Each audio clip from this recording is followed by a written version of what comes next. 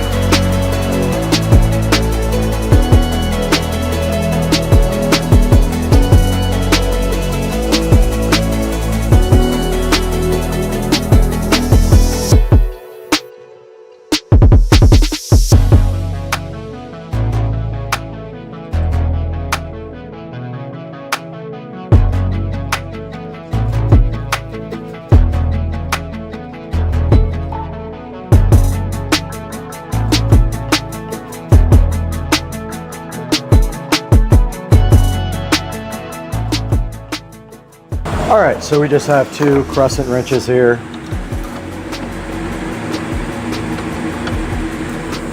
And all we have to do is loosen this guy.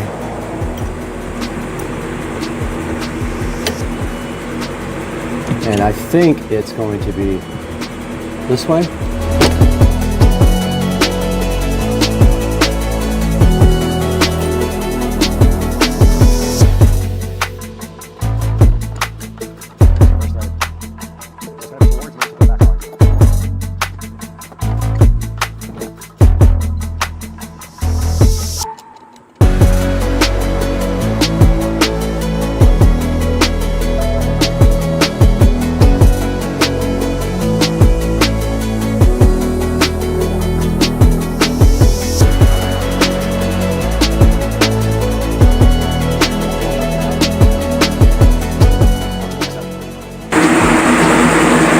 Now that we have the brake disconnected, we can go ahead and remove the pedal assembly from the cart.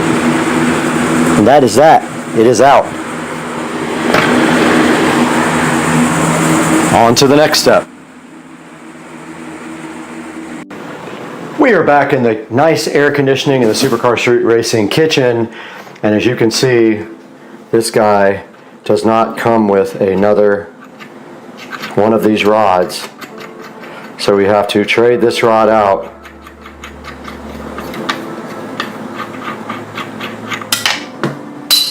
And we don't want to lose that, but I saw where it fell. So we're literally just going to take out this old one here and put it right through.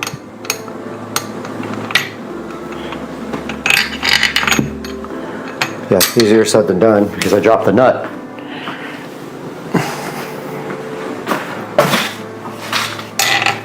I think these are all reverse threads.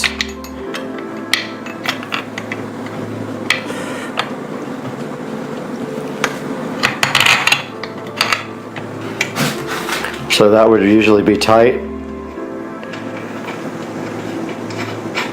It is reverse threaded.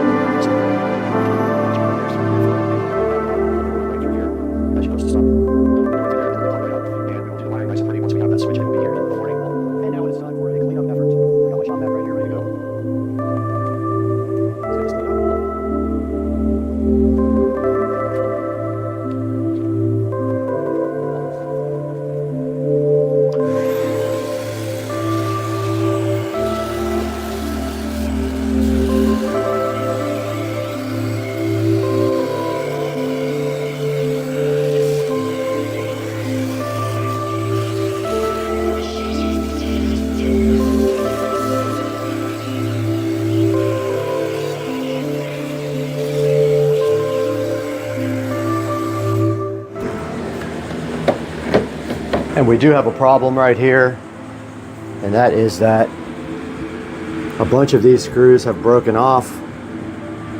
So when we put this back in, we're going to have to actually drill and probably use some self-tapping screws right there to get this thing done. But we are ready to put the new assembly right back in.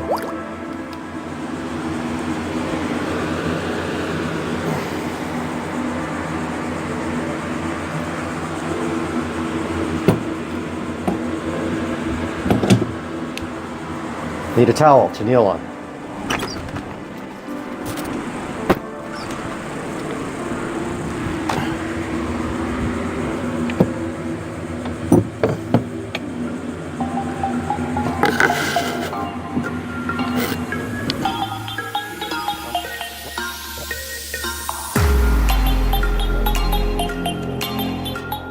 This does not come with a new rheostat, so we have to remove this one with a Torx. Or is it a... oh, forgot to put the Torx head on there. That would help, huh?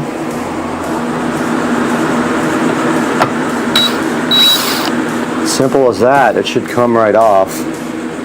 But I don't want to take it off until I have the other one right next to it so I know how it goes back on. I don't know if there's another connection to something here, but I see it clearly on the other one.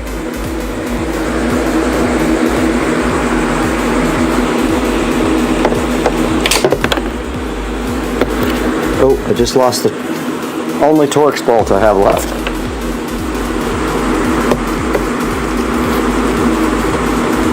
Okay, I can't tell how this comes off.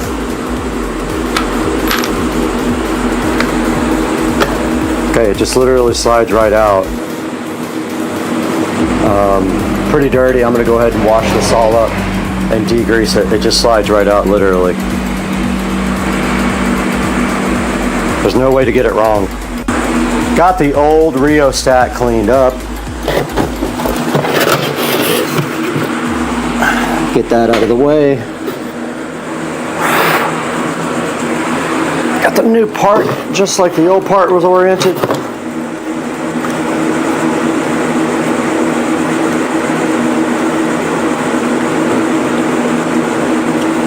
I think.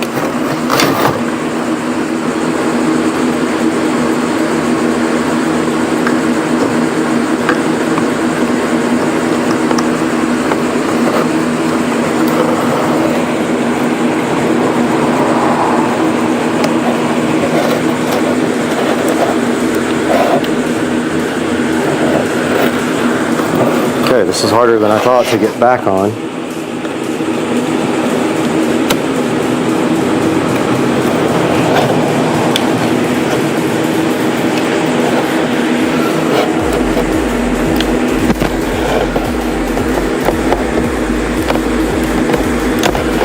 I think it's in there.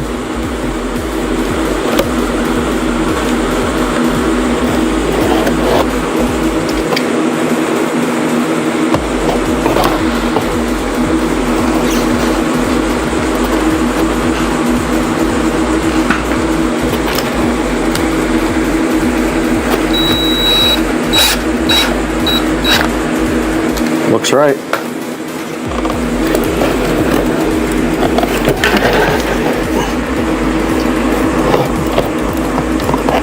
Can't tell if it's turning or not, but I think that's right. Okay, now we have our rheostat reconnected and transferred over. And these can only go in one way.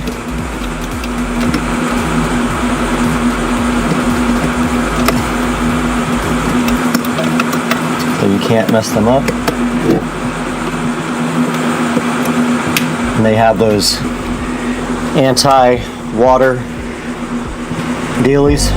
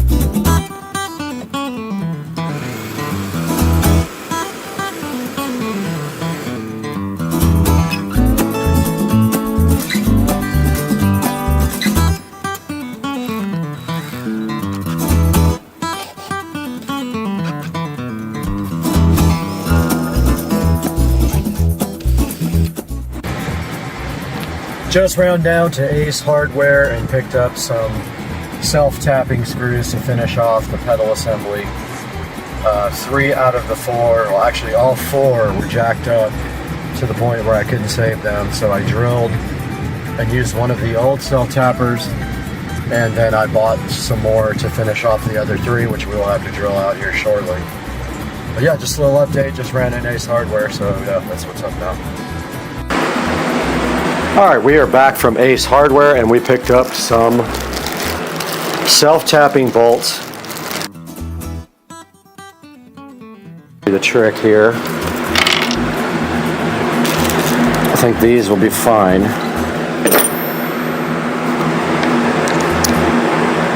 They have the same head as the other ones. Let's see if those will go in.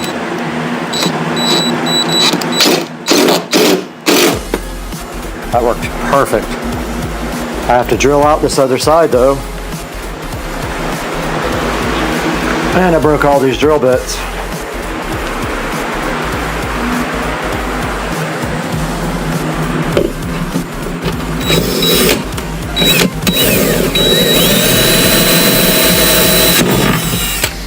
Oh, it's just plastic. It's just plastic, or either there is metal down below there. Yeah, I think there's metal below it. If not, we'll use the bigger ones. Yeah, didn't do anything. That one won't either. We might have to use the big ones on this. Oh. They sold me one of the wrong one.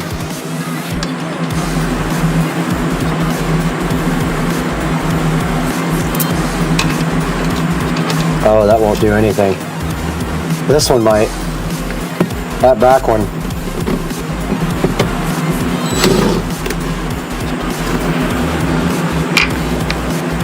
This one might go in. That back one is not going in. It's a way bigger hole.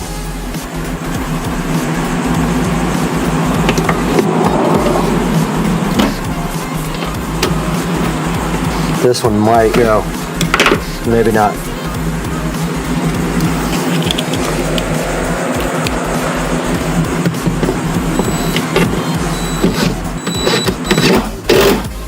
That one went. That back one's not going in. It's way too stripped out. But that's not going anywhere.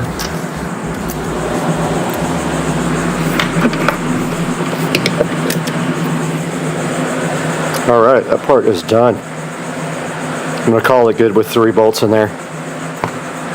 Guys, we got our new brake pedal in, and it fits right over the old one after I was so dumb and couldn't figure out that you have to take the old plastic thing off. But I don't like the way the wire is going to be showing here. So I think what I'm going to do is notch out this little cover plate here, so that the wire can run under that and down through. And of course my light goes off every time I come out here. Ugh! What I was saying is I don't want my wire showing here, so I think this little plastic plate under here, if I just pull it off and notch it out, the wire can run behind it because there's a space back there, I think. Yeah, there is a space back there. So I'm gonna just take this off real quick and notch it out, and hopefully it can go back on and the wire will run behind it instead of like over the top here. You guys will see once I get a better idea of how I'm gonna do this.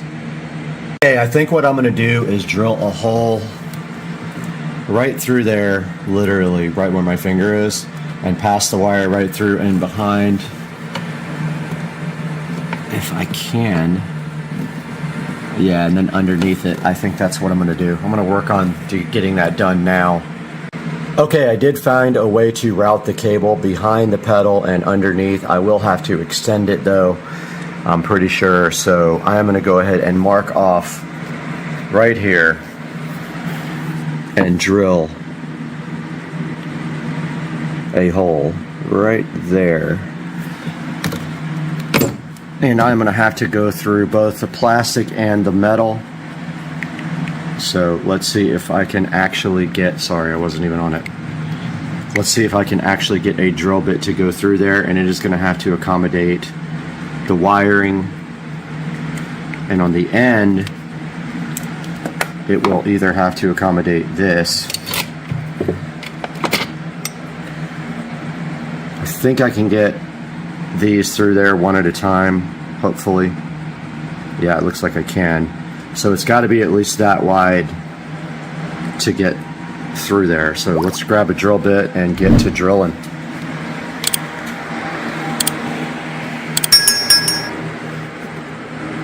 If I didn't break them all yesterday. I know. Every time you touch it, it turns on. Alright, let's see what we got in here that matches. And I think maybe this one will be perfect. Let's see.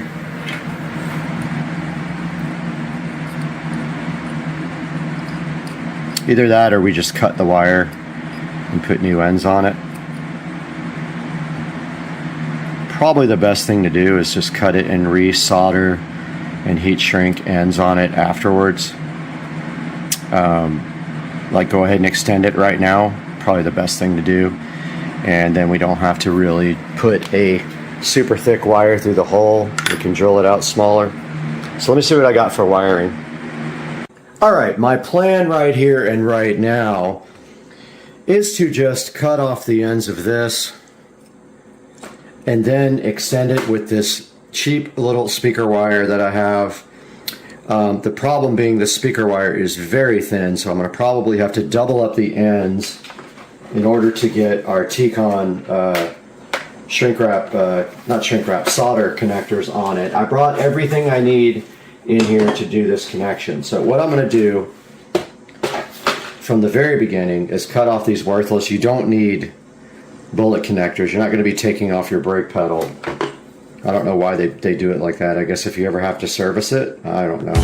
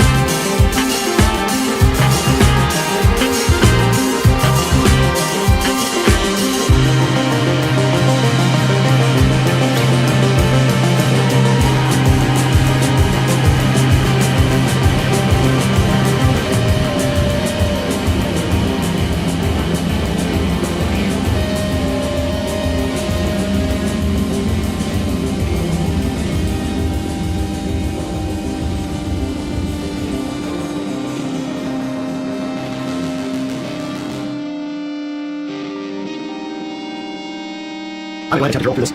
Wait, come. See that wire to the back? Okay, hold on. Oh, I can't do that. Nope. That's why it's plastic. Okay, that's not gonna work.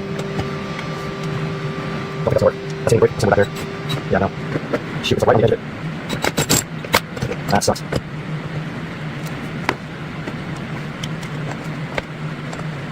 Oh man. Alright, well, I gotta get over here.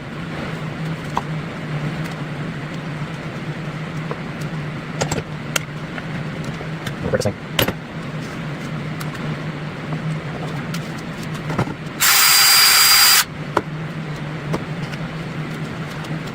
That's it. Oh, wait.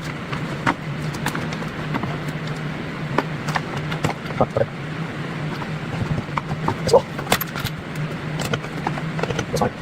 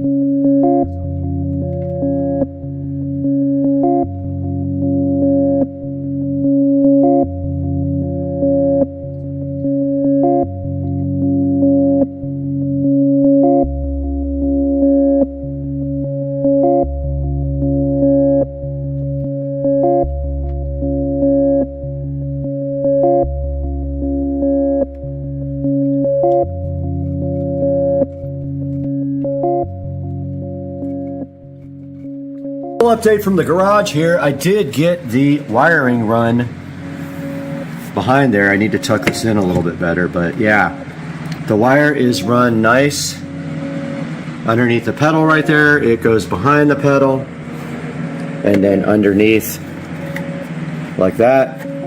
And then what we will do now is just tie this up really nice to the brake pedal and leave a little slack so we can move, and then get this tied in right there. So that's next on the list. Alright guys, a little update from out here in the garage. I got the brake wire ran to the back and underneath, and I might have already done this update, but the next step is to actually zip tie the brake wire line to the actual brake thingy here, whatever it's called. Give a little slack right there, and then do the connection. So I'm going to do that now.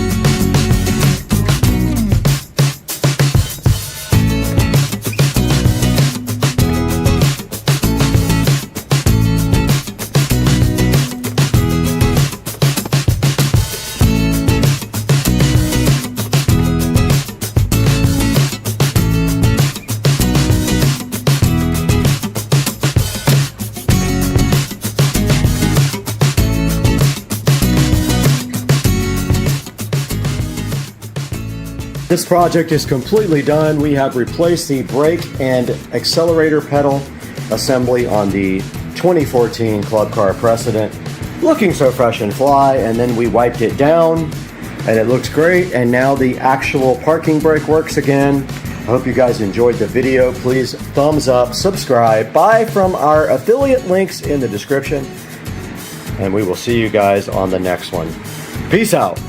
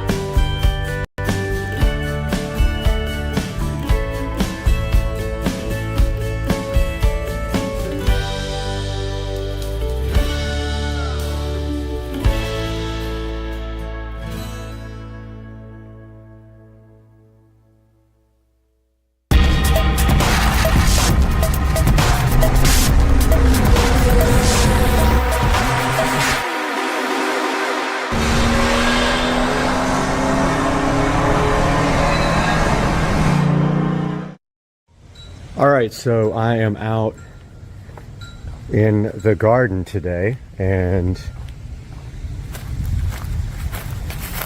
there is a spy camera in my garden aimed at my neighbor's house here. Text my neighbor, he has no idea what it is. So it's about to get confiscated, but not until I cover the lens first. So I don't know if it does audio, but it probably just heard me. So I'm going to get it. right now and cover it. Okay, so I am going to grab a black plastic bag, get the spy camera, but I'm going to be quiet when I do it.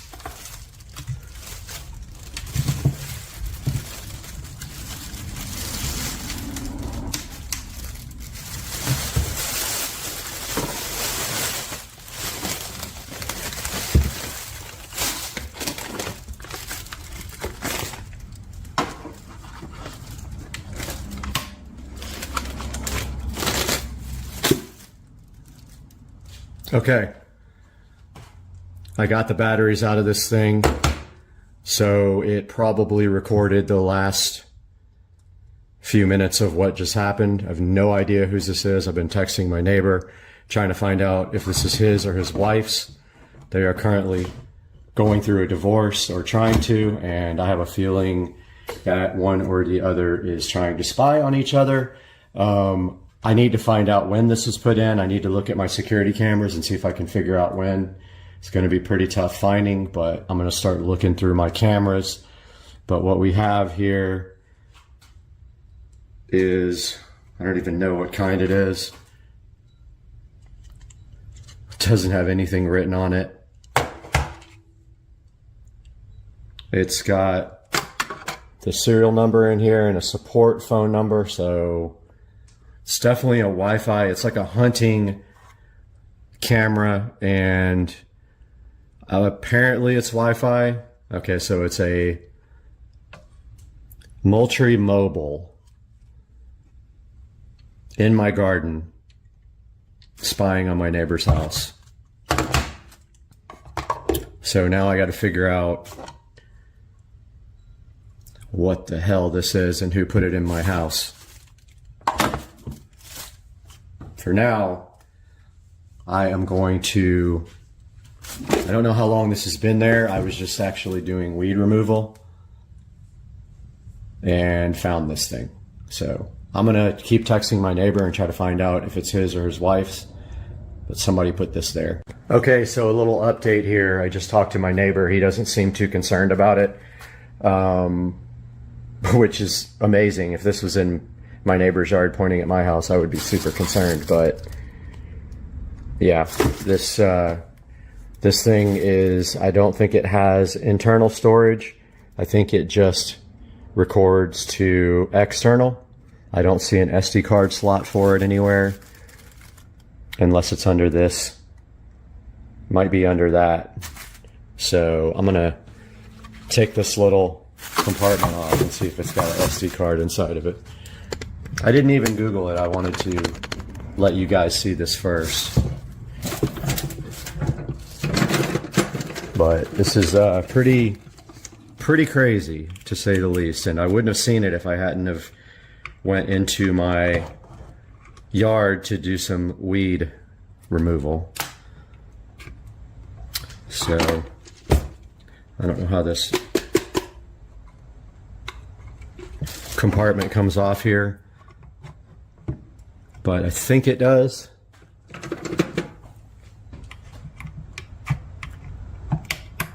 Probably an SD card inside here.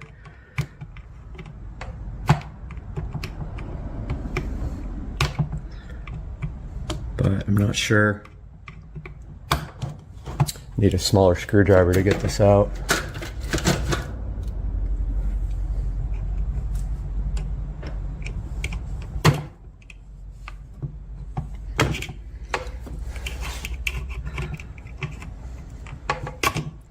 I don't know how this compartment comes out, but I would bet there's an SD card inside here.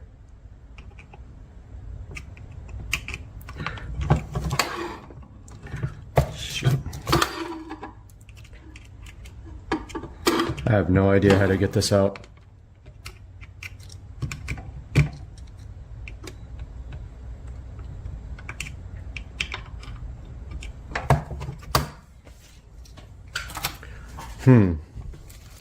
Got a small screwdriver here.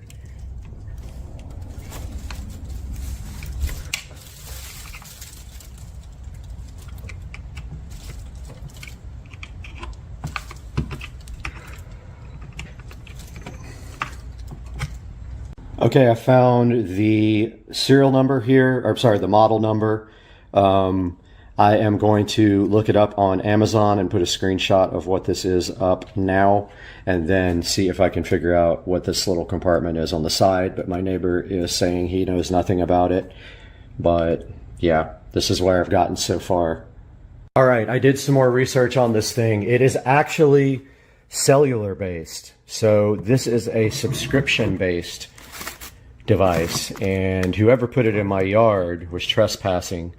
She put it in there. So now it's time to start reviewing some security footage and see if I can figure out when this was done. And most likely it was done in the middle of the night. And I don't know if I'll be able to find it. I don't know if I have time to go through all these security footage, but I'm going to start looking. So I go out in my yard to try to figure out this thing, and I found another one. Different kind. This one is only rechargeable, I think. 2 feet away from the first one. Irritating. 14, I can't even read what model number it is. Turn the lights up in here.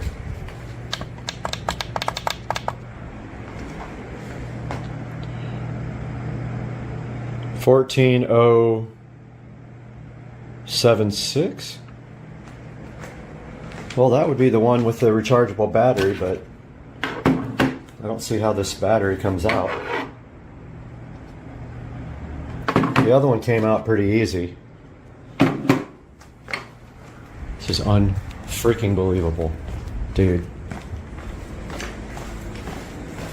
I missed this one by a foot when I went out there. This one has a battery pack too. How the hell do you get it out? Oh yeah, you just push on it. This is unreal.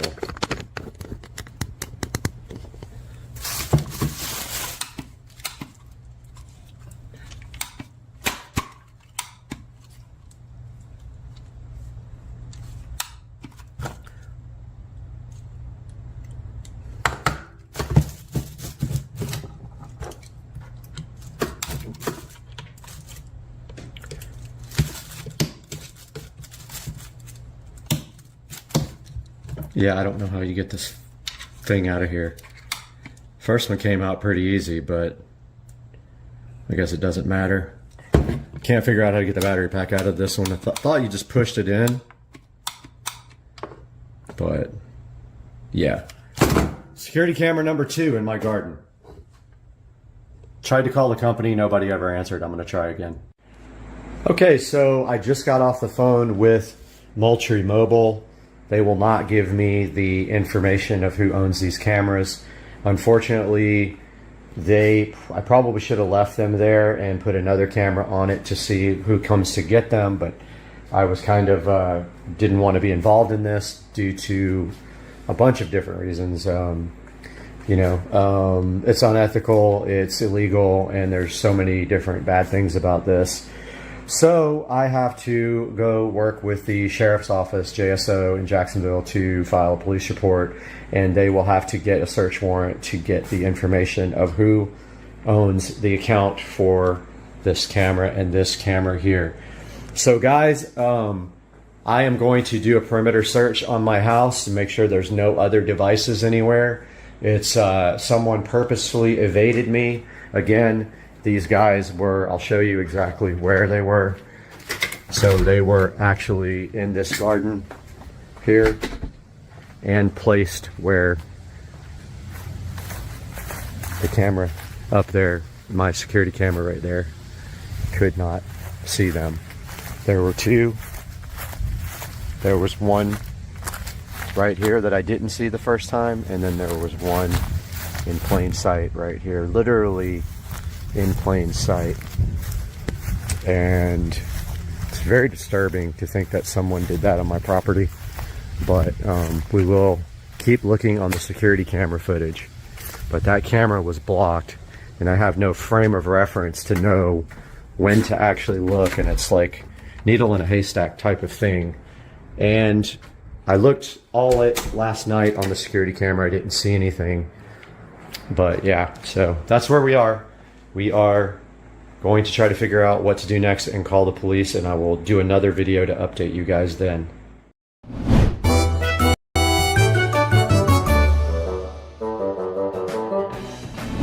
What's up, ladies and gentlemen? Welcome to Supercar Street Racing. We're out here in the beautiful Studio A, which we just got rewired and now has the appropriate power to do whatever we need. And in our hand, Sling TV Box Express 4K right here. This is the S5 Max we were sent to take a look at today. This thing touts that it can do streaming media, things like movies and TV shows and other things like that. So we're gonna have to open it up and see exactly what it does. But we have the Sling TV Box Express 4K Plus S5 Max in our hands today, right out here in the studio. Let's see what this thing is all about on Supercar Street Racing.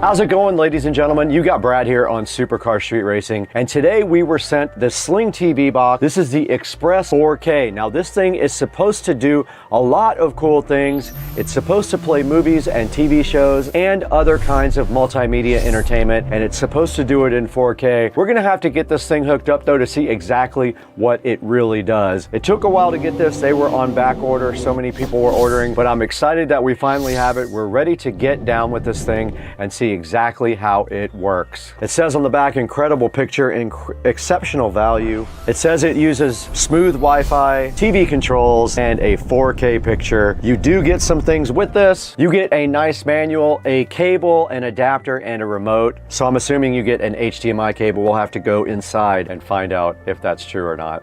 So let's take a look at this Sling TV Box 4K today on Supercar Street Racing. Let's throw it inside and get this thing unboxed.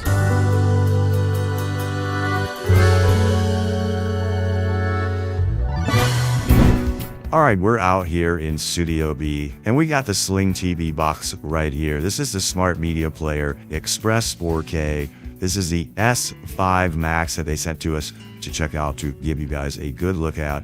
So what we're going to do right now is go ahead and get this thing out of the box and see what's inside of it.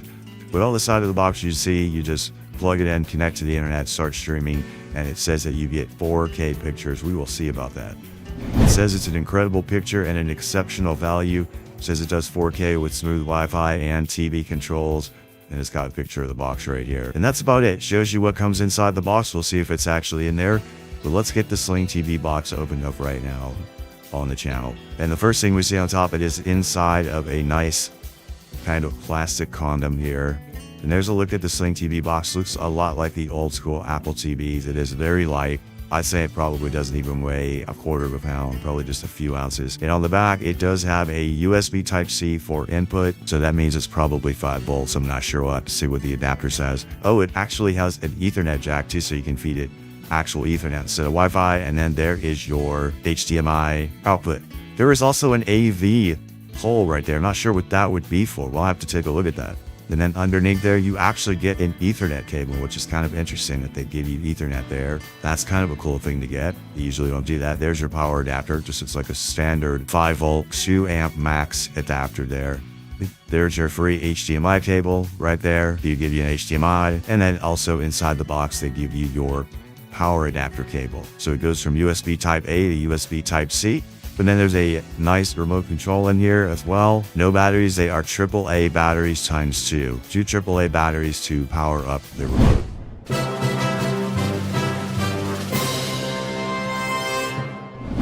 All right, we just took a look at what was inside of this box on Supercar Street Racing. Came with everything it did say it came with. There's not much more to do now except to go ahead and see how this thing works by connecting it directly to a TV.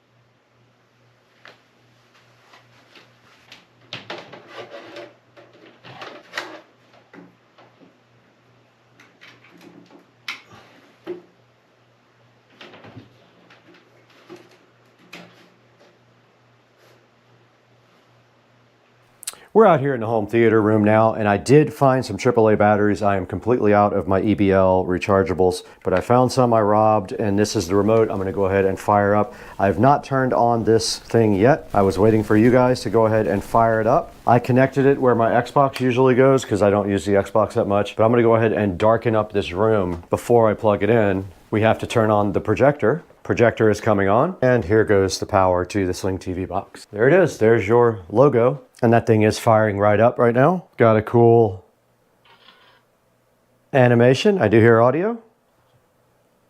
There's a disclaimer here we have to agree to. And we do have to connect to Wi-Fi. All right, we are now in the main menu of the Sling box. Let's go see if there's any kind of check for updates. I don't see a way to update the software. Let's go ahead and check out the live TV section. You can do a number of things in here like Miracast, Google, My Player, and music. I hit the back button. It took us back out here to the main menu. I did finally go into the App Store. And there are all the apps we can add. There's some adult stuff as well. Go ahead and put them all on. And of course, we have Kodi available as well. And it is downloading all of the different types of VOD apps now. And there goes Kodi.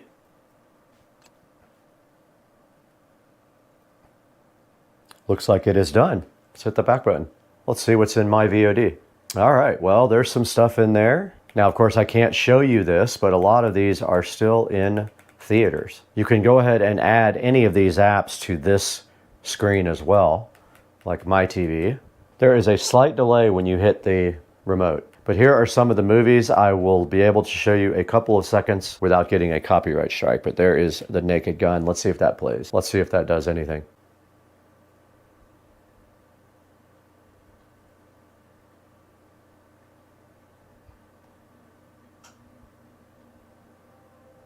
It is playing and we do have sound.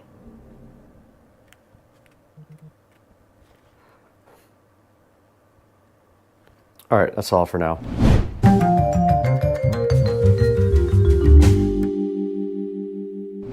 All right, we just went ahead and tried out the Sling TV box right here. We showed you guys what it can do, what it cannot do, and now there's only one thing left for us to do in the meantime, and that is go ahead and throw it back inside to see how you can get yours on Amazon or other places online. Hey, what's up guys? Welcome to Supercar Street Racing.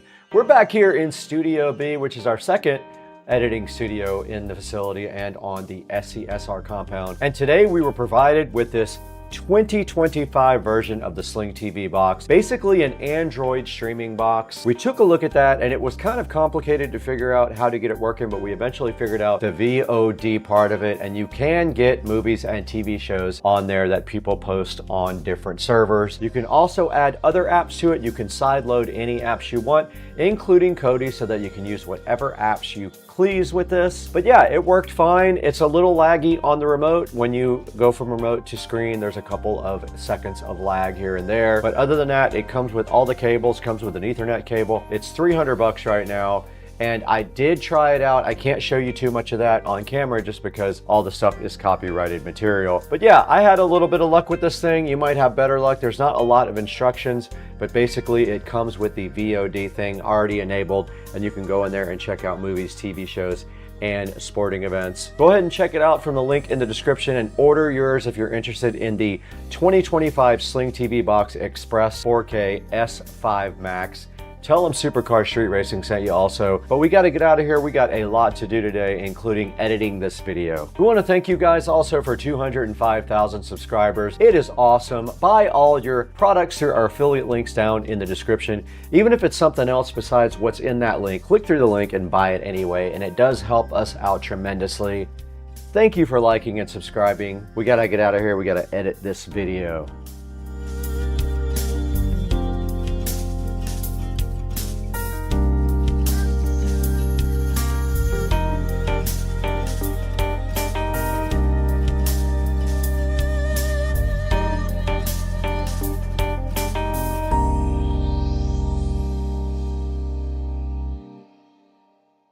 Okay, I didn't think it would be fair to finish this video without showing you what I eventually got done on this Sling TV. Now, if you look here at the main menu, we have two places here for video. We can go to live TV or we can go to VOD. If we go to VOD here, you can add any of these cool apps to your Sling.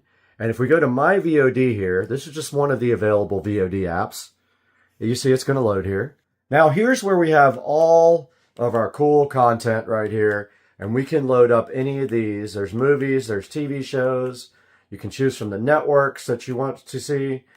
And so I just wanted to show you guys that because I don't think I got to that in the video because I had not figured it out. Now, if we go back to the top here and we go home, and then we go to live TV and we go to my TV, you can use different apps, but my TV is what I've had the best luck with. Now, this does say loading, and then what you'll see on the side here is a menu. On the left side, you can see the menus. Now, there are entertainment channels here. If you just click down, inside of that menu, you have all the USA entertainment channels. If you go down one, you have all the movie channels. So that whole entire list there is movies. Then you got religion, documentary, news, and you got all these cool USA channels here. But the cool part is you even have local channels. You've got sports channels, you've got pay-per-view channels, all this stuff available here. And then if you keep going, there's pay-per-view cinema, there's NFL Sunday Ticket, there's MLB, NBA, and then if you keep going down, there's Netflix shows, sports again, and then after you get through that, you get to Canada, and there's all these Canada shows as well. And then past that, Ireland and the UK. And then Arab, all these, and then all these other countries, Colombia, Bolivia, Panama, Peru. And when you drill into those, you would see the channels for that region. So I just wanted to show you guys this because I don't think it was completely clear on the video what exactly this box could do. And I was trying to figure out more. There's Mexico, Costa Rica, all these channels available on the Sling box. Go ahead and get yours in the description. We'll check you guys out later. We're about to peel this Mazda CX-5 off. Oh my god. She's having anxiety about it though. Oh Lord. Okay.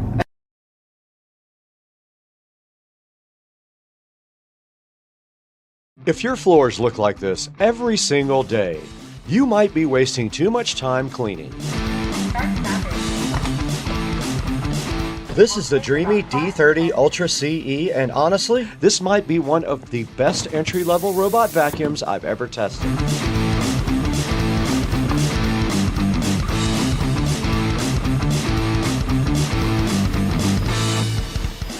It packs 25,000 PA suction power, which means pet hair, crumbs, dust, even cat litter gets picked up fast.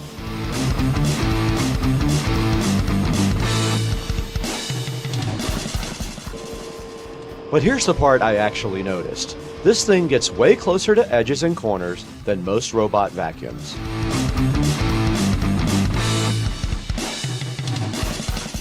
And the dock basically helps clean itself too, so you're spending less time dealing with dirty mop pads.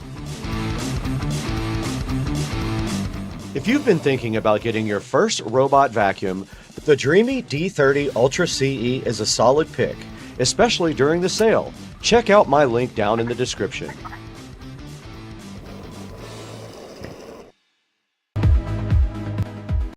We are live at the 2026 Consumer Electronics Show with Supercar Street Racing.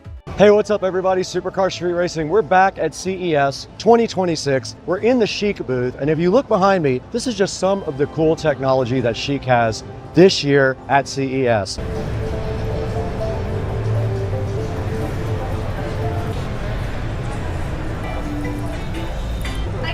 Now, Chic's Panda design is inspired by Sichuan, China, and that's the home of the giant panda and the birthplace of the brand. Now, pandas also represent friendship, calm, and balance. And that same philosophy is built right into the appliances. Now, the goal here is simple. We're gonna merge technology, comfort, and nature. Now, we found a very cool section of this booth. This is the AI TV section for Chic. All right, we located the Q100 Nova mini LED TV right here. It has so many cool specs, I have to read them to you. This thing has a zero gap wall mount, meaning if you look on the side here, that is the amount of space you have between the TV and the wall. It has over 5,000 local dimming zones, 5,000 nits of peak brightness, and 95% DCI P3 color coverage. It has 4.1.2 panoramic sound built in as well, and 3D sound built into the TV itself. And it is powered by their Changhong Yunfan AI engine. Joe, we found the air conditioning section of Chic, and it looks so cool. Step in here with me to this awesome room and check out all the cool products that Chic have. These are 5th generation inverter air conditioners. It says evolution driven by your care, and they think for you because they use AI. This is a nice gray color here, which would look very cool in my house. And then this one here says 360-degree PureTech 2.0 for a dust-free cabin. But there's one thing in particular we came here to look at, and that is this AI Air Manager 360. Now, this is the first system in the industry that does temperature, humidity, and air quality at the same time. This thing actually checks to see if there's enough air coming in, and if it's not, it brings in fresh air. This thing is so detailed, it gets down to a 0.1 degrees Celsius precision temperature monitoring. How smart is this? It will also auto dehumidify anything above 70%. And of course, since this thing is AI, it learns your habits and it'll save you up to 42% on your power bill. This thing can achieve 99.9% sterilization in under 2 hours time. This is actually inspired by this guy, and it uses ink wash art styling right on the front for this cool looking line pattern right here. Now, this is the BCD 507W Smart Fridge. It has some amazing features we need to show you guys. Check this out. It has this feature called M-Fresh. It's got a cooked food zone here. It's got a minus 3.5 C gentle freeze. So the top evaporator and the soft air lock keep frozen meat moister with less blood loss. And right here, check this out. It's got full space purification too. And here's a very cool thing. It has a dual cooling system with independent cooling cycles. Now what that means is, you can see here, there's no odors that cross over between the two systems. They're completely separate for fresh storage. Now let's go ahead and take a look inside of this cool fridge. If we look right here, Joe, It's already stocked up for our dinner tonight. They knew we liked Coke Zero, but check this out. It's got these nice soft closed drawers as well. They just close just like that. And then of course, you got the dual zone. The freezer is down here, completely independent of the top zone, and everything is smart controlled as well. Okay, this is the MG100 14786 smart washing machine right here, Joe. Take a look at this thing. Now this thing uses AI to analyze your fabric types, your load weight, and your user habits. It automatically will optimize your wash. Check it out, it's got a 530 millimeter drum in there, a 9.2 inch touchscreen interface right here, as you can see. Let's play with it right there. And a direct drive durable motor for quiet operation. Now its smart programs include one touch wash. There's things right here on the front you can go ahead and press to get into all these different programs. It's got ozone cleaning and steam, and it features a gentle hand wash mimic mode as well. So that's probably good for your clothes if you have gentle clothes that you don't want to get messed up. It also has a smart drying feature with self-cleaning. It saves 30% energy and reduces your water usage, and it is app and voice controlled. This thing is future-proof. Its AI self-diagnosis does that. Its OTA updates keep it modern, and it has new AI features planned for 2026. All right, we're back at CES 2026 for Supercar Street Racing, and looking right behind us here, we have this awesome skiing simulator. Now check this out. He has a virtual reality headset on, and he's actually skiing. There's so much more we have to look at here though today. We better get going. Joe, Chic is clearly pushing beyond usual appliance technologies. You can see this beautiful booth that showcases all their awesome AI, all their gaming stuff. So this is all about AI that adopts, designs that heal, and tech that feels personal. You could see that in a lot of the products that we showed you today. Now the Panda series stands out at CES 2026 because it pushes culture and innovation. Now I want you guys to let me know down in the comments section what impressed you the most. Was it the cool television? Was it their smart washer and dryer? What about their cool air conditioning system? We saw so much stuff. What about that skiing simulator over there, Joe? So many cool things impressed me today. Make sure you drop it down in the comments what you liked, and we'll see you guys in the next booth. All right, we're out here in Mexico again, scouting out a location for a high-speed pull here that I've never done. So we're scouting this long bridge in Mexico to see if there is any police parked anywhere.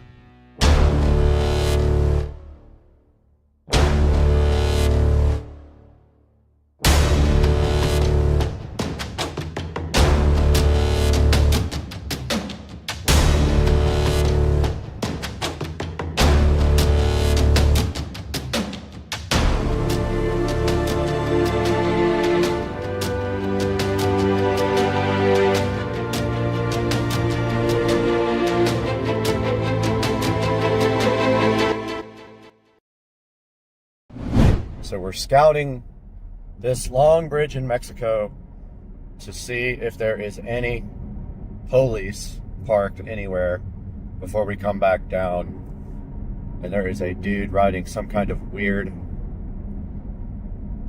something on the other side. But so far, this Mexico bridge is pretty good for a short pull in Mexico. We'll see what happens once we get to the other side, but I'm looking for Mexican police officers parked on the side of the road here, and does not appear that there are any parked here, so we'll try it in Mexico. All right, we're coming over the top of the bridge now, and there should not be any reason why right here on this stretch right there we can't open it up a little bit and maybe get out by ourselves. There's a nice, probably quarter long, maybe a little bit longer than a quarter strip over here where it goes uphill a little bit, but this car doesn't take long to hit top speed, so we'll see. I've never done it, and this is a abandoned road in Mexico that it's really easy to get up to speed on, so let's see what happens.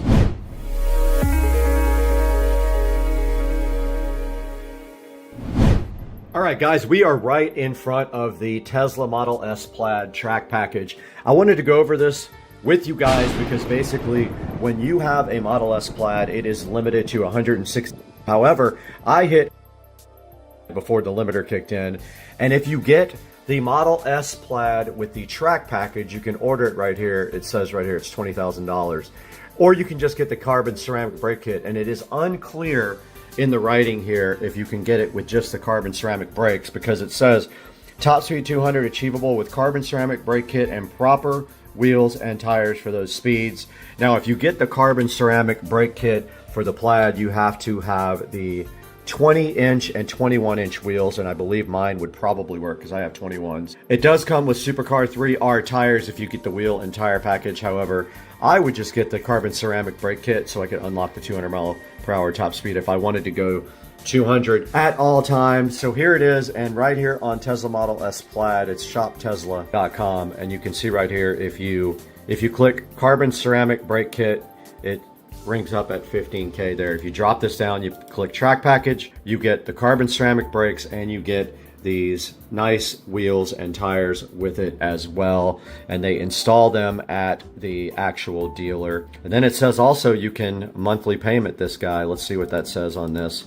Yeah, they want you to use a firm. You can actually pay a super high interest rate to go ahead and get your Tesla Model S Plaid equipped with the Model S Plaid track package or just the carbon ceramic brake kit. And right there it tells you a lot about how the carbon ceramic brakes work. They feature continuous fiber technology in 3D matrix and tells you what they come with there. They're 2x4 10x40 carbon silicon carbide front rotors, 2x4 10x32 rear rotors, and then you get the calipers as well. You get the integrated caliper mounting parking brakes and brake fluid, and you get the firmware updated, which does give you the high speed as well, the 200 mile per hour. And it puts the package on at the Tesla service center, so that's kind of cool as well. All right, we're not going to want any traffic anywhere near us when we do this, so we're going to let this go by and then flip a U-turn at this light here. Okay, we have let traffic kind of go for a minute. We have a straightaway right here. I'm gonna just do a roll-on pull and see right when I round this corner and see what we can get the car up to. And hopefully there's no Mexican police officers on that side. So let's roll into this now. That's full throttle. That's 100, 10, 20, 30, 40, 50, 160, 165, and that was the top speed. 165 is the speed limiter. I hit the top speed, and now we are coming off and on the brakes, which are terrible. I smell the brakes. That's the first time I've ever hit the top speed. I believe it's 165. And then this car has awful brakes, so I didn't push them too hard. And that was it, guys. That was about 30 to 165. All right, I double checked online. The top speed of this car is 162 miles per hour. And we did achieve that just now in the deep, deep South Mexico terrain. And you can see it didn't take long to hit that top speed. And that's the first time I've ever gotten it up to that fast. So that's the fastest I have ever gone in this car. And it was kind of fun, you know, to see what this car can do. Really cool.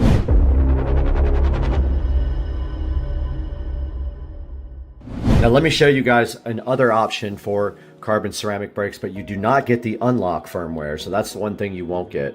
All right, the last thing I wanted to show you guys here is another option here, like from T Sportline, and they do offer this Brembo Gran Turismo kit for the Model S and X Plaid. It is $54.95. You can select different options here, and they do go up or down. That one says unavailable. The GT is unavailable. Only the GTS is available. It is $54.95 right now. That gives you another option. It does come in a bunch of different colors as well down here, as you can see. However, this will not unlock the top speed if that is what you're after. Just simply getting these big brakes from T Sportline will not give you the Model S Plaid top speed. You have to have the firmware also unlocked in order to do that, and you cannot get that done by anybody that I am aware of. I think that you can only get it from Tesla. So if you're looking to get your top speed unlocked in the Model S Plaid, you will need to get the official track pack from Tesla, and that is right here under Model S Plaid track package that we looked at a minute ago. You will spend $20,000 for the wheels, tires, and brakes, or $15,000 for just the carbon ceramic brake kit.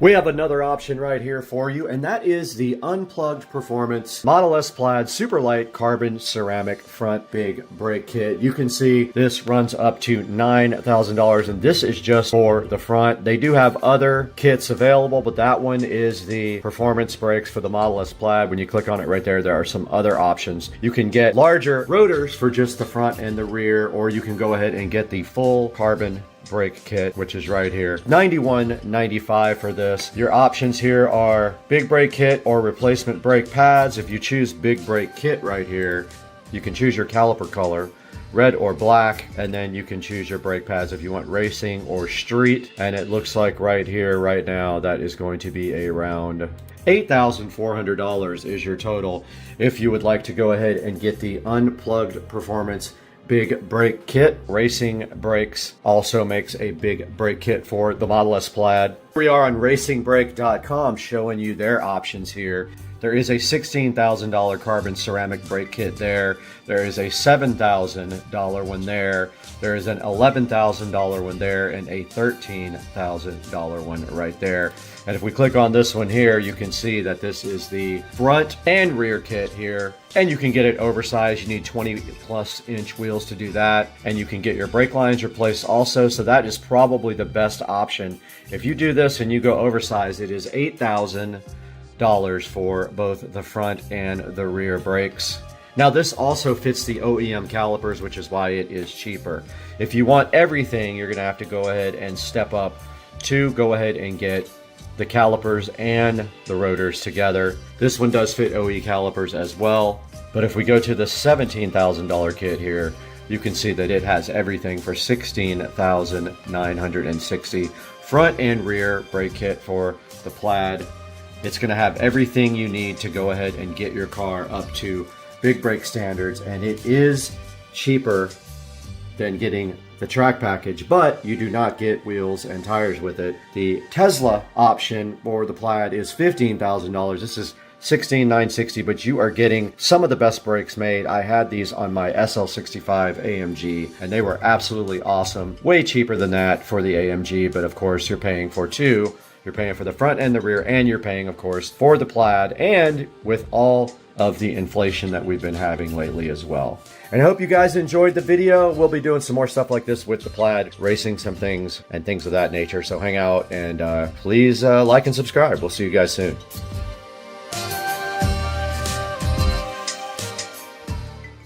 All right, guys, today we got the second M.2.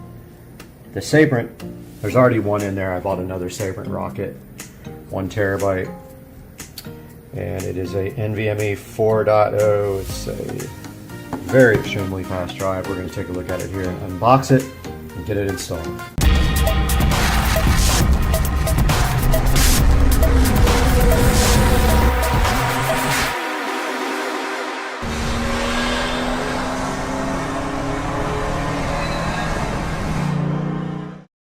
Here we go with the unboxing of the Sabrent rocket, which costs a little bit more than the other drives, but apparently it is worth it. Support this underneath this little tray with some 4x4 blocks because it was severely tilted to the left. It still is a little bit, but not nearly as bad. I probably can, I don't know, there's not much room to get anything else into there. I kind of like hit a rubber mallet to get the existing blocks in there. It's not going anywhere now, but it looked like it was going to eventually fall over to the left, which would be a disaster. Could even like put some zip ties through here and pull this to the left a little bit up at the top, or actually put something on the underneath the PC here to kind of kick it up to more to the right because it's still kind of lopsided. But I hope you guys enjoyed this video. That's going to do it for today. That was an ordeal that scared the absolute crap out of me, and I don't want to do it again. I don't have to, but we did get the Sabrent, the rocket installed, and now we got some more VGA, which I'm stoked about. And the board's supposed to have VGA, but I don't see most of it on. Must be off on the board. I don't know. I gotta check. Thanks guys for watching. Have a good day. So this is part 2 of the Avon review and install video. So yeah, so once again, recapping, the wiring nightmare, getting the wires back in here is ridiculous. I did not get the camera working, the rear view camera working, because I ran out of time and I didn't know whether I wanted to use the wireless receiver that I bought or just go for the wired unit. So I don't have a backup camera installed yet. I really want to get that working. It's sitting in a box at my house. I paid extra for that, and I paid extra for the wireless backup camera. So it's got a transmitter that goes in the back and a receiver that goes here. But the cool thing is it fits in your factory BMW hood latch, so it looks just like your factory latch, and it's got a camera in it. So it's very, very cool. All right, now let's talk about how this unit works by shutting off the car. So let's turn the car off. So the car is completely off now, and the way this unit is supposed to work is that when you power your car on, it should power up the Android nav, or you can set it to power up the factory BMW nav. Well, mine does whatever it wants. So mine will power up the Android nav. At some point, it will power up the factory nav when it wants to. So let's see what it does now. So we turn on the power.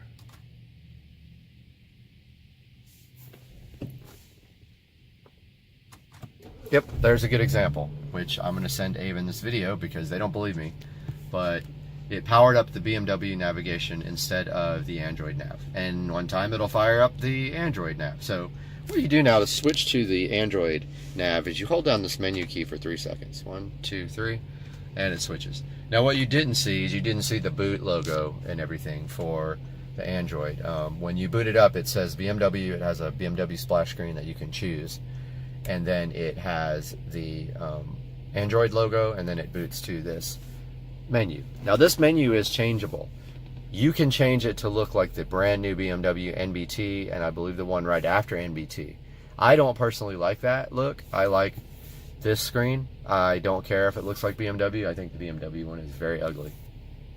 So as you can see here on the top level, I'm turn this light out so we get a better view. We have, get that focus. We have our splash screen here, and we are in the Android nav. Now, this is what's interesting, is the iDrive control works. See how I can go through the menu? Now let's talk about a little bit of the things that we have here. We've got the music player, which is basically an MP3 player. We have Bluetooth, which is a Bluetooth interface for your phone. Now, the one thing is that the Bluetooth interface does not work with Torque, and that is one of my biggest complaints about this unit, is that you have to use Wi-Fi. I've tried a USB cable, it does not work. I've got the USB adapter for OBD2, it does not work with Torque. It will not connect. So here's my issue with this.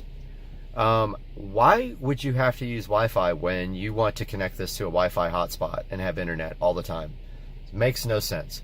So they really need to get that fixed. It's my biggest complaint about this unit, besides the bugs, is that Bluetooth does not work with Torque. You have to use their Wi-Fi OBD2 adapter. Back to this. You have navigation. Now the interesting thing about navigation is that you can set it to whatever navigation you want, and I have it set to Waze. So Waze is awesome, just the best app ever. So if you hit nav, now I forgot to show you guys, this is a touchscreen. That's another thing. This is a touchscreen. So if we go to menu and we hit nav, it goes to nav. Now here's what's cool also. If you hit menu here, it goes back to the menu. If you hit nav here, it opens up your nav app, which is pretty damn cool.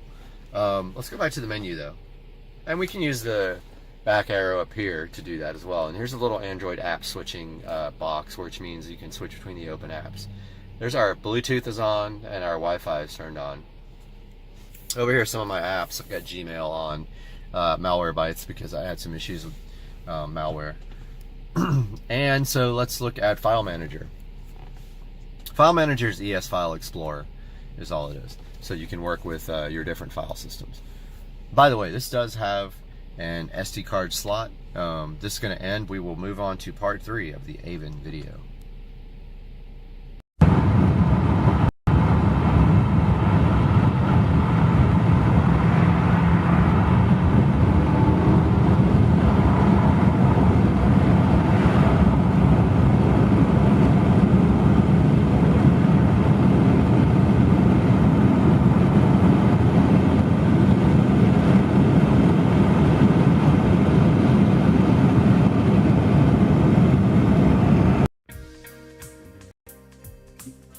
Good morning, everybody. It's Monday. I know you guys are all excited about being Monday, going back to work and all that great stuff. Today, we're going to take a look at the home theater in complete detail. And unfortunately, this video footage was lost somehow. I uploaded it to YouTube after I accidentally deleted it and YouTube butchered it. And so I am shooting this from scratch again. So we're going to take a look at all the components of the home theater and show you on the screen what it takes to build a room like this. So first of all, this room was a spare bedroom that was never used. So I decided when I had 2 days off of work that I was going to build myself a nice theater room, because I had one in California that had multi-tiered seating. It had projector and LEDs and everything else under the sun. So I decided this time in Florida I wanted to build one, even though I didn't have the opportunity to do the leveled seating, or I didn't really have a big room to do it in, or the opportunity to build a room. So let's go over this starting from the front. First of all, let's take a look at the screen. So the screen here was made by me, and it's actually just the wall, and I used a projector calculator, and I literally marked off the wall for the size of the projector that I was thinking I was going to get. I left room for the door to open, which now of course I don't have a door, and I kind of wish the whole screen was moved to the right because it's not even on each side. However, it doesn't really matter. And then I went ahead and sanded the wall in those areas. So I just took sanding blocks and I sanded it as best I could. The wall's not 100% smooth. It does have a little bit of drywall texture in it. You might be able to see it right there. It's smoother than that, but it's not 100% smooth. And then I used Lowe's Cinema Screen Valspar paint, which I will put up on the screen now. And I did multiple coats of this. You can still see there is some texture on the wall. Your eyes cannot detect that though, from the distance back that we are here. I think it's like 11 feet, 10 or 11 feet from the recliners to the screen there. I put probably 4 coats. The wall was actually a lighter color before, so it took 3 or 4 coats of home cinema screen paint. Now, if you want to do this legitimately, if you want to do this the right way, you're going to get drywall mud, and you're going to remud this whole wall and then sand it till it's really 100% smooth with no bumps on it. Make sure though you get any of the major bumps out, because those will show a little bit more. So again, after I painted this 3 or 4 coats, then I got the boards measured. They're not, what do you call it on the ends? They're not mitered. They're literally just butted up against each other. But anyway, I painted those black first, so that I didn't have to worry about taping off the wall at all. I nailed them up there with a finishing nail gun. I filled the holes where the nails went, painted those black, the holes, and that was it. When you do your projector screen, at the top of the screen, that should be even with the top of where the bulb is in the projector. Now this shelf tends to sag a tiny bit, so I had to put a few little coins under the projector there to raise the front up just a little bit. I didn't take into account that that shelf is going to sag just from the little bit of weight. So that is the screen. Now up front, we have JBL 4406s. So these have a 6.5-inch woofer and a tweeter. I've had these speakers for around, I want to say, let's see, so 30 years old. Never had any problems with them except one died. One of them, the crossover, died. And I got it professionally repaired because it was worth it. These are back in the day when JBL made amazing quality studio monitors. Like the 4411B, I think was the good one. Also, we have an Advent center channel. Now, if you want to go for a very clean look, and I had this in my last theater, you can move everything up to the ceiling and do in-ceiling speakers instead of these fronts there and there. And yes, you can do all in-ceiling, even for the center channel. Monoprice makes a great center channel speaker, or at least they used to. If they still have it, I'm going to put that up on the screen right now while we're talking. And also, there are a few companies who make speakers that are angled towards you. And I'll put those up on the screen and the link in the description as well. So an Advent center channel speaker. Then moving down, we have the Onkyo VSX 933. So this is a 5.1 or 7.2 or whatever your configuration is going to be receiver. It does support HDR10 and 4K and Dolby Atmos and DTS and a few other pretty cool features. So if you're into Atmos and you have more than 4, 5, 6, 7, 8, 10 or however many speakers you have, this supports Atmos. It's a pretty good receiver. I have had issues with it though. At the moment, if you don't turn it off every time you're done using it, when you come back in, the audio won't work at all. And then it's kind of a pain to get it back on. If you switch it off every single time you're done, I haven't had another problem with it after that. But it's about, I want to say 3 or 4 years old, maybe 3 years old now. My Pioneer receiver that I had before, I think the video is, I can't remember why I got this one. There was something wrong with my other one, which I had a few issues with the other Pioneer as well as far as the video output goes. VSX 933, link will be in the description there if you'd like to get something similar. They don't make this unit anymore. One thing I will say about Pioneer, they have gone down as far as the quality after Onkyo purchased them, or vice versa. I can't remember if Onkyo bought them or they bought Onkyo. I think Onkyo purchased Pioneer.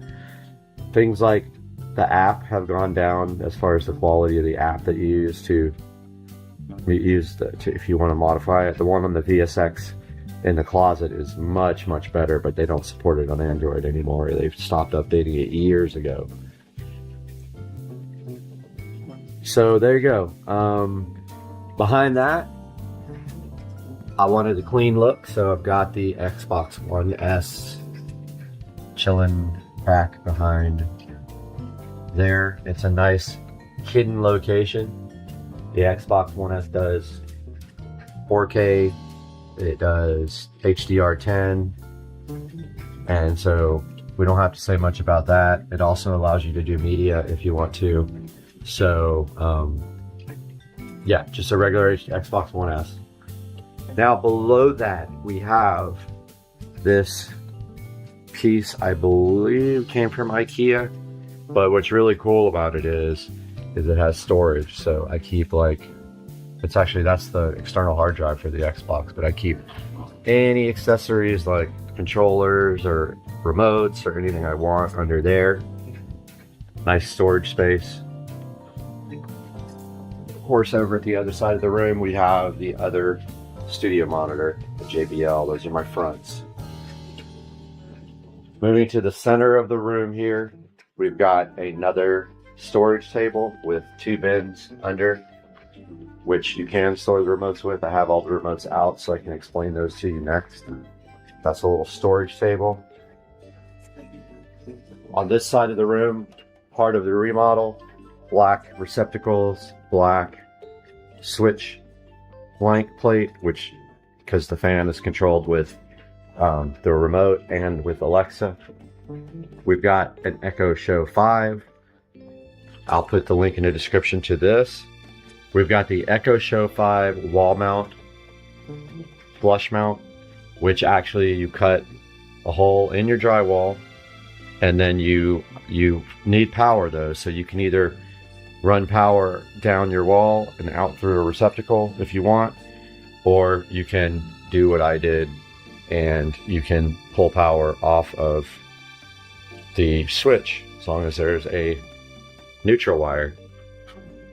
So I just, since this is not a permanent installation, it's not illegal to do a receptacle inside of the wall. So I just literally pigtailed off the receptacle off the switch that's in there and used the stock power adapter for this to plug into that. I just take a female part of an extension cord and I hardwire that to the switch, and then I plug in the Echo Show 5 behind that. Again, Echo Show 5, this is a first gen. They are on the second generation now. They dropped the headphone jack, so if you're wanting to use this for external audio to feed anything like your home theater system or anything, you will not be able to do that with the new one. You'll have to find a Gen 1 on eBay. I don't think they even have them on Amazon anymore. Make sure you get Gen 1 if you want the audio output. Otherwise, you're going to have to use Bluetooth. So they dropped the audio jack on all the new ones, which is disappointing. I don't know why they would do that when a lot of people like using that for their stereo systems. Black receptacle and wall plate. We'll put that in the description. Moving over here, we just have some little side tables. Closet. Got the black curtains, mainstays curtains from Walmart with a black shower curtain rod holding it to each side of the closet. Link will be in the description. Just got some musical instruments here on the wall, sort of a nice display, and those came from Wish, believe it or not, wish.com, so they were cheap. Moving up here, we got the standard white AC vent register, painted matte black with Krylon paint, I believe it was Krylon matte black paint. 2 or 3 coats of paint on that. Moving back to the surround sound speakers, we've got the 2-way 6.5-inch surround sound speakers. I will put a similar one on the screen. These are not available anymore. These have been in here for, I don't know, 6 or 7 years. Took them out, removed them from the frame, painted them black with the Krylon paint plus primer. So really for surrounds, you don't need any huge speakers. They handle less information and less power. 6.5 is fine. I do buy 8.5 now when I buy in-ceiling speakers, just because I want more bass if I'm using them for music. These are not used for music. So those are 6.5-inch two-way in-ceiling speakers with the wires are run up and over and to the wall plates behind the receiver, which I will show you next. Projector is an Anker Nebula Cosmos Max. I always leave out the Nebula. And it is true 4K native. It has built-in 3D sound with 4 speakers, which sounds absolutely amazing. Check out my review of that, which is going to be coming out here soon. That is a amazing projector. You will be so happy with this if you get it. I promise you, it's great. It's worth the money for sure. And I can't say enough about it. It does awesome video, awesome audio, got built-in apps. It's way bright enough in this room with the light cut down. You could use it outside in the evening or at night, probably not during the day, but I highly recommend it. Moving down to, oh, forgot, we have a floating frosted glass shelf held by these little legs. And yes, I do need to get the paint better around the legs. I quickly painted that and it looks like I missed some. But it's a frosted glass floating shelf. If I can find one online, I will put that on the screen now or link in the description. So you just put these metal feet in and then they clamp down on the glass. And they do a great job. Got my artwork, Adventure Time, Star Wars, Aqua Teen, and boxing. Some of my favorite things that I enjoy watching in the room. We have a double recliner. And this was purchased off of Craigslist. So I do not have a link for this, but it's a double reclining seat. Got the Xbox One controller.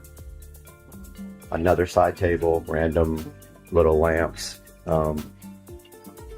Got the Laser Star projector going. Got that online somewhere, but it's very old, so I won't be able to, probably won't be able to find anything. But it is projecting the laser stars onto the ceiling and the nebula, and you can actually adjust the nebula. And yeah, this thing looks awesome in here. Below that, we got the Acoustic subwoofer, 12-inch powered subwoofer. I will put a link in the description. I think it's a PL200. It is pretty good. I've had this for probably 8 years and it has amazing sound. Gets really, really low.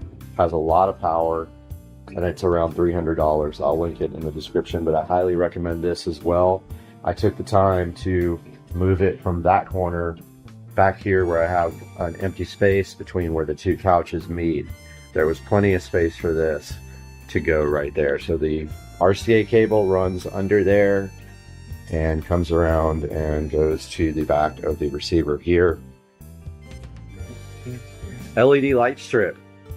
The Govee RGB IC light strip is run all the way around here. Check out my review of that on the channel. It is smart Wi-Fi enabled, controllable via an app, which I will open up on the tablet right now. Get this open. So here's the app.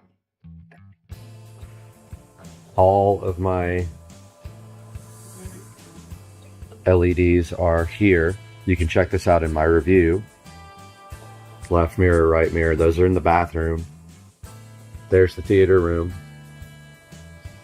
So you can go into here, it's connecting. And you can change the scene or color or brightness. You can do custom scenes.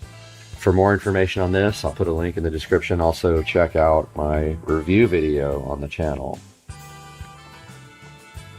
Moving this way, we've got a futon that also came from Walmart, just a standard Walmart futon, but the sides can be raised and lowered so you can have armrests, or it can go flat. Got my Star Wars pillow, of course, and it says the First Order. What home theater room wouldn't be complete without a Star Wars pillow. On the wall, one of my guitars. It's a Gibson guitar. Some more of the instruments, and my Braided man, which actually came off the fan blade, fan switches. Now moving up to the fan, this is a standard black fan. However, it has a smart power controller up in the bell, which was very hard to get in because it's a low profile fan. This is a lower profile fan than standard, and I did that so that it would not interfere with the picture right here. This fan uses this remote, so yeah. Also, it can be controlled with Alexa, so you can, she's gonna think I'm talking to her. You can actually change the speeds and turn the light off and on. So if you're doing automation and you want to have it so when you walk in this room the fan comes on, you can do that, or the lights come on, you can do that using automation. So let's take a look at all the remotes, because we didn't look at the remote for the projector in the projector review. This is the remote for the projector, if I can get it to focus. You can see it's a voice remote, a lot like the one for the Fire Stick. This is my tablet, Fire HD 10 Plus. This can go away up in the closet. That is the old remote for the old Epson, which died. This is the remote for the fan. It's got the switch in the middle for the lights. Fan speed up here, which is also controllable by, you know what, I don't want to say the name because she'll wake up, but there's a fan. And you can do a timer on it as well. This is the remote for the receiver, the SX933. However, I am using the Fire Stick to control power and volume on the receiver. Let's see here. Powered off. So there's the regular Pioneer remote to do everything else if you need to, like change inputs or anything else related to that receiver, and you don't have the capability on there. Now, for some reason, I can't get the projector power working on this remote. It is not able to power the projector off and on, and I'm not sure why that is. I gotta play with it a little bit more, do some testing. But as of right now, this does not power off and on the projector, which is kind of annoying. It is programmed for an Anchor projector, but it does not work for some reason. So yeah, that's a look at the entire home theater room and all of the contents if you wanted to build one.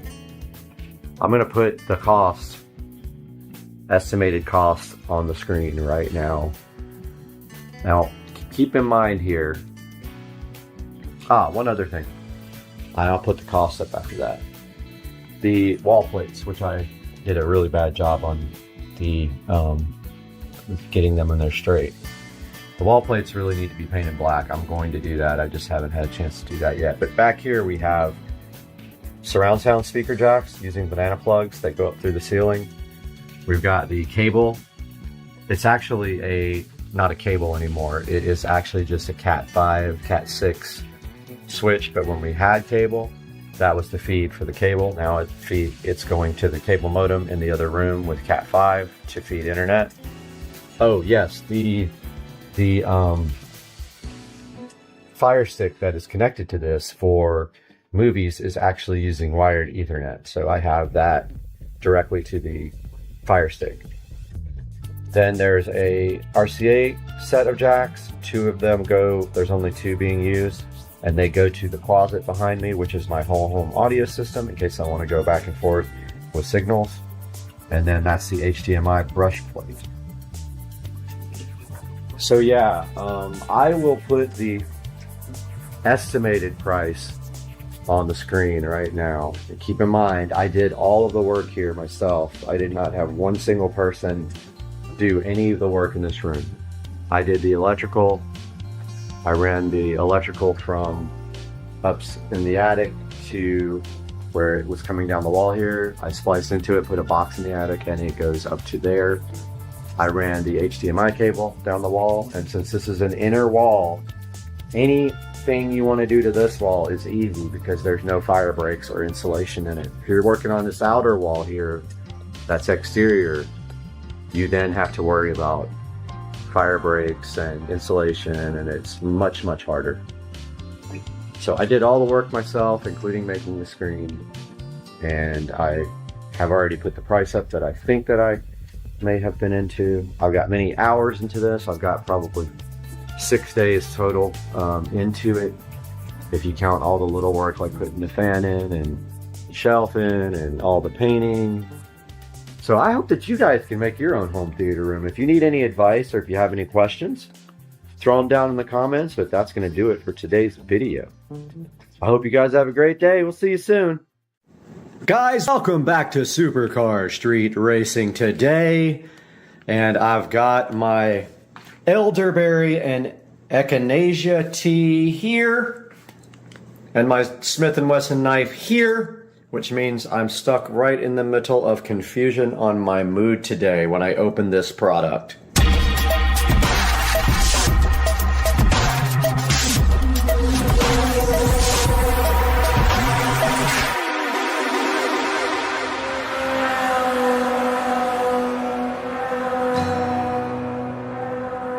Guys, Supercar Street Racing here with Brad.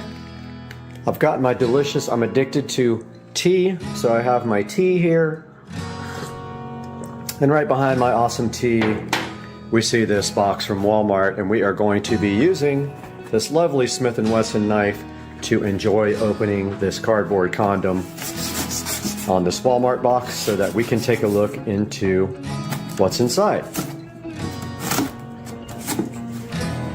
This came from Walmart.com, free shipping,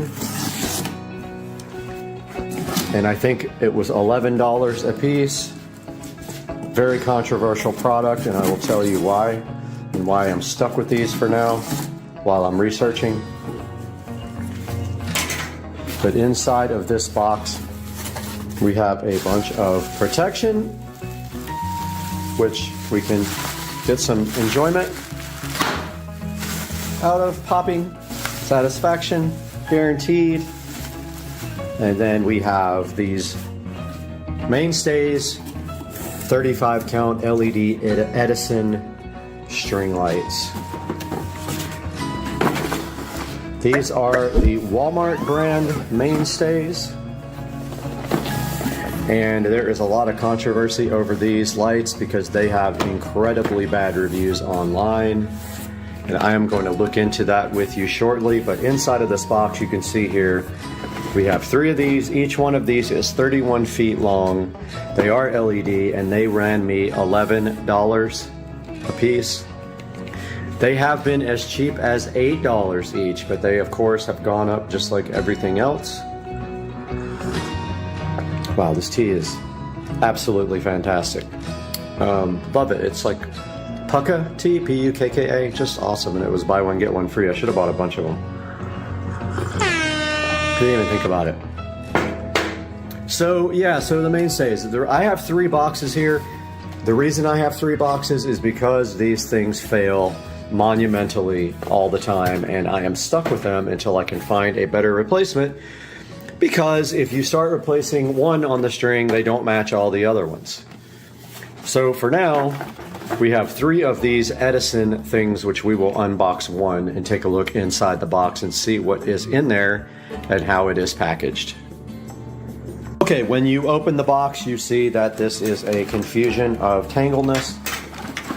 That looks like a 5-year-old packaged, and it is super fun to untangle because they literally just throw it all in the box like that, and that is what you're left with. So all the lights are just in this cardboard thing, and if you just kind of take this part out and then unthread these parts out of the cardboard, it tends to work out. And maybe if you're lucky, a few little bulbs fall off here and there. But yeah, that is the inside of the packaging on the mainstays 35 count Edison string light bulb. And now we will take a look online and see why these are so unpopular. Alright guys, we are in front of the Supercar Street Racing editing rig now with you, and we are broadcasting on our brand new HyperX mic here, hoping that the audio is sounding good. There's a little bit of an echo in this room, so you might hear that on the microphone because it's quite sensitive. But right in front of us here, we have the Mainstays 35 count LED Edison bulb outdoor string lights for you to check out. Now these guys are $11.72, and here's a look at the picture, and they are warm white. So if you were wondering, a lot of people ask that question online, and yes, they are warm white. They actually look pretty good. The dome things, the little globe things right there, are plastic. They are not glass. They just got a standard little candle looking LED bulb inside. And here's how they kind of look strung across your fence there. Pretty easy to set up and string. They are kind of tangled when you get them though. And as it says down here, it says that they have a black wire. They have 35 warm, steady burning lights. Says they're 20% brighter than whatever was before and flicker free. They definitely don't flicker. And it says it has a rectifier plug. Not sure what that is or means, but you can connect a bunch of sets of these together. I have about 10 sets connected together outside on the fence, which I'll show you later. Once it gets dark, we're actually going to go outside and we're going to show you why these things have such a bad review on Walmart.com. But they are the cheapest possible lights for this length, and so let's get into that in a minute. It says that they'll last forever, which they're definitely lying. It says that maximum 216 watts or 1.8 amps, and that would be, I guess, with all the lights connected together. And then it says 30 maximum, and they do put out a 2700 Kelvin color temperature, which is towards the warm side. When you get up to the 5000, you're in the more blue side, and 6000-ish is getting towards the white side. So it's perfect for outdoor use, but I will tell you now that these things will not last very long. They are disposable, just like I wrote in my review, which I will show you. And that's about it as far as the actual description of the product. Let me get some more of my delicious tea here. If you go look around for other brands and other in the same length, you will see the price even triple, but they might be worth it because these guys do not last very long.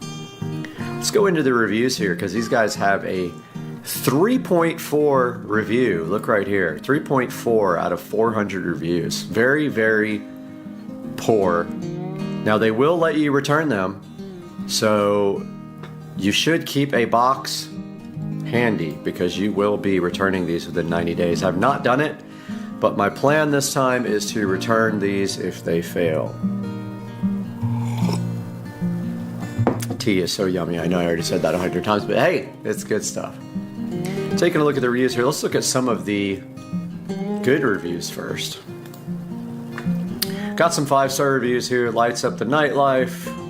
Plastic versus glass. I love these so much, couldn't put them outside. And bright, cord is long. Wish the light was a little more yellow. They're pretty warm. They're not cool. They're definitely not 5000K. They're in the 3000-ish range. A lot of good reviews, but let's step down to the 2-star reviews now.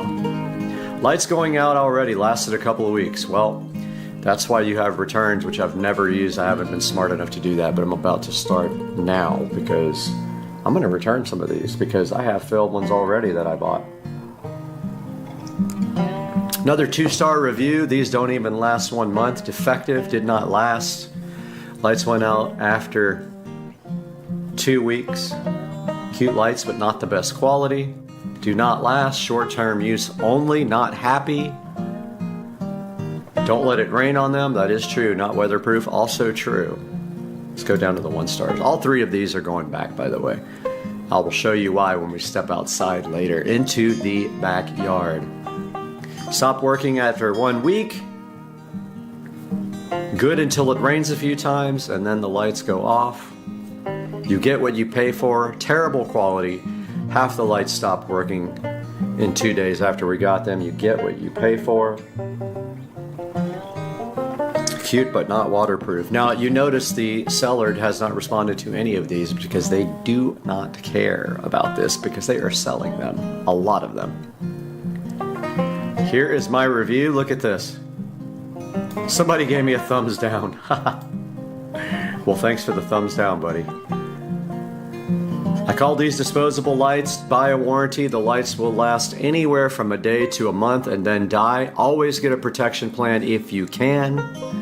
Think of them as costing 5 times as much because they die immediately, either several bulbs or all the bulbs. And you can thumbs down me all you want, but that is the absolute truth, and I don't know why you would thumbs down a true review.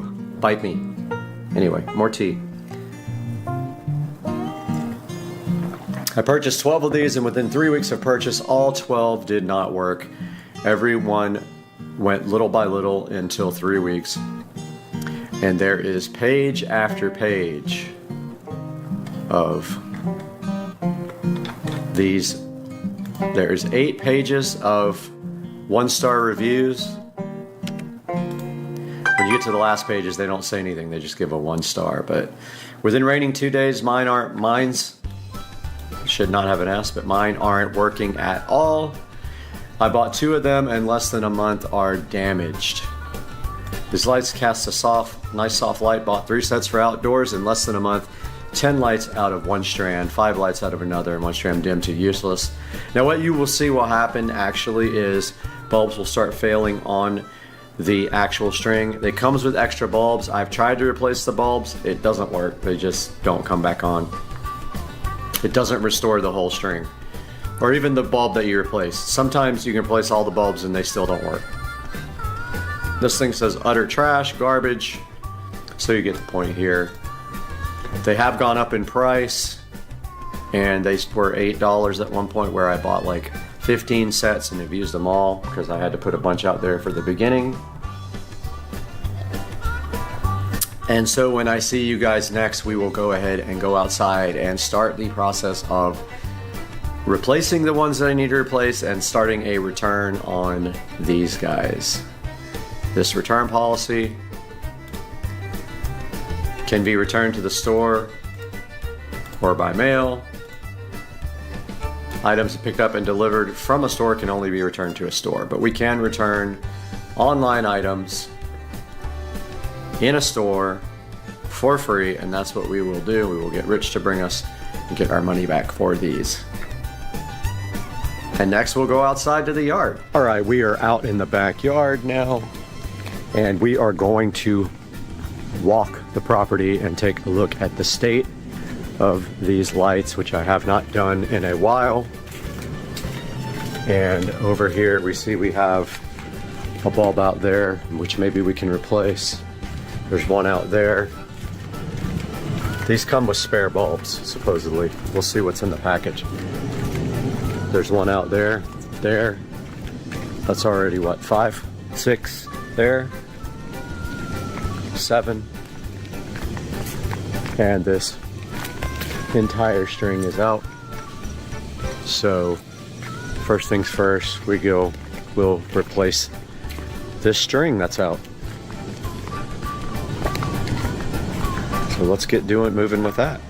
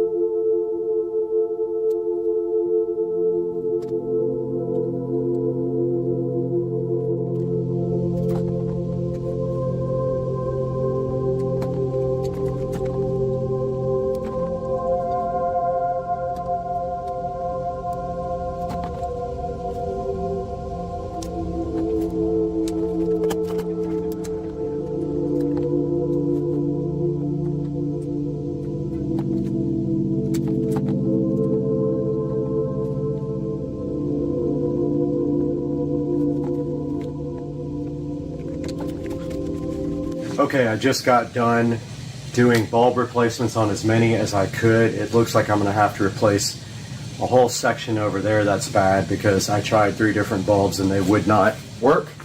Now I'm going to package all these up here and get them returned to Walmart.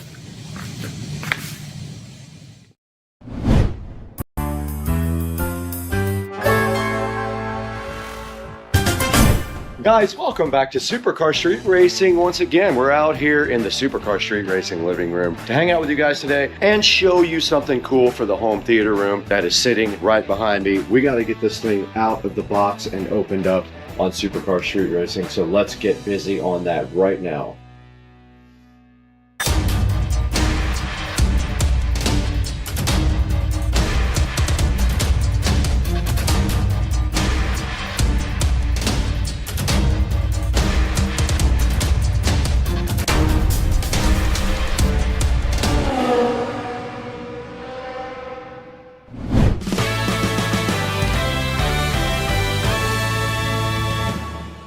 Welcome back to Supercar Street Racing, guys. You got Brad here once again, and today we have a piece of furniture sitting right here, so fly and so fresh for the home theater room. Now, we are going to get this thing out and into the theater room real quick, and then we're going to get it unboxed and built. I have not looked at it yet, so I don't know what it's going to take to build it. This might take an hour, it might take 5 minutes, who knows. It's supposed to be exactly what I need for my entertainment center in the theater room for the new Marantz Cinema 50 and all the other gear that goes in there. So why don't we do one thing right now? Let's get this thing over into the theater room and get it unboxed and see exactly what it's going to take to build. What do you guys think?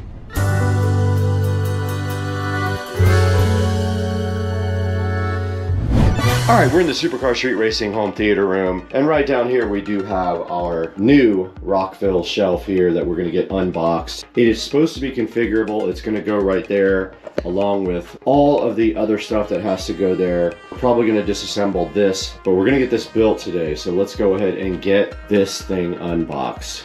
All right, a bit of fair warning. This box is extremely heavy, about 50 pounds. So be careful when you are carrying it because you can hurt yourself with that thing. So do not hurt yourself. We have the patented SCSR knife. Hopefully this thing is not damaged because it is heavy. All right, and inside of the box, some protective foam and a lot of parts.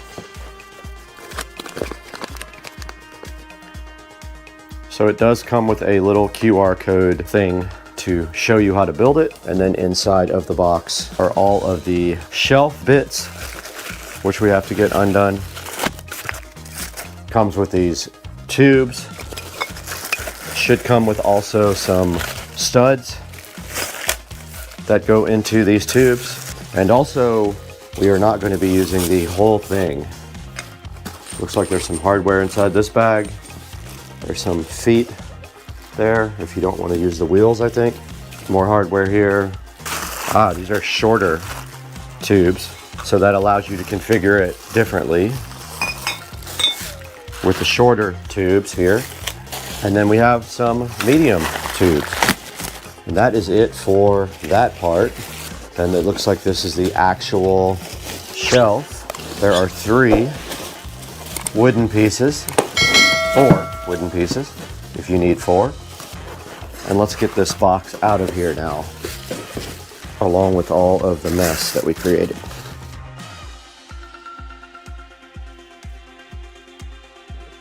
All right, also in the box was this bag of hardware. Let's see what's in here.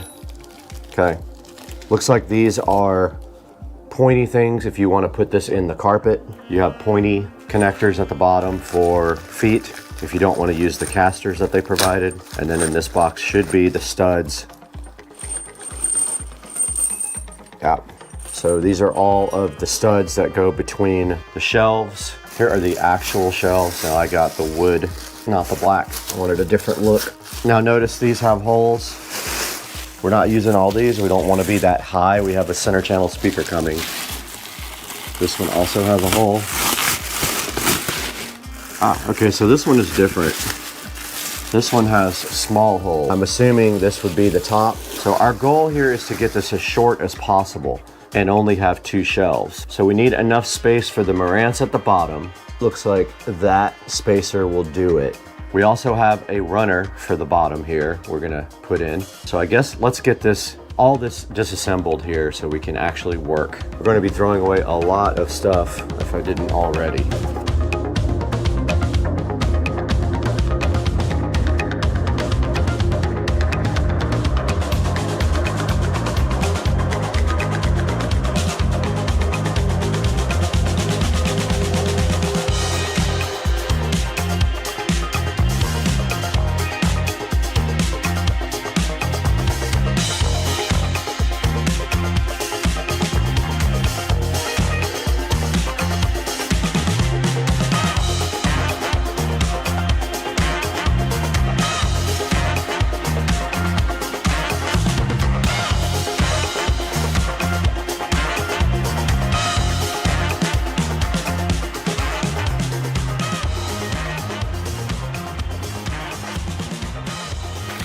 All right, I didn't show you guys this. We have a runner for this side here. Should be wide enough to cover up all of the wiring.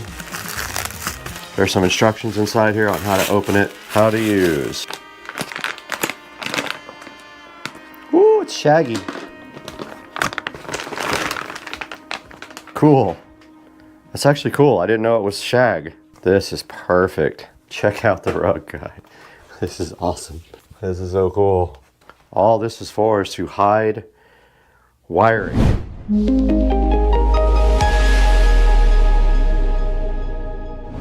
All right, guys, we got brand new wire for our Polk audio speakers here. We are still missing one Polk speaker. It will be here next week. They are on back order, but we have brand new banana plugs to replace these junky old flat cables. I'm gonna go ahead and use these on the fronts. Now, I didn't use them the first time. I used these old crappy banana plugs that I had before. So I'm gonna go ahead and plug in these guys and run the wire underneath the rug, which is what it was designed for.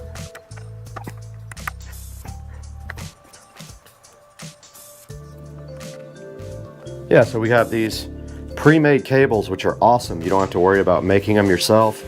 They say they're flat. They're not really flat. Those are flat. Unfortunately, for this side, we still have to use our JBL for another week. It's okay. We'll figure it out in a week.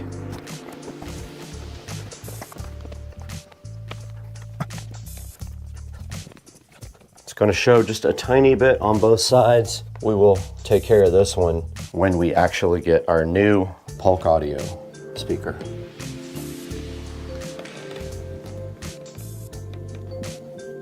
All right, this thing's ready. All right, so we have 18.5 inches to work with here before our center channel would be touching the screen. So these small, but here's how you assemble this with the feet. You just literally push that through, and then you can put your tube.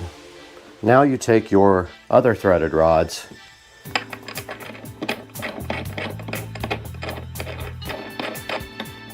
screw them in to the shelf legs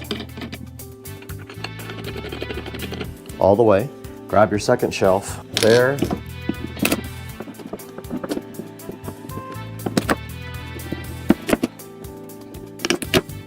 There. Now, Ultra Bass can go down there.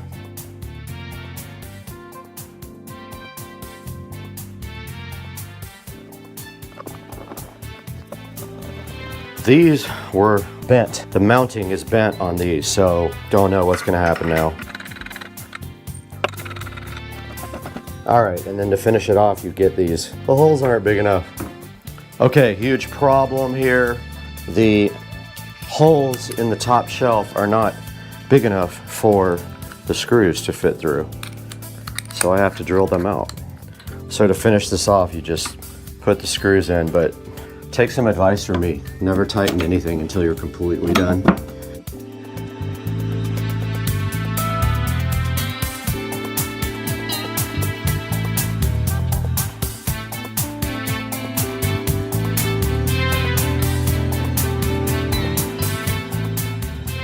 Hopefully this fits in the bottom.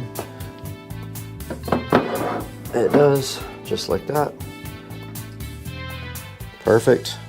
Push it back so I can wire it. Marantz goes here, center channel here, and then I just have a couple little things to put in after that.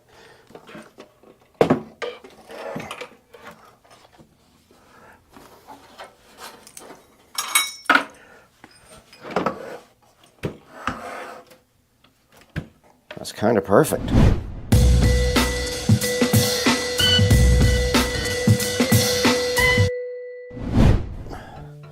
Okay, so wiring this is not going to be too bad. A lot of the stuff will be hidden under the rug. I'm going to order new cables for this guy. I'm going to go ahead and order some really nice cables for this, actually. These go to the wall, power.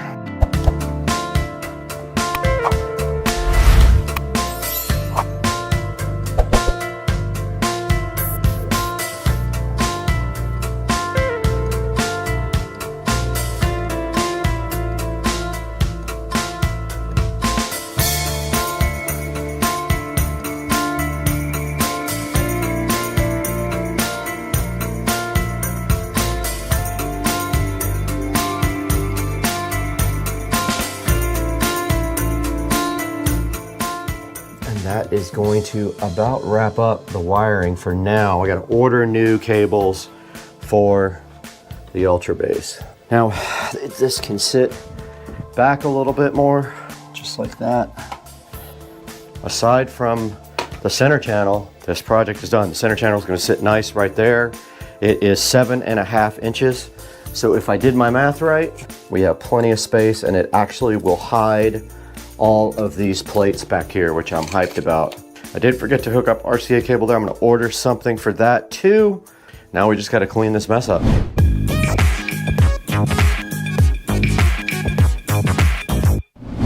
All right, guys, this is gonna wrap up our project here for the home theater room. For now, we are still waiting for our center channel from Polk Audio and our other Polk Audio tower speaker. But for now, you can see we did get the rug put down. We got our new entertainment center in and connected with the Marantz Cinema 50. We got our center channel up on top, which is being replaced.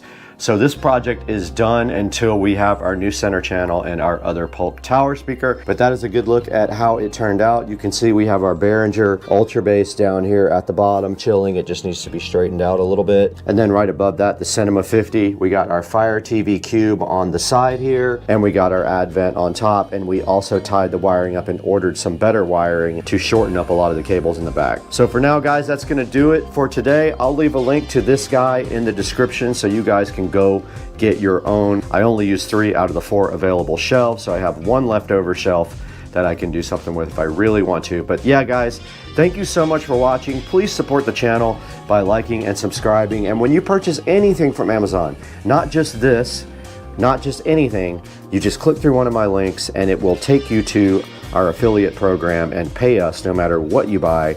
As long as you use one of my links in the description, you're good to go. Does it work? It does work.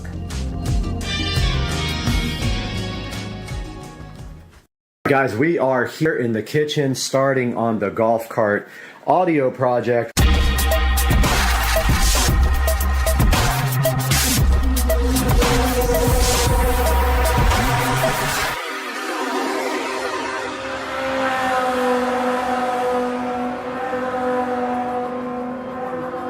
We have everything except the front speakers, and the reason we don't have the front speakers is the speakers came in and they actually did not have grills, and so they were the wrong ones, so I sent them back and I ordered speakers with grills. So we are waiting on the front speakers before we can finish the dash install. We got the subwoofer here, we got the subwoofer box here, we got the amp and the epicenter here. We got the voltage reducer here, so this guy takes 48 volt golf cart voltage, or 48 volt any voltage, and reduces it down to 12 volts for the audio system and for anything else we need power for. Everything else is laying out here on the garage floor, and I've just been taking some measurements and doing some things, and it looks like the voltage reducer is too fat to fit inside here. The battery, it's just slightly, it could, I mean, another millimeter and it would fit right down there, but it just is too fat, and it's unbelievable that it also will not fit there, and I think it's because that's in the way. That's the charge port. So voltage reducer has to go elsewhere. It could go under the dash. Actually, there's plenty of space back there, inside there, tons of space back there, which means I would have to run a pretty hefty 48 volt line that way, and then 12 volts back to the back for the amplifier. So I don't know if I want to do that. It might make more sense to mount it back here somewhere. There is plenty of space inside this little cavity behind the golf cart. I still have to check that out, but for now we're just kind of looking around, trying to see where we're going to put everything. And we're not doing rear speakers at this time, but eventually we will pull this back seat off and do 2 more 6.5s right there in that position where those guys are. Okay, I looked at the box. I think the best place to mount the amp is on this back seat, honestly. There's plenty of space back there, plenty of room, and I'm thinking mount the amp in the epicenter there and run the wires down this like rail here and down with some tubing. Only problem is this bolt's in the way. Look, Or actually, we could come to this rail, down the back of the rail, and go under there, right there with our wires. So really, you would hardly ever see anything if we make a cross here with the wires. If we cross right there with some tubing and then zip tie it and then come down to this rail and go under, I think that's the ticket. And I'm contemplating taking this back seat off so I can get these speakers out. You can't get them out because the freaking screws are underneath. Like, I tried everything. It's just not possible without cutting them out. It's so close. I don't think I could even drill a hole in that rail and get them out. And I don't know if they're any good or not. I don't even know what they are. What do they say? TU? I don't know what that is. No grills either. So lame. But I think that's the deal. I think the amp's going on the back seat. I don't want it like out in the open on the back of the cart because I just know people will fuck with you like that. At least it's kind of hidden in here. Like we can put it right in the center and you'll barely see it. And then honestly, the voltage reducer could go back here as well. There's plenty of space for a whole amp rack back here. Literally everything. All right, I went ahead and ordered some cable clamps, the kind you screw on for wire organization, because I think we have a good plan now. We are going to put the amp and epicenter and voltage reducer on the back of this seat and just run everything down these rails and into the bottom of the cart. We can even mount our what is it called? Inverter, 12-volt inverter back there if we want to. And I think it's a good plan. It gets all the equipment out from underneath the cart. It keeps everything away from the back of the cart, and it also hides everything mostly. So I think that's the deal. The amp is actually too big, too wide to go on the enclosure. It would fit, you can make it fit, but you would have to, it's very close. The screws, you probably have to drill new holes in the amp mounting area to do it. So new plan is pull off the back seat, design a pretty cool amp rack back there directly to the seat, screw everything directly to the seat, and then run the cables really nice, and everything will be good and hidden, and that'll keep people from screwing with it when I'm out somewhere. And so that's the current plan. I am so glad I did not screw this woofer in. I don't have screws anyway. I'll have to go to the hardware store and get some drywall screws, but I forgot the polyfill.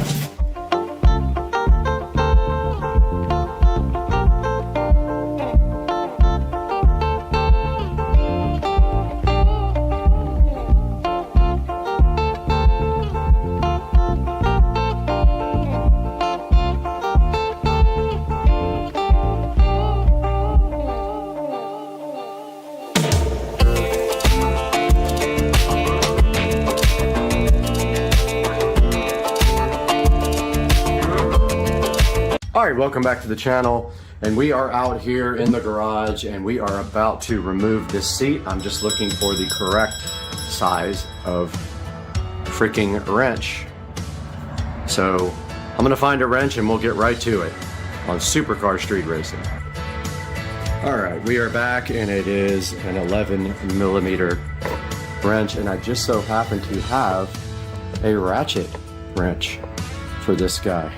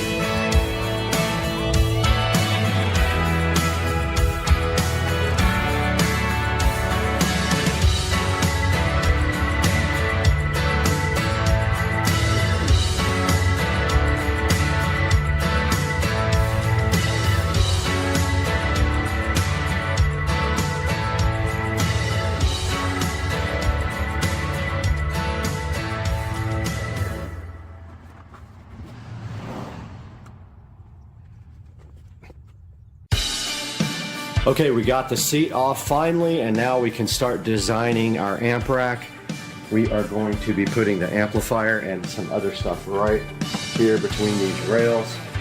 And all we have to do is fit between where these marks are here.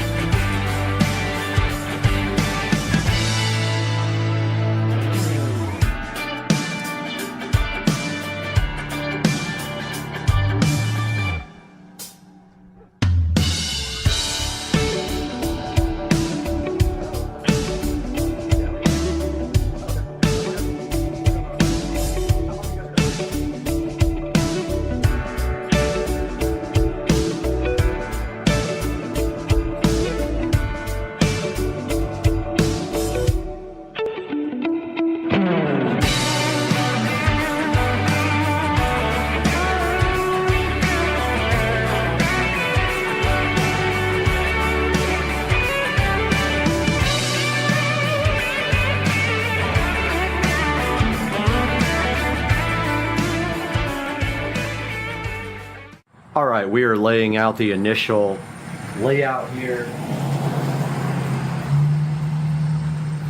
Looks like the amp will go great there. And possibly the epicenter there.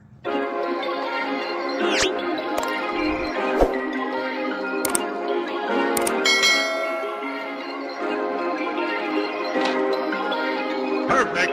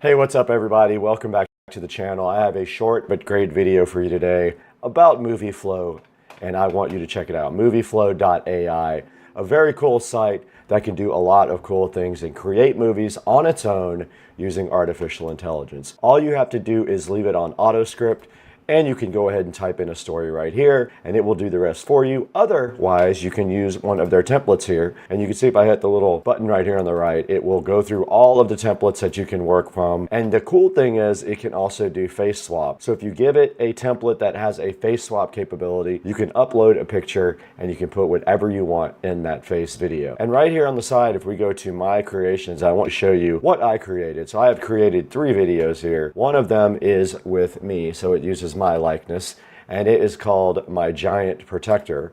And if we open that up, you can see this is what I created with MovieFlow.ai. Let's see what it says. This is my likeness. A perfect day.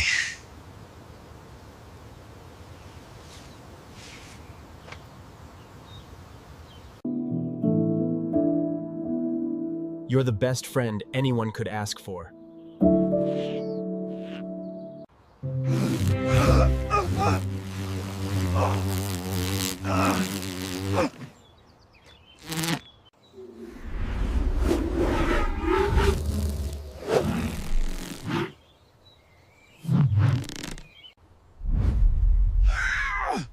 Meow. Whoa.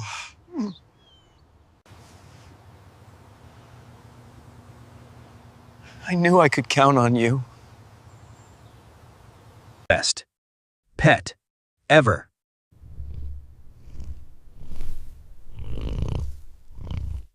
And then I have these other ones that I created. Here's one I created.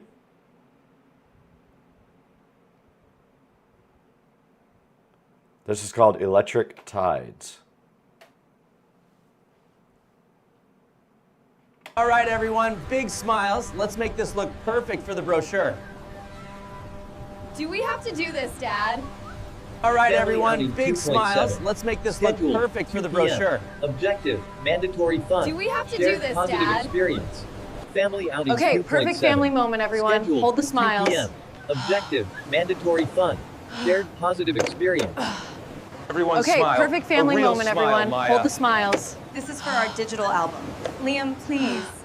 Can't we just ride? Everyone Nobody smile. cares about A your real album, smile, Dad. All Maya. created by Okay, AI. almost. This is for our digital Josh, album. sit still. Liam, please. 3, 2. Can't we just And you ride? can't tell. Nobody cares about your album, Dad. Okay, almost. Josh, sit still.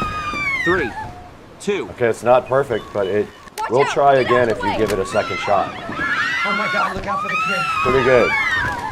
Move it, move it. Watch out! Get out of the way! Liam. Oh my God, Do look out for the something. kid. Move it, move it. Josh! Liam. Honey, hold on! Do something! How am I gonna get him back? Josh! Honey, hold on! So it'll try again if you want to give it another attempt where it has am I little gonna get him mistakes, back? but overall, very cool.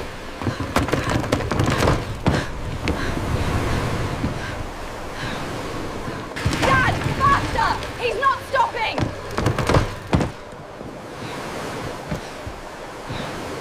Dad, Calculate faster! trajectory. He's not stopping! Intercept angle. It's just data. It's just a problem. Calculate trajectory. Intercept angle. It's just data. It's just a problem.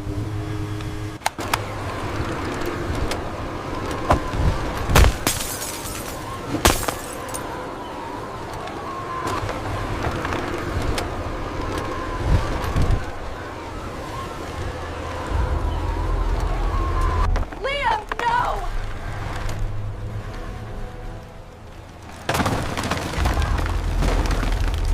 Liam, no! Liam! Oh God, Liam, are you okay?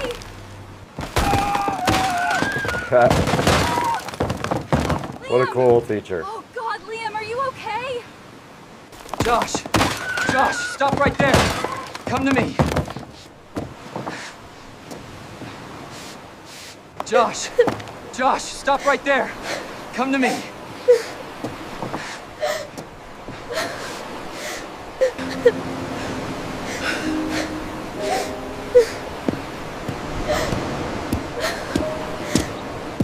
Objective, mandatory fun. Result, achieved.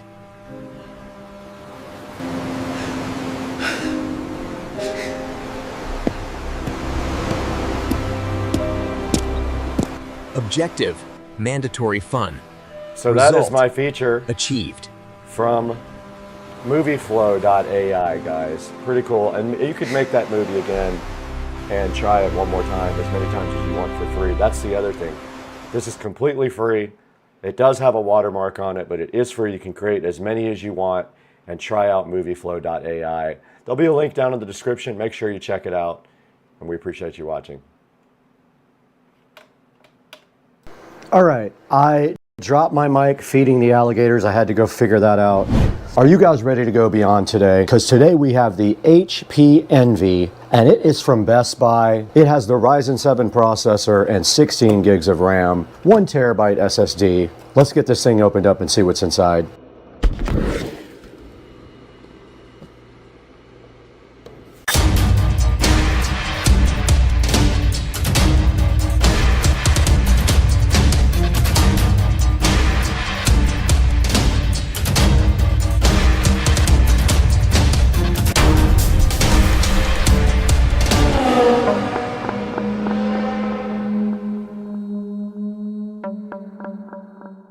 Now we're right in front of the HP Envy and also in front of the iMac that we did purchase from a thrift store. You can go ahead and check out that video later.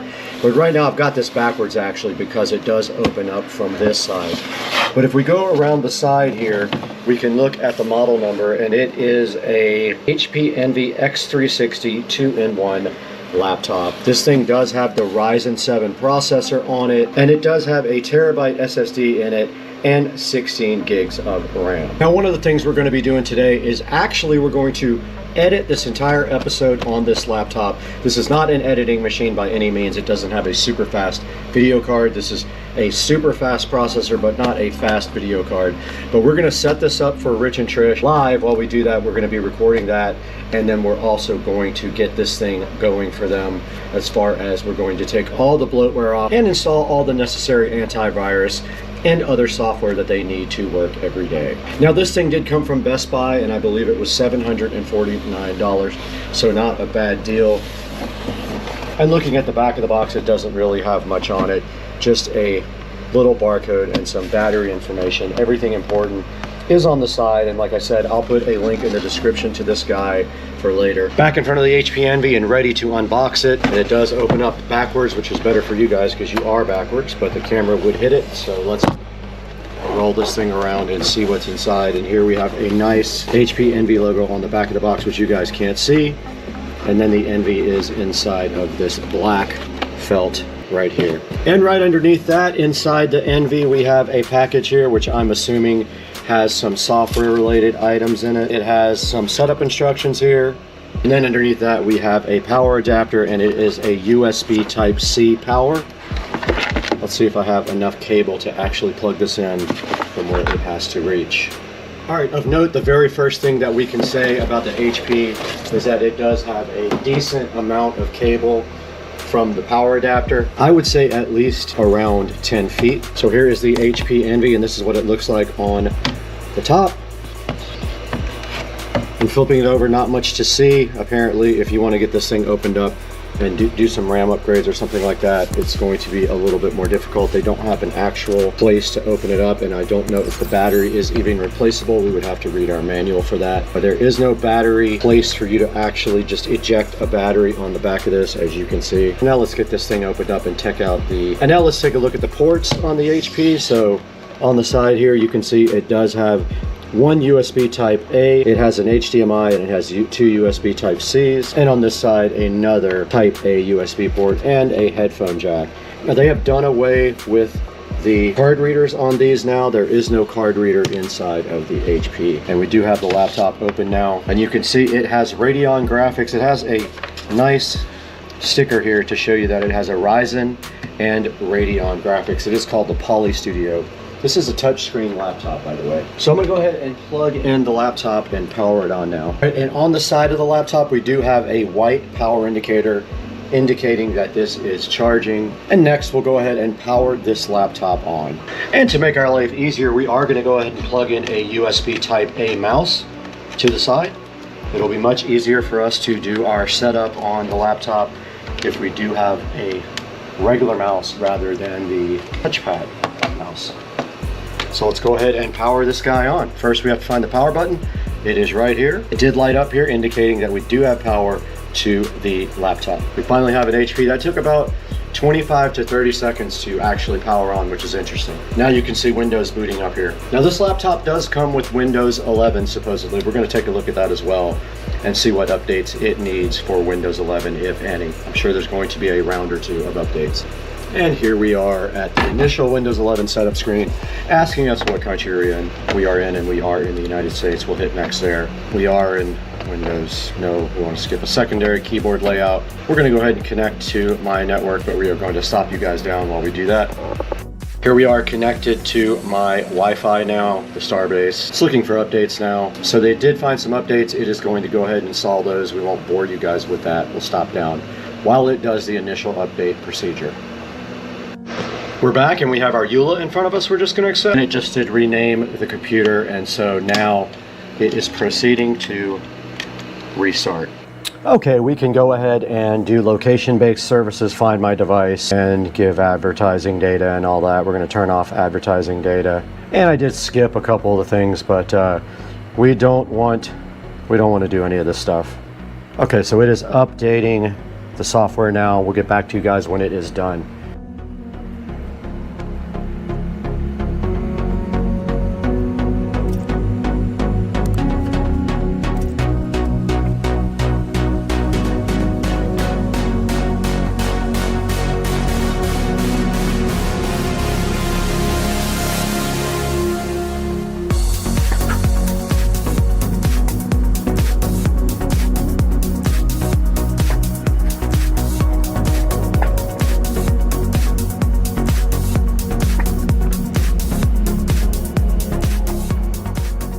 Okay, we did just put the pin in to sign in, not the actual password. So the computer is now in the setup mode here again.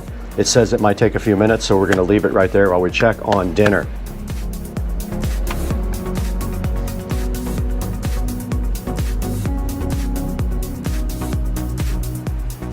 All right, we are all signed into the desktop of the machine now, and we are going to, first things first, remove a lot of the bloatware, including the dumb McAfee that comes with this, because it is worthless.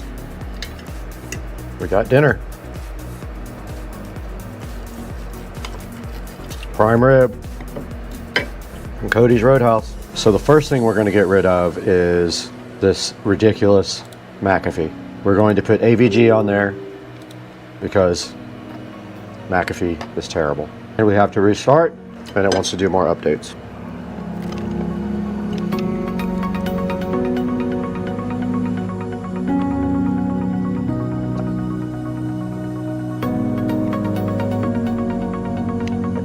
Let us get AVG now and Chrome.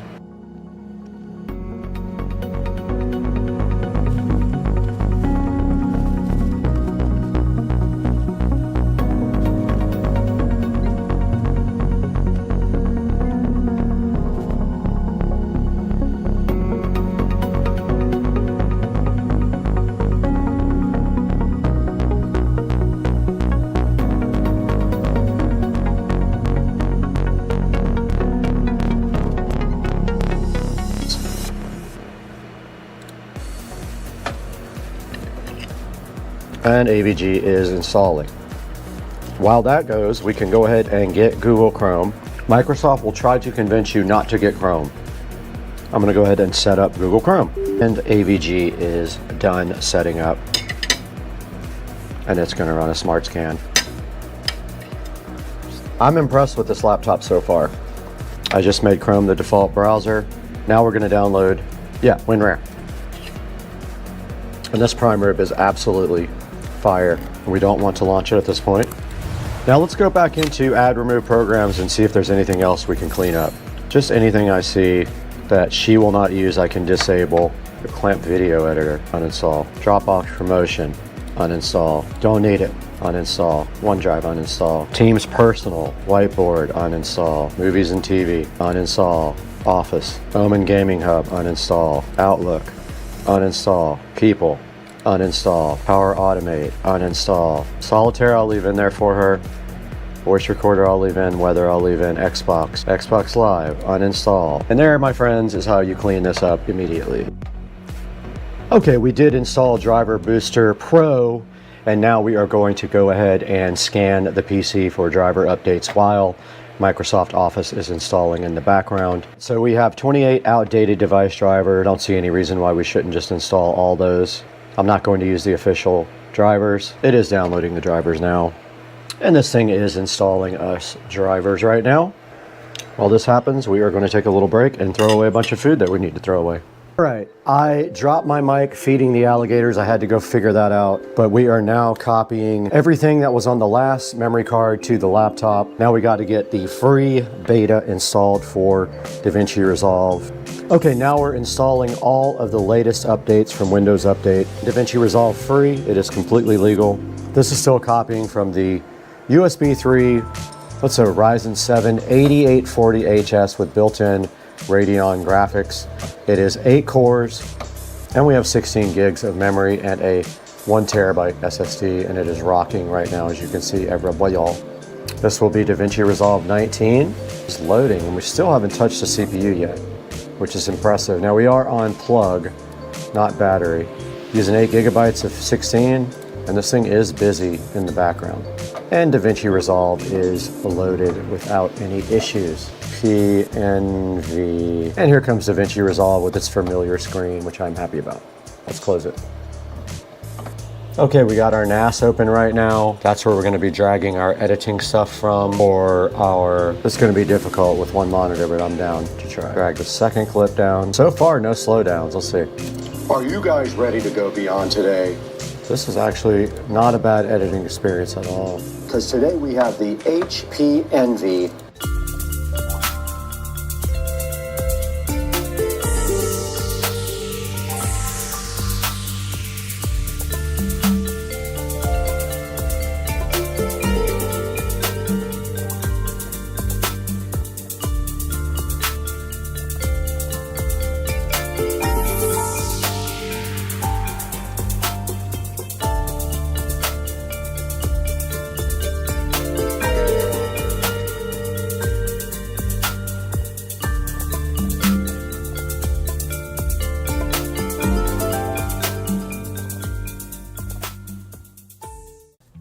Welcome back, guys. Today we have something really special. We have the HP Envy X360 laptop. It is a 2-in-1 laptop, and I'm going to show you exactly what that means here in a moment.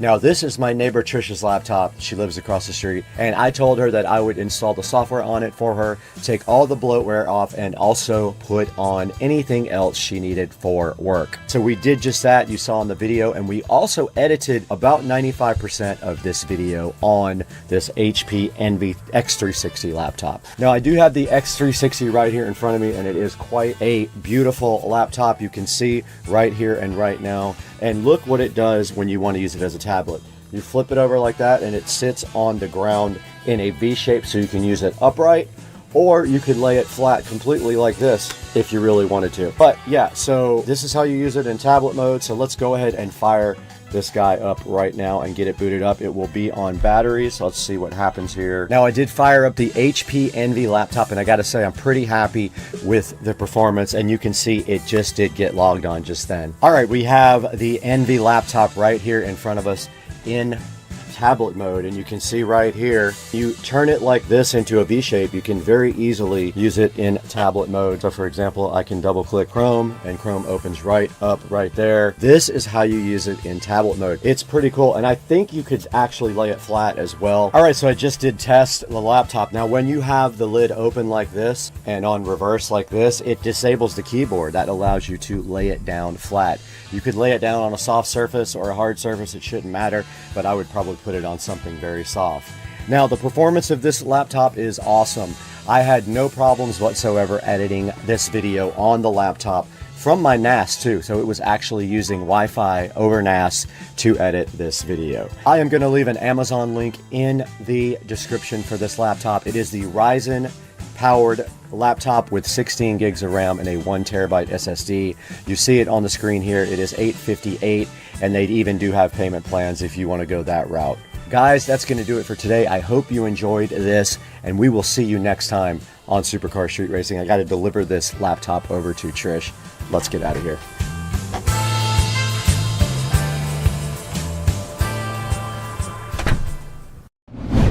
We have to make this thing faster. It's too slow. What's going on, guys? Welcome back to Supercar Street Racing again. We're out here in Studio A, and today we're upgrading an Easy Go golf cart, and not just any upgrade, we're gonna go lithium. And you know what that means. We're going lithium with this TEMGO 48 volt, 100 amp hour Life P04 battery. Now, this is a 51.2 volt, 100 amp hour lithium battery. This thing delivers over 5 kilowatt hours of power, so right away, you're getting more range, more consistent performance, and way better efficiency. And this is so much better than lead acid batteries. Now, some of the things that this TEMGO battery boasts is a built-in smart BMS for safety. That's the battery management system. Bluetooth monitoring from your phone or tablet. A real-time display screen. It's a touchscreen too. Thousands of charge cycles as well. And one of the big differences you are going to find is weight. You are dropping a ton of weight weight compared to lead acid batteries. And that means, of course, better acceleration, more efficiency, and no maintenance at all. These guys are completely maintenance free. There's no water, no corrosion, and no hassle. Don't hassle the Hoff.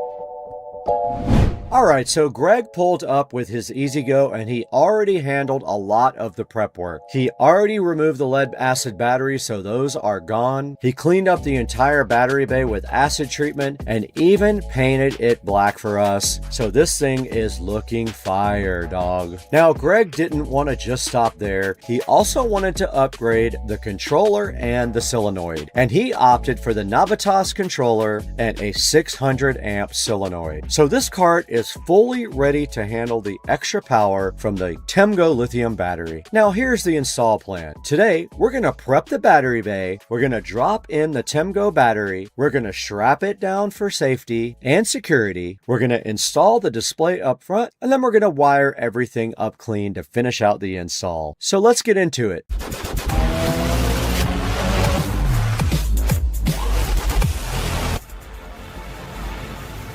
Now, once the old batteries were out, there is a nice clean area to go ahead and install the Temgo battery in. Now, the funny thing is, the square where the old batteries was, you can see there's two of them there. One of them fits the Temgo battery almost perfectly. The only thing in the way are a couple of little tabs sticking up in the center of the battery bay. Let's go ahead and get the grinder out and get rid of those right now. It's quick and simple. We cut these tabs out to make more room for the battery, and the battery will sit flat. We're just making sure everything fits clean.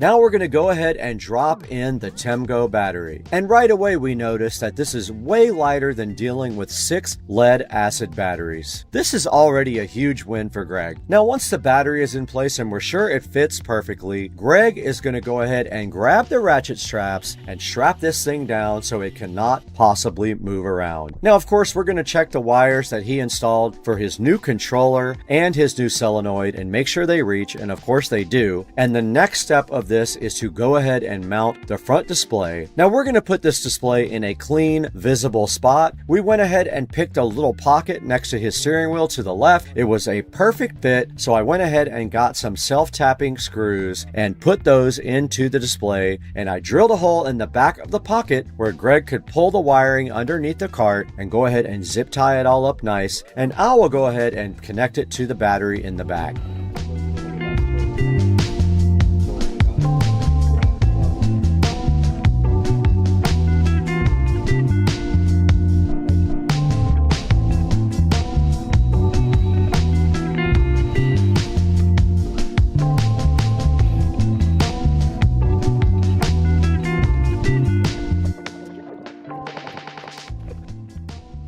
It works. Display is on. You've got 54% battery.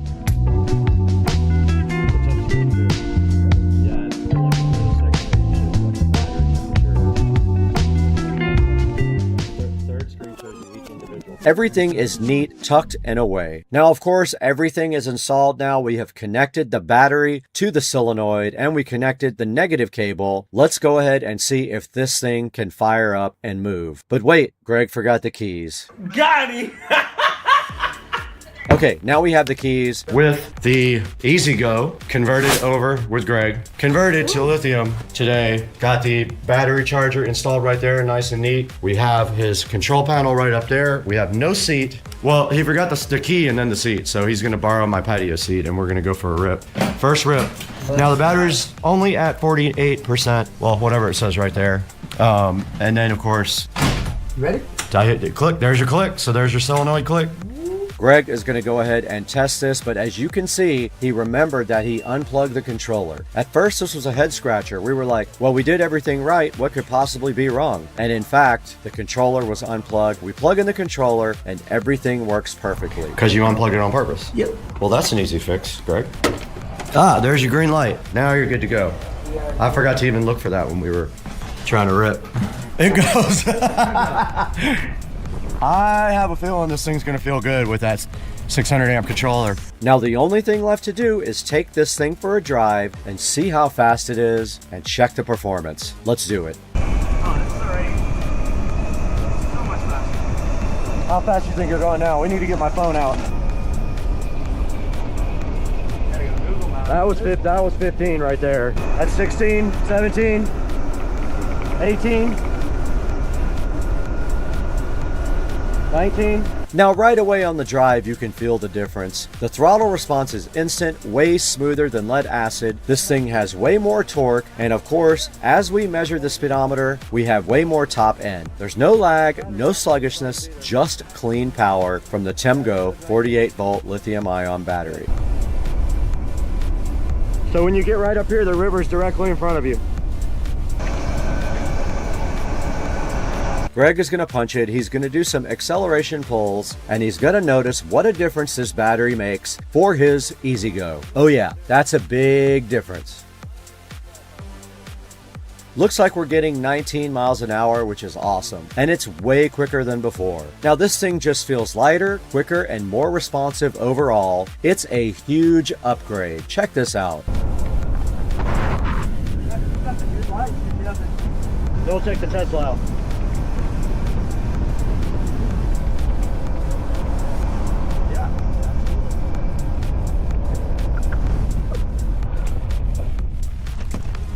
Alright guys, so after installing this TEMGO lithium ion battery and testing it, this upgrade is 100% worth it. You're going to get a 51.2 volt 100 amp hour lithium battery, over 5 kilowatts of power, smart BMS protection, a Bluetooth connection to your phone, and of course the display monitoring, and thousands of charge cycles. And it plugs right into a regular extension cord. And this completely transforms the way the EasyGo drives. You have more power, you have smoother acceleration, longer run times, and zero maintenance. It's literally a no-brainer. Now guys, if you want to check out this exact battery, I'm going to put a link down in the description. Be sure to click that link when you buy it so we get a little credit for Supercar Street Racing. Go grab one for your car, you will not regret it. And as always, thanks for watching Supercar Street Racing. We will catch you in the next one. Let's get out of here.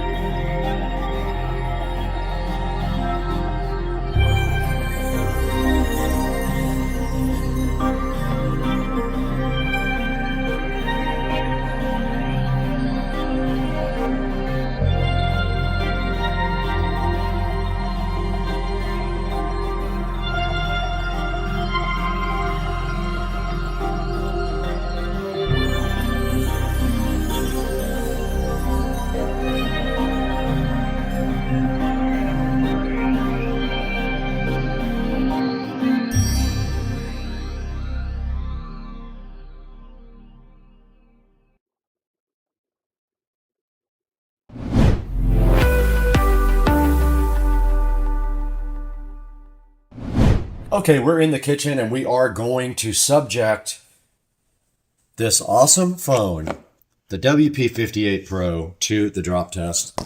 It's going to fall directly off of the counter. Let's see what happens.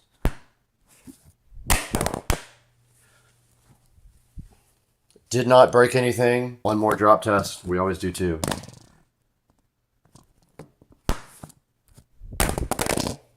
Perfectly fine. I don't see any issues at all with this phone on the drop test. All right, let's go ahead and open 3D Mark and run a compatible benchmark. Go ahead and run Wildlife. It's installing.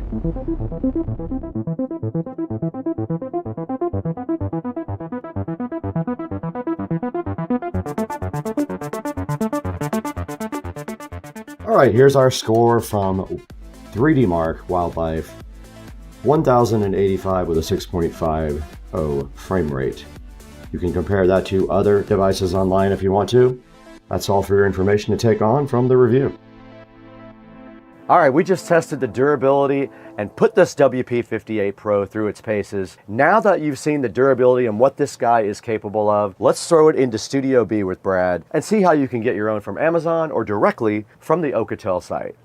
Hey, what's up everybody? Welcome back to beautiful Studio B at Supercar Street Racing. And today we have the Oukatel WP58 Pro right in front of you right here. Welcome back to Street Racing. Brad here, recovering from a bout with the pandemic, but I'm doing wonderfully. And today we have a DWEN Wills retractable cord reel here that we are going to be unboxing and installing. And then we have this little pigtail, and this is for charging the golf cart, since the golf cart now uses a regular female plug here. And this cord thing has a triple on the end. So let's take a look at that today.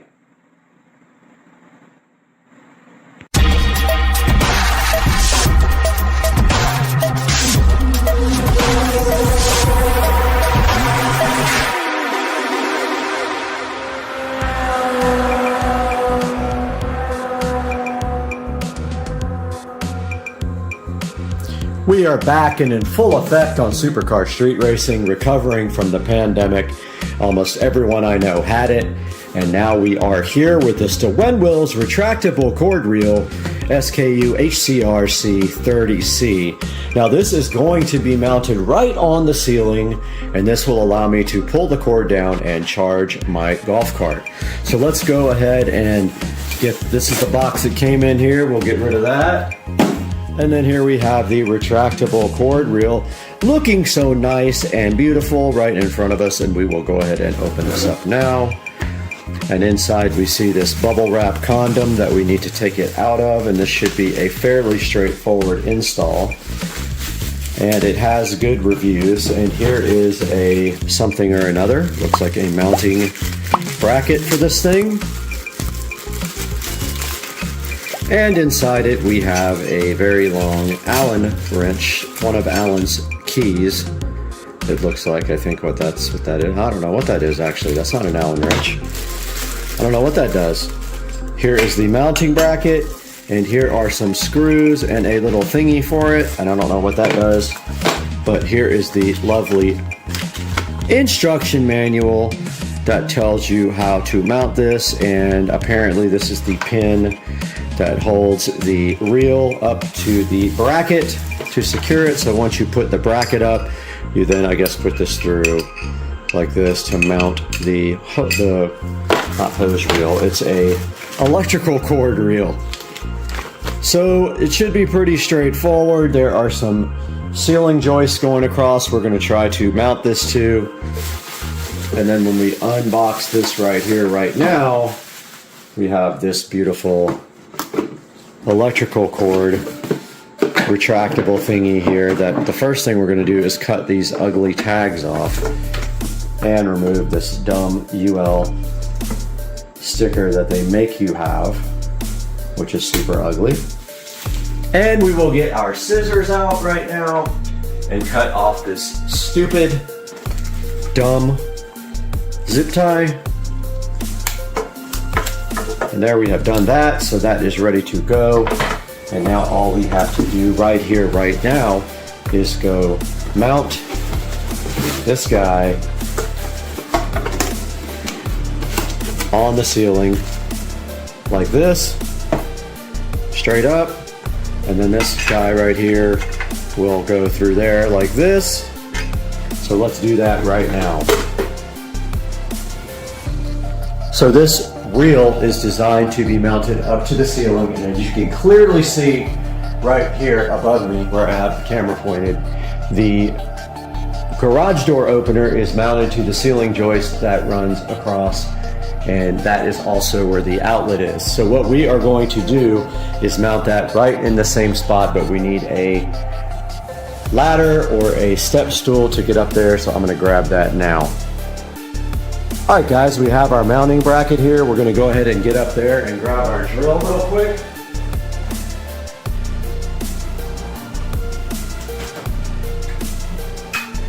And here we have our standard drill ready to go. And we're going to go ahead and mount this over towards the other side so we don't block the lighting. You see that light right there? And we are going to take our drill up here. And we're gonna follow the joist that way and probably put this about right here. So this is not keyhole slotted, so you just have to kind of put the screw in and then hope you get it right into the joist. That looks like it should be it.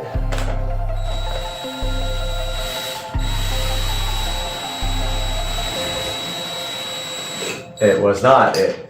Oh wait, was it? Maybe. Oh yeah, I think we got it. Let's see. Most definitely.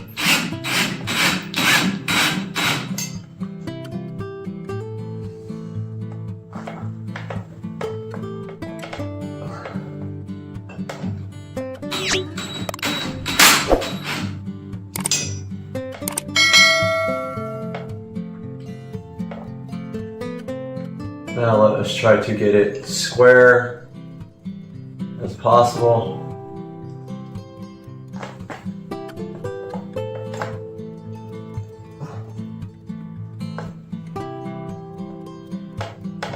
Man, that's pretty good.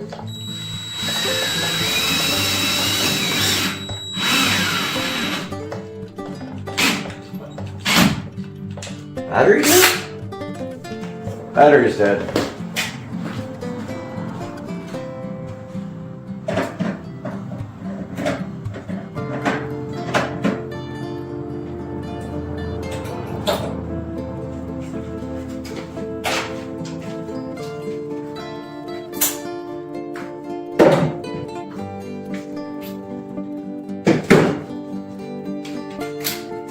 Alright, I'm going to switch to the impact anyway. I got the impact driver here.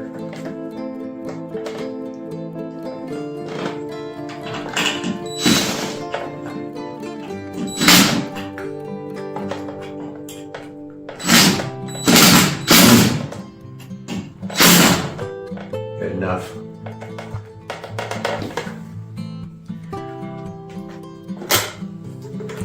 Alright, let's get this thing hung up. Basically, just works like this. Oh, is that gonna hit the garage door? That might hit the garage door. That wouldn't be good. I gotta test and see if it's gonna hit the door.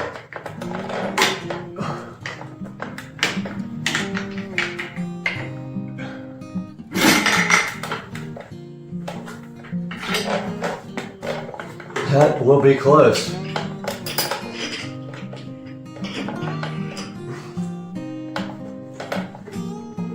I think it'll be fine. We'll see.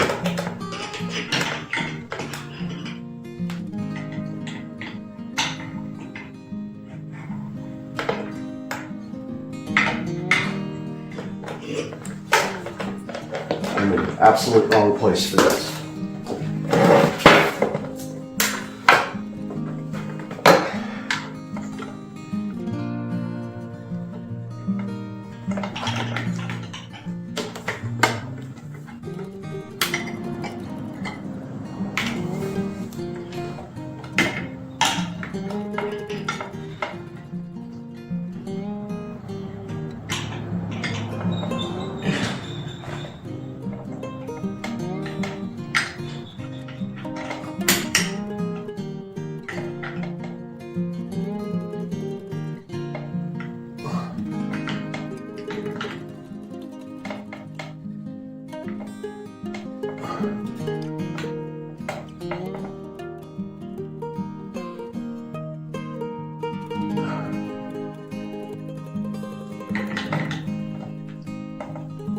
Okay.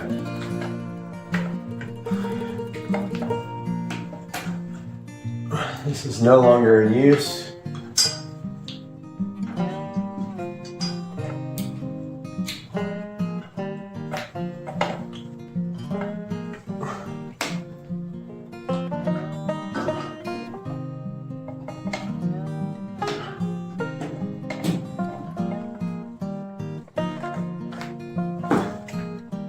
Now we just need to tighten up the wiring, test and see if the garage door hits it, which it shouldn't. Let's go ahead and do that now.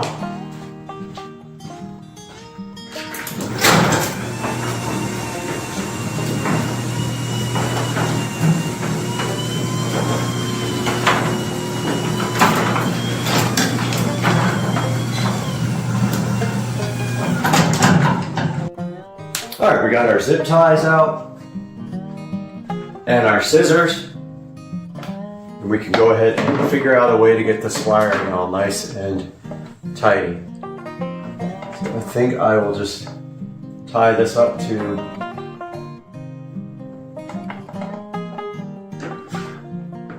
the garage door opener track like this.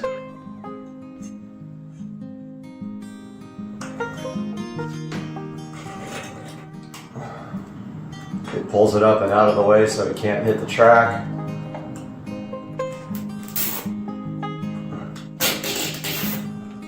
Like so.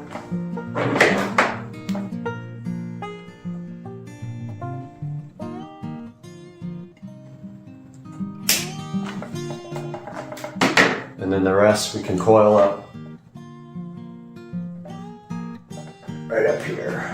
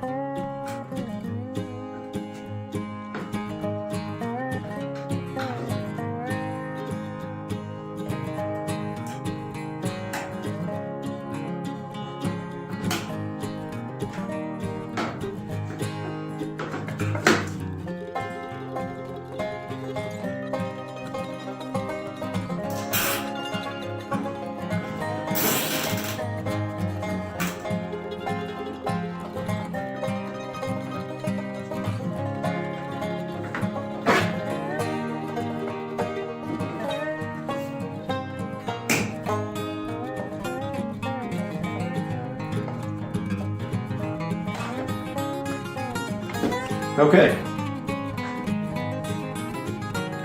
Maybe one more zip tie up there. It doesn't look that great. Right. There.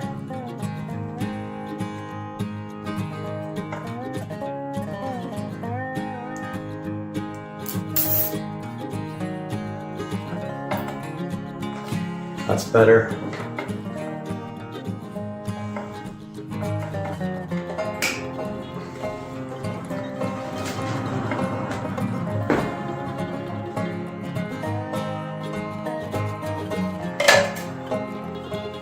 And that is a finished job. Now there is also a clip here to keep the rod from coming out. I think it goes, I think it's like a safety for this.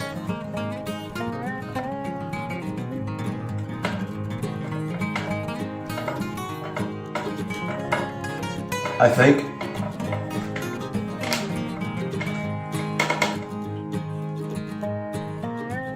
Yeah, there's a hole.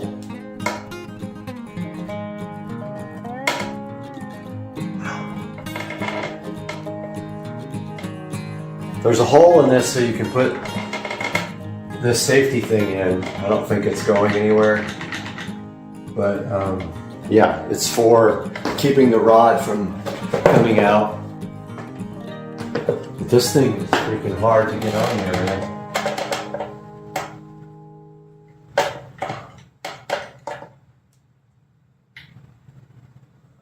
I'm just probably gonna take a little zip tie and put it in there if I have one small enough.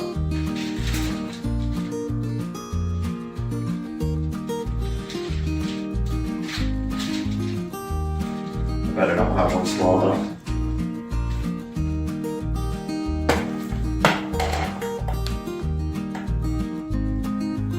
Oh, okay, that works.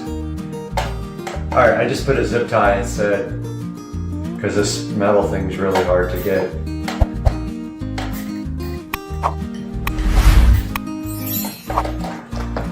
So now it can't come off.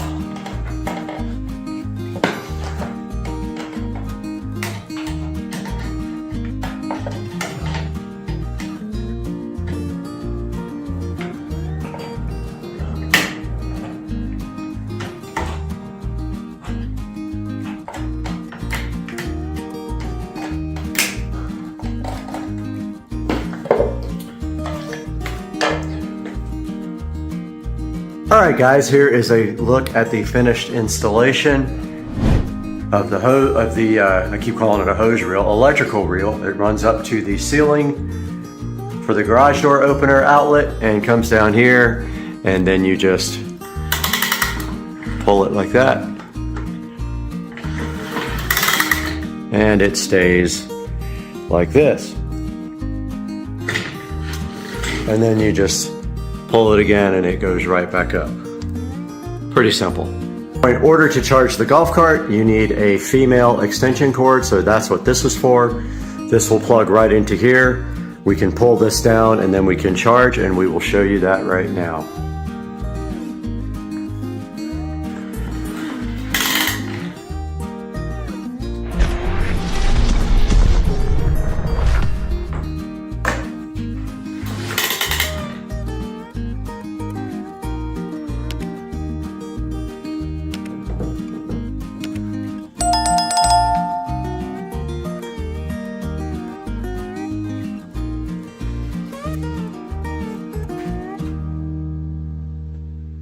Alright, so the retractable cord is pulled down.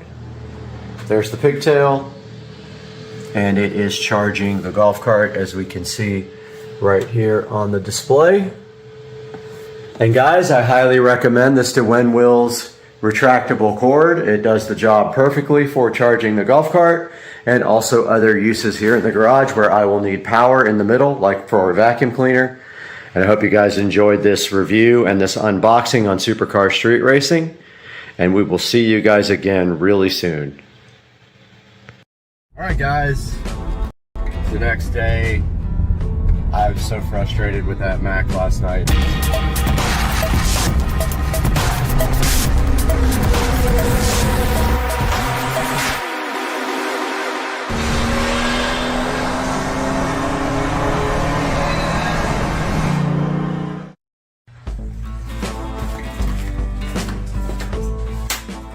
Guys.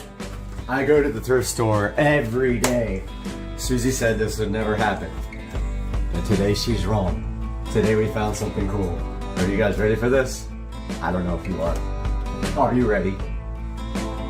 It's in here. Oh, it actually opened. Guys, look what I got in here.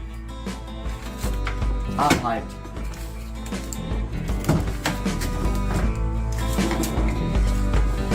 I found this at the thrift store.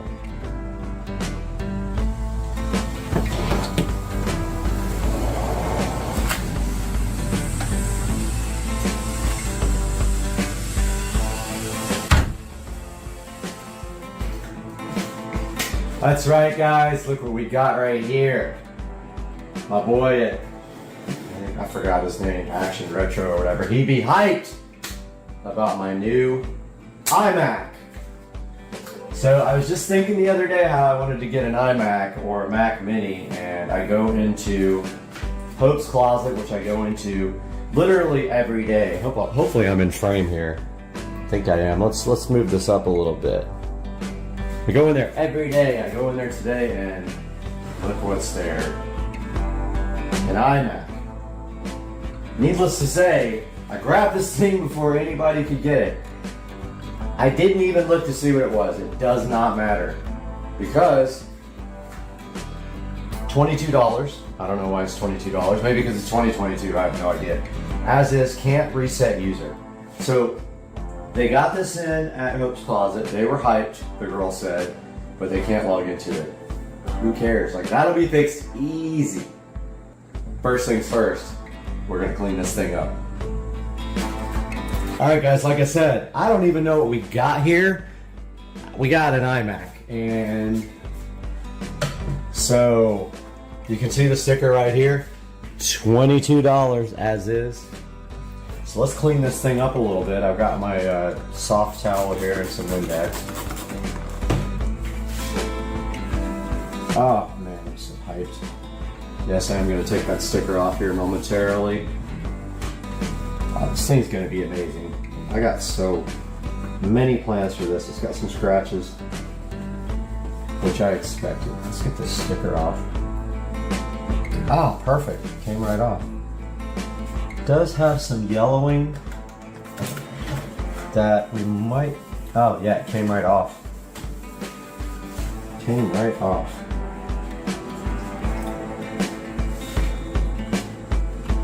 Front's coming up perfect. Perfect. Look at this thing. Beautiful. So I had the first Apple II Plus when I was about 10 years old. And talked to my dad about 2 years ago, and I was like, hey man, you still got my Apple II Plus, right? And he's like, no, I gave it away. I'm like, dude, let me kill you. Little does he know what those things are worth. Now, let's turn it this way so you guys can see the side, because it's pretty nasty here. And yet, it all comes right out. But I buy a lot of things at the thrift store, and what I found mostly is that these items are just cosmetically dirty. They don't have real issues. Top's kind of dirty too. It's coming right out. You can see on the rag here, there's a lot of dirt on the rag already. Let's turn this bad boy around. Just like that. Have a look at the back there. So it doesn't really have any major problems. It has a few little scratches. It's very dirty. Probably had, 50 hands on it. But it is, all that stuff is coming out nicely. So anything that you can't get out with just regular spray, I have Goof Off. And Goof Off will take all these, if you want to, we'll take all these stickers off, any glue, anything like that won't come off with just like a regular spray. Oh, by the way, we do plan to disassemble this because we need to see what the interior has in it, and we need to swap out the hard drive for an SSD, because I would be surprised if this has an SSD in it. I've got an SSD that I was using for my Xbox, which I don't use at all. I never use my Xbox, so that's going in here. At which time we will install the latest and greatest Mac operating system on this guy. Don't forget to do the bottom too when you do this. I mean, you can't see it, but the bottom is gnarly. A lot of the cleaning is going to happen when we disassemble this, and when we blow it out, because it's going to have a lot of dust inside. We're going to take care of that. So the base is pretty bad. You guys might not be able to see that, but yeah, so man, this thing cleaned up nice. This is sick. Sick, sick, sick. Best thrift store find. Now, we got lucky here because there's a scratch that missed the screen. Now, so this thing's cleaned up nice, guys. Look at this.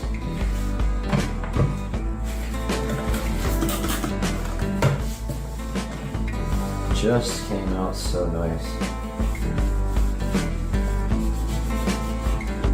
All the dirt came off of it. And there's all the inputs. Looks like we got a headphone jack, speaker jack. I think that is what that is. I don't know whether it would be different. I guess you can run both. USB, Firewire, not sure if it's 400 or 800, Ethernet, and then mini DisplayPort or Thunderbolt. All right, so there's a stubborn one right here. And that came right out with Windex. And so will all of these on the corner probably. All right, so that's gonna do it for the cleaning of the brand new iMac, which we don't know what it is. There's actually a tag. There is a tag here. Let's get a little bit closer to this guy. All right, so there's somewhat of a tag there. So unfortunately, it's a Core 2 Duo, which is not very great. I think it's 2 gigabytes of RAM. I can't see the date, which the RAM might be upgradable. We're gonna find out here once we get this thing open and get it fired up. Definitely a Core 2 Duo, not a great processor, but dual core processor. Looks like 2 gigs of RAM, probably can be upgraded. Not sure what hard drive, we're gonna take care of that here shortly. So this left a gnarly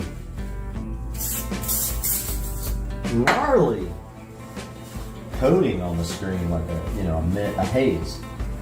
So I got my secret formula invisible glass out, which I use for the car. Look at that. Came right out.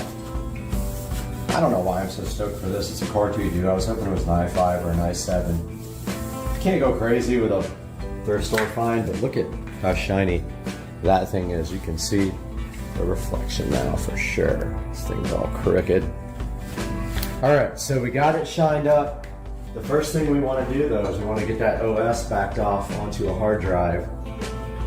Pull the old hard drive out, put the SSD, well actually, maybe we just put a new drive in it and put a new OS on it with a, not sure. I gotta figure that out. I'm gonna check into that. And we'll be right back after I get a keyboard and mouse. Went into my closet, came out of the closet, get it? Came out of the closet and found this mouse, this keyboard, just for this purpose. Fire up the good old iMac Core 2 Duo. Get the plug back here. These just go to USB. Now, you guys probably know this, but an optical mouse won't work on glass. So we need something to put this on, and my CISSP box looks perfect for this. So, I think it's time to see if this guy fires up. What do you guys think? Should we put some light on the situation or just leave it like this? Guys, where's the power button on this thing? Aha! Power. Let's see. What do you guys think? Is it gonna fire up? Let's see.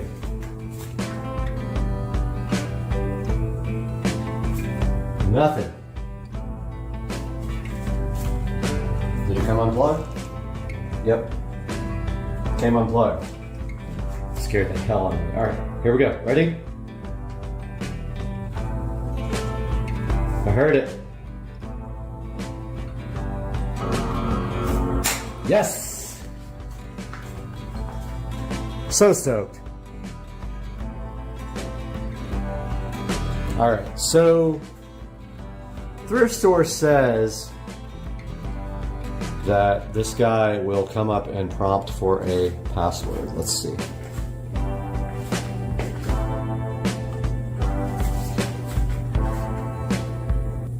So the issue reported on this, on the front of it, was that it has a user on there that can't log in. So let's see what happens here. We got the Apple. First of all, very slow. SSD will help that tremendously. I'm hype. I'm beyond hype. I'm on the hype train. I am on the hype train. Hype horns. All right, so we got our Apple. That's normal.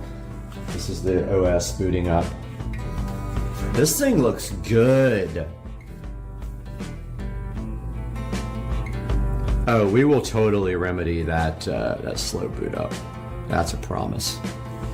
So what we feel like is going to happen right now is that the OS is going to boot, and it is going to be a login screen that we're not going to be able to get past. So what we're going to do when that happens is we're going to research how we can get past that login prompt, and I know we can. Still booting, guys.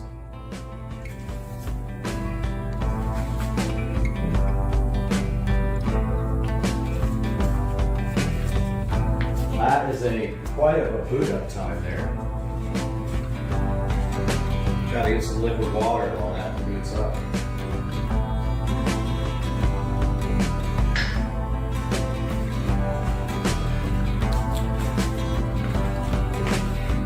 Wow.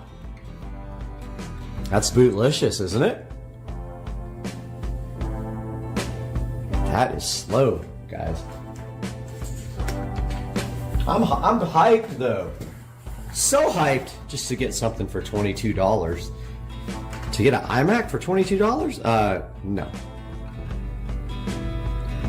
Alright, this guy's still booting up very slowly. That's an hour-long boot process.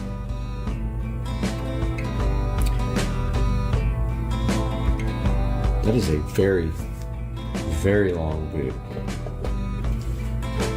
Aha! That sped by quite quickly there. So there's a way to get into recovery mode. We'll probably try that. And so I used to be into Macs completely, and it's been forever since I've done anything with them. So I got to kind of relearn the environment. We do know this is a Core 2 Duo. And so it's an Intel processor, of course, which they were for a really long time. So likely we can put the latest operating system on here. And we got to figure out this 4 or 5 minute boot process. Come on, brother.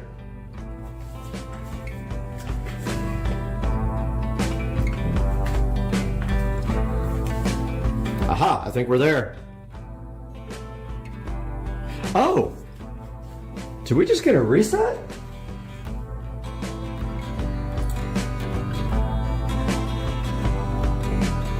This is like it's never been done. Wow. Okay. So we're at the utility screen.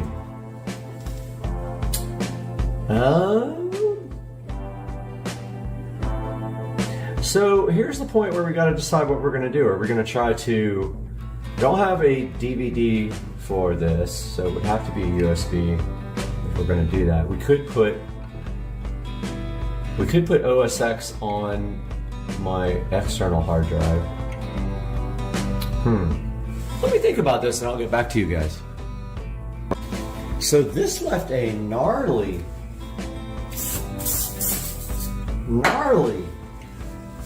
coating on the screen, like a haze. So I got my secret formula invisible glass out, which I use for the car. Look at that. Came right out. I don't know why I'm so stoked for this. It's a Core 2 Duo. I was hoping it was an i5 or an i7. Can't go crazy with a thrift store find, but look at how shiny that thing is. You can see the reflection now for sure. This thing's all crooked. Alright, so we got it shined up. The first thing we want to do though is we want to get that OS backed off onto a hard drive. Pull the old hard drive out, put the well, actually, Maybe we just put a new drive in it and put a new OS on it with a, not sure. I gotta figure that out. I'm gonna check into that. And we'll be right back after I get a keyboard and mouse. All right guys, so I did reinstall and it says you need to be connected to the internet. I clicked the network utility, I pushed Wi-Fi, and let's see, reinstall OS X. Try again, okay. So, all right, so utilities, network utility. Ethernet, no. Wi-Fi.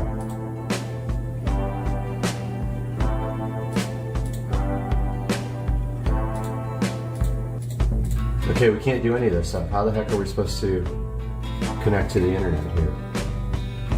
I think I'm gonna have to Google this because I don't know. It says Wi-Fi, but yet there's nothing to connect. All right, let me look this up. All right, I'm an idiot. There's a Wi-Fi menu in the upper right-hand corner. So here is my Wi-Fi. Let's connect to the 5G.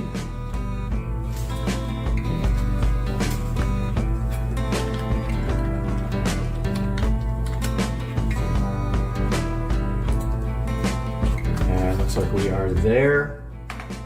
Let's do reinstall OS X. Yeah, we are. Oh, okay, it's letting me go past. Continue. Wants to verify my eligibility to reinstall POSIX. An error occurred, okay. Reinstall OS X, please. Please reinstall OS X. Okay, it's just failing right there. Let me see what's going on with that. I'll get back to you guys. Okay, this article says to restart and hold down the shift key. So let's do that to go to safe mode. It says Intel processor. Turn on or restart your Mac, then press and hold the shift key. Release the key when you see the login window, then log into your Mac. Oh, I don't have a login. Let's see what happens.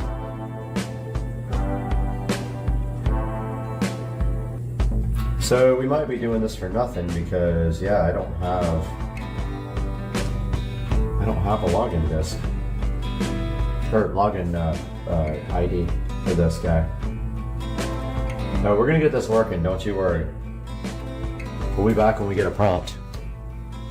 All right, so I held down the command, I think it was D, to reinstall this from.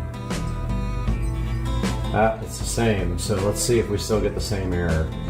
All right, we're on Wi-Fi. Yeah, we're connected to Wi-Fi. Let's try that. In the meantime, I'm downloading the new, I'm downloading Big Sur on the PC over there.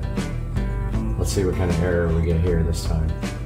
All right, it wants to install Yosemite, Yosemite. It's gonna error. Maybe. Yep, errored out. So I don't know if the hard drive is bad here. Let's look at disk utility. Yeah, we can't.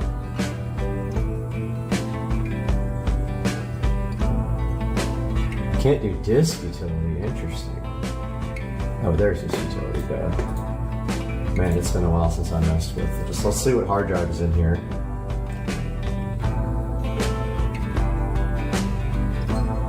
Okay.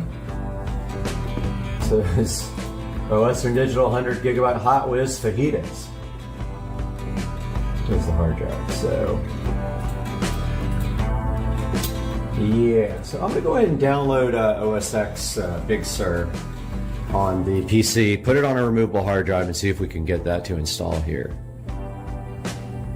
We got this external hard drive here with an SSD inside of it. I was using it for my Xbox Series S. That's what we're gonna put Mac OS Big Sur on. We have our Big Sur downloaded, and the way we are going to create this bootable disk is with Transmac. So we downloaded Transmac per this article. Then we right-clicked and formatted this disk. This is the external hard drive. We formatted for Mac disk. Now it wants us to name the disk. It says to pick a name. We did Mac OS bootable USB. 447 gigabyte, you want to continue? Yes. So it's formatting it.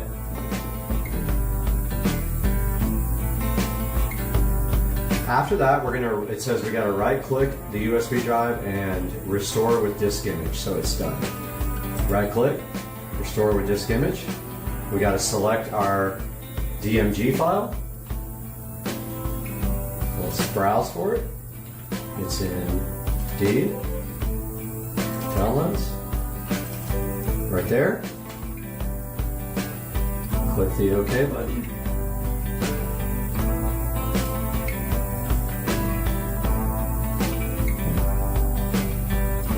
And we say yes. And here it goes. So it is formatting our external hard drive. And then we should be able to insert this disk and hold down Option and install. Should be it, brothers and sisters.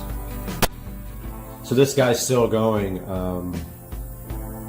Probably should have plugged it into the USB 3 port. It's a USB 3.0 enclosure, but I got plenty of time. I don't have much going on tonight. I do have to work at 9 o'clock, but that's what, 4 hours away. I think we might be done with this by that time, but as you can see, this thing is going currently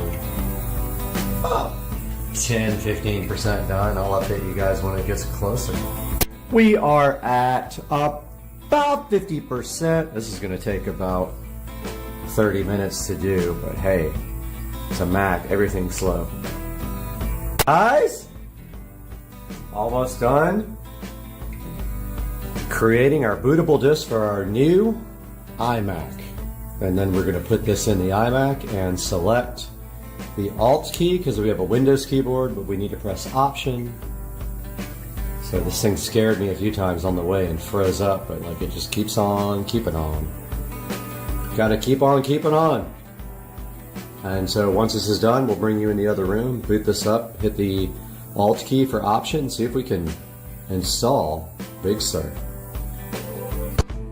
We are back in the Supercar Street Racing Lab with the high-tech lighting environments, and I don't even think this thing has USB 3, but we're plugging in our hard drive here to the back.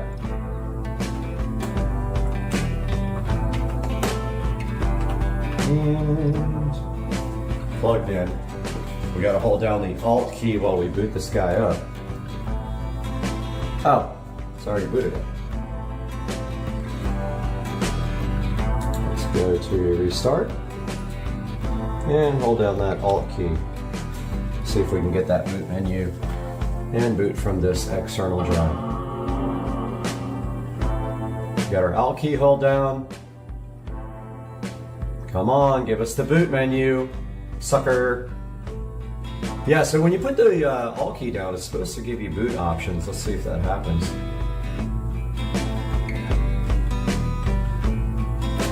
So I've been reading about replacing the hard drive on this thing, and it is not going to be good times. Heard you gotta take the screen out, so we'll see if I need to get a suction cup thing. Dude, I still got the Alt key held down. Come on, brother. Come on, brethren. Nope. No.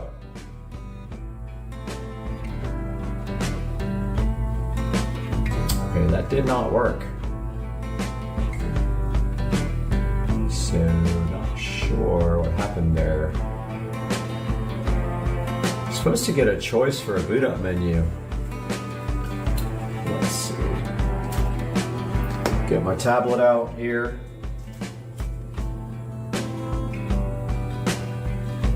Let's see. Mac OS boot from external hard drive.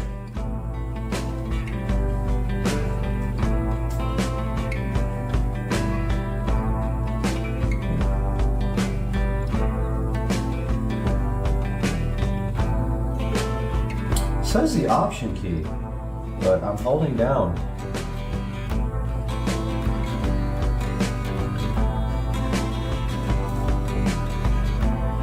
Yeah, it does not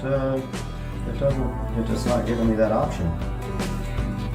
Get it? Option key.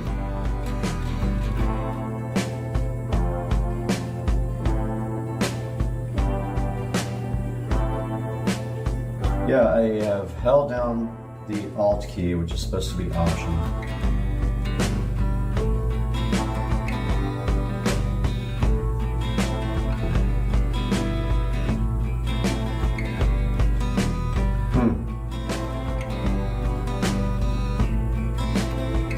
Yep, I'm looking at all the articles here. I'm going to do some more research and see what happens here, and then I'll let you guys know what happens. So latest update here, I cannot get this thing to boot from the USB drive to install OS X. I'm still fiddling with it, reading articles, and I don't know what I'm going to do next. I'm going to figure it out for sure. I'm kind of clutching right now, but in the past I've had some experience with these, so I am restoring the external hard drive to the internal hard drive. That's my current plan. And then once that gets done, I will replace the internal hard drive to the external controller. I don't know what I'm going to do, but I'm figuring it out. I think restore to the internal drive, get that up and running, then swap the disks, restore to the, I don't know. It's going to happen one way or the other. Wait, I got it. I realized I had some vodka. Okay. So we're going to restore what's on the external drive, which is the installer image, to the internal drive. Once that's done, we will take the internal drive, restore that to the external drive, then swap them out, and we should be done. All right, so it got done restoring the hard drive to the internal hard drive, external to internal. I don't know what's going to happen, honestly. I overwrote the internal hard drive. It's a 160 gigabyte spindle drive. Come up with a gray screen. Let's see what happens. I mean, I think I overwrote the operating system. So we're going to see. That's the longest boot process in the world right now.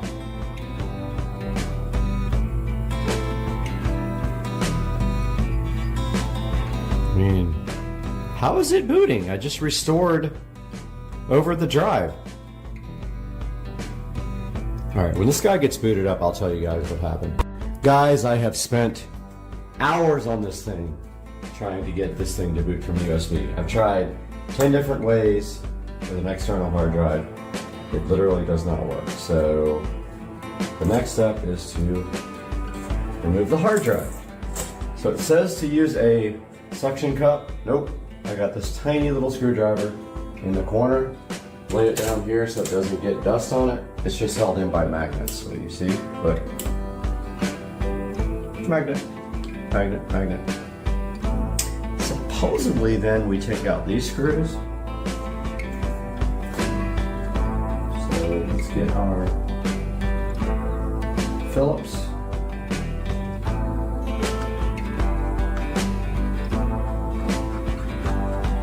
Which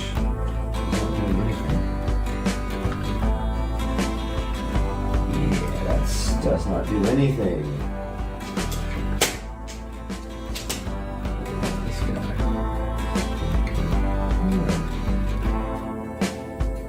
Alright guys, I'm going to take a look at this and see what kind of screwdriver this takes, and I'll be back. Alright, this is a Torx. So I got my Torx set out. And I got my trusty Black & Decker badass little drill. It's going to be a tiny one. I don't know if I have this size though. Let's see. This is the small size I have. It's not that small. Oh! Score! Let's get our headlamp on here. because we're blind. So I've never done this before. I'm just seriously just going off of the screw remover. There's one. Dude. If you're doing this with a manual screwdriver, I feel sorry for you. Watch the battery die.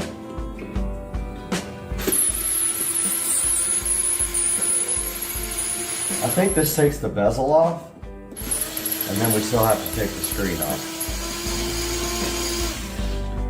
They make it like, why can't you just have a little cover on the back to take your, oh, some of these are short. Oh shoot, I didn't even look and see which ones were short. Okay, well, probably should have been paying attention. These are short, so I'm gonna start putting them where they go. So they go like that. Yeah, I think these are the long ones down here, but I messed up. These are all short, but I have a few long ones that I don't know where they go. It's gotta be these three down at the bottom.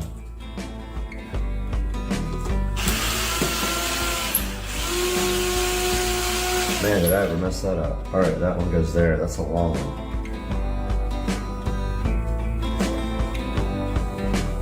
All right, there's no screws left.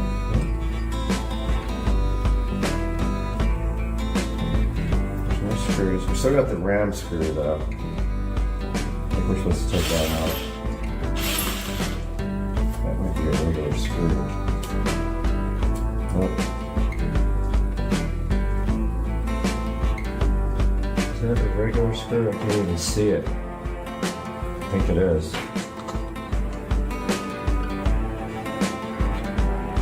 Looks like it might be stripped.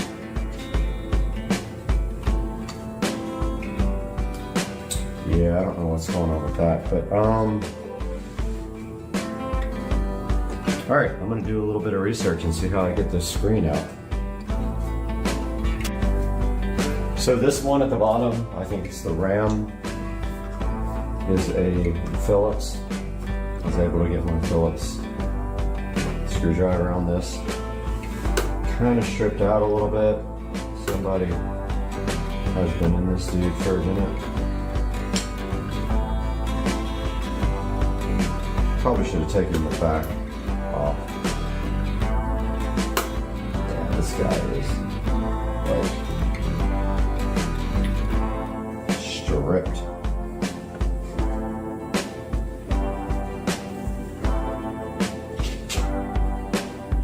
Boy, might be worse. $22 I've ever spent, and I was so hyped about it. So, the RAM drawer is not coming out. I'll loosen the screw.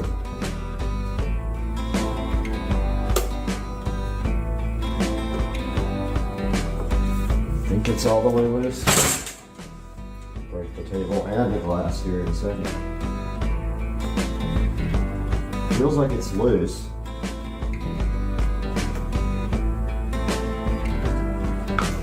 It's not coming out.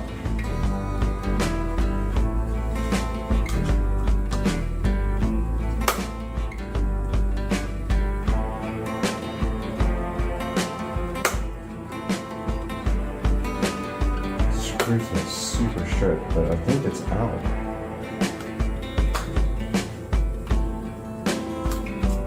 Can't get anything in it. Let's pry it.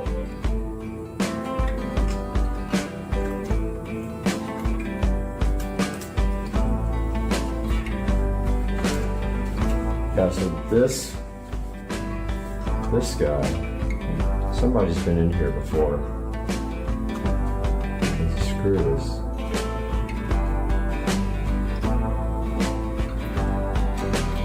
It's too small for that guy and it's too big for these other ones.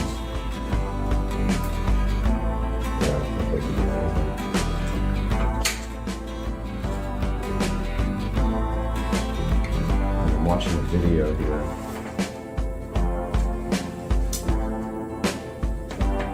This guy's saying Phillips head.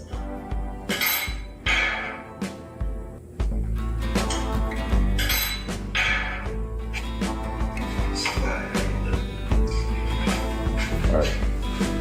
You want to remove this cover here.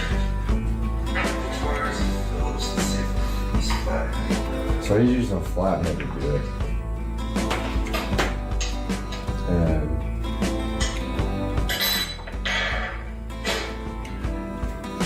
I'm trying everything right now. It's loose. So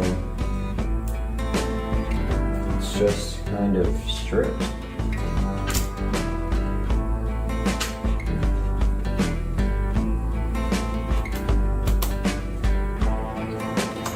Yeah, it's all the way out now. So it should come out.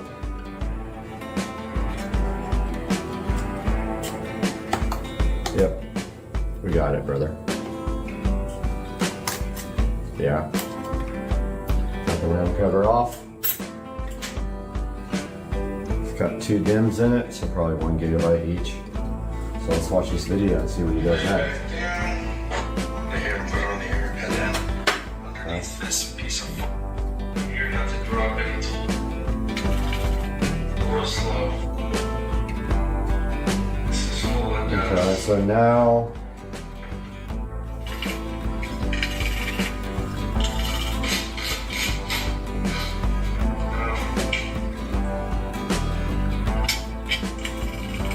just go real slow. Right here. okay, so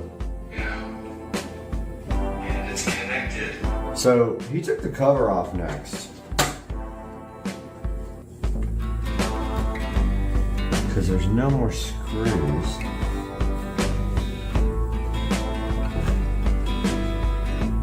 I think that's what I saw.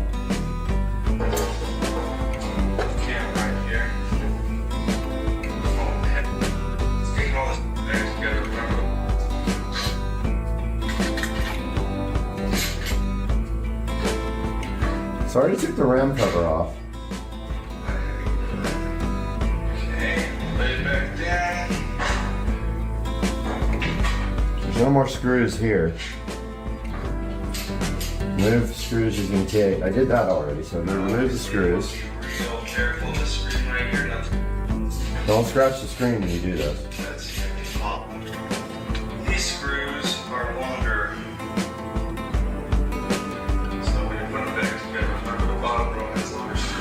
So he's saying the bottom row has longer screws. First, just go. Alright, let's see what he's doing here. Once you take all the screws out, you have to pry the screen out. Alright, so he says pry it off. So from where is he prying it? Is my question. First, just go real slow. Push right here on the phone cap. So he's pushing right here. It's connected. So I have some plastic tools. I'm gonna go grab my plastic tools. So he's saying to pry up here. So I'm definitely not gonna touch that screen, but I have some plastic tools here that are, they're not that thin though. I'm almost thinking like a small screwdriver under the phone. Yeah, so that did it. All right, so I got the screwdriver under. The cover wants to come straight off now.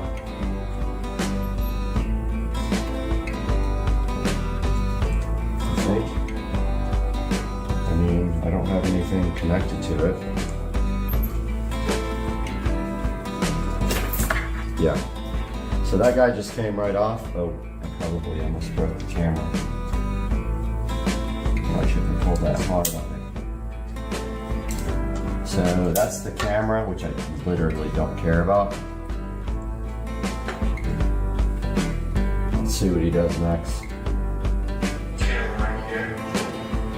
Yeah, I didn't see that and I pulled pretty hard.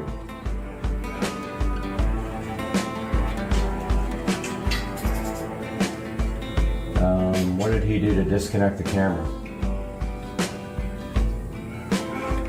I mean, he just pulled on the little cable. I don't think I need to take that out. I can just... Alright, so I see the Wi-Fi module. I see the fans. I see a lot of dirt. I see the speakers here. RAM. 2 1GB RAMs. I believe it's 2 gigabytes. I haven't really looked yet. But we have to take off the screen now. So it should be important to do it. Be a miracle if this thing goes back together, honestly. Trying to put everything close to where it came from.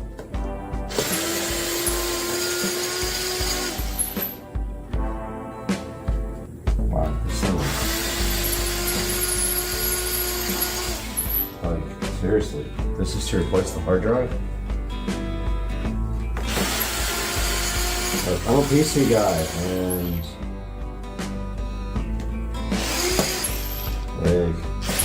I'm used to like taking the side of the case off. And then you have this. Take the screen off to get to the freaking hard drive. You can't have a cover on the back? I mean, come on, dude. Alright, so... Let's see. Unless these two up here are connected to the screen, should be loose. Oh, there's one more.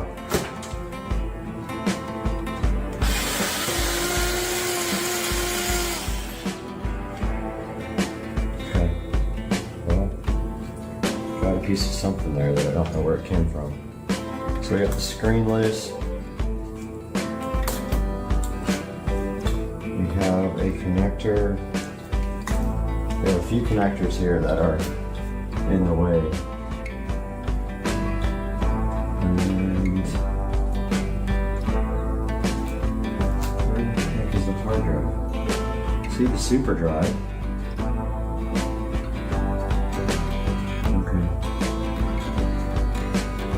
Oh, it's a 5 1/4. Alright, so we have a few connectors here that are blocking this.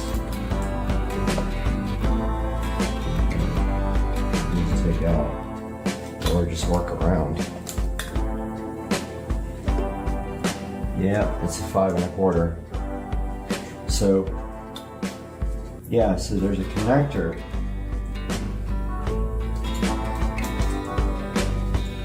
Torques on it, very small Torques. And I'm going to try to not disconnect.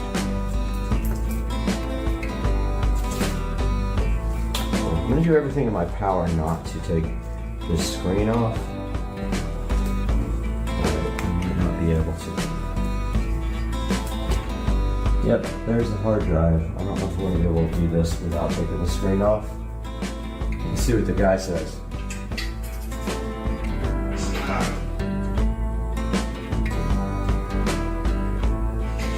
So he is taking the screen off now.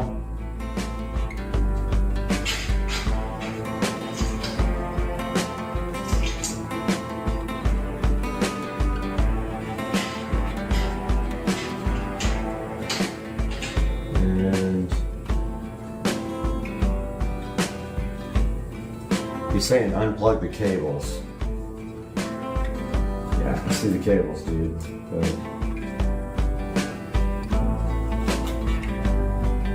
unplug. Okay, if we can just unplug this one, there's a couple of little white connectors here. If we can get those off. Yep.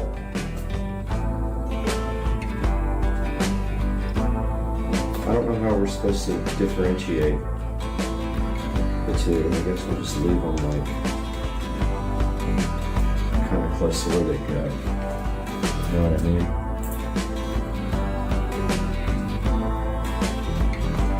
So here's the hard drive. This is a shit show.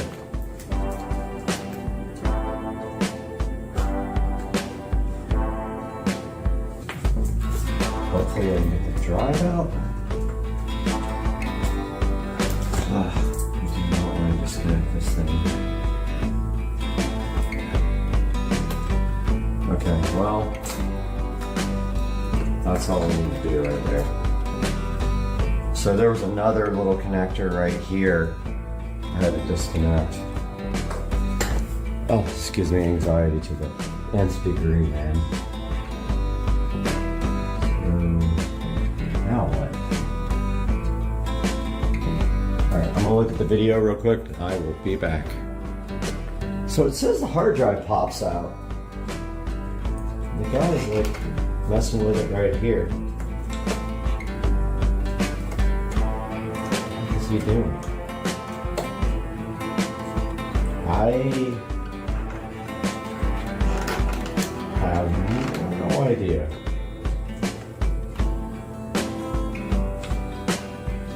I don't know. It says it pops out. Let's see the video here. So he's messing around with this side. And he says, hard drive will pop out. Oh, he's just like prying underneath it like this.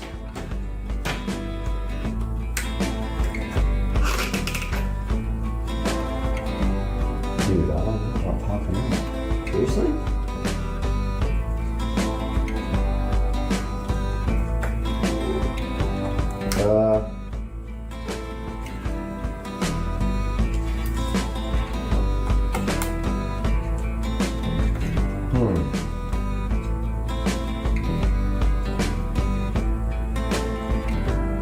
Alright, I'm gonna mess around with this because I don't know what this dude is talking about.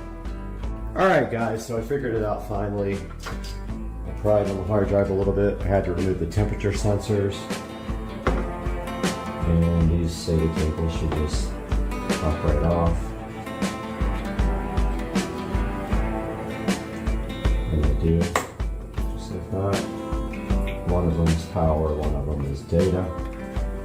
Now of course we are putting a SSD in here. So we're gonna double-sided tape that guy. And this is the SSD we're trying to install from USB, which never worked. So I don't know what's gonna happen after I put this in, but here's the SSD. So it is a Toshiba / OCZ. We need our double-sided tape. Whatever that went, I don't even know where it went. It's probably on the table. It is.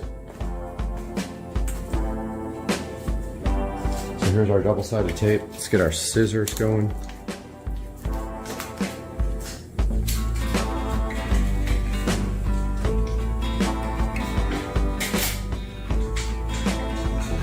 Get your scissors, guys.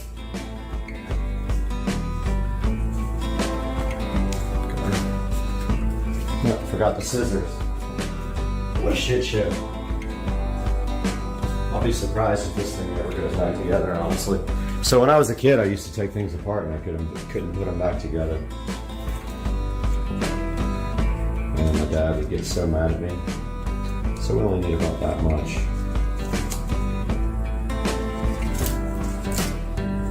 Just to stick this guy in.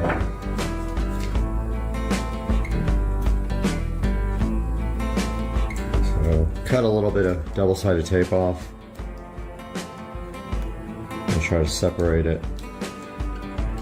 Of course, I'm never gonna get it while I'm on camera.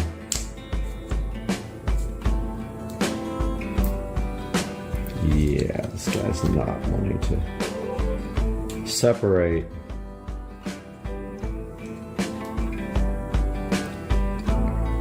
Oh, can't even with this stuff.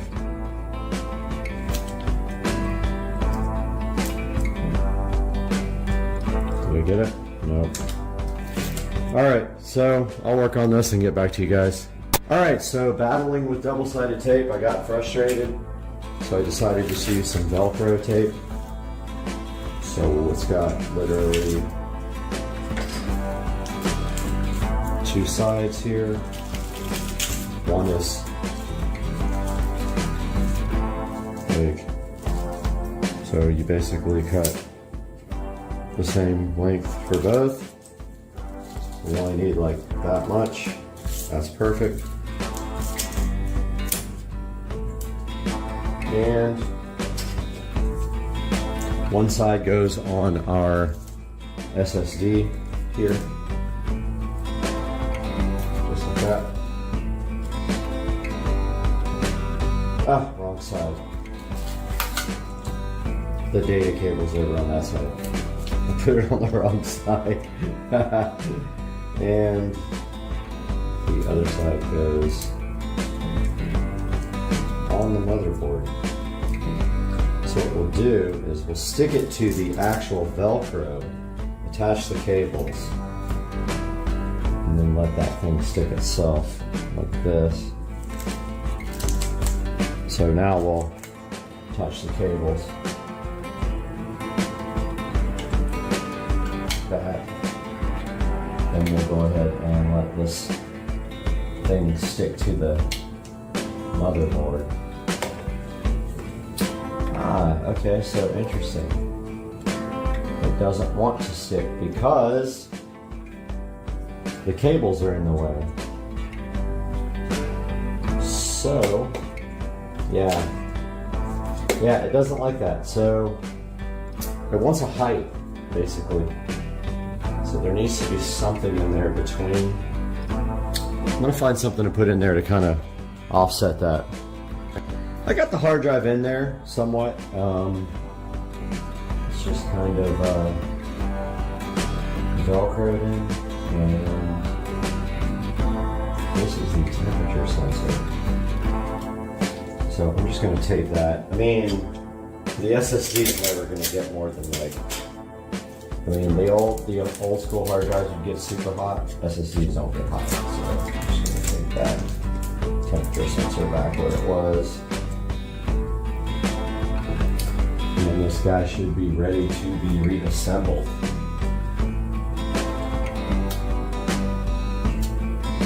And tuck this temperature wire under.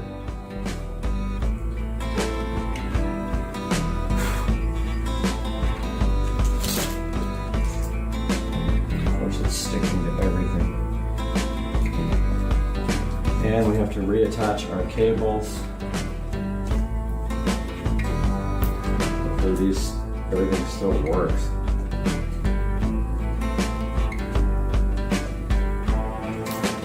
And then there's this.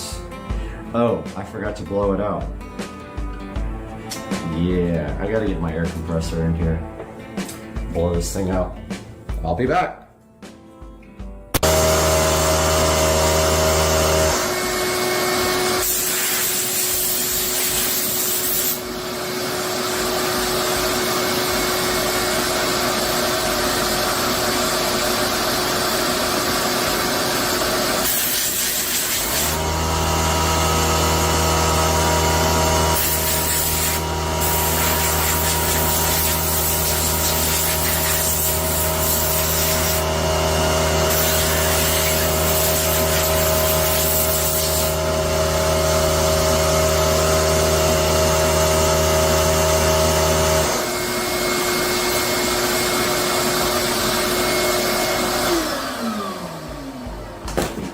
So honestly, guys, not that dirty. I was expecting way worse. Okay, so my eyes are literally the worst. So I have this light. I have one more connector here to reattach. The worst part is I don't even think I can restore this with what I have. I think I'm going to need the DVD to do this, but going forward, whatever. Yeah. Okay, this one little black connector here.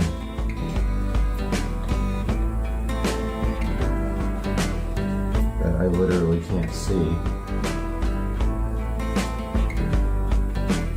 Guys, it sucks in your eyesight. getting bad. Plus it's really tiny. Might need some needle nose.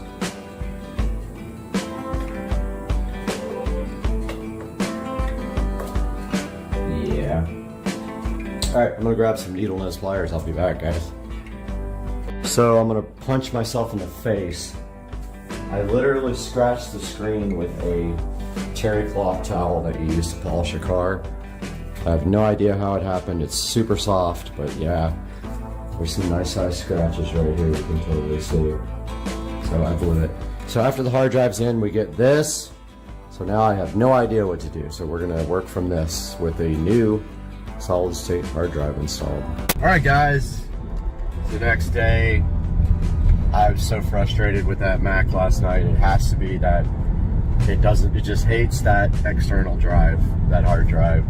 I ran to Walmart, I picked up a 64 gig USB 3.0 flash drive. They're only like 10 bucks now at Walmart. And so I'm gonna give that a shot, get that thing formatted with Transmac, try to drop the latest image on it and see what happens, because I've spent way too much time on this thing. It's honestly not worth it because it's a Core 2 Duo. I'd love to have it up and running, but we're gonna see what happens with this 64 gig flash drive that I just bought. All right, ladies and gentlemen, happy Saturday. I got the USB 3.0 64 gigabyte drive plugged in here. There it is right there. It already popped up. It's already pre-formatted. We're gonna go ahead and open Transmac and well, let's exit that and reopen it. We're gonna have to reformat this for Mac. We're on the trial version, so of course you have to wait. So we're gonna put the latest OS on, try that first. Alright, so here's Transmac. There's our USB disk. We right click it, format disk for Mac. It's gonna want to restart as an admin to do that. We have to wait for the trial period. All these little pop-ups can go. Alright, right click, format for disk for Mac.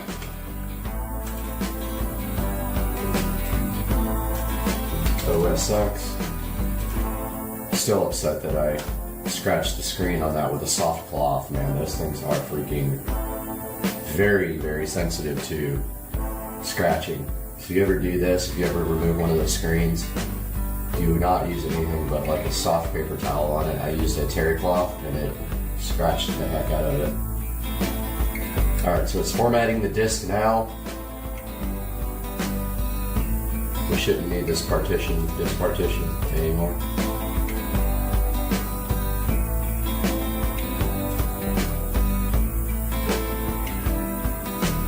This will just take a second. Okay, that's done.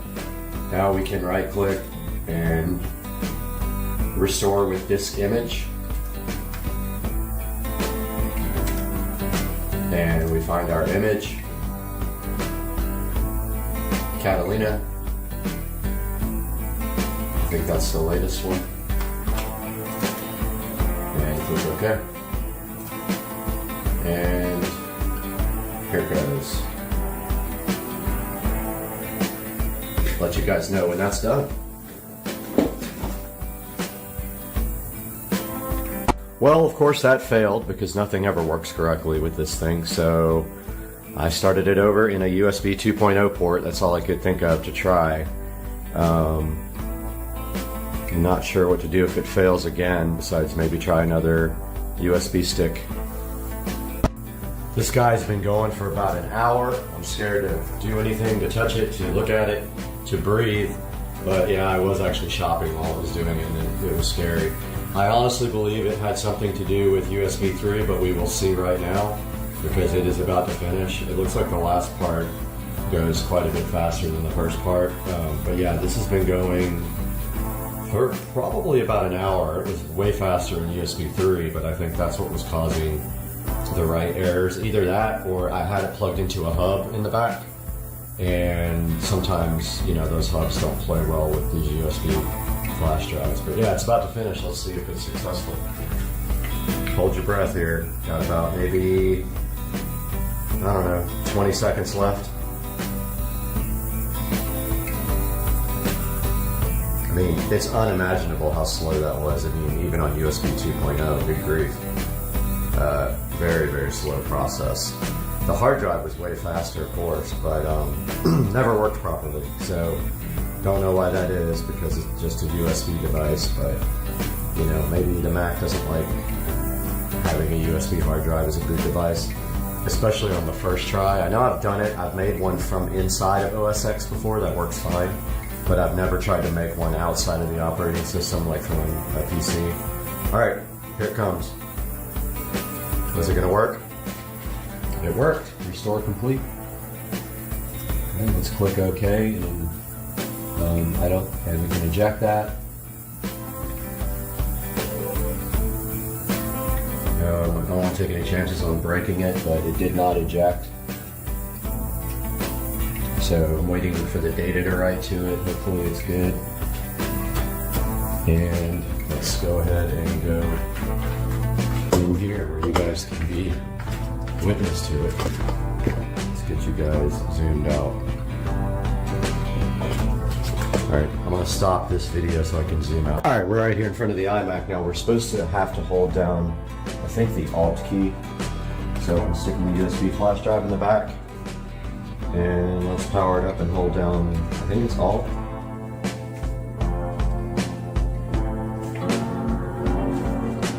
I think.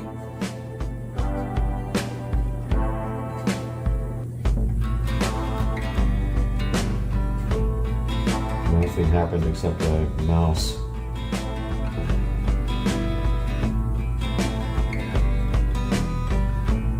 We'll try the other, we'll try the Windows key as well.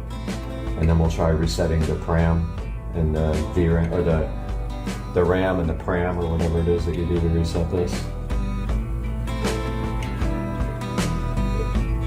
We're supposed to get a boot menu here.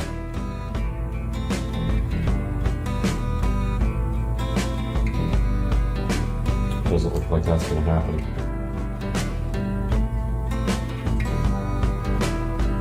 Let's try the Windows key.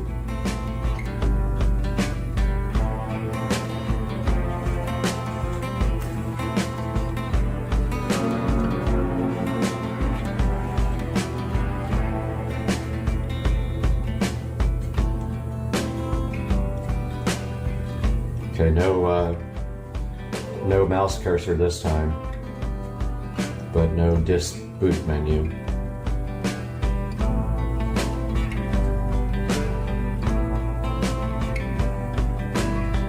Might have to get my tablet out and Google how to boot from USB flash drive again. I thought you just held down the command key, which is the Windows key. Nope, we still got the flashing folder. So frustrating. I'm gonna search for this again. Mac boot from flash drive. Press and hold the Alt key. Option key. Alt. Okay. I did that already.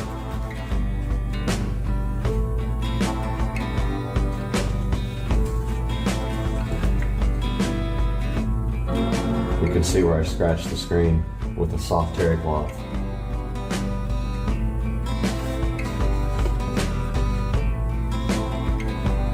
So I've been holding this down.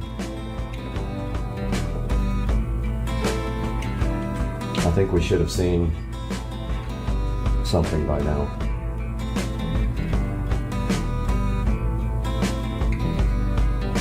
I'm giving it a second.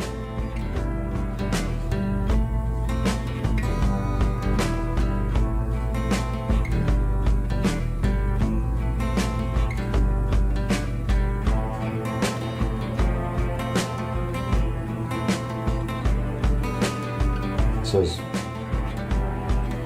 press and hold the Option key when you boot up. not working.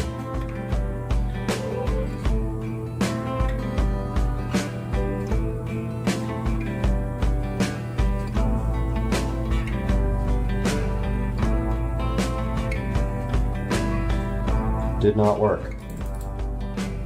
It's like the 15th time I've tried this. Let's try resetting the pram, I guess. It's Windows Alt PR and power on.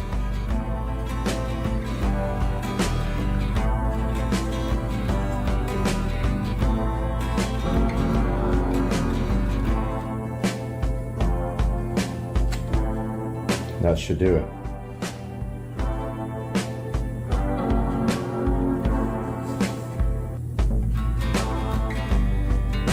No disk. No boot disk selection. Damn it. This is frustrating as hell. Tried everything on this thing.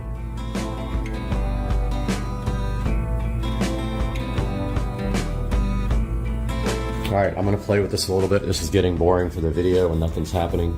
I'll be back. Alright guys, so it is a few days later, and after some really tough struggles, I was finally able to get the OS installed onto my solid state drive. So here, what you can see now is coming up in the next video, and that is upgrading the non-supported 2009 mid-year iMac to High Sierra. Totally not supported, but I'm going to show you guys how to do it.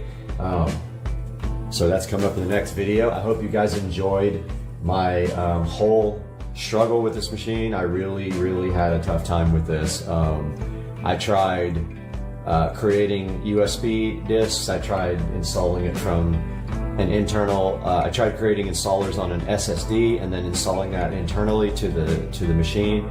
The only thing I ever got to work was I created a virtual machine with VMware Workstation. I installed Catalina on that. Then I was able to clone that disk image, the actual boot image, with Carbon Copy Cloner onto a USB stick. I was actually able to boot off that USB stick, which I was so happy about. And then I cloned from that USB stick to my internal SSD, and it booted fine after that. So yeah, check out the next video where we're going to be showing you guys how to install High Sierra on my $20 iMac. Have a good day, guys. All right, now we got the patio lights on, so the string lights. We got the Govee sconces, and we got the Govee LED color changing RGB IC bulb.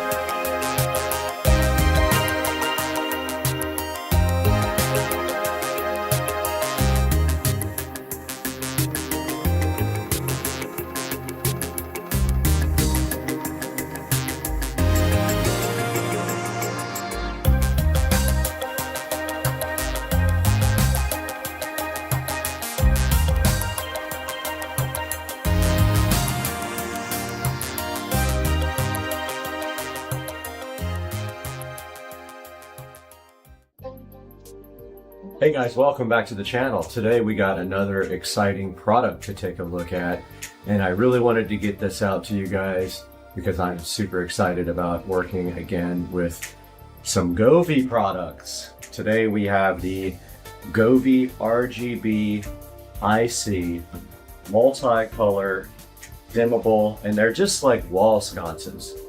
Now, every time I've seen someone set these up, I always am kind of amazed that they're just kind of strung on a wall with all the light showing. I mean, I guess it's not that bad when you take a look at the package. You can notice here the lights are all connected by wire. Technically, you could probably put those in the wall, but you would have to drill through, probably, you know, put a hole in your drywall and then drill through the studs that go across the wall. If you have a long, flexible drill bit, you can do that. Nevertheless, I do want to take a look at this because these are going out on my patio up on the beam that I installed, which you will get a look at in another video. So these are the Govee RGB IC dimmable multicolor wall sconces. Love Govee, they have so many cool products. We're going to take a look up close now. It's the same for all Govee products. You have to have Bluetooth turned on. You go to the Govee Home app.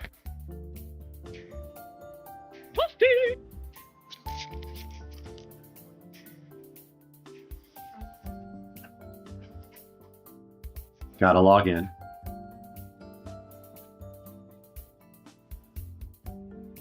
And here you can see my other, this is not mine, so I'm gonna remove it. This is my neighbor's. Okay, so you can see all my Govee products on one page here. So you wanna press the plus button at the upper right.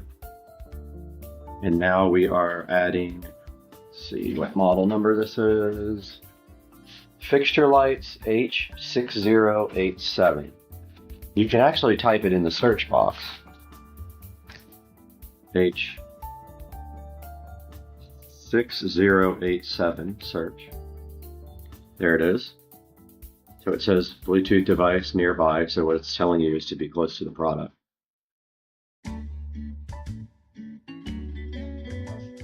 Okay, so it looks like it found it. It's got the serial number. So we click on that, it's connecting. It automatically now it says it's got an upgrade screen. So it asked me if I wanted to upgrade it, but then it actually did not do it. So you have to go into the settings and then the firmware update to accomplish this. So here we go, it's upgrading the firmware. So I haven't quite figured out the layout that I'm gonna put these in. I think I'm going to stagger them back and forth on the beam if they will reach the entire length of the beam, but I don't think they will, after looking at the length of the cables that go in between them. And I don't want to try to I want to have to try to extend a cable, and I bet you I can't get longer cables for these, but man, I wish these cables were just a little bit longer. So it's still going through the firmware update here. Oh, this might be okay, the length. Alright, we're at 76% guys. It is upgrading the firmware at this point on the sconces, on the lights. Govee does have a really, really nice app, and they do stay on top of all the support. 92%.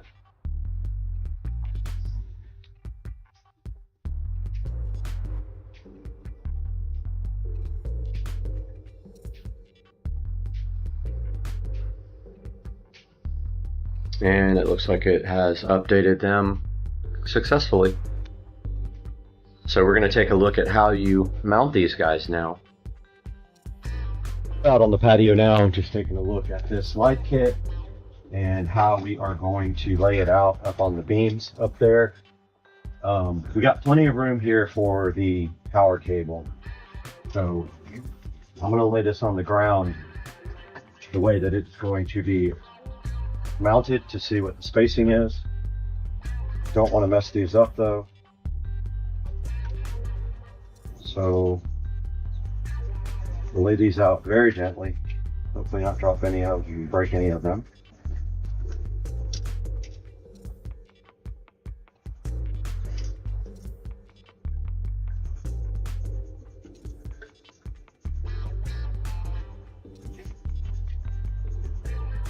So I'm thinking one on each side to like stagger them out.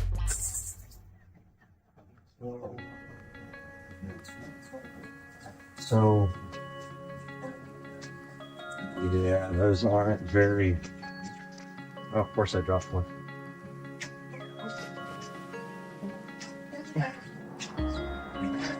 Clip came right out. That's not have been in all the way. Nope.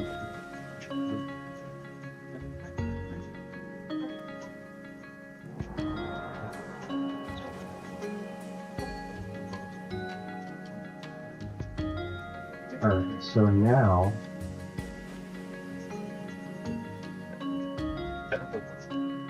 we know how far it's gonna work good actually.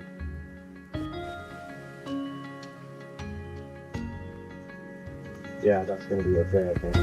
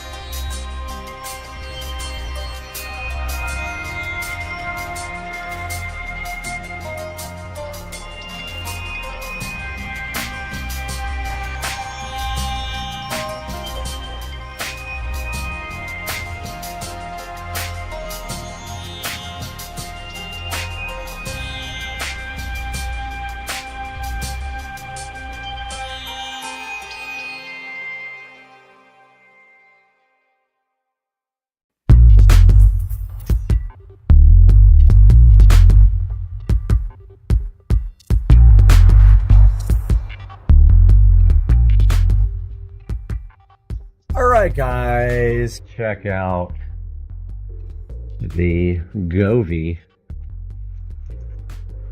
sconce lighting on the patio. It looks so sick.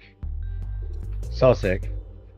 I guess I better get the tablet so we can like run through the patterns and like take a look.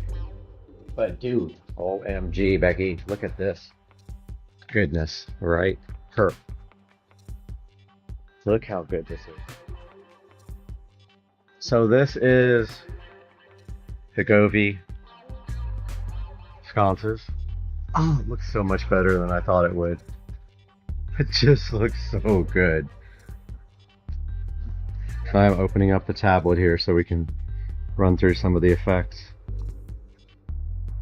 But please tell me that doesn't look amazing. Alright. I am in. Oh. Yes. Yes. Okay, check this out. Only thing I'm worried about is the fan spinning. What that's going to do to the lighting. So we're in the app now. We're in scenes. We're in natural. It's not like those ones that just like skip. This is Aurora. Flower field. It's like purple, pink, yellow, and like greenish yellow. Rainbow. It's fluctuating. Starry sky. So these pre-built scenes, you can't modify the speed, and some of them are just way too fast. Let's go to festival. No, those are all like crazy. Emotion. Here's leisure. This is so good. How bright. Nightlight. Romantic. Candlelight. Dance party.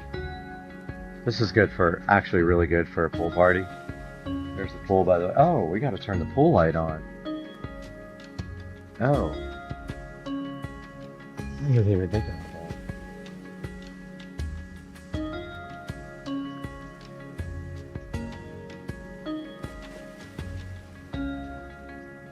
Switch off.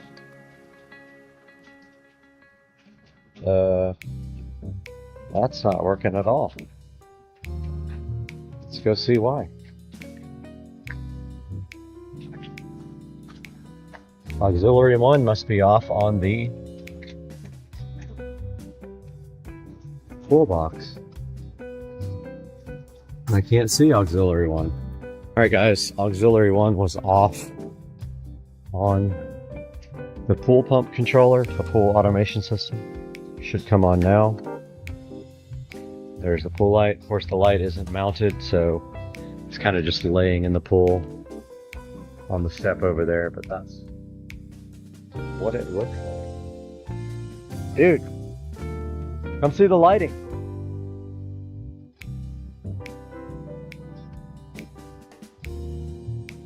Alright guys, so that's a look at the Gobi sconces. And you can see how sick these things. We don't even have this guy on either. Should we turn that guy on? Yeah, we should. Let's turn that guy on.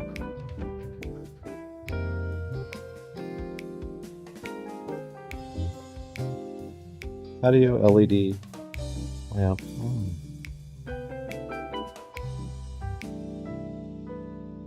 Oh, it can't come on because the lights aren't on. Alright, now we got the patio lights on, so the string light. We got the Gobi sconces, and we got the Gobi LED color changing RGB IC bulb.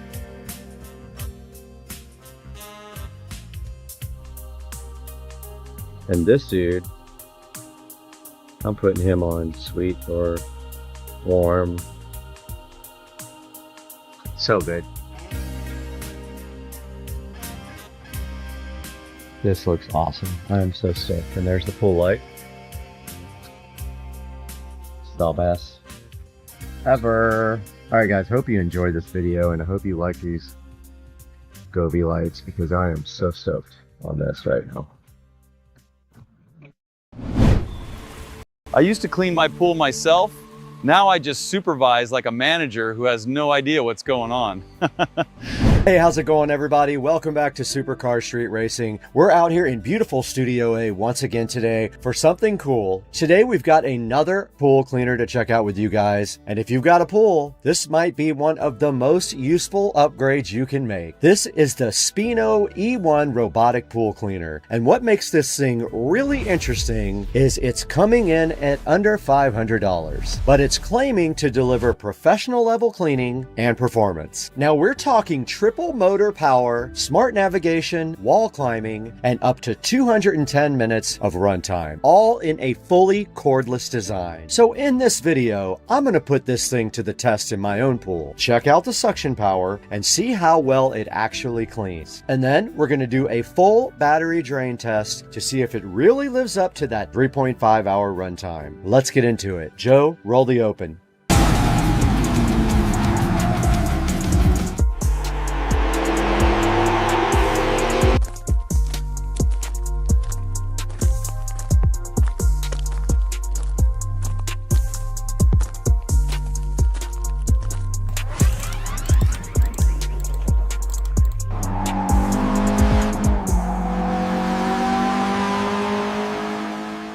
Okay, it's time to break down what makes the Spino E1 stand out. First up, its power. This thing is running a triple brushless motor system, including a dedicated suction motor pushing up to 5,800 gallons per hour. That's some serious suction for something in this price range. And it's designed to pick up everything from leaves to dirt and sand to bugs, even fine debris all the way down to 180 microns. Next, let's talk about the coverage and the runtime. You're going to get a 6,000 milliamp hour battery, and that delivers up to 210 minutes of cleaning time, and it can handle pulls up to 150 square meters. So whether your pool is small or on the larger side, this thing is built to cover it. Now let's talk about one of the most important features, navigation. The Spino E1 uses 17 high precision sensors with something called Smart Arc navigation. Now this basically means it intelligently maps out your pool and adjusts direction after each pass to make sure it's getting full coverage. It doesn't just clean the floor either. It handles floors, walls, and your water line all in one cleaning cycle. Now operation is super simple. One touch start and 5 different cleaning modes. Those include the floor mode, the wall mode, the all mode, which is floors and walls. It does your walls first, then your floors. Eco mode, which is scheduled cleaning cycles, and max mode for full power suction. And you also get really convenient features like automatic waterline parking, so it comes up when it's done, a top load filter basket that's super easy to rinse out, it does quick water release in about 5 seconds, and the smart app to control the settings once it's out of the pool. And on top of that, it's built tough. It has an IPX8 waterproof rating, it is made of UV resistant materials, it's saltwater compatible up to 5,000 ppm, and overall on paper, this thing checks a lot of the boxes, especially at this price point. Now let's see how it actually performs.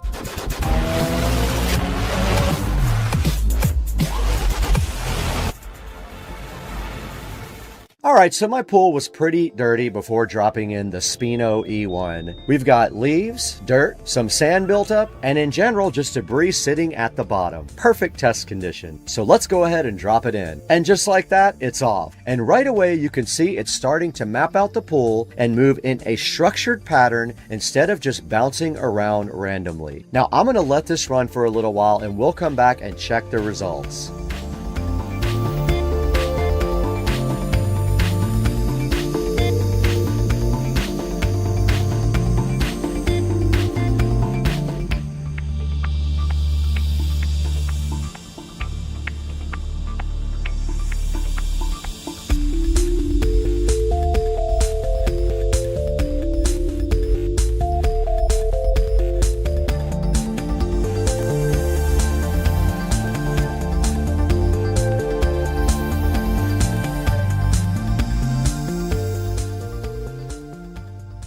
Now after letting it run, here is the after, and honestly this is pretty impressive. The floor is completely cleaned up, debris is gone, and even along the walls you can see it's been scrubbing and climbing without issues. The only debris left in the pool was blown into the pool after the cleaning. It picked up everything from larger leaves down to fine dirt. And the best part? I didn't have to do anything. No hoses, no manual vacuuming, just drop it in and let it work. Now let's talk about battery life. The Spino E1 claims up to 210 minutes of runtime, which is about 3.5 hours, so I wanted to test that. I started this on a full charge and let it run continuously in my pool. Here's how it performed. It maintained strong suction throughout the cycle, with no noticeable drop in performance, and continued full cleaning patterns the entire time. And after running it all the way down, it came very close to that advertised runtime.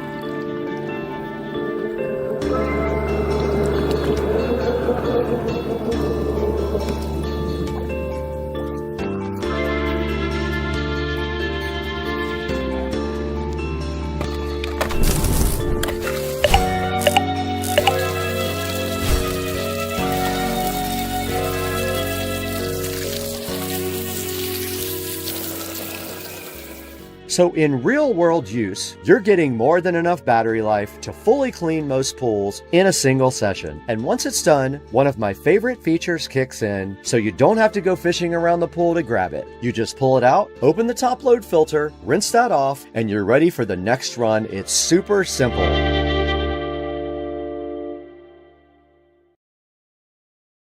We're out by the pool now with the Spino E1 pool cleaner. You can see right here we already had the all-wheel drive Luba on there. Let's go ahead and see if we can add a device here. We'll go ahead and click add. Right away it was found. Now it's connecting via Bluetooth, and on the front here you can see the mode is set to floor already. Now it's giving us a little demo about how it can clean. It's showing you each mode here.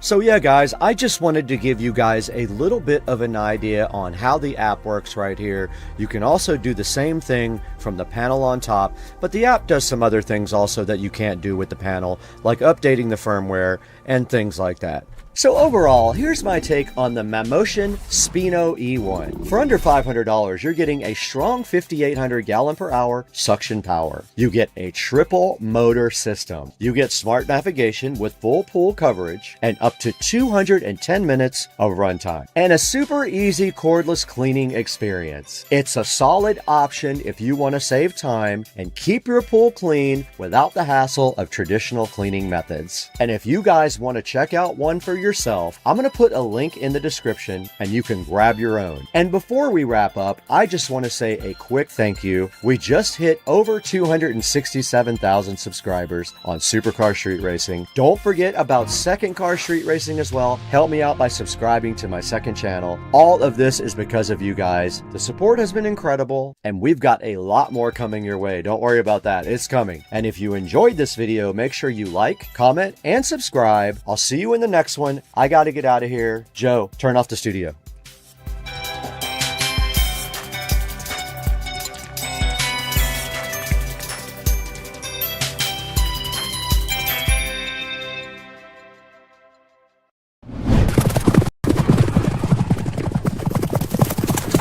We're back again at Supercar Street Racing, all the way out here in Studio A today, where it's nice and cool, but it's hot outside, and today we're looking at Pixverse. Now, Pixverse reached out to Supercar Street Racing to see if we wanted to talk to you guys about this very cool AI video and image service. It's sitting right up here on the screen today. I have spent quite a bit of time using it now. I'm going to tell you what I did, how we're going to use this, and you're going to see it in this actual video. Let's get it done. Let's take a look at Pixverse and how it can help you and your creativity.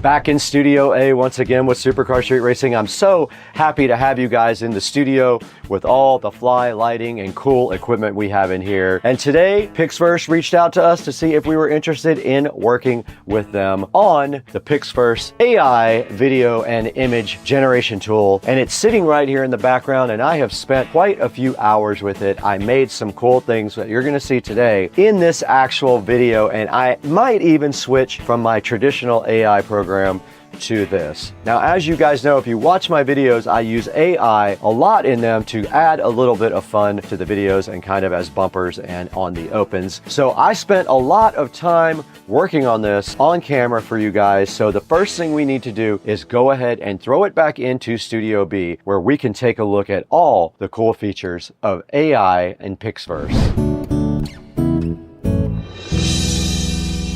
Okay, we're here today with a new sponsor. Pixverse reached out to us and wanted us to show you their very cool, very creative website where you can do so much with AI video. So we're gonna go through the first part of this right now, and that is image or text. So let's get our prompt up here. We're gonna paste our prompt right here. So I pasted this into the prompt area, and then all we have to do now is just give it some sound. You can see I've created some stuff already. So it's in the queue now at 3%. And there is the final product.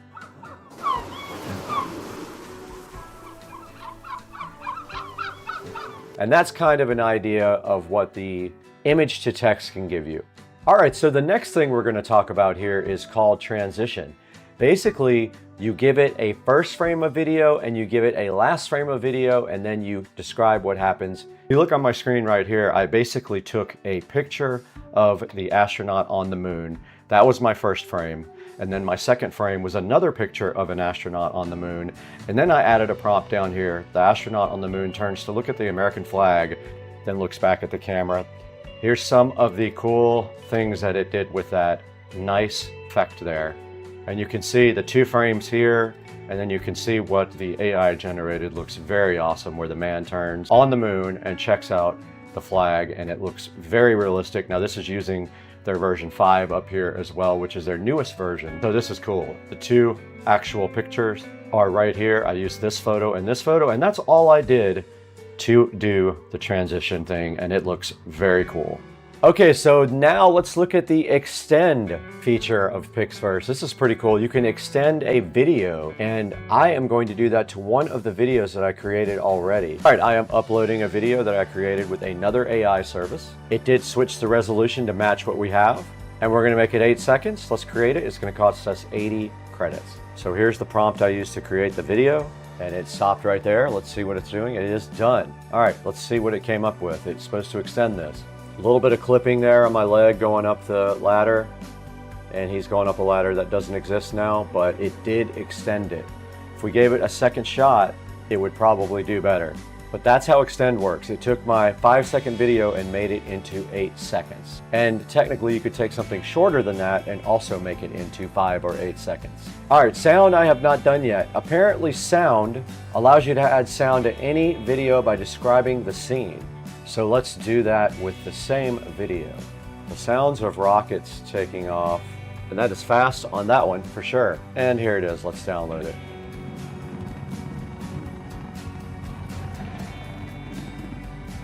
And it did work, it did put that sound in the background, that's pretty cool. You can also select to keep the original audio as well, and you can go in off-peak mode, meaning it doesn't cost you as much because you're generating in off-peak hours. So this next one will allow you to upload a video and then generate a script for it. So I'm gonna do that for this video that it created. So I'm gonna put this in there. This is the video that Pixverse just extended. I just typed in, the man is walking up the stairs, he's ready for a trip to the stars. And it is going to automatically pick a voice. Let's go ahead and create this. The man is walking up the stairs, he's ready for a trip to the stars.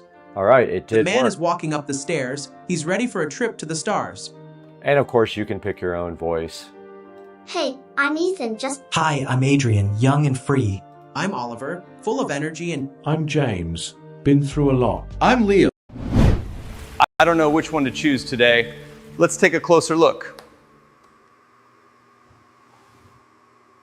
Hey everyone, welcome back to Supercar Street Racing. We're out here in the SCSR compound garage today with 3 awesome scooters from Navi. We've got the Navi ST3 Pro, the Navi XT5 Pro, and the Navi UT5 Ultra X. 3 amazing scooters from the lineup from Navi. Now here's the thing. This isn't just one of those comparison videos where we just read off specs. Today, we're going to tell you about real-world performance because we've spent a lot of time on all 3 of these scooters. We've had these things all over Amelia Island. We had them in all the local parks and on the local streets. And we also took these things to downtown Jacksonville. And we did a super long ride on the UT5 Ultra X. It's right here in this video. So today, we're gonna break down the specs and features of all 3 of these scooters, tell you about our real world riding experiences, tell you what each scooter is best for, and ultimately help you decide which Navi scooter you should buy. Because honestly, these are all amazing scooters, but each one is different for different riders. We're gonna let you know why. If you're looking for range, comfort, commuting, weekend fun, or something more powerful for longer rides, one of these is gonna probably stand out more than the other 2. So make sure you stick around to the end of the video, because at the end, we're gonna help you decide which Navi scooter you should buy. And if you enjoy electric scooters, tech reviews, e-bikes, golf carts, make sure you hit the subscribe button and the bell icon, because we've got more coming your way. All right, let's get right into this. Joe, roll the clip.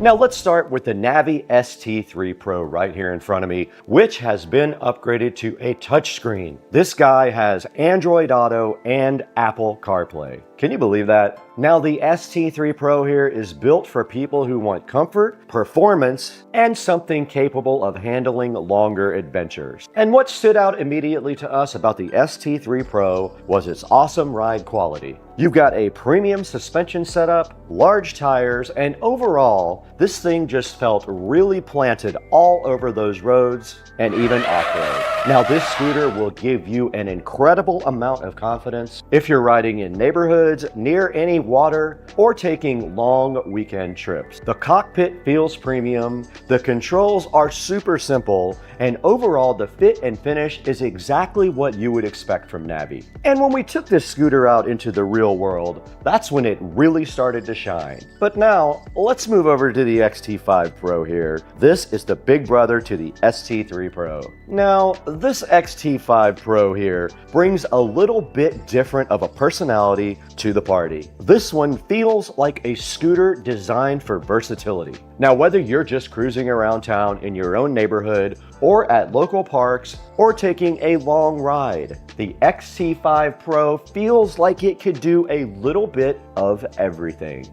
And what I really like here is the awesome balance between performance and practicality. It still feels powerful, it feels awesome and safe, but it also feels approachable. And if you're somebody that wants a scooter for everyday fun or weekend trips, the XT5 Pro definitely fits that mold. And you'll see in our tests here, we tested this in multiple environments right here on this video as well. Not just one trip, we've taken this thing tons of places. We rode this thing on Amelia Island, also took it to local parks right around the neighborhood. We wanted to see how it handled different terrain and different riding conditions. Now, let's talk about the bad boy of the lineup, the UT5 Ultra X right here. Now, the UT5 Ultra X feels different immediately the second you get on it. This guy is built for people who want to go places. And when I say go places, I mean go places. Just like in this video, Joe did it. This guy ended up on our downtown ride where we cruised around for hours, really putting some miles on this thing.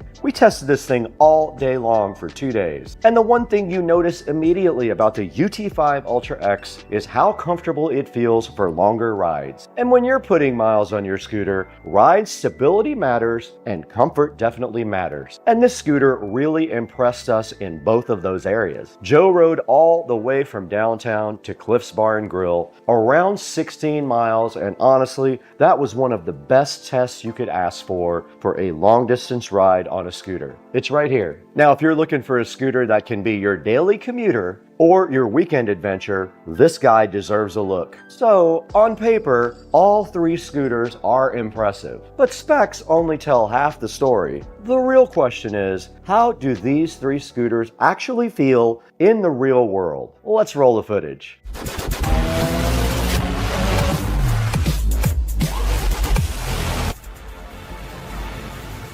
So let's start with the Navi ST3 Pro. For this one, we really got to test it during our Amelia Island trip where we spent the weekend hanging out on Joe's boat and riding scooters all over the island. And honestly, this is where the ST3 Pro started making a lot of sense.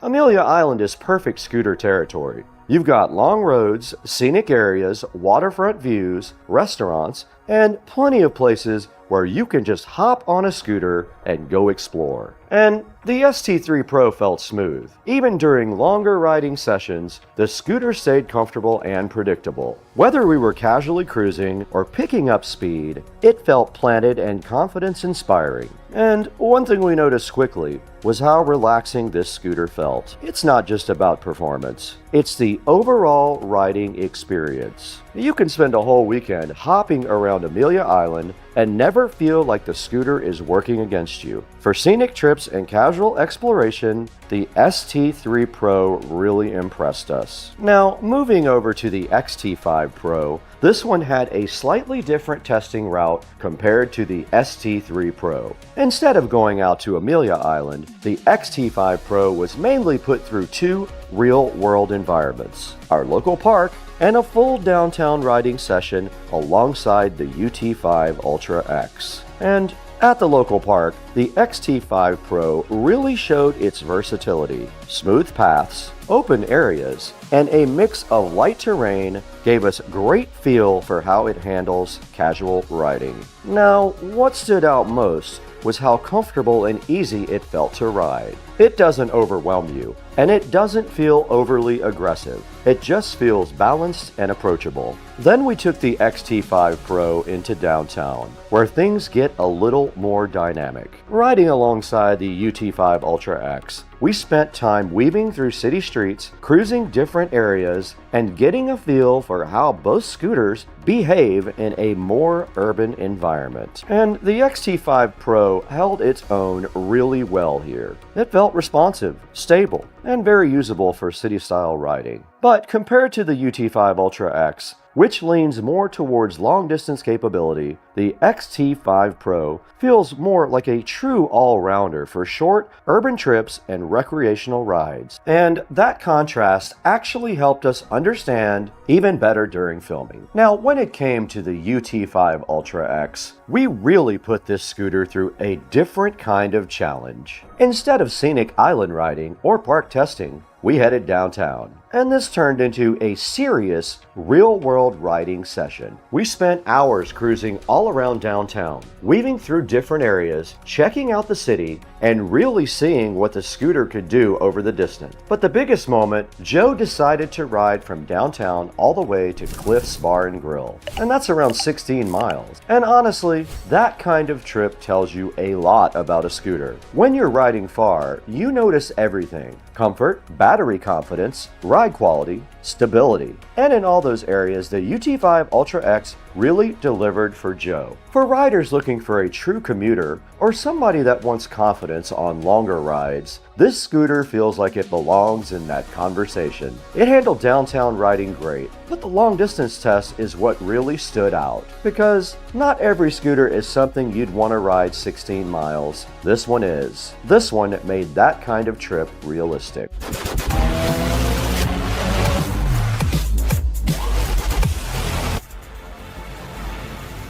So, after riding all three, here's how I would break it down. If you want something smooth, premium, and perfect for weekend adventures, the ST3 Pro is the scooter for you. If you want versatility and something that feels good everywhere, the XT5 Pro might be for you. And the serious scooter, the UT5 Ultra X, is perfect for longer rides and high-performance riding. But honestly, you can't go wrong with any of these three. I ride them all. It really comes down to what kind of rider you are, your size, and your age. We just brought the K100 right behind me here to join the party with Navi, another great scooter designed for kids. And now we want to hear from you. Which one of these would you pick? The ST3 Pro, the XT5 Pro, the UT5 Ultra X, maybe even the K100 Max for your children? Drop a comment down below and let us know which one you picked. And if you want to get your own Navi scooter, we'll have a link down in the description for you to pick one up. And if you found this comparison helpful,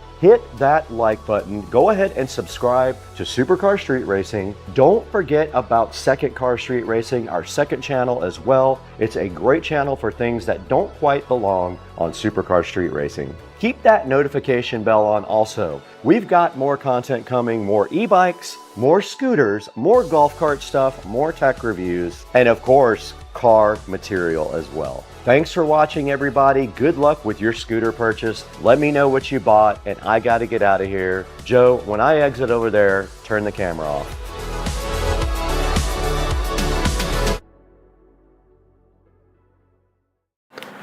Guys, the hype is so real today as we sit here in the Supercar Street Racing kitchen. Pay no attention to that, because that does not equate to what is happening today.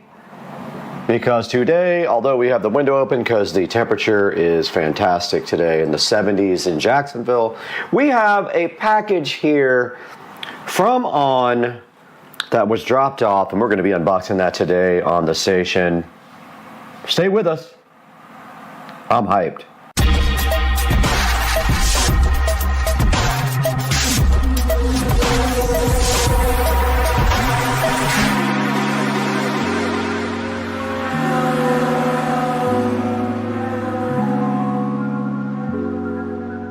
Ladies and gentlemen, sitting before me looking ever so fresh in this nice recycled box here from the company On.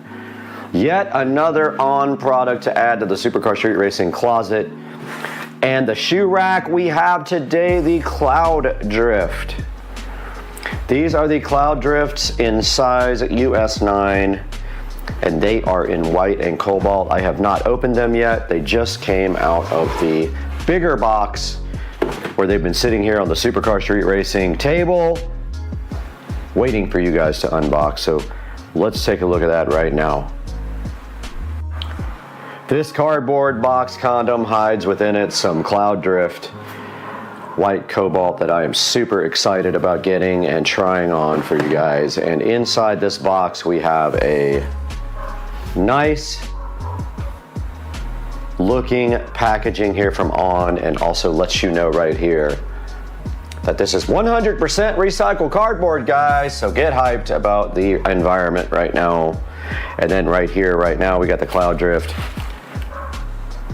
in white and cobalt to be unboxed right in front of your eyes, and those are looking so fresh to death today on the channel. Very nice looking shoes already. I can tell these are pretty cool.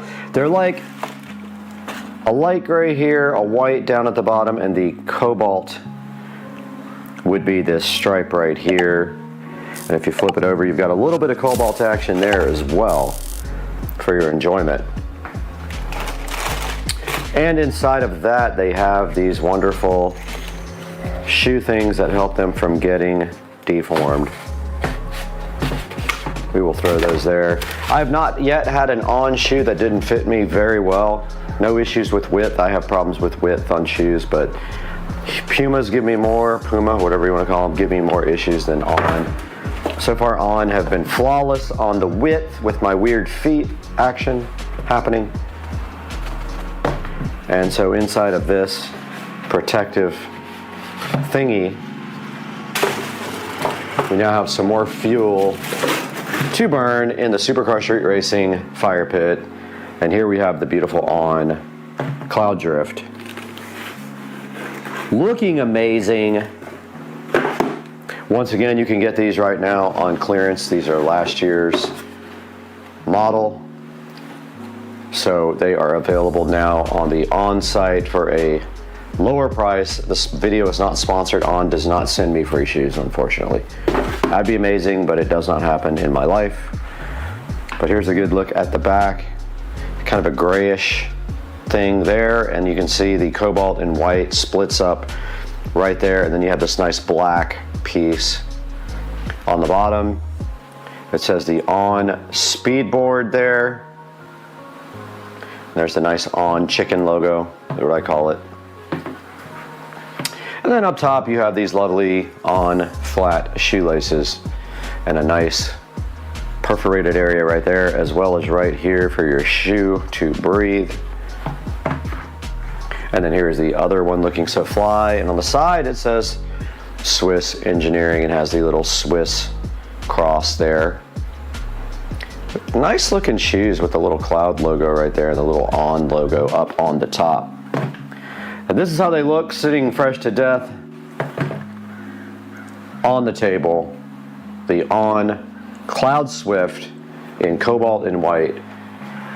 Available now for sale on the On shoe website. It'll be a link in the description because these are last year's model and they are selling them 20% off right now, I think it is, which is not a bad deal. These are one of the best shoes made. They are high quality and they are very nice shoes, and if you can get them for under the stock price, you're doing good. Let's get them tried on and see how they feel. We are in the Supercar Street Racing compound in the Supercar Street Racing living room now with the On Cloud Swift in cobalt and white, and today we have on the brand new ASICs, and these are my workout shoes, so I had those on from working out, and I am going to be removing these and not trying to show you my gross feet, but at the same time we are going to be trying on these On Cloud Swift, and already they feel a lot lighter than the ones I had before. And putting them on with one hand will be fun and challenging. And they go on really easily. They are definitely unlaced, which I like that. I leave them like that. My feet are very weird. I have bunions and issues, so anything I can do to relieve the pressure on my feet makes me happy. And we have on the Cloud Swift, and wow, they feel great. So comfortable. Let's get up and take a walk with these guys in the Supercar Street Racing compound. Yes, these are amazing. On just has the best shoes I think I've ever bought in my life, and they look great, they feel great. I don't use them for exercising, although I'm thinking about buying one of their top-end running shoes so that when I do, I have the best available. The ASICs are cheap, $50 shoes. These are upwards of $150 when you get them on sale. More than that when they are brand new. And since this is last year's model, you can get them now cheaper. If they have your size, you've got to go on there and get your correct size because they sell out very quickly. A little bit of squeak from them, but that's because they're loose right now. They're not laced up. And if they're not laced up, that tends to make the squeaking noise, which you're hearing underneath my feet. But yeah, these are awesome. They feel really good. They're super comfortable. Got no issues at all with these. I love them.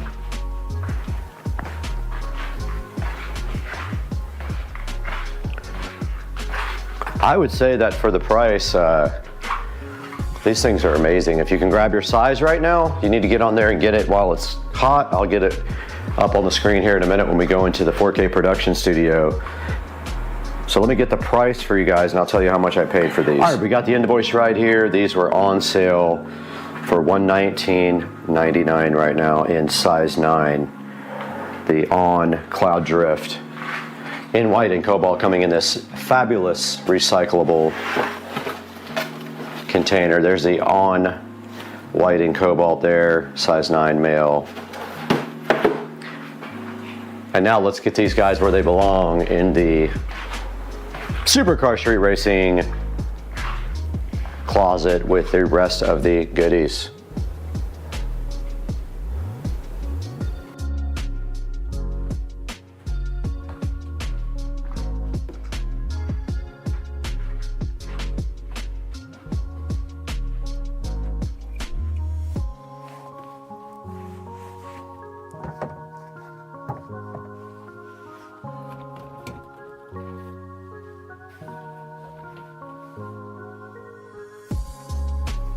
Back in the Supercar Street Racing compound closet, and you can see we have deposited the On Cloud Swifts to their final resting place here on the shelf, and I love the way, compared to the other shoes, they have this black strip right here. Notice the other ones do not have that at all. These guys are looking so fly. That really like that design. Compare that to the Roger here, and you can see this little black stripe with the Swiss engineering thing there. Not all of them have that, as you can see. Only the right shoe has it on all of them. The left shoe does not. There's another set of Rogers right there, another set of Rogers there. But yeah, guys, this shoe rack is looking hot with over $1,000 worth of On shoes there. And then over here we have the Puma rack looking so fly. And so I have a choice now of what I want to wear. If I want to go with the On shoes, I go here. If I want to go with the Puma shoes, I rotate this way, and then we have that looking so fly. And we will now go to Supercar Street Racing Studios with Brad.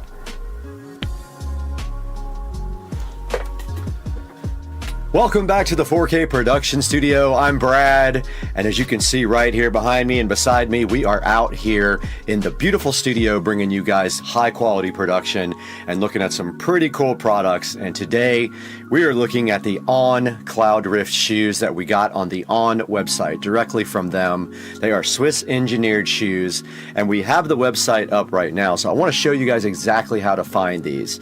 So these are last season shoes, so they have new models, so you can get these cheaper. So here we are on running.com. I'll put a link in the description below. And if we click shop here, you can see that we can click men, women, kids, all that. So we do men, and then when it drops down, we go to last season here, and that will give you the ones that are on discount. And now on last season, you can see here that they have the Cloud 5 Terry here, the Roger still available, the Cloud Swift undyed, the Cloud 5 ready, the Cloud 5 undyed, and then here's the Cloud Rift, the ones I ordered, which are pretty awesome. Here's the Cloud Trax, the Cloud 5 combo, Cloud undyed, Cloud easy, Cloud Wander waterproof, and the list goes on and on. Now the issue here is going to be finding your size, because a lot of the sizes are sold out as they start deeper discounting these shoes. For example, I think we could actually put the size in here if it'll let us, maybe. It will not let us do the size, so you do have to click on the actual shoe. However, we are clicked on men. Now you can also just go to shoes by clicking that. All right, now we're only looking at shoes, and let's go to the Cloud 5 Terry and see if they have our size. And so if we click it right there, they do have the Cloud 5 Terry in my size, and you would want to log in and then shop. But going back to something like the Roger, some of these shoes you're going to find that they don't have the colors that you might want. I'll show you, for example, if we go to the Roger. So that's the Roger Clubhouse Mid. Let's see if they have any more Rogers.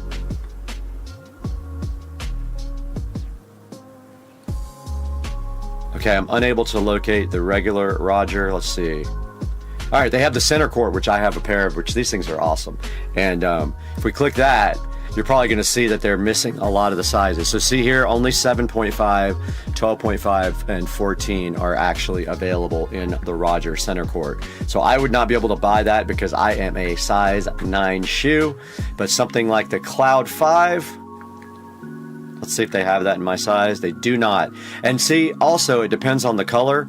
If you click the colors here, they might have your shoe, like they do have my size in the red, and it's actually called, let's see, what is that color called? It is called Ruby and Rust. As you can see right here, it shows you the colors. So these are available in my size. And so are these. These are the olive. They are available in my size. The black are as well. So there's a lot of the Cloud 5 left on the site. So go ahead and get yourself over to onrunning.com and see if they have your size.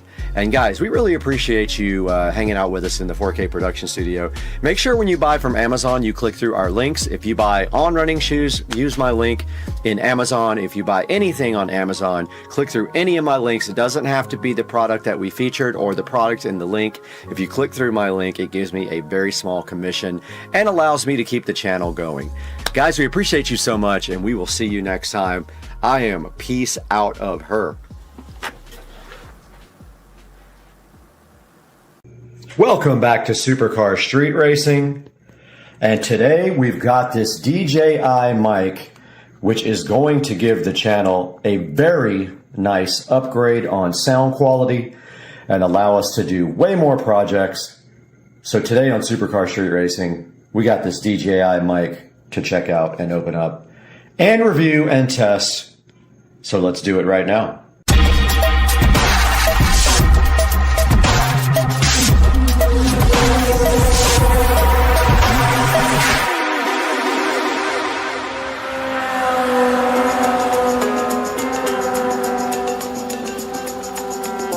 Out here in the Supercar Street Racing auxiliary bedroom, we have this DJI microphone kit.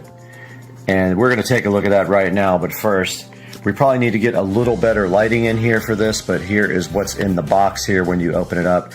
And there is a warranty scanning code right there as well. Let's get the lights cranked up and take a look at this guy. And this came right out of the packaging with this on the bottom, just like this. And this white cardboard condom box right on top of it.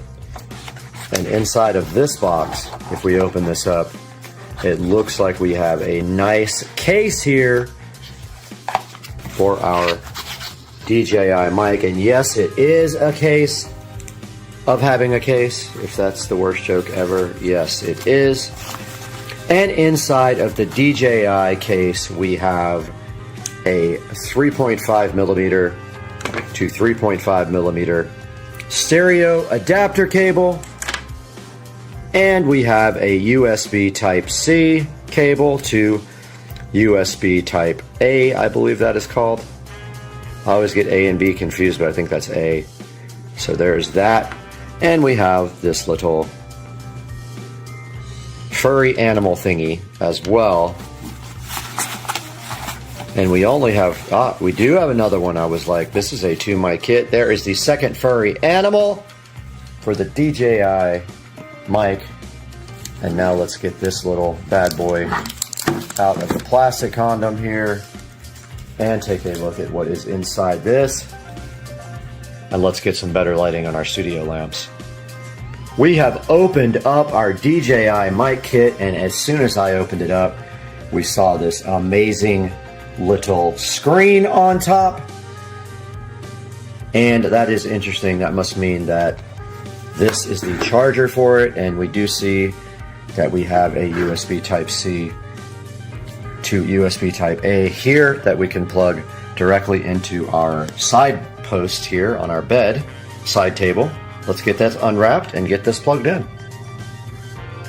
DJI has provided us with about this maybe 2-foot charging cable, and we have our USB side table there, and we did see that this started flashing immediately when we plugged this into power.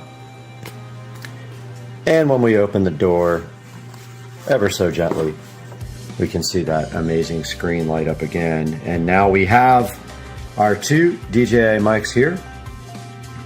And this is the receiver for the DJI mic kit. Hard to say, DJI mic kit, got it right that time, got them. So let's take a look at how this all works now. Okay, digging a little deeper into the DJI mic kit, I'll get that right one day. We have this little adapter here, and this allows you to actually connect this to your phone. So what you do is you put this in your USB Type-C port in your phone, and that way you can have audio directly from the mic recorded to the phone, which we will try in a little bit. Just a word of note, I don't believe this will work directly with a GoPro. The GoPro needs the media mod adapter in order to do audio with this, I believe. We're going to look into that more, whether we need to buy one or not for our GoPro, but that is the USB-C adapter to use the GoPro mic kit with your phone or tablet. To use the DJI mic with your mobile phone, we showed you guys the USB Type-C adapter right there. Well, what you do is you remove the little shoe off the bottom of the DJI mic, and then you slide this guy in right there. That whole thing attaches to the bottom of the phone. So we'll do that right now after we get this guy slid right on there. You see the arrows line up though? There's an arrow there, so that goes this way. We are still recording on the mic on the actual phone, but we have the phone adapter installed here. And what we're going to do right here, right now, is plug it into the side of the phone and give that a check out. Let's do it. Ladies and gentlemen, we are back, and now we are on the DJI wireless mic as we take a quick walk around the house and put you guys somewhere where we can walk away and test the quality of this microphone. Now, we do have the capability to lay down the phone because we have a wonderful kickstand on the back. So what I'm going to do right here and right now is set you guys down and then take a walk and test the DJI mic. All right, I would say maybe we are about 20 feet away from the phone now. It might be a little echoey inside the house. Now I am in the bedroom, so I have probably gone about 50 feet away from the phone now. The DJI transmitter receiver pack, the actual receiver part of it, has a little OLED screen on it that shows you the levels on the microphone. And so now I am back right in front of the phone, as you can see me walking by, going into the bedroom, and now into the closet where we should have a lot better sound due to the fact that we have a lot of material in here. So this is what the DJI mic sounds like, and I keep saying DJI mic sounds like from inside of the closet, which is about 30 feet away from where the phone is actually sitting on the table. And now I am walking back towards the phone right now to grab you guys. And here we are, right back at the phone. So that is a look at how that connects to the mobile phone, which is what I will be using quite a bit of here on Supercar Street Racing. All right, guys, we have the GoPro out now so we can make a comparison here and also show you what the receiver looks like when you have it connected to the phone. So you can see here how it slides into the hot shoe there, kind of adapter on the actual receiver. But the front of the phone looks like that, and you can see the phone's just pointed at nothing. But what we want to do right here, right now, is take a walk, and you will be hearing audio from the DJI mic while I walk with the GoPro outside. Echo, turn on the patio. And our patio lights came on, and now we are walking around to the Supercar Street Racing Studios in complete darkness because it is 5 a.m. And we will open the studios up and come in the studio where we will turn on our outdoor lights as well. And there are the shed outdoor lights. And the air conditioning is on in here, so you will hear the whirring in the background. So let's get in here and do a little test. So here we are in the Supercar Street Racing Studios with the DJI mic. We are across the complete opposite of this wall here with the phone, which is still recording. But this is the quality level of the DJI mic, and you will definitely hear that air conditioner hum in the background. And that's the test of the mic so far. Walking back into the house from the studio. And the studio is now locked up, and if you have not seen the exterior of the studio, there is the lighting that I did, and this is still testing the DJI mic. I'll get that right one day. We are back in the Supercar Street Racing abode, and we will go back over here to our phone, which is still recording, and go ahead and stop this down and get a conclusion for this video. Okay, one thing I also wanted to show you guys about the DJI mic is this 3.5 millimeter to 3.5 millimeter stereo adapter cable, which allows you to plug this into any camera or device. With the GoPro, you need the GoPro 3.5 millimeter mic adapter to use this, so you can come out of your receiver right to the GoPro. And here is a good close-up look at the other microphone, the second microphone, right here and right now, if it will ever focus for us. But there it is right there, and you can see it just slides right back in this charger there to charge, and you can see a green light on it now indicating it is charging. Here is the lightning adapter for an iPhone, which I will not be using. And then you can see right here on the back is where you plug this in to charge. And the 4 lights indicating that this is almost charged, probably 75 to 100% charged. And here's the stock shoe adapter that came with the receiver that we took out in order to place this receiver on the back of our phone. And we will go ahead and give you guys a little conclusion here of the DJI mic right now. Okay, that was a look at the DJI mic, and we just got that for the channel to try to get a little bit of an upgrade on our sound. I did notice it was kind of bassy, and I think it's because I had it right up here underneath my neck. We might try moving it down closer to our chest next time, but my overall impression of the DJI mic so far is that it's a pretty good product, and I would recommend it at this point. We're going to get some more use out of it and see if we can really get a better opinion about the DJI microphone. And don't forget to check out our links in the description and buy anything by clicking any of my links in any description, and that will hook up the channel with a little bit of cash to try to make better videos. Guys, I hope you enjoyed the DJI microphone wireless mic review on Supercar Street Racing. We'll see you next time. We just came outside and these cute little duckies are swimming in the pool. Following Mom, they're all just attached to her. It's so cute. We're trying to figure out what to do with them, but honestly, we can't put a bag to hold all your attachments there on number 6. Number 7 is the filter bag. Number 8 is the instruction manual. And then 9, 10, and 11, and 12 are your hoses and your bigger attachments and extensions there. And then you see the Fly DeWalt vacuum sitting right next to all the attachments. This thing has a 4.7 star review on Amazon, and you would expect that. DeWalt are the highest quality tools that you can actually buy, so you can't go wrong when you spend a little bit of extra money by buying DeWalt. It assures you that you have a quality product. I have all DeWalt tools now. All my power tools are DeWalt, except for a really old tiny little lithium screwdriver. Everything else is DeWalt.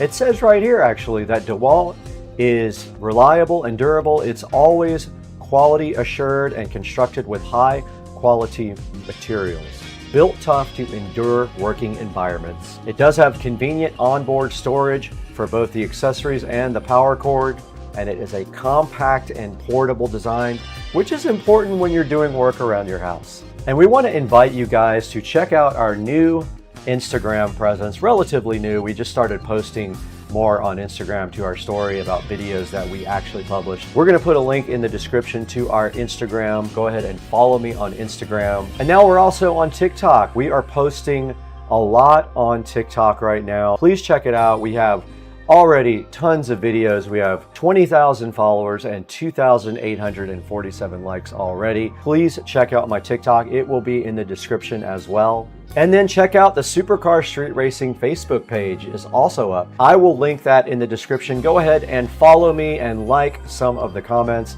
I will put everything that we do on the channel on all of our social media outlets for you guys. And we want to thank you guys, of course, for 214,000 subscribers. We couldn't have done it without you. Please like and subscribe if you have not, and buy all of your Amazon products through our links in the description. It helps the channel out greatly. It gives us a few dollars here and there to stay in business because we don't make any money off the channel really. But we got to get out of here right now. We got to go to lunch. It is 10:30. It's time for lunch. I'm out of here.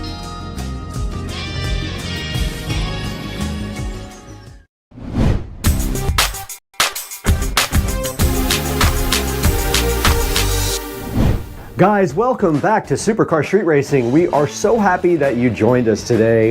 If you're a first-time watcher, or you're a second or third or permanent watcher, we really appreciate your patronage. Please like and subscribe, and today we have something special for you. We have the Signature Elite ES60 tower speaker for the Supercar Street Racing home theater room, and this is the Polk audio tower speaker we're going to be looking at today, and I think there might be something on the ground. That's right, we also have the Signature Elite ES90 Dolby Atmos speaker, front height speaker that goes with the ES60, a perfectly matched pair. So let's get to work on these today and see what these look like on Supercar Street Racing.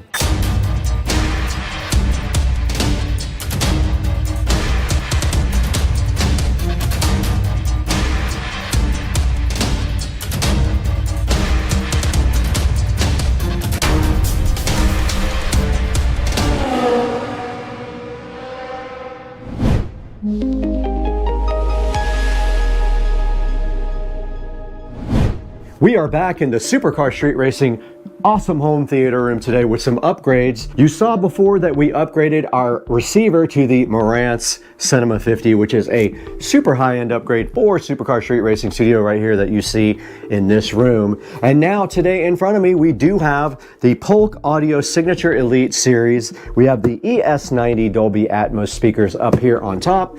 They match the ES60 on the bottom here, the Signature Elite Tower speakers. These are a huge upgrade for the room. It will also add Atmos front height speakers to the Supercar Street Racing Theater. And these are awesome speakers and will replace the old JBL monitors that I've had for about 20 years. It's about time we got something new in here. We need some updated technology, and we got it right here inside both of these boxes to take a look at.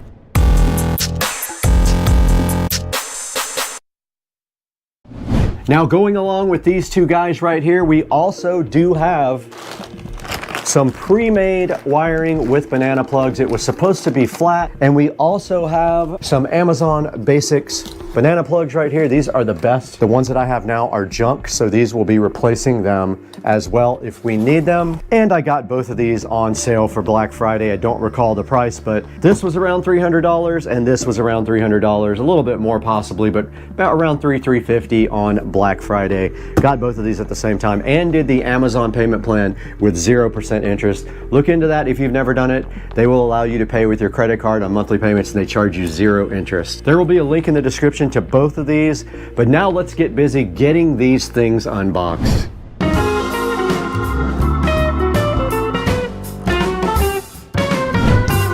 All right, first on the chopping block to be unboxed today is the ES90 Signature Elite Dolby Atmos speaker here. None of these are sponsored. I did pay full price for these from Amazon, so please help me out by ordering a set in the description and giving me a few dollars back to make my money back from this purchase. And these do just fit directly on top of the ES60 tower speakers. And right on top inside of the box, we have the owner's manual here for the ES90, packaged so nice. We have a big chunk of foam. We don't need that where we're going. And then inside the box, we have the ES90s. Let's get those down and out. And we just knocked over the old speakers. Fortunately, those are going away. Okay, right on top of the box here, we got the ES90 Dolby Atmos speaker getting unboxed here. And there it is sitting so fly and fresh. And it is angled and molded for the Polk Audio ES60. It has a angled back here, as you can see. It has a cutout to sit straight on top of these. But that is a look at the ES90 Dolby Atmos height speakers. There's the way it looks with the Polk Audio badge up. This guy does feature a Terraline tweeter and a mica polypropylene woofer for a two-way experience on Dolby Atmos. So these sit just like this on top of these tower speakers, and the sound does go up to height. And then they do have speaker connectors right on the back for you. So yeah, these are the Polk Audio Height Atmos speakers. Now let's get this tower speaker unboxed.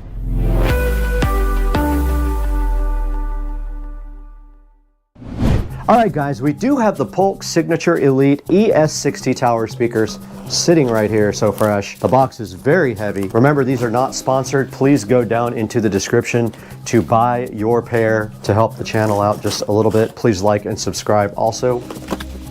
When you have a moment, that would help us out greatly, as we do not make any money on this channel at all. All the money goes back into the channel to pay for the things that you are seeing right now. We don't need that where we're going. Okay, we did get the Polk Audio speakers unboxed here, and inside the box it did come with this owner's manual right here. Now this is the ES60 right here, and on the back of it, which I'll show you in a moment, it does have bi-amp capability. We'll explain that in a minute. So there are jumpers in place basically if you want to bi-amp these speakers, and you will see on the back that you have that capability if you have separate amplifiers for your highs and lows here on this guy. Checking out the bottom there, you can see the double binding posts right there, and they are jumpered by gold plated jumpers. We get our other speaker, we'll be able to show more of that, but let's show you how the Dolby Atmos speaker fits right on top. Just like that. Perfect fit. Just like that. That is how you pair the ES60 and ES90 speakers together. And that's how they will sit on this wall. We will be removing this JBL speaker permanently. Taking its place will be a delicious Polk Audio tower speaker, which we can go ahead and move into position now. This whole area here is getting redone. We have a runner to put down when we get our audio shelf, which will be here about the same time as the second speaker. The second speaker was a little bit back ordered. I'm gonna go ahead and use the existing wiring even though it is shot. And there is a jumper here that allows you to not bi-amp. Okay, the caps come off here to expose the banana plugs, and if you screw them all the way in, it does help that process. And there we go. This banana plug has seen better days.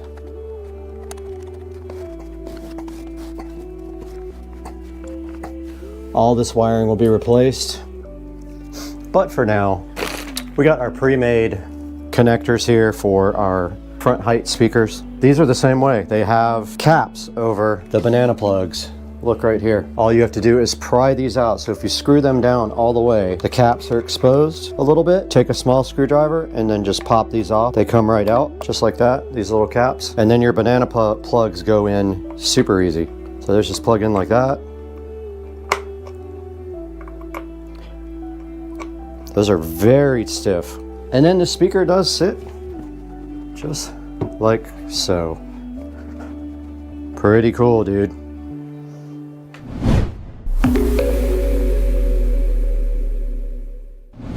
Okay, while we're waiting for our other tower speaker to come in, we can go ahead and put this Atmos speaker on our JBL over here. I'm gonna go ahead and hook up the Atmos front height speakers.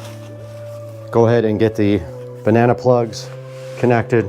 So we have to pry out the caps right here. Just like that. Here's our other set of pre-made 10-foot speaker wire. Comes with the ends already on. All you have to do is just twist them to tighten them up. I don't know why they don't do that from the factory, but they do not. A lot of questions here today are not being answered, but yeah. They're a little difficult to get in. Take a little bit of pressure. That's the way they're designed to work. And obviously this is not going to be perfect till we get our tower.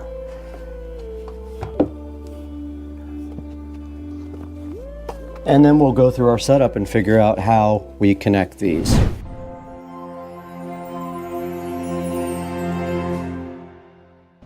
All right, we have set up the Dolby part of the speaker system now. We are good to go. Once that second tower speaker comes in, we'll get the rest of it set up and we'll give you guys another video with the full setup. Let's send it into the studio now with Brad to show you how to buy these online.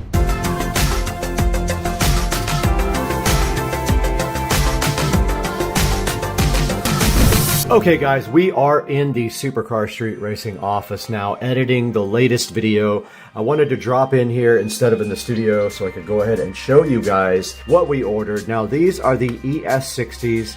You can see right here they have three 6.5-inch woofers there, and then they also have a tweeter up top. These are bi-ampable, and if you look right here, it says they have a 2.5-way cascading crossover, a Terraline tweeter, and three 6.5-inch woofers for the tower speakers on the ES60s here. And if we go to the next tab here, we have the ES90 height speakers. These guys right here have a nice set of drivers, two-way, a 1-inch Terraline dome tweeter, and a 5.25-inch mica fortified polypropylene mid-range woofer with 75% more surface area than typical 4-inch drivers do. And then I also did order the center channel, the ES35 here, which has six of them now, count it, 6 3-inch woofers, and it does have a 1-inch Terraline tweeter as well, and they are slimline. And so these are all actually on the way right now. The second tower speaker will be here shortly. It will be here, I think, between, I don't know, in the next week and a half or so. And then this center channel will actually be here on Friday, I believe. So we'll have something to show you guys on Friday when we go ahead and look at the center channel Elite. These are all Bolt Signature Elite speakers. They're all part of the same family. Now, of course, I don't have any of the other ones because I have in-ceiling speakers for the rears, and also that we don't need. So we just have these. We've got the Atmos. These are the ES90 Atmos speakers that fit right nicely on top of the ES60s here. They're form fitted to fit right on top. And guys, that is going to do it. Please like and subscribe and order these from the affiliate links down in the description. It helps out Supercar Street Racing so much when you support the channel, and we really appreciate you guys tuning in. Like, subscribe, and we will see you when we get the center channel speaker in for a nice unboxing and review.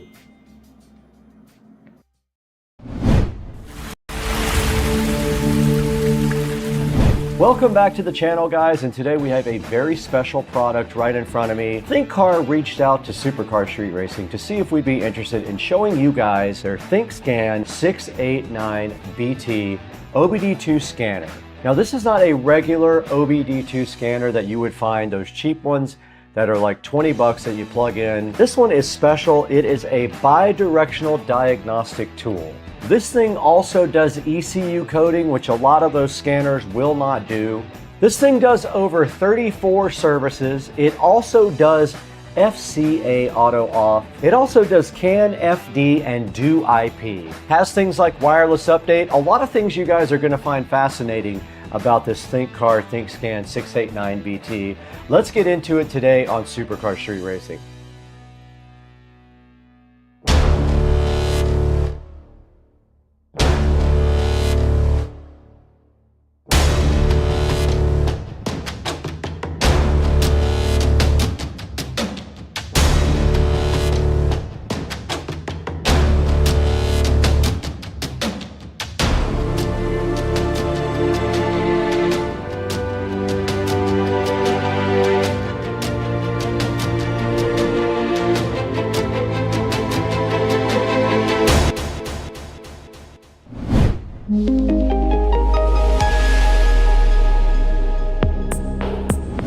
We're back in the Supercar Street Racing abode today, and we have a very special product for you. Sitting directly in front of me right here is the ThinkCar ThinkScan 689BT. Now, ThinkCar thought it would be a good idea if you guys took a look at this, because this might be something that you can use for your own car to do diagnostics and programming when you don't want to take your car to an expensive dealership. Now, this thing does a lot of cool functions. It has a Bluetooth 5 connection. It does wireless updates with This is the best bang for your buck, period. It has fully bi-directional controls, 3,000 active tests for your vehicle, over 34 plus service resets if you have a problem, 100 plus special features. You can do advanced ECU coding with this thing also. Means you can change perimeters on your car if you don't like the way they act. If there's a perimeter to be changed, this thing might be able to change it for you. This thing does full system diagnostics, does live data capabilities, and also does auto scan and auto VIN. Now, this is also the global version. What that means for you is that you get over 10,000 cars and 140 plus car brands all included with the ThinkScan. There's no IP address restrictions, so no geo-blocking of this device no matter where you are. It works in 28 plus languages also, so no matter what your language, it looks like you'll be supported by the ThinkScan. This thing also has online vehicle compatibility with M-GPT. Now, this bi-directional control feature is pretty cool. What that is going to allow you to do is use the ThinkScan to activate things in the car, such as lights, such as windows, anything that can be tested and activated that this thing knows about. You should be able to use the ThinkScan right here to go ahead and test it. Now, advanced ECU coding means this.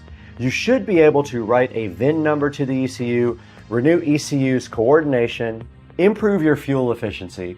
You could relearn your transmission if you need to do that as well. This can help you reduce power losses and improve the durability of your mechanical parts in your car. Now, there's also a bunch of maintenance services like hard resets. You can reset your power balance, your fuel trim, your VIN relearn, your turbo reset, your seat calibration, your crankshaft, things like that, your gearbox, your clutch, can all be done with these maintenance services on the hot resets. Now this thing has a no cable restricted 10-meter wireless diagnostic range. It can auto detect your VIN in seconds and perform all of the scanning functions for your car that you need. This guy covers all kinds of European and American cars, all kinds of ISO and SAE ratings, and it's compatible with CAN OBD2 protocols.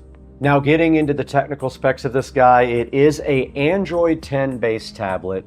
It does have a 8-inch touchscreen, which is better than those other little plug-in scanners. It has 4 gigabytes of RAM and 64 gigabytes of storage, and it does wireless updates. If you're worried about ever getting updates, this guy should update from the factory. Now the great part about this device is if you have a problem with your car, they will charge you at most dealerships to take that in and go ahead and figure out what's wrong with it. This might give you a good insight as to what is wrong with your vehicle before you even have to take it into the dealership. One-touch diagnosis means all you have to do is press one button, and this guy should go ahead and scan your car and tell you what issues you have. We'll test that out a little later on Rich's truck, but for right now, I think the best thing to do is get this thing unboxed.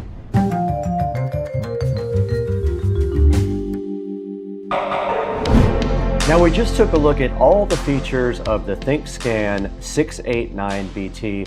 I'd like to go ahead and get this out of the box with you guys and take a look and see what's inside. So to do that, we have our patented SCSR knife here to go ahead and slice open this nice hologram of the ThinkCar. And this thing is sharp. Looks like it's open now. Gotta be smarter than the box. Very tight fit there on the ThinkCar, but it did come right out of the box now. Packaging was thick, and right inside of the box you do see an immediate cool thing. There is a nice carrying case there for your ThinkCar, which is something they did not have to do for you, but they totally did. There's a nice kind of cool thick carrying case for the ThinkCar. ThinkScan 689 Bluetooth. Got a little handle right here on top as well, which is awesome. And then when you just do open it like this, there is a piece of foam at the very top. The actual ThinkCar is in the box here. It looks like it is an Android tablet-based device. Let's get that out for now. Interestingly enough, there's a Cat 5 cable or Cat 6 cable with the instructions right here. Inside of the box also a USB Type A to USB Type C adapter that might be for charging. This is a USB Type A to Ethernet adapter here. I'm assuming that goes onto the tablet, and then this Ethernet adapter goes between there and the tablet if you need to use wired. There is also a nice charge adapter here, and it looks like it is set up for Euro. It came with 3 different adapters. I'm not familiar with the other 2 styles, but it did have a US adapter on it right here. So if we just slide that directly on somehow. So yeah, this is the OBD2 connector. It has a OBD2 plug on that side, and on this side it does have a Ethernet and also another female OBD2 port right there. There's a packing list here also that tells you everything that came with the ThinkCar. Now this is definitely a USB Type-C charging port at the very top here, and it says that the other connector is a USB Type-A expansion module. There's a lock screen and power button right here on the top as well. It also does have some sort of desktop mount here.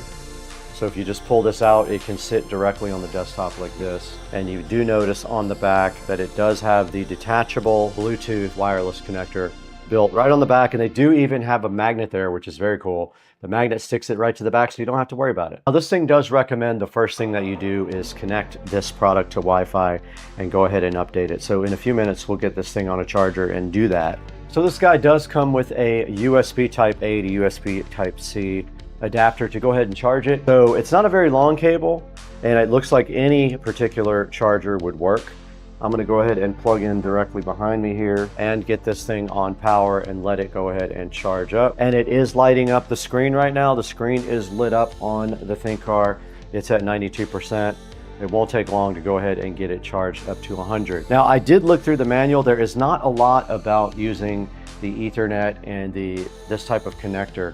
I'm assuming that is an alternative to using the Bluetooth connector that is on the back. It looks like right here you would just literally go from here on the Ethernet connector to this dongle and then connect that to this when you're having Bluetooth issues. But there is no documentation about that in this particular instruction manual here. All right, you can see the battery is still at 92%. That's probably fine for going ahead and starting to look at this in a more in-depth way. So for this next part of the video, let's go ahead and get this thing powered on and see if we can get it updated.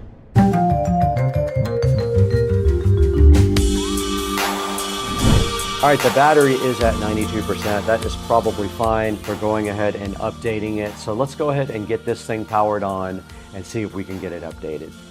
We have the ThinkCar scanner directly in front of me. This is the ThinkScan 689BT. We already took a look at all the features. We took a look at what was included in the box, and now it's just time to go ahead and power this up. Now there is a little peel off satisfaction thing here. Thank you for your purchase. Just peels directly off. And now let's hold this on and let it power on. Now this is Android based, so it's going to look an awful lot like an Android tablet, because it definitely is. Now I do have a question as to whether I can sideload apps on here. That would be another thing. But it is powering up now. You can see the nice animation there on the ThinkCar. We do have a welcome screen. It says welcome. And now on the screen, it's giving us some hints and tricks. I'm going to go ahead now and hit the upgrade feature, our Wi-Fi system here at home, and it looks like it is connected. Let's go ahead and go back and then go to upgrade. Vehicle diagnostic software, download the latest copy. Let's hit enter. And it is asking me to upgrade all these different types of vehicles. I'm going to go ahead and hit upgrade. It says it's loading, and you can see it downloading various car types here. There's a percentage graph there of what it is doing. Let's let that upgrade. At the moment, it is upgrading all kinds of different vehicle models now, and the battery is at 94%, which is great. And now here's how you use the little stand. It does just sit on the desk, so fresh like that. Okay, now it is actually installing the new app version. You can see right there, it downloaded, installed it. Now it is rebooting with the newer version on it. Now I'm in the other part of updating the application. First part is the APK, and the other part is other, is what it's called. And there are some things here to update.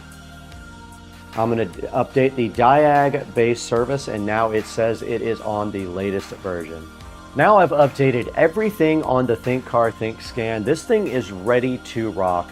The only thing we have to do now is go ahead and connect it to Rich's car, hopefully with this Bluetooth adapter right here, and go ahead and do some scanning and some playing around with all the features of the ThinkScan.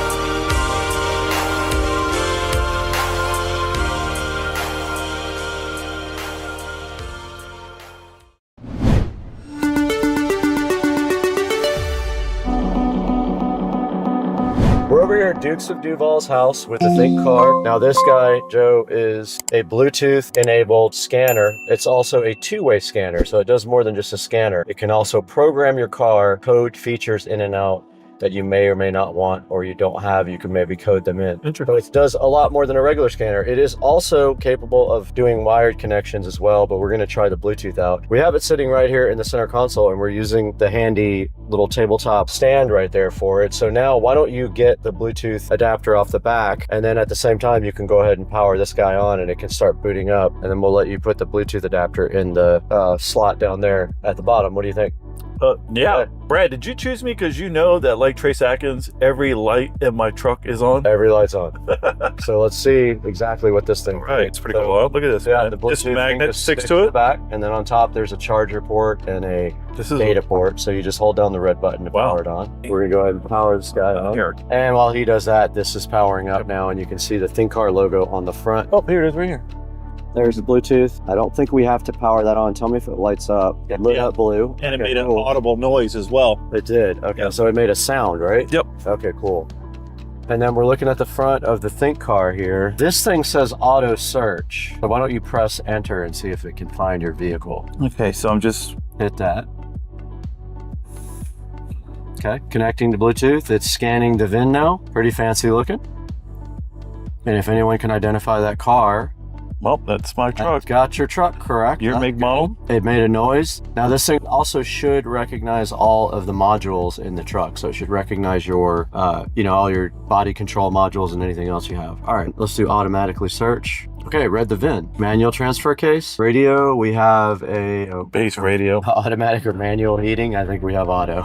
VESA Pro RPO. We don't know if it has this, so we'll say without. We'll just say without. Let's do a health report. That's cool. All right, scanning the ECM.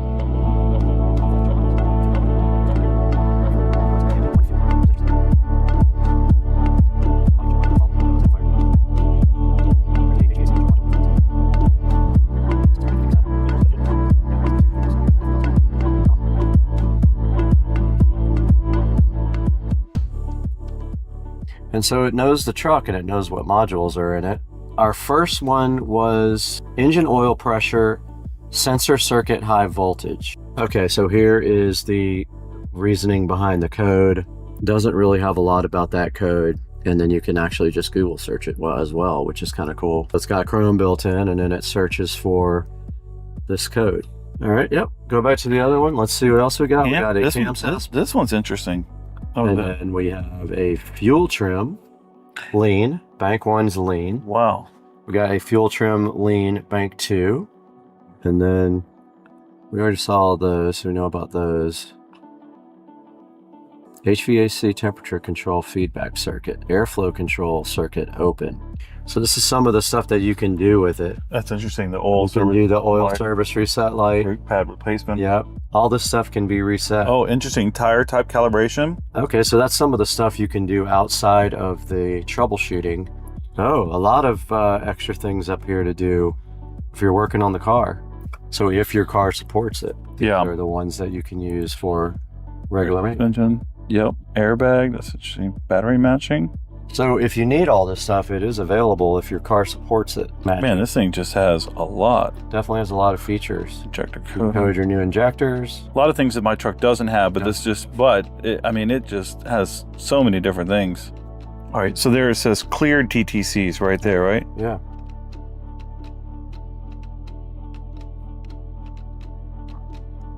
Boom, your check engine light went off. Mm-hmm. Definitely cleared that one. So what do you think about this cool scanner? Man, I tell you what, it's detailed for sure. You know, I fucked up a scanner before, and it definitely didn't provide as much detail. No, not even close. So interesting, those other things. I got to look into those. Yeah, it probably has more support on newer cars that have a lot more electronic modules and things like that. That's a good look at the Think car. Now we'll throw it back into the studio and look at this on Amazon and figure out how, if they want to buy one, they can pick one up from the link in the description. Nice.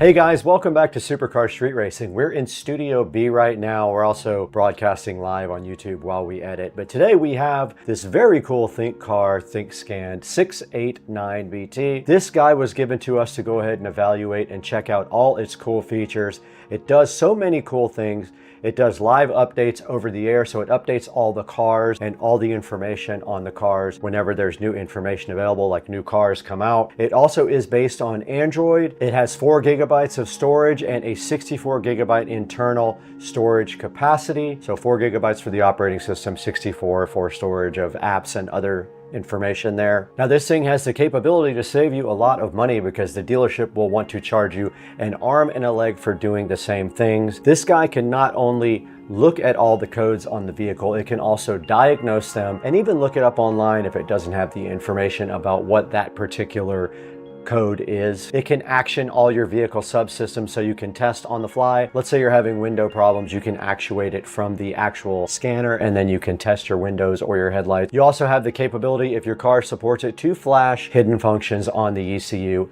and code your car with the actual scanner. This thing does have 34 services for over 134 makes of vehicles. It has some cool new features like clutch and turbo reset, which were just added, which is very cool for automotive enthusiasts. It can access a lot of your car's functions like your battery and your TPMS. For example, when you put a new battery in a BMW, sometimes you have to register it. This guy has the capability to do that. And it says it can access your TPMS sensors I did not personally test that part. Now it also does everything wirelessly over Bluetooth. It comes with a magnetic Bluetooth adapter for the back of the unit, but you can also hook it up via the Ethernet cable and a hard cable that they provide you in the actual kit in the little case that they give you. Here's a little look at all of the cool features of the ThinkCar ThinkScan. It has a lot of extra things. This is a global version. It will not lock you out via geo-blocking, so you can use this anywhere. It's a global version. This thing has bi-directional control, so you can activate things from the actual scanner. It does things like ECU coding. You can possibly write a VIN to the ECU, improve your fuel efficiency, transmission service resets. Check out all the hot resets you can do here. Oil, EPS, ETS, brake, gear, SAS, injectors, and BMS all can be reset from within the scanner. And it does automated VIN checking and diagnosis based on your actual car. It covers all kinds of vehicles from 96 to 2024, compatible with OBD2, EOBD, and CAN protocols. Check out all the cars it does support right there. And there's a good look at the height and width. It is a nice little tablet. It feels pretty heavy and sturdy, like it won't break easily, and I do like that. And you saw on Joe's car, we pulled all the codes on his car. We were able to go online and search for them all, and then we were able to reset the codes as well, which is awesome. Joe can go from there to go ahead and further diagnose his vehicle and see if he can figure out what's wrong with it. Now there's going to be a link in the description to go ahead and pick up the ThinkCar 689BT. Please use our official links to go ahead and order this device. Tell them Supercar Street Racing sent you. I might be giving this one away too. If you're interested, put a comment in the description. I'll take the best comment and go ahead and give this device away to one of you guys. Now here's a look at the Supercar Street Racing channel dashboard, and you can see 191,023 subscribers. We could not do that without support from the community and you guys. We really appreciate you liking and subscribing, and hit that bell icon. Buy all your Amazon products from any of our affiliate links. It does not have to be the one for this product in this video, but buy anything you want by clicking on this link in the video, and it helps us out just a little bit because we get no money from the channel, hardly nothing, to keep the channel afloat, and we're doing it just to do it. Guys, we're gonna have to get out of here though. It's almost dinner time or lunchtime, depending on how your family specifies it. Let's get out of here, right out that door.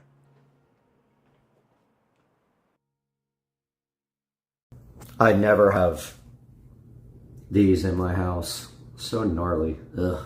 I gotta get it before it crawls under the fridge. Gross. Hey guys, welcome back to Supercar Street Racing, and today we have the Marantz Cinema 70S, and we're gonna be replacing this old, tired Pioneer VSX 1021. So hang out with us while we take a look at this flagship Marantz receiver.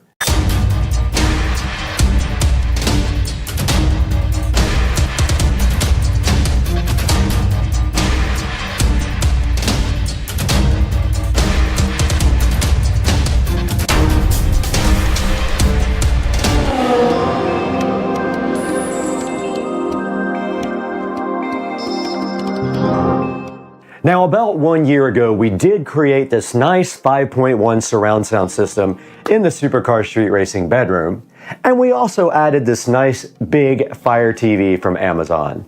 It has a UE error 22 showing on the screen, and for some reason the sound cuts out all the time or just gets really loud and blows you out of the bed. So we're gonna have to disconnect this and get this brand new Cinema 70S connected. So let's get this thing unboxed and see what's inside. Okay guys, we got the brand new Marantz Cinema 70S in front of us. Let's go ahead and get this thing unboxed. Now this is the flagship, one of the flagships of the new Marantz lineup. And this is replacing the NR1711 that we have in the Supercar Street Racing Studios as the new updated model. I was a little bit too early to get this model when we built the studio. Let's get it turned around. And inside the nice packaging, very, very nice presentation. You can see already, there's a nice Marantz box on top here. There is an Odyssey mic for calibrating your sound. And then there is your power cord. And inside the box here, check out the presentation. We have the remote, the Bluetooth Wi-Fi antenna, some batteries, and a nice quick start guide. And then under that, it tells you how to use the HEOS app to listen to high resolution audio. And then there's an antenna right underneath that for FM and AM radio. Very, very nice. Once inside the box, we see this nice presentation here of the Marantz Cinema 70S. Let's go ahead and get the mic out. This is unlike any receiver I've ever unboxed before. The quality and the presentation is very high end for a $1,100 receiver. And you can see the nice wrap here of the Marantz Cinema 70S. We are gonna have to get it off the table now to get it out of the box. And it is a slimline receiver. Okay, that is all that's inside the box of the Marantz Cinema 70S. Now here's the Marantz Cinema 70S compared to the VSX 1021 from Pioneer. This Pioneer receiver did come from a thrift store a while back, and it is giving me quite a few problems. But notice how well built this Marantz looks compared to the Pioneer and how much more high-end this looks. All right, now that we have the Cinema 70S up against the Pioneer VSX 1021 here, let's go ahead and get this VSX 1021 disconnected and get this Pioneer out of here. All right, taking a look at the back of the Cinema 70S from left to right, we do see one Wi-Fi Bluetooth antenna upper left, and then we see our phono inputs. We've got our standard audio inputs here, right next to our antennas. At the top, we've got digital inputs, we've got a coaxial, and we've got an optical input. Then we've got our Ethernet input jack here. And then we've got the preamp outputs. It does have preamp outputs for all the channels, which is important if you have a high-end system. Right here, there's a remote control. And then at the top, all your inputs for HDMI, and we will be using the ARC input for ours. Now, ARC is audio return channel. This will allow us to play audio from the TV through the receiver. And then you have your speaker outputs at the bottom, front, center, surround, and surround back and surround back. And then your standard power jack and your other Bluetooth antenna. Now, I did not label these wires when I put them on the back of the Pioneer. I have enough slack where it shouldn't be a problem.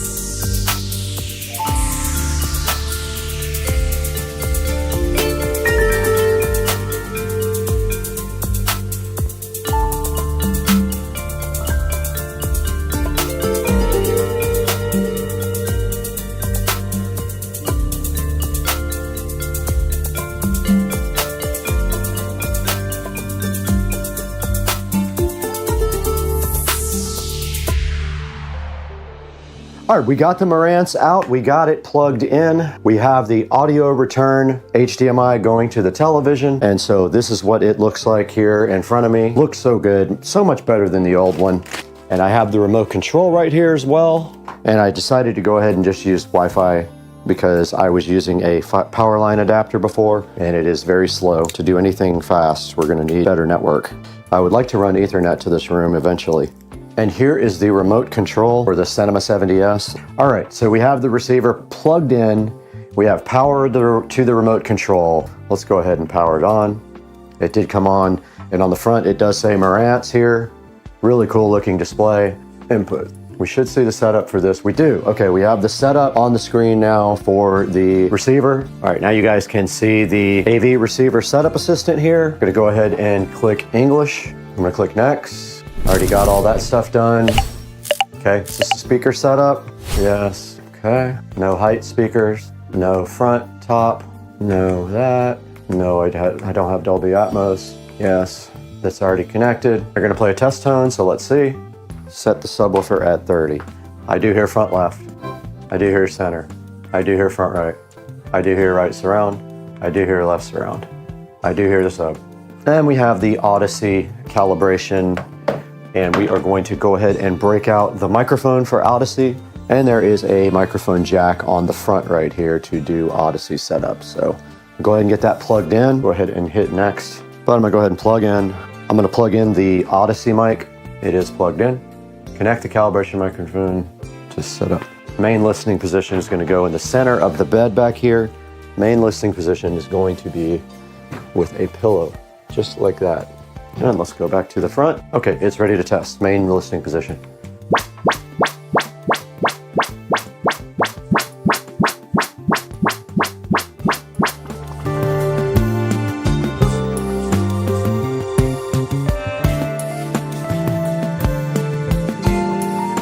Okay, I'm moving the mic. All right, it is done. I stopped at the third listening position. It says disconnect the microphone. Went ahead and did that. The antennas are actually already connected to the back here, and it's going to connect us to network here. Firmware. Let's go ahead and try to update the firmware. Yep, there is an update.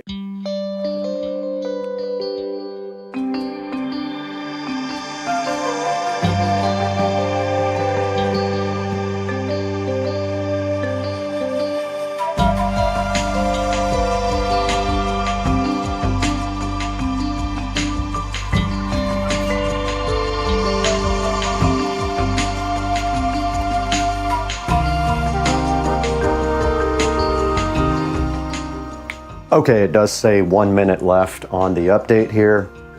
And you can see the TV went into screensaver because the receiver has switched off the HDMI signal.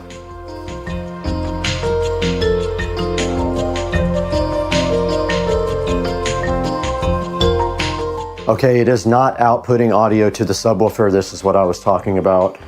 I need to find that setting. Okay, I did figure it out. It was set on full range. For the front speakers, I set it to crossover at 40 Hertz, and now we have subwoofer audio here on the front. And I don't know what surround sound mode we are in right now. I'm gonna go ahead and get the app opened up, and I'm going to record it when I do that. And let's find the app now. Marantz. Go ahead and open the app. Now don't forget we have 2 Marantz AVRs now. Now it's detecting. It found master bedroom and it found studio. I'm gonna select master bedroom and it is loading. Now it is on Dolby Audio, Dolby Digital plus Dolby Surround, so it's on auto.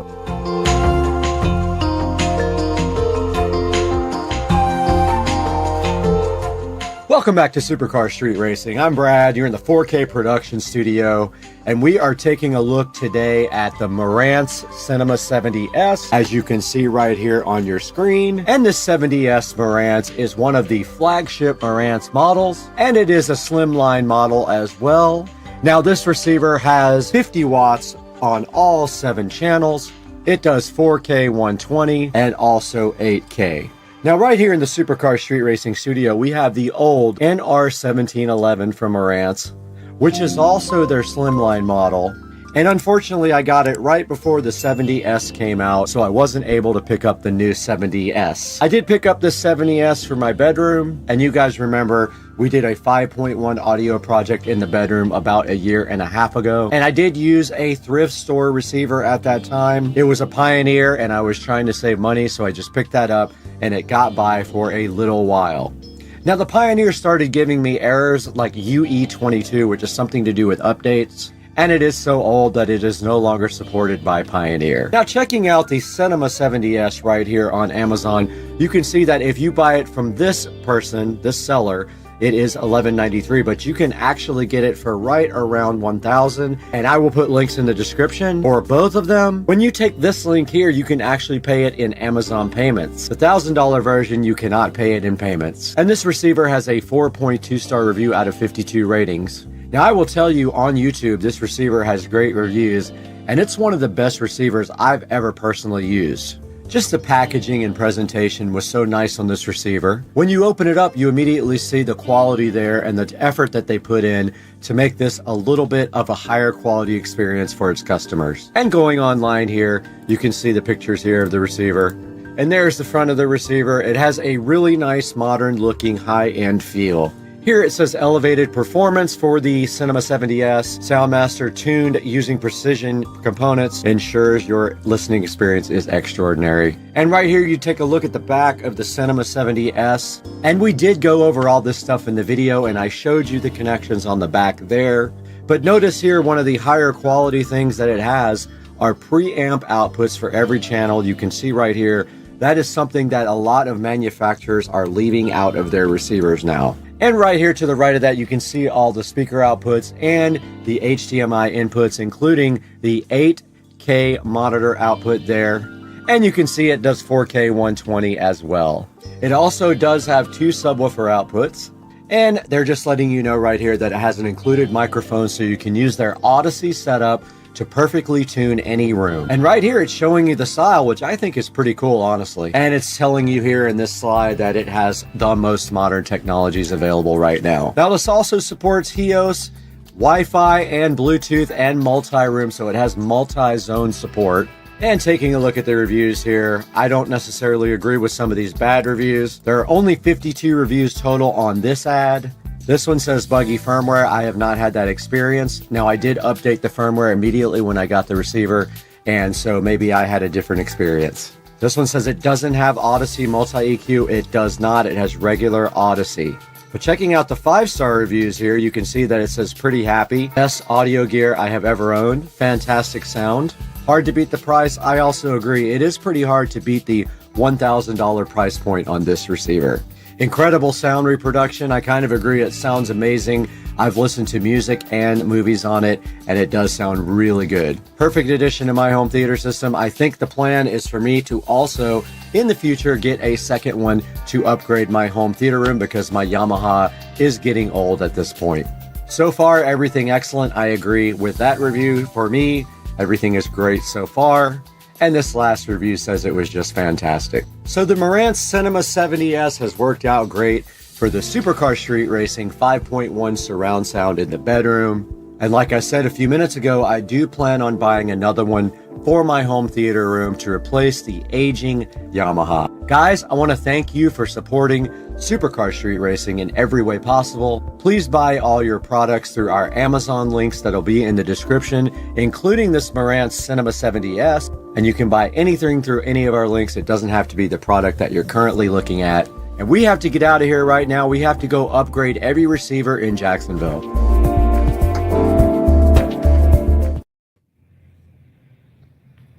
Hey, what's going on, everybody? Out here at Titan Motorsports.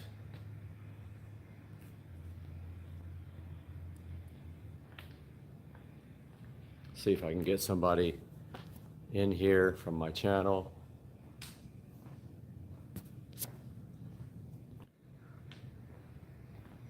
Titan Supra right here. This thing is sick.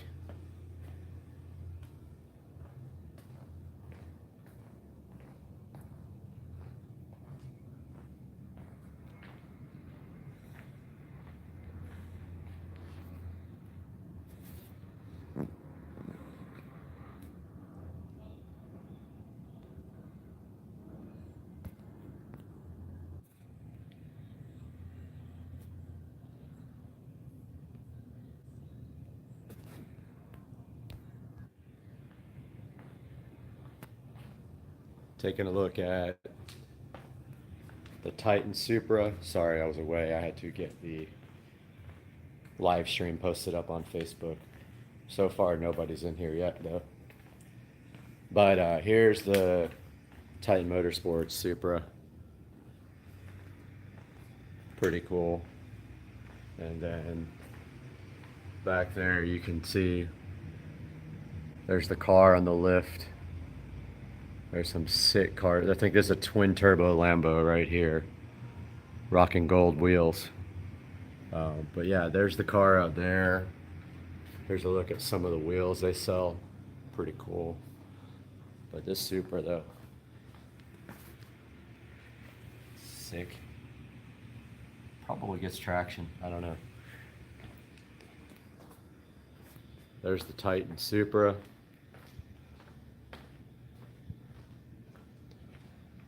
Thing is ridiculous.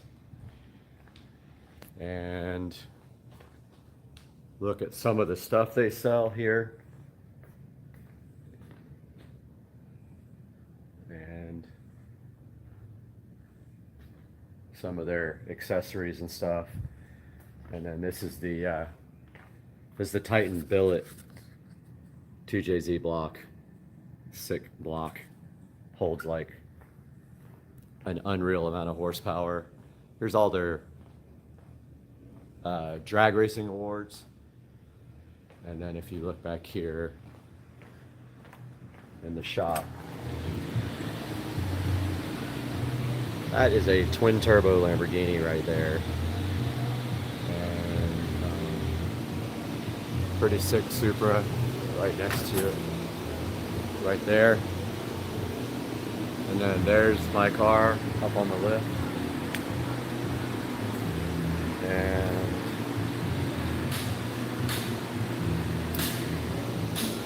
back here. Look at this lineup.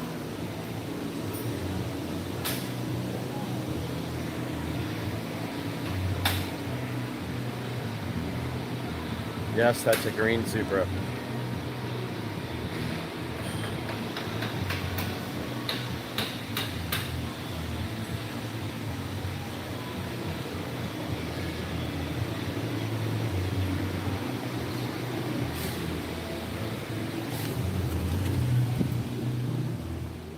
Hey man, back here in the showroom, just waiting for Ryan and the technician that works on my car to get here so we can get started on dyno tuning.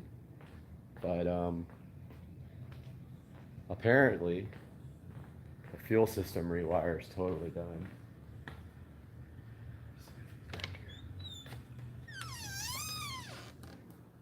Hey, is it alright if I go back and take some video back in by my car? Yeah. Okay. All right. Okay. They're gonna babysit me. I'm system done. Doing the wiring.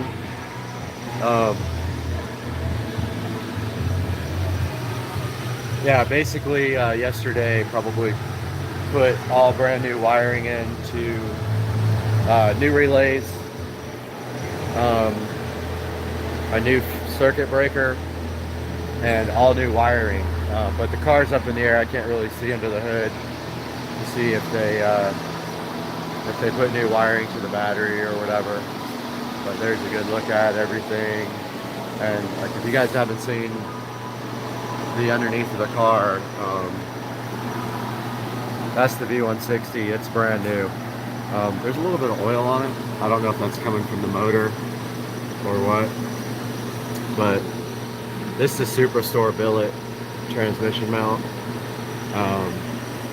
There's a Clutch Masters twin disc carbon in there, and then this is a Toyota Sequoia drive shaft. Made it to a Subaru BRZ Y38 rear end. This is a 411 rear end. So the gearing is not top end. It's more low end torque, less high end. Full suspension coilovers. This is a Yellow Speed Racing coilover right there. All bushings done. Sway bars. Here's a look at the fuel system that Tracy put in. So it's in addition to the factory fuel line. There's the hard line.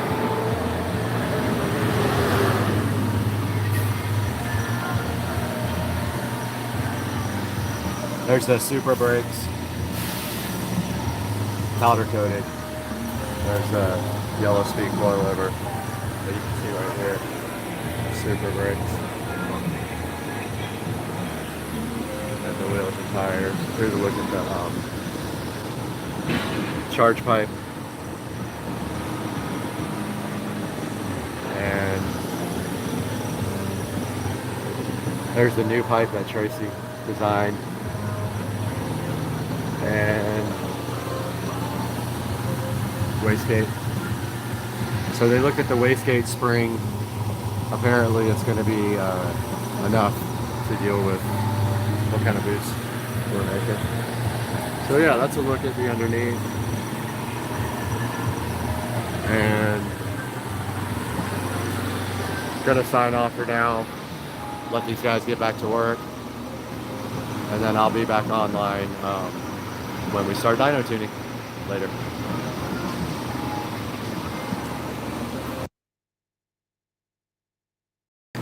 Guys, welcome to Supercar Street Racing. You are back again on the channel, and we are so happy to have you here.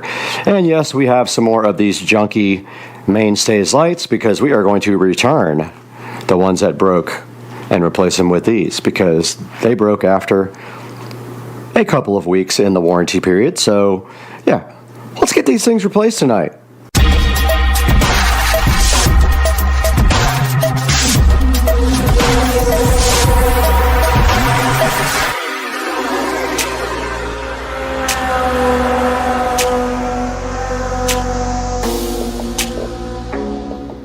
Ladies and gentlemen, back on Supercar Street Racing once again. We have a project, and that is these lights are absolute garbage and they don't last more than a couple of weeks.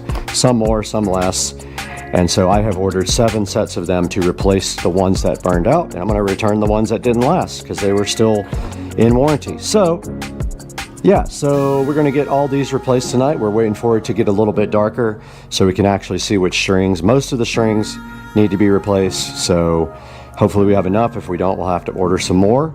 So now we're just waiting for it to get a little bit darker.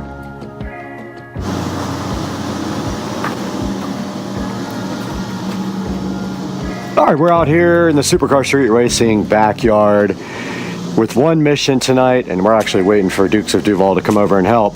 But we're going to be replacing all the light strings that are bad. I keep looking to see if he's sneaking up on me, but we have all the new strings right here, so we got to get all these unboxed, make sure that we save the extra lights from them, and then go replace all of the fixtures that have issues. So let's get one of these guys unboxed real quick. They're kind of a pain.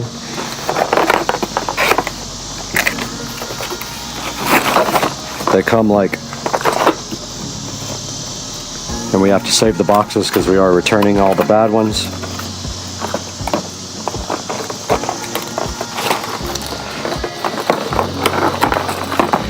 And that's not too bad.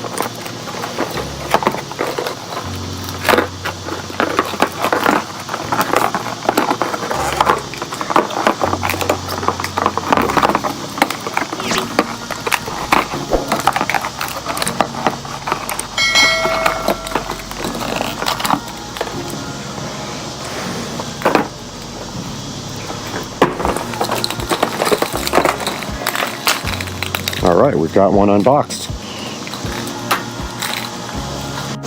And right here next to the Supercar Street Racing studio, we have our first set that we might be able to fix. We'll try new bulbs first on this guy right here and this guy. See if that does it. If not, we will have to replace the whole string. And they do come with spares. They come with 2 spare bulbs. This one's got several out, so that whole strip is out. Which it could be the fuse.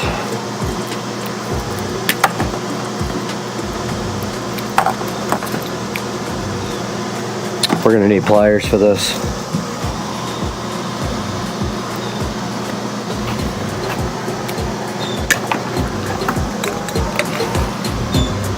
Yep, grab some pliers.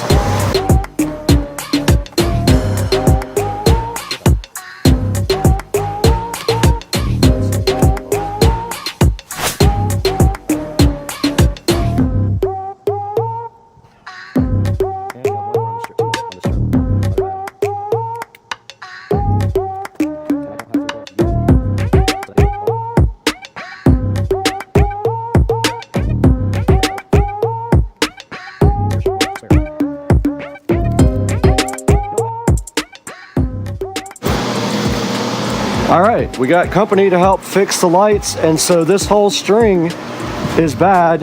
We're gonna replace this whole string and then start moving down the line. That one just needs a new bulb. Pull it straight off. And then we got pliers to take the bulb out, but we need a spare. I don't have any yet until we open another package.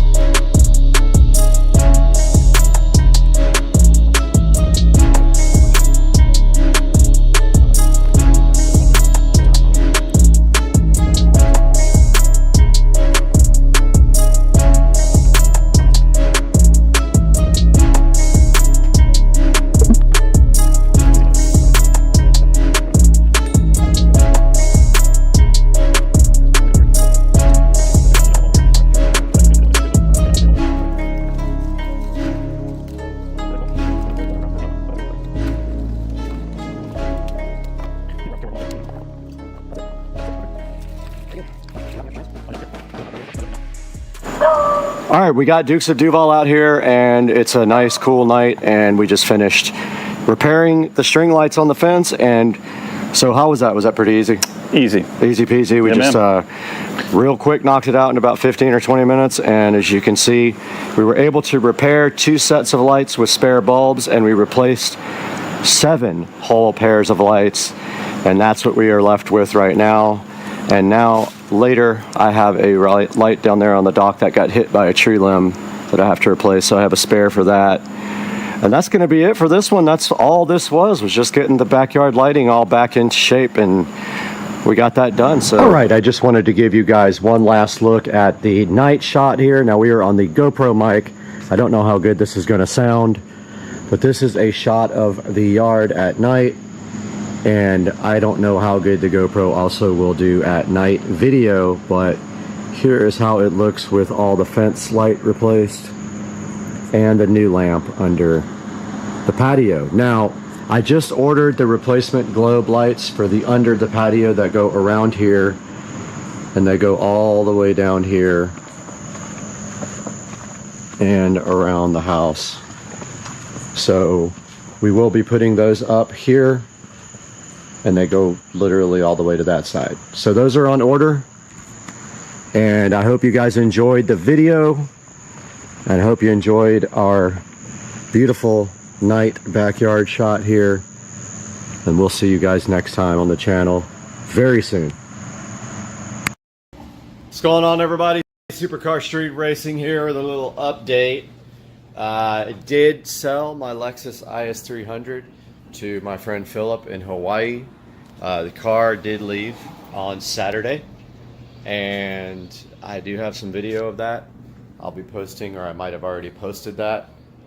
And here is my new car. This is a 2011 BMW 335i convertible. Purchased it in Florida. Drove it up from Jupiter to Jacksonville yesterday. It is 52,000 miles, and it is black sapphire over saddle brown, in really good condition. Really love this car. This is my second 335i. I do like the auto transmission over the manual in these cars. So this car has the MHD stage 1 flash. I'm waiting for some hardware parts to come in before I flash it to a higher stage. Ordered full bolt-ons for it. It also has the XHP transmission flash in it, and so that should help out as well. It's really cool that they finally were able to crack the 6-speed transmission on this car. So that's my new BMW 335i convertible. You'll hear some more updates from me. Supercar Street Racing later. Okay, so the next step in this is to redo this wiring back here into something a little bit more acceptable, and you know I can't live with it like this, so we're probably gonna have to disconnect our internet in the process, and it always takes forever to get back up. But I'm gonna get back here with my zip ties and try to get this mess into something, even though I don't even have all the stuff yet. I can pull the wiring from here back to the wall and then just leave it back here until it's time to go up to the TV, but that's the opposite way to do it, so I cannot do that.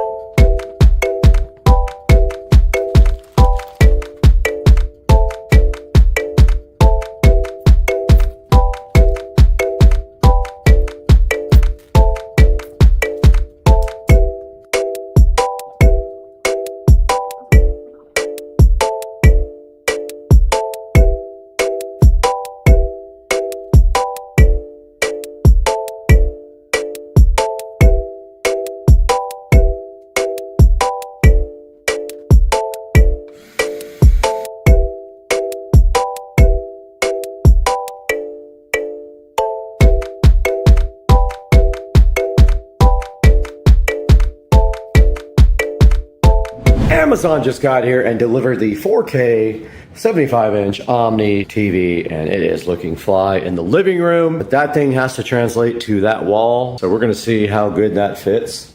Probably perfectly, but let's go.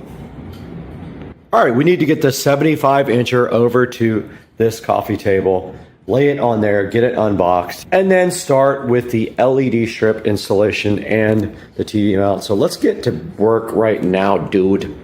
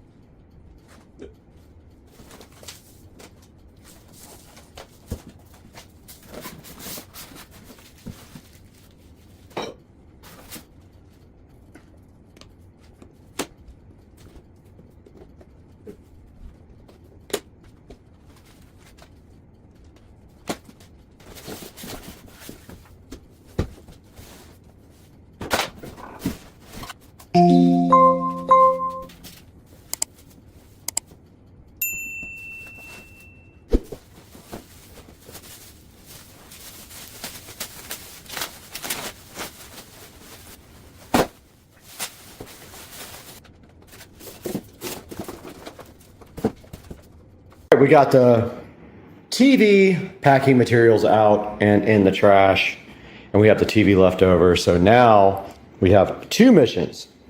Get the mounting brackets on, and then also put the Govee DreamView LED strips on the TV while we have a chance to do that now. This is the DreamView strip. That's the TV DreamView strip. And the mounting arms. Right here, dog. We'll figure that out next after my meeting.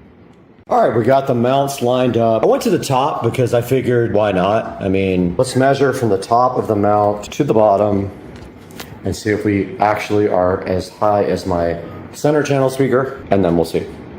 All right, we have the TV here with the mounts on. So now our job is to just find the right bolts that attach to this.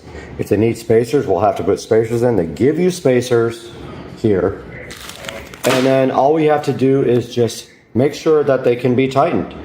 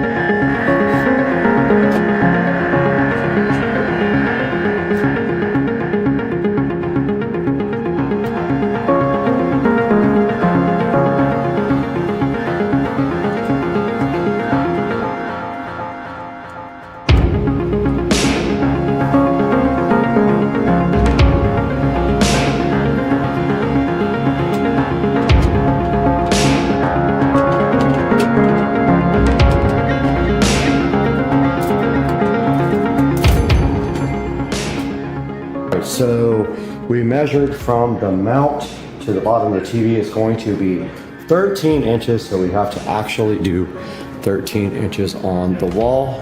above that speaker, but we're gonna do 14-ish. That should put the TV perfectly above the center channel. Guys, we have the socket set for the mount, and we are just going to center this over the center channel and go ahead and mount the TV mount with this bolt right here.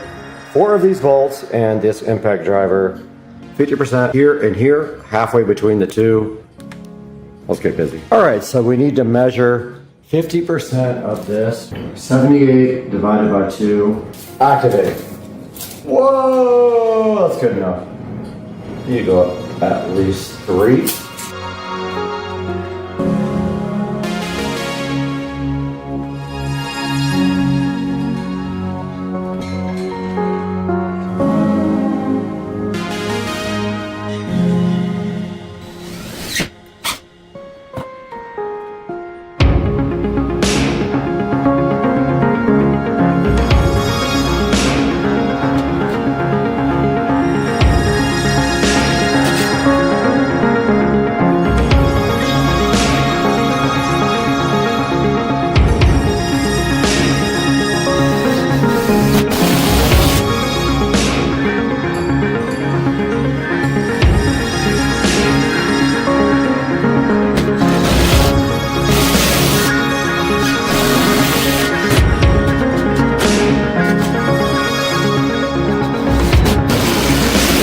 I got the mount ready to go, and then I carved out a section for the wall box.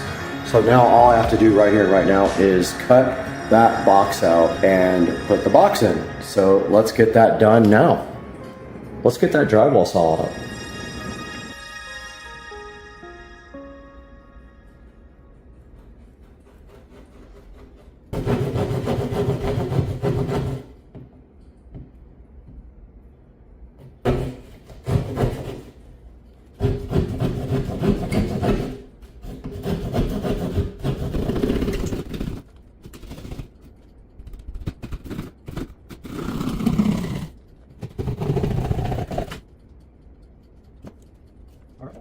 Hole is cut for the electrical box. We have the box here. We don't have the wall plate. It will be here later today. So what we have to do is make sure that we have everything punched out so we can get wires through it. Leave it outside. Oh, we're not gonna be able to mount the TV till the wall box gets here though. Dang, son. These things come like this, but you have to kind of punch out the boxes to put wires through it. So you punch out the feed right here. Otherwise the wires can't fit. So all we have to get through here is power and HDMI and network. So we need 3. And see what I did here?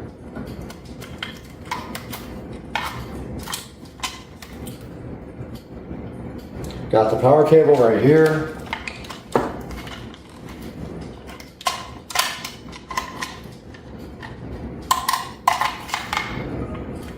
That is tight. Super lucky that we have access here, but yeah. We got it. We got it, dog.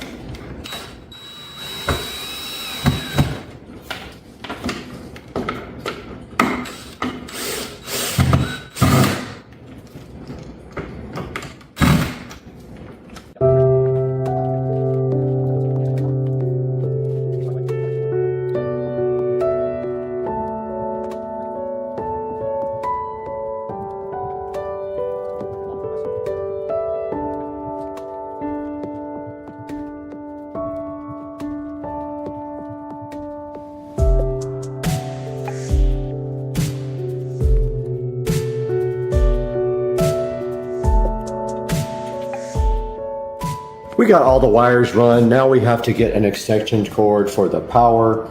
I'm sure I have one in here somewhere. Power cord isn't long enough. It comes barely out of there. So let's just go ahead and run this inside the wall. We got power ran, we have Ethernet, we have HDMI. That's all we have to run to this guy. So all we have to do now is basically put the wall plate here, connect all the wires here, put that plate on right there, and put the center channel speaker in because it's already wired up and ready to go. Let's get this center channel installed. We have every other wire ready to go.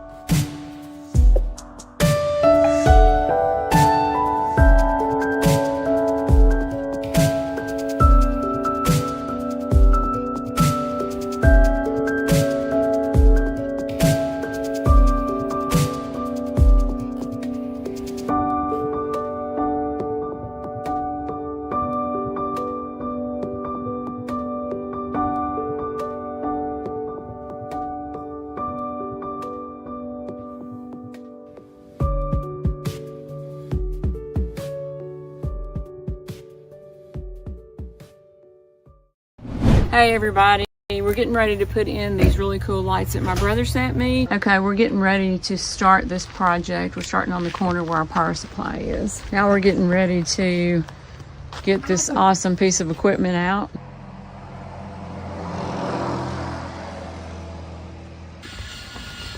Okay, made it up to the top.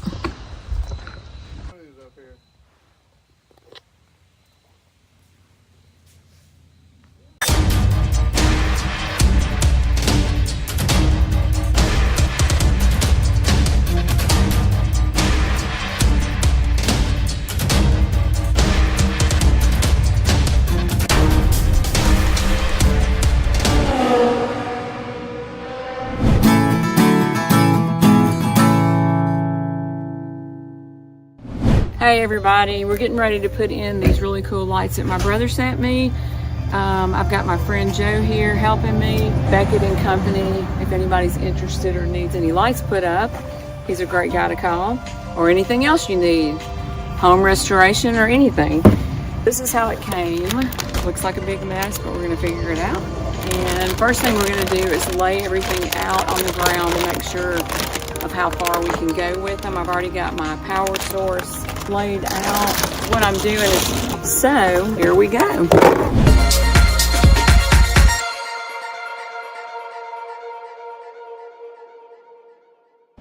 And we're getting ready to start this project. We're starting on the corner where our power supply is. Goes here, here. Yeah, I think.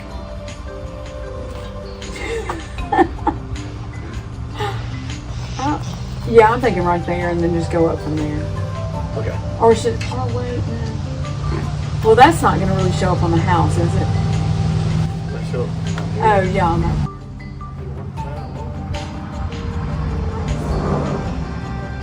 Yeah, let's start right there. See, I'm afraid to go too far around the corner because I don't want to use up too much of it in case we don't have, you know, 150 foot of it. Why not just start right there on the edge? Yeah, let's start on the edge, like what she's saying. No, I'm talking about up on the...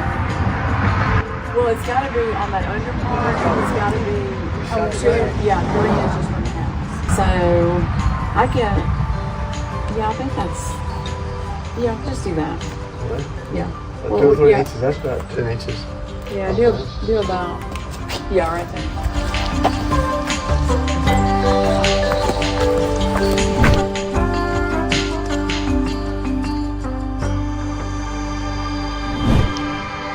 Okay, so we're getting started on our first light, putting it right in the corner by our power supply, and then we'll go from there. We're going to use screws on it. We did stick it up, it stayed, and we're going to reinforce it with a screw. So it's actually pretty easy. You don't have to buy any extra clamps or anything.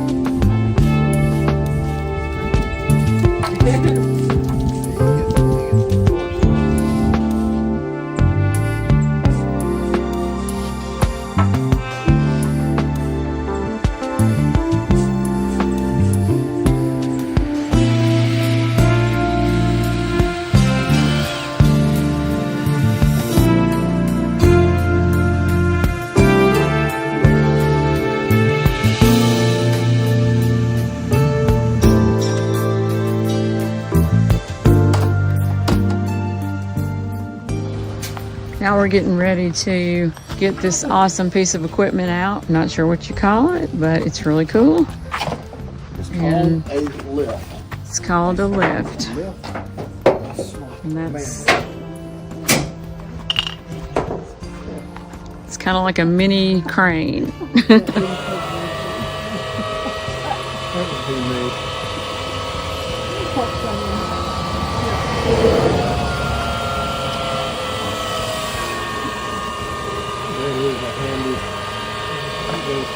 That is the coolest thing I've ever seen. I didn't realize it was going to be on this truck. I thought it was like something that you drove around in. No, it does. That is super cool.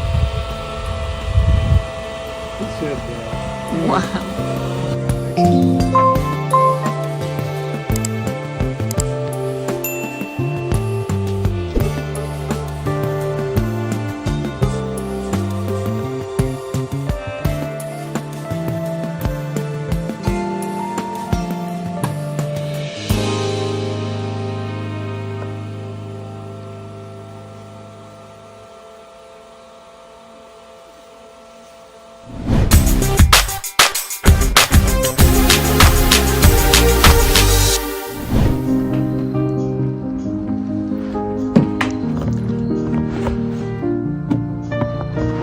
Would it help if one of us got on the ladder and do a shut up for you?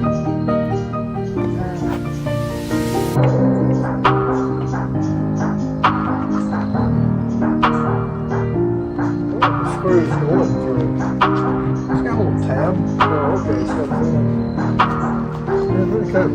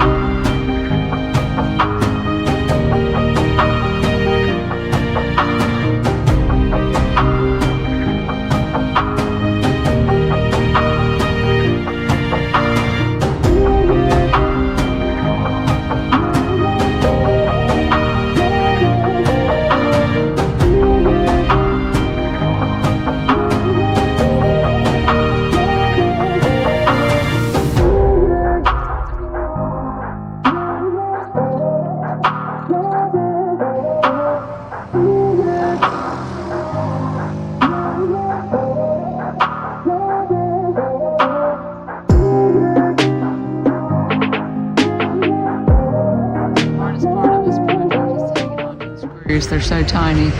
He's sticking it up with the sticky tape first, so it'll at least hold there, and then he's putting the screw in it. It works a lot better if you stick them. Yay!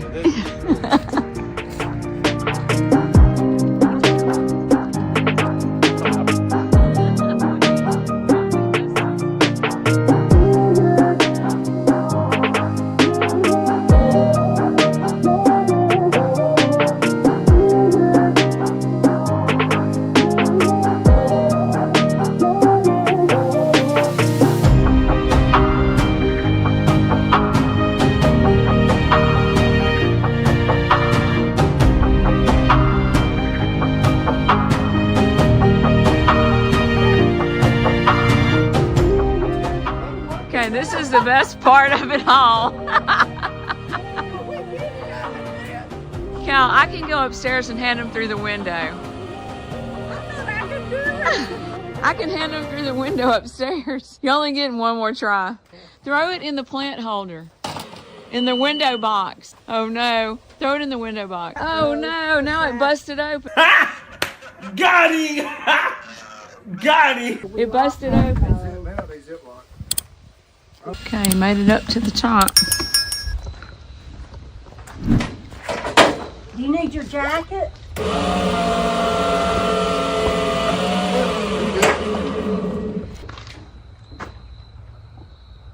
We can train a bird. Who's up here?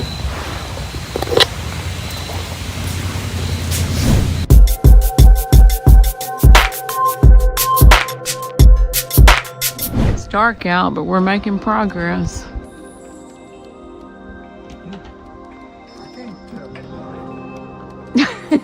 It's light where you are. What color would you like me to put on for you? Pick your poison.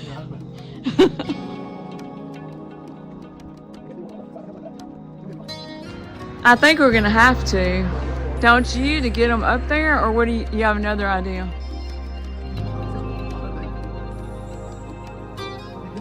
Oh, I see what you're saying.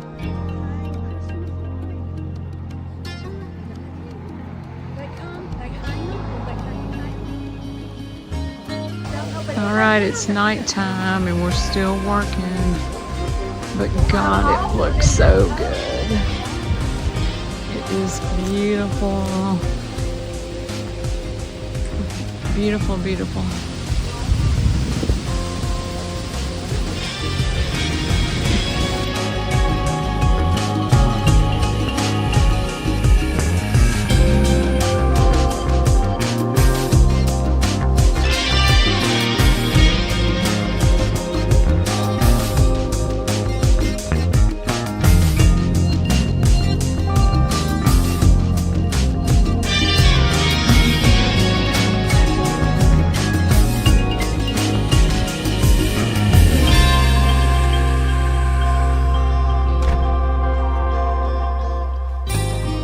Hey guys, and welcome back to Supercar Street Racing once again. My name is Brad, and you just saw Sister Car Street Racing, who is Denise, installing her new SMI Titan lights, I'm trying to get that pronunciation right, on her house over in Mississippi. Now, SMI Titan was so generous to go ahead and send a set of their 150-foot permanent outdoor lights to Sister Car Street Racing so she could go ahead and install them on her house. But there was only one caveat: she had to make a video for me, and I think she did an awesome job on her first try. And I enjoyed the way that they showed us how they had the lift at their house to put the lights up on the gables, which is something that can be difficult without something like that. You would normally be like on top of the house, hanging over underneath and looking underneath, or you would have an extension ladder to do it as well. Now, the SMI Titan lights are $249 right now, but they have a $75 coupon on them. So go ahead and click through our affiliate links to buy your SMI Titan lights for your house. Now, there are a lot of competitors for this market segment, so a lot of companies are coming out with some of the same products, but go ahead and give SMI Titan a look if you're looking for a lower cost alternative to someone like Govee. Now, I do have the Govee outdoor permanent lights on my house. They were not sponsored. I was not given those lights. I actually had to purchase them. But SMI Titan went ahead and gave Sister Car Street Racing these lights, and she is installing the rest of them right now. They are on the last cable, but I wanted to go ahead and get this video out to you guys. So when she's done, we're going to do a follow-up video on the full install. She'll go ahead and walk around and show you guys what she did. And guys, please support the channel by buying all your Amazon products through any of our links in the description. You can click any of our links and buy anything you want. It gives us a few dollars to keep the channel going so we can bring you better and more content. And please like and subscribe. It means so much to us when you do that. It helps the channel so greatly. You have no idea. And we're so glad you're here. If it's your first time, welcome. If it's your second time, thank you for returning. Now we have to get out of here. Joe Dukes is coming over with a bunch of alcohol.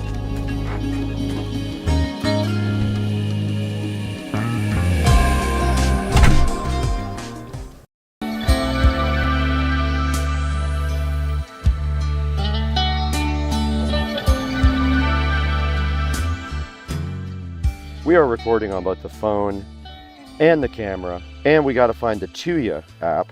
Tuya is installing now, and the lock will be ready for a nice hookup to Wi-Fi. I was finally able to get that working. I had to put a little bit of shade over the camera for it to scan, and now I'm going to name this the studio, and let's see if we can do anything with this thing. It says connecting this is the screen we have now for the lock, and we need to actually install the Loxo chime. Okay, so I plugged in the chime. Let's see if that actually works without having to pair it or anything like that. All right, the chime works, and we got another video call. Now we're going to add a password and a fingerprint. It said connection failed, but now it says put your finger on the fingerprint. Please move your finger. Please put your finger in. Add succeeded. Number 050.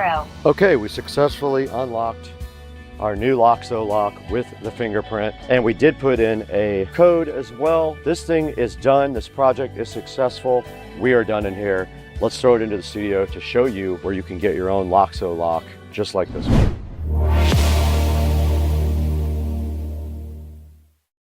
You just saw this thing installed. It was a great project. I had a lot of fun doing it also. And then you saw how this works with their app. And this thing is awesome. I really like it. Now there's only one thing left to do after that. You know what we need to do now. Let's go inside to Studio B, my other studio, and throw it back to Brad to show you how to buy one of these on Amazon. Let's take it inside.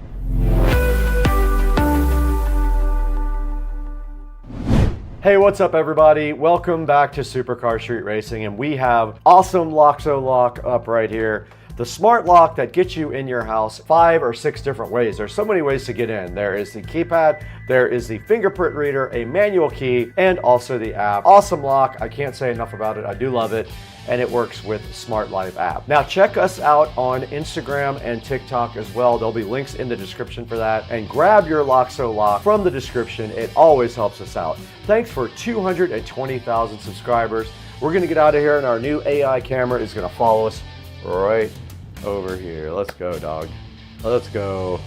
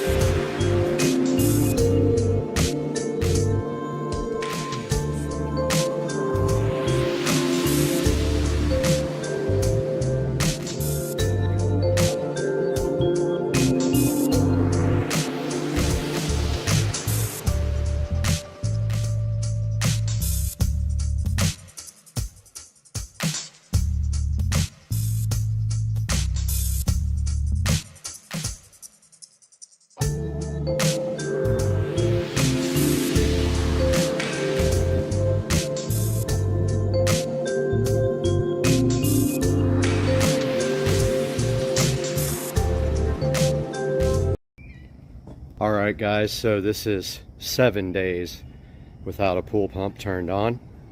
I told you guys I'd keep you updated. That's what it looks like when you don't run your pool pump in the springtime for 7 straight days.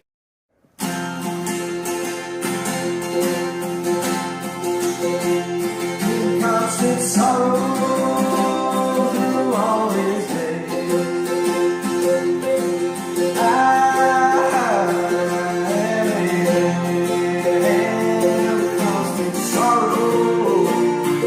I've seen trouble all my day.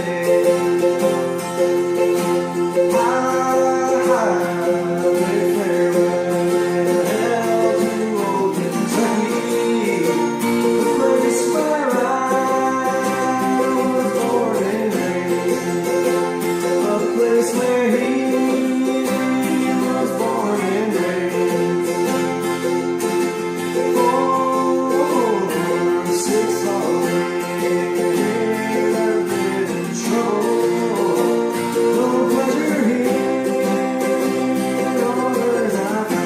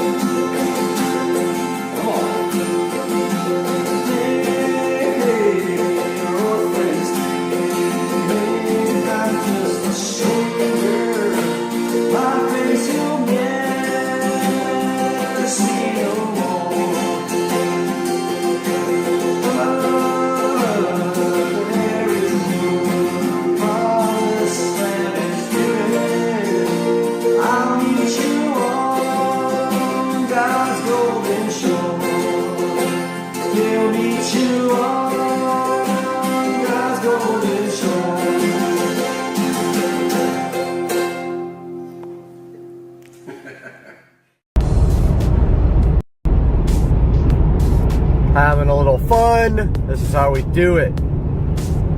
This is how we do it.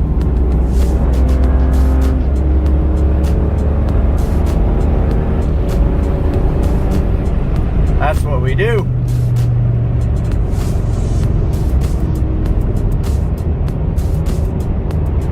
With the E85. Alright, so cruising along at 85 miles per hour in regular, not even sport mode. Probably give it a little bit of fuel right here and see what happens. About quarter throttle. Pretty fun car. It's really, really, really easy to drive really, really, really fast in this car. Even compared to some of the faster cars I've had, this guy can get up like in no time.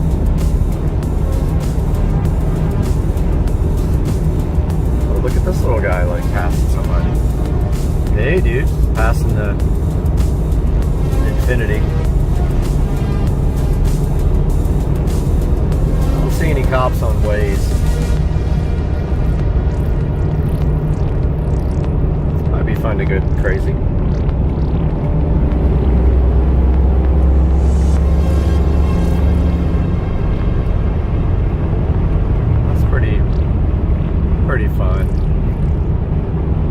I never drive like this, by the way. This is rare. Like, back in the old days I did, but I just kind of feel like, you know, there's probably no cops because I can see them all ways. And there's a nice open road. My exit's 2 miles away. I feel like I can punch it a couple of times. Speed limit 70. This I-95 north, past north of Jacksonville, past the airport.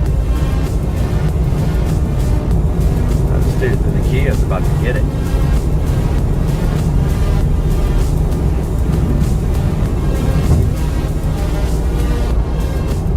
He's doing, you know, 85-ish. Got a little bit of room here. Punch it.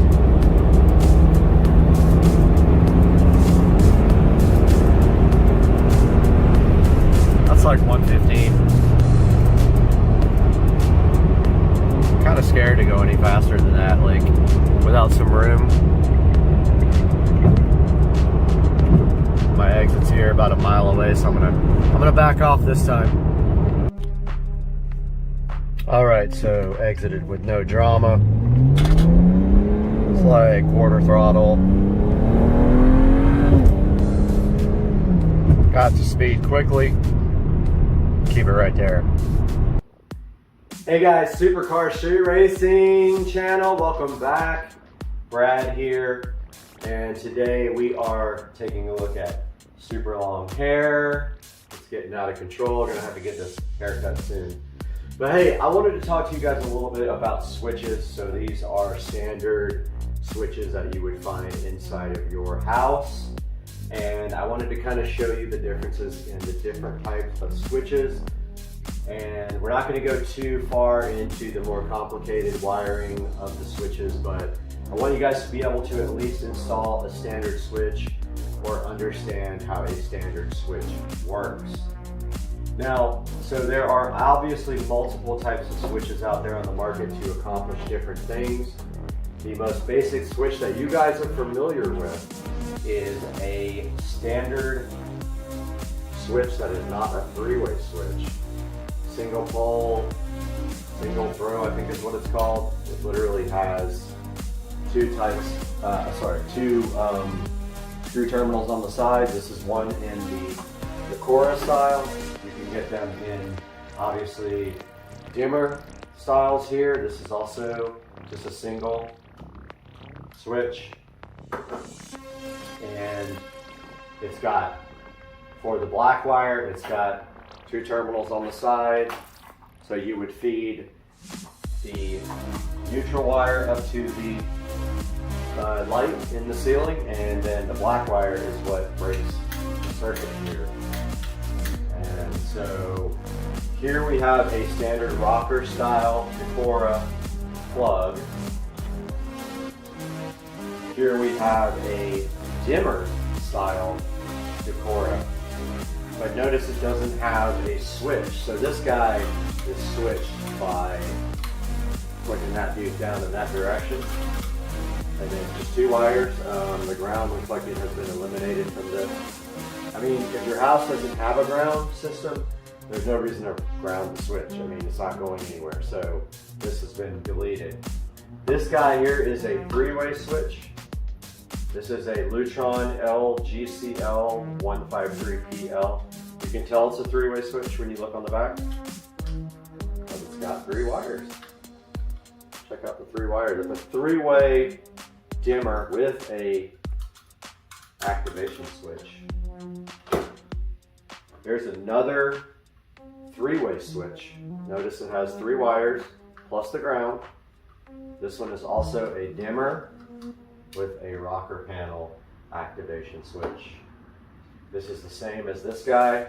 I have two of those. These are three-way switches. Let's talk a little bit about what a three-way switch does. So a three-way switch allows you to control a light from multiple locations. So you would have one of these, say, at the top of the stairs, and a second one at the bottom of the stairs. And then you have the complicated wiring, and also sometimes one has to be on while the other one has to be off. Like, it makes it difficult. Now with smart switches, all that is not even necessary anymore. With a smart switch system, you can have the same type of switches on both sides. It doesn't matter like which one you turn off or on, because they both will turn off or on. You can just say, turn the stairs on, and it can switch both of them on. No big deal. Like, it makes it so much easier. It can control three-way switches, it can control single switches, it can do all that stuff.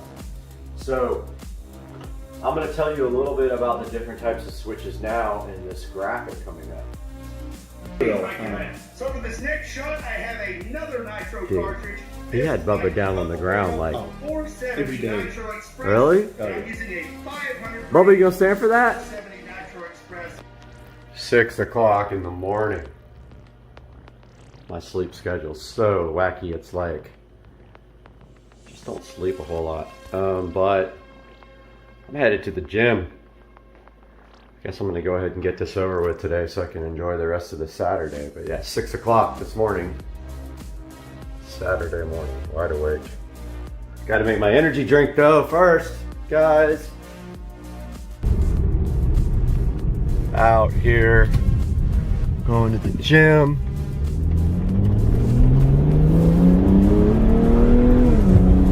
Don't want to rip the car too hard, it's not even warmed up yet. But I will up here when we get it a little bit warmer. So yeah, the car's going into Sam's Automotive. I hope to do like a little video of those guys because I really enjoyed going over there and meeting them, and they checked the car out to see there's a slight oil leak. I actually have two. There's a slight oil leak on the back of the valve cover gasket. Valve cover gasket's leaking in the back of the valve cover. And also the oil pan gasket is slightly leaking. Like, we're talking, it might do a drop over a month's period, but yeah, so those guys are getting replaced. Well, just the valve cover this time because it's super expensive. It's about a 6-hour job, and they don't sell just the they sell the gasket, but you don't ever want to do just the gasket. You want to do the valve cover as well, because it has an integral PCV valve that fails, which I already hacked my PCV valve together.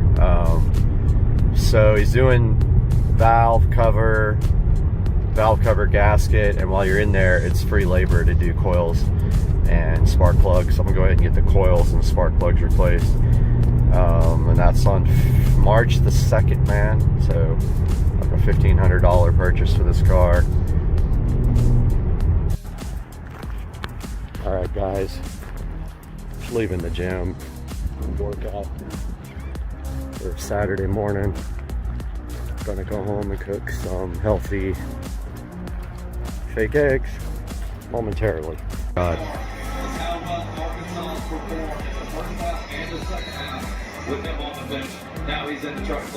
Got him on the ground, dude.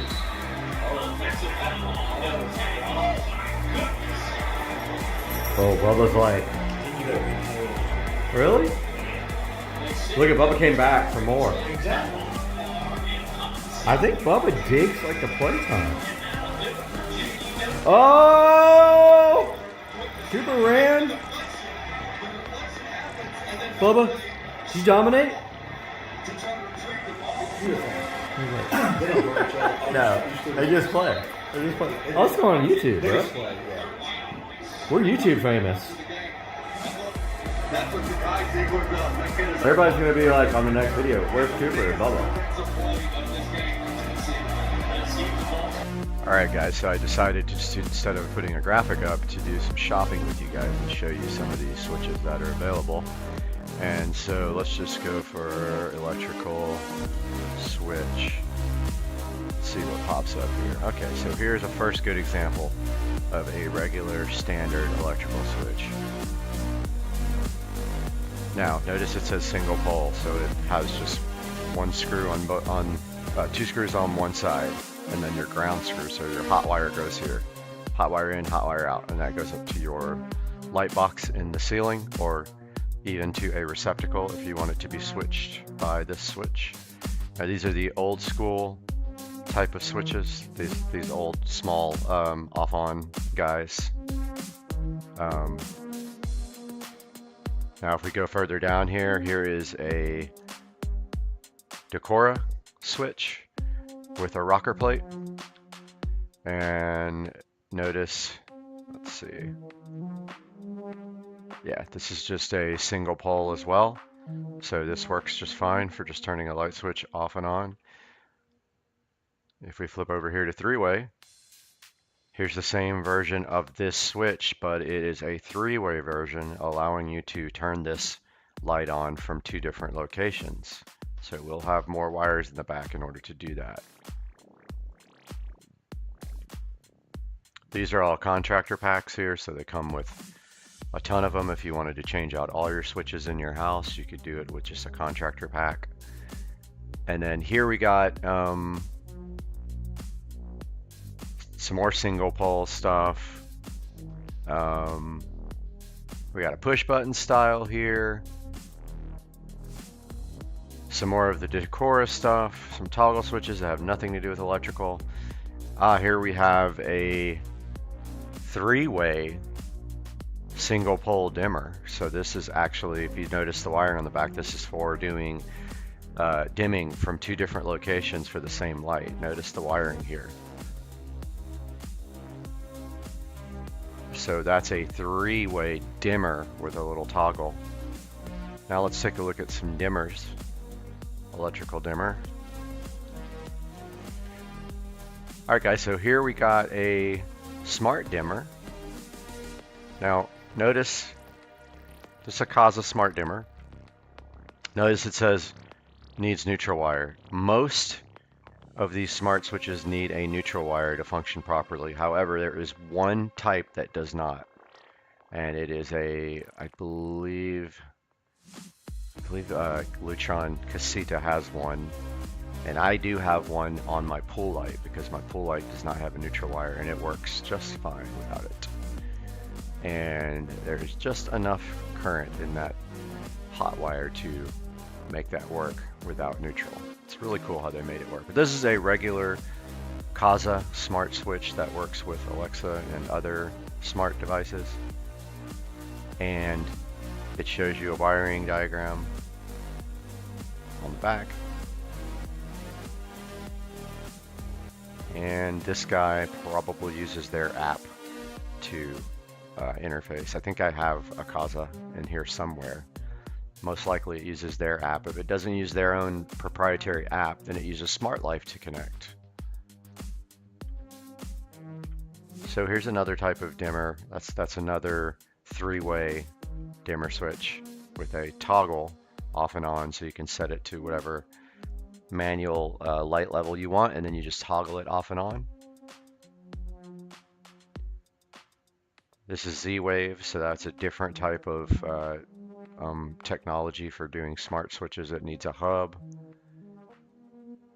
Here's a Lutron Diva LED dimmer. So this is designed specifically for LEDs so that they don't flicker, but a lot of times it really has more to do with the bulb and less to do with the switch. Here's another dimmer, three-way LED dimmer that we can see here. And here's your Lutron Casita wireless, which I have some of these in the house. They work great. Some other smart Wi-Fi dimmers here as well.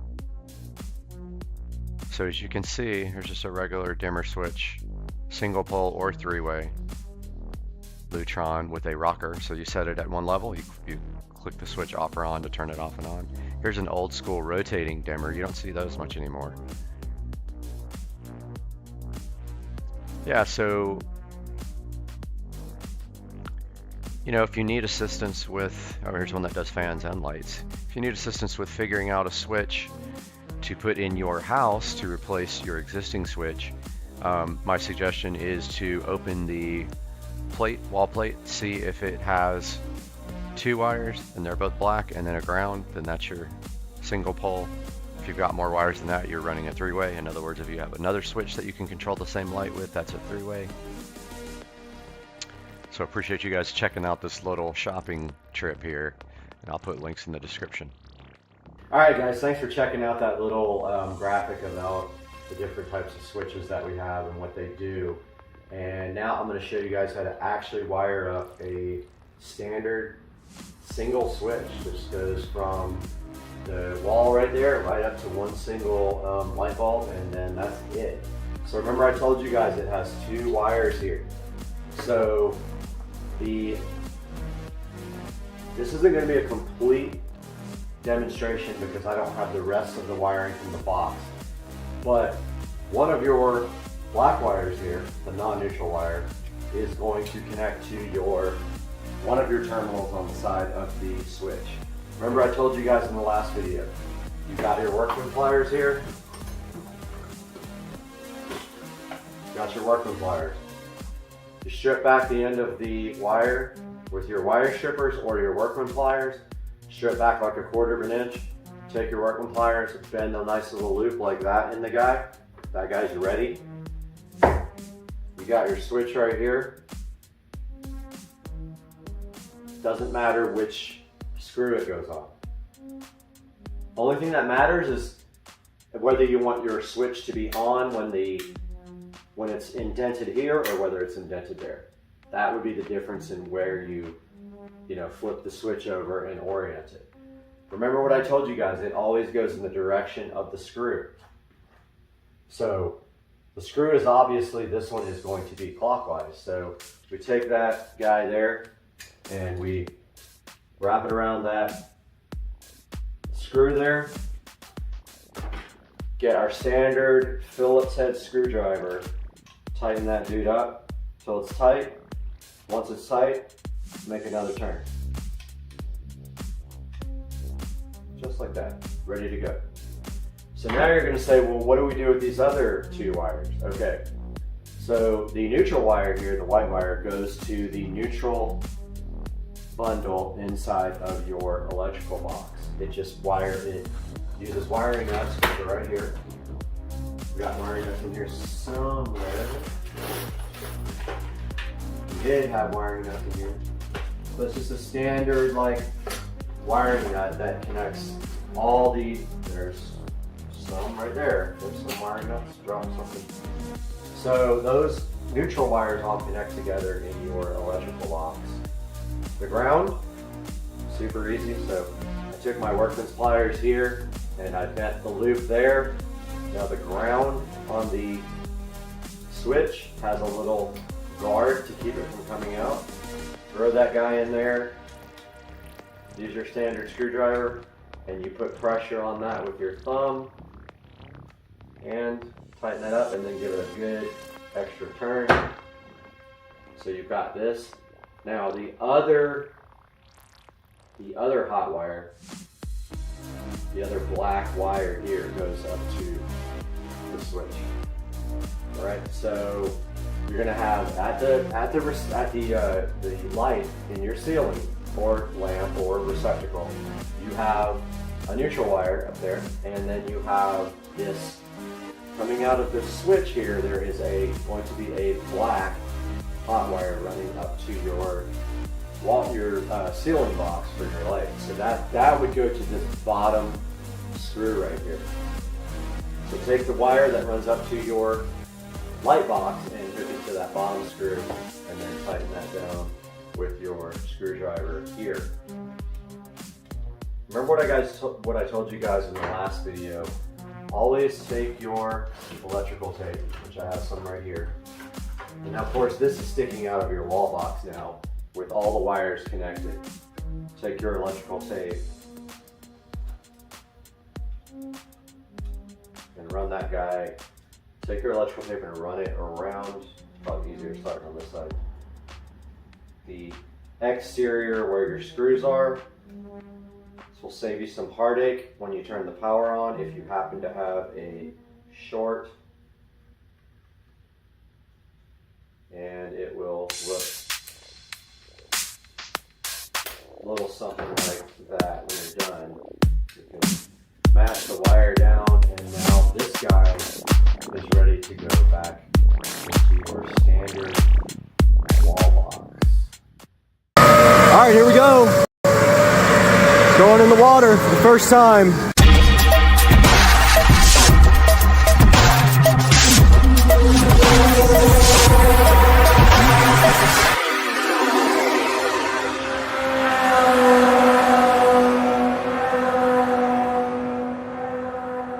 All right, we're out here at Palm Cove Marina, and we were with Joe here, Dukes of Duval. He's loaded, and we're coming here to pick up his new boat. It's one of these boats up here somewhere, and we're gonna do some things to this thing once we get it. How's it going, guys? Good, how are you? Good, good. Palm Cove Marina. All right, so we're looking for the boat right now. Okay. Right there. Hydrosports boat. 20-foot bay boat. That's it right there. It is on the second level here. 2004 has never left this dry storage. 270 hours, which is very low. It's got some pretty good stuff on it. Trolling motor. Got the power pole on there. So that pole, see that thing is like hydraulic. So when you turn it on, it comes out and like jabs the ground and locks you in, which is nice. Boat's been fully gone through. The motor has. It's gonna be a little dirty because it's been sitting here without somebody using it for probably 6 months. So we gotta. It looks a lot better in person than in the pictures. I'll be honest. It looked faded in the pictures, but it's not. That's just the paint. Yeah. That's sick. Yeah, the pictures are really deceiving. Like when you pull it down and you see it, it's in phenomenal shape. Really Let's get this thing down and get a look at this thing. We're just gonna grab it down. How long ago did you work here? Almost 20 years ago. All right. Used to be a boat jockey, run these lifts, man. Look at this thing coming down.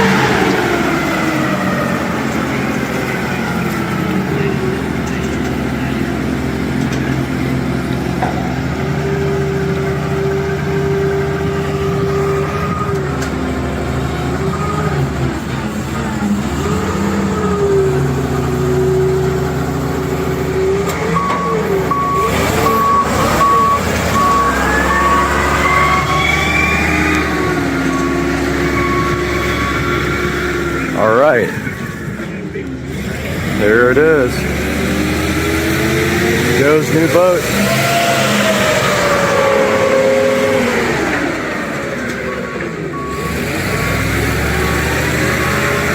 All right, we are taking a look at Joe's brand new Hydrosports boat here.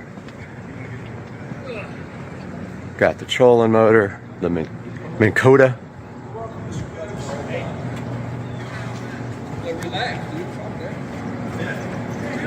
And then here comes Joe to climb in his boat.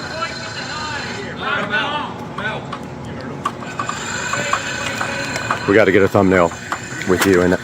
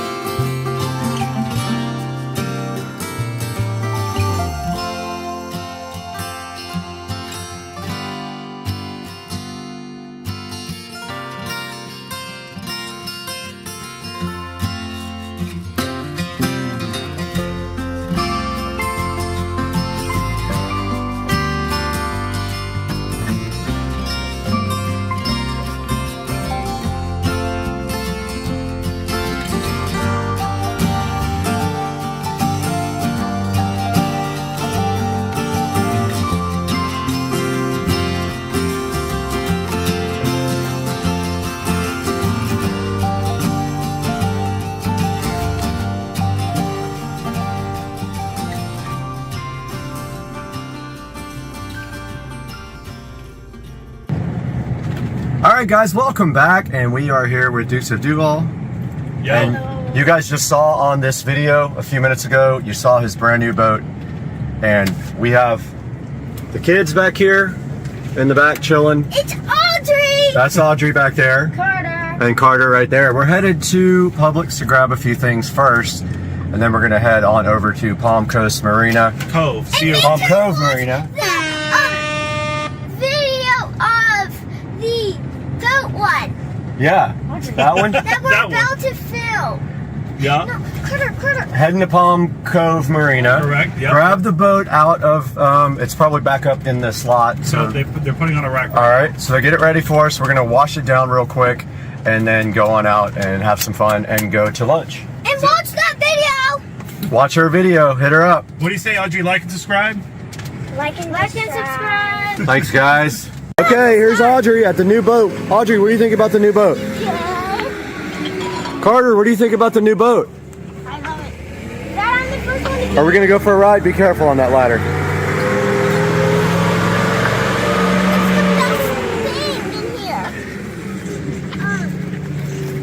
So we're gonna get this thing all cleaned up and then take it for a ride. And we'll update you guys in a moment. Oh. All right, we just gave the boat a complete wash inside and out. Quickie wash. Quickie wash, and it's looking fresh to death. Really, really cleaned up. One more time, Brad. Blue brush. Got it. Cleaned up well. Does that stuff under the seat come out? Look. Right there. No, that's just paint. Never mind. Dad, there's fishing gear. I know, there's all kinds of It's Audrey. There's puppies. This is how the boat looks after a quick wash. And it came out really nice, especially all the white up here that was really dirty around the edge. And me? And Audrey and Carter helped us too. Can I play you guys some music? Nope, can't play music on it. And so we will update you guys on the water. Right, Audrey? Carter, we're ready to put this thing in the water, right? Yeah. Let's go. We're just waiting for the guy to come grab it. And me. Yep, and Audrey. That's good. Make sure you Audrey, subscribe. if you make me drop my phone, you're gonna be in trouble. Yep. Put that on the polishing wheel. The only thing that I wish this boat had that it doesn't is a wash down. What's that? Where it's either a freshwater or saltwater wash down. So like when you're out and you get a bunch of girl on the boat, you at least have like a tank full of water. Where you have the ability to pick up water from there and just rinse it down. When will he get Oh, our got it. boat? So you're gonna come get yours next, probably. All right, here we go. Going in the water for the first time under new ownership.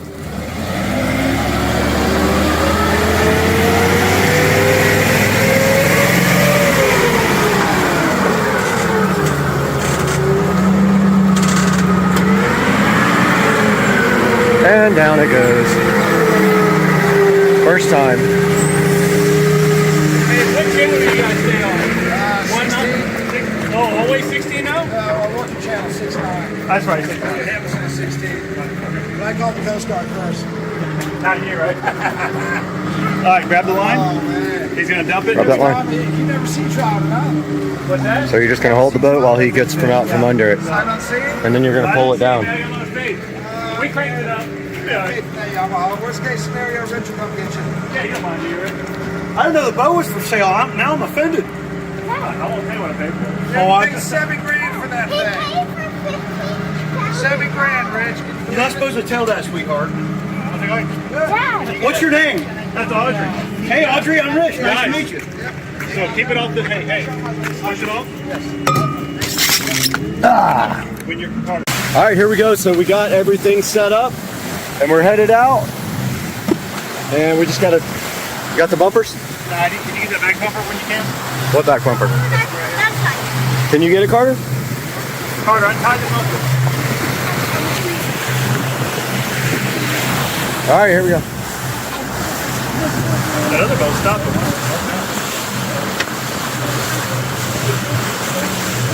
Just put it right here, bud. Okay, I will. A notification. Okay, I will. I have to say that. Oh, yeah. I have to say that. It's a parent. What do you think so far, man? Love it, man. New boat. Thing's sick. Gotta get that horn to work. That's the only thing so far that I've found that doesn't work on here. What's this one for? Motor trim? That's for the power pole. And there's your trim tab. Oh, that's the power pole. Yep, those are trim tabs.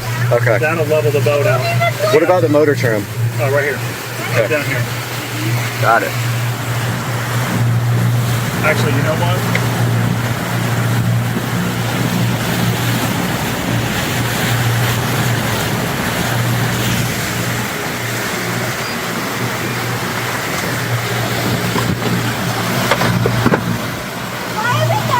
Oh man, this thing is so old school.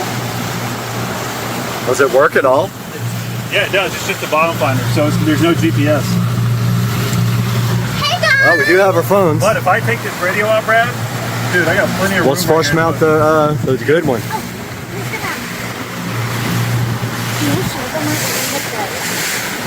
I'll follow you and you talk. All right, y'all sit down. Okay, you got to sit right now. Sit down and don't You let gotta those sit. spill. Get this thing up. Oh yeah, look how good it like raised up.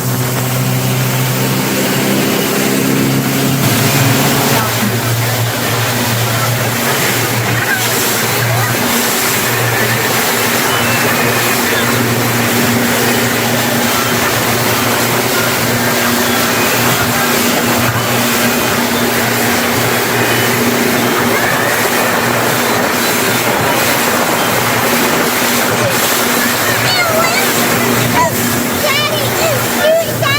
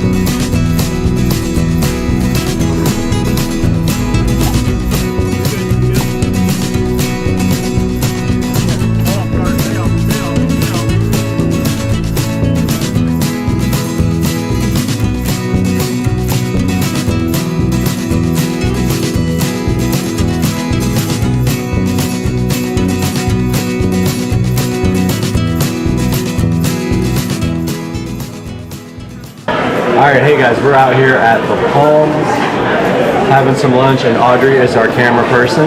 She's doing a great job. And we're just waiting for our server to come, and we're gonna get some delicious food, right? We're gonna get some lemonade, some waters, and some Diet Coke. I'm gonna have a lemonade. Audrey's gonna have a lemon. Am I in the frame? Make sure it's on me. Yesterday was my birthday. It's Audrey's birthday and it's Father's Day, so we gotta text my dad and say Happy Father's Day. So I'm gonna take a picture of myself and Audrey and send it to my dad and say Happy Father's Day.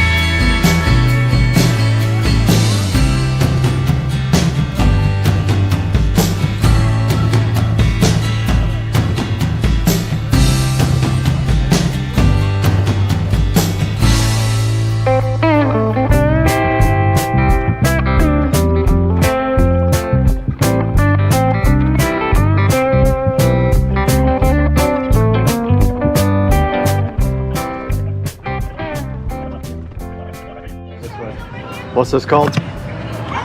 Fort George. Fort George. Fort George? Yeah. Are there sharks back? Pretty cool. Hopefully so. Wait, right over here?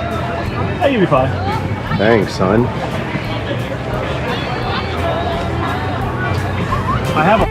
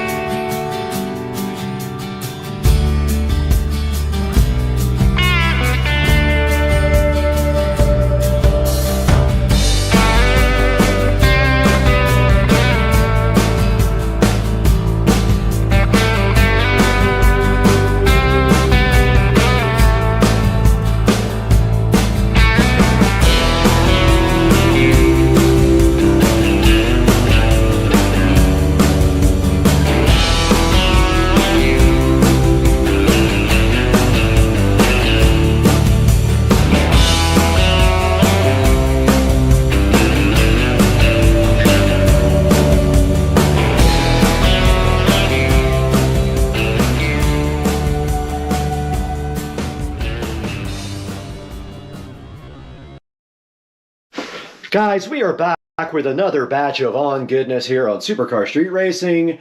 And today we're going to be taking a look at the Cloud Stratus. So stay with us.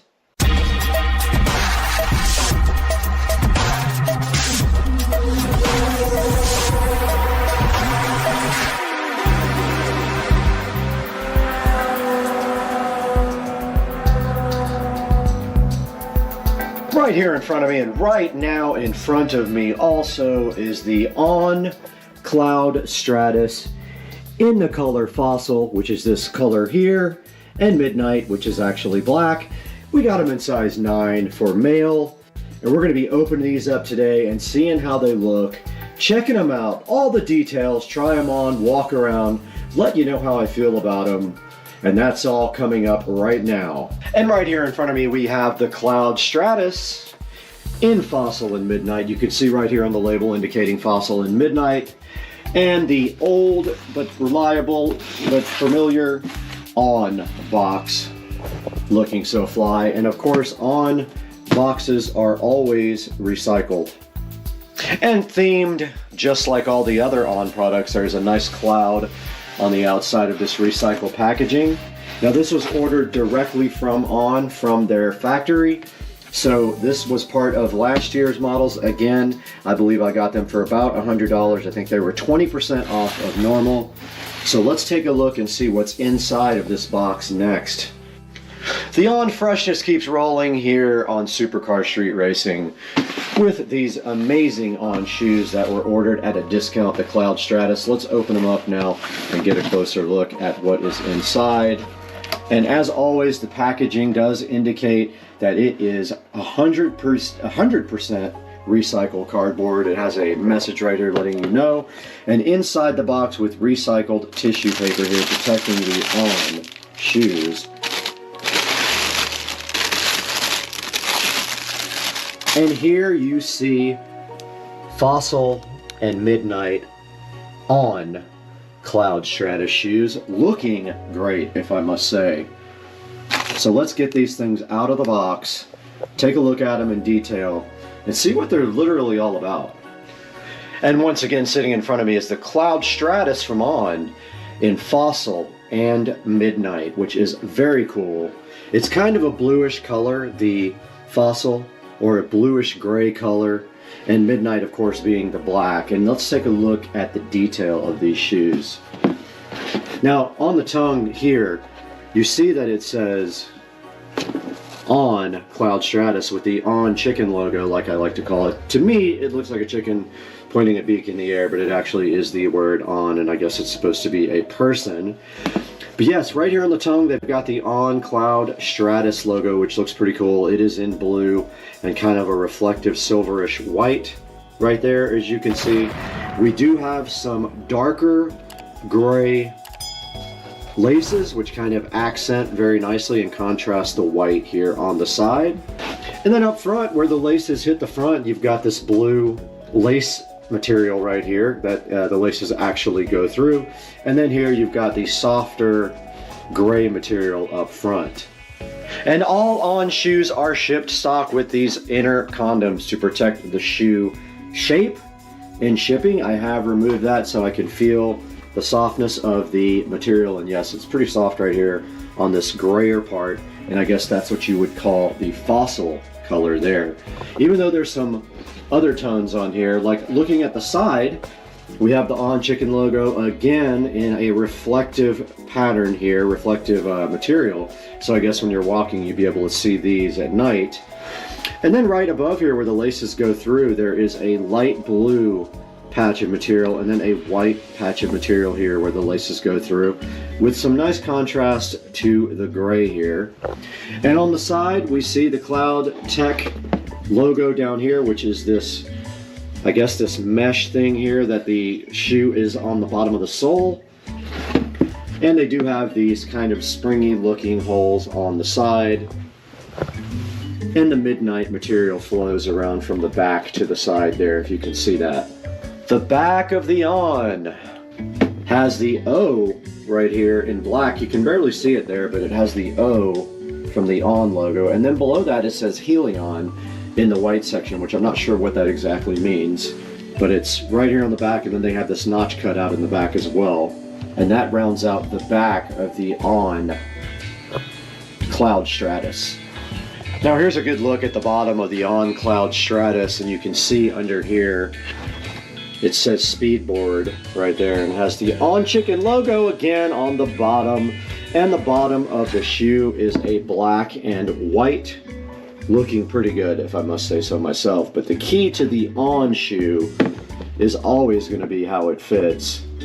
And so far, On is one of my favorite shoes I have ever purchased, and I haven't really had one that wasn't a great fit and great comfort level. So in order to test out these shoes and see what the comfort level is, what I usually do is go take them for a little walk, try them on, let you know how I feel about them, and then we go online. We'll take a look at the ON website and show you how to order the Cloud Stratus if they have your size left, because these are last year's model, so they are at a deep discount. All right, let's get these things tried on and get a walk around going in them. We are out here in the Supercar Street Racing living room with the ON Cloud Stratus in Fossil and Midnight, and they are down here right now, and you can see I already have my PFG boat shoes on. I'll be taking these off, putting on the Cloud Stratus, and giving them a test drive. And I just want to remind you that I have pretty bad bunions, so I'm pretty self-conscious about even showing my feet, but in order to make a good review, we need to do this. So first things first, inside of the shoe, there is also this nice cardboard dime for free, no charge. Let's get these Cloud Stratuses on my feet. I wear them unlaced, actually leave them just like they come from the factory, and I wear them unlaced. And already they are pretty comfortable. They're not as comfortable as the last ones that I reviewed, but they are comfortable. And I definitely do feel, I usually buy extra wide shoes because of the bunion problem, but I don't feel any problems here because this cloth feels pretty flexible, so it allows this part where I have issues to kind of just flex out. I have put on the ON Cloud Stratus, and I am ready to get up and walk around in them. They fit a little tighter than the last ones I had, no big deal. They are incredibly comfortable though.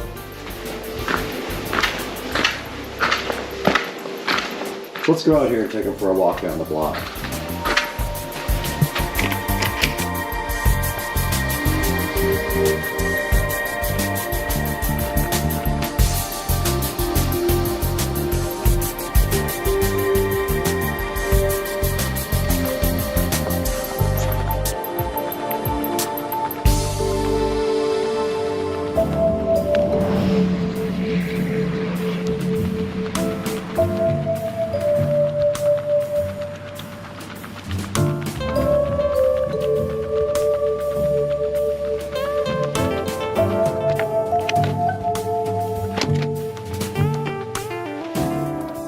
We're back in the Supercar Street Racing closet with the ON shoe collection here, and guys, it is time to round off the ON shoe collection, but first we have to make room for the last pair to round off this 3-shelf collection.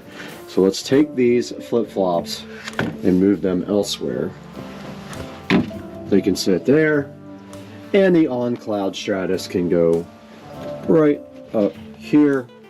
And you can see the ON shoe collection has been complete with 9 pairs of shoes there. And then once again over here we still have a bunch of our Puma shoes and also some flip-flops, or Puma if you like to call them that. And now let's take this thing out to the Supercar Street Racing 4K production studio. Talk with Brad online about how to get your pair of Cloud Stratus shoes from ON. We're here once again in the Supercar Street Racing 4K production studio, bringing you high quality 4K videos. I'm Brad, you're on Supercar Street Racing as usual, and today we have the ON Cloud Stratus. that we just purchased directly from On, and we're taking a look at it right here and right now on the onrunning.com website. So it's on-running.com. Now there will be a link in the description to these as well on Amazon, but if you go directly to the On website, you can purchase your own On Stratus shoes. Now right here we see the On Stratus are reduced by 40% right now. So you got to get on there and get your On Stratus ordered. And they're actually Cloud Stratus. I call them Stratus. They are Cloud Stratus shoes. And if you look right here, they have quite a few left. Let's see, so my size is 9, so they do have my color here. They're calling this white and black, but it looks like a little bit of an off-white. If we go to Fossil Midnight, they do have my color available in that. So if you go to the On website and you go to shop, and you go to last season on men, last season, pick any of these shoes that are up on the screen right now, and then when you get into the actual shoe like the Cloud Stratus, if your size is grayed out here for that color, you won't be able to order that shoe. So for example, we have the Fossil and Midnight, and let's see if that's even available. So that's this one here. There are still plenty of sizes available in Fossil and Midnight. These are kind of fly. These are Frost and Niagara. Plenty of sizes. And these are actually $100 right now. So they're 40% off of their normal cost. So it's a great time to go buy some used freaking On Cloud Stratus shoes right now. Here is the Lake and Fire, or actually Lake and Flare. These are white black. These are just all black. These are kind of cool, man. These are white and creek. I like that color combination a lot. And then we go to Fossil and Midnight, which I already showed you. So guys, I just want to thank you once again for being here at Supercar Street Racing. It means everything to us. Please like, subscribe, click the bell icon. And when you buy something from Amazon, please click through any of my video links. You don't have to buy what's in the link, but if you click through one of my links, I still get a little bit of credit, and it helps keep the channel growing, and it helps keep Supercar Street Racing on the map, which is very important right now. We've been growing this year. We want to see that growth continue, and we really appreciate you guys so much. And before we go, let's just check out one more picture of the Cloud Stratus. And you know from my video I have good 4K close-up pictures, but there's the color that I got. Looks really good. These shoes are so awesome. They're really stylish, super comfortable, and I just love them. So guys, we got to get out of here. I just ordered 20 more pairs of shoes, and I got to go pick them up at UPS.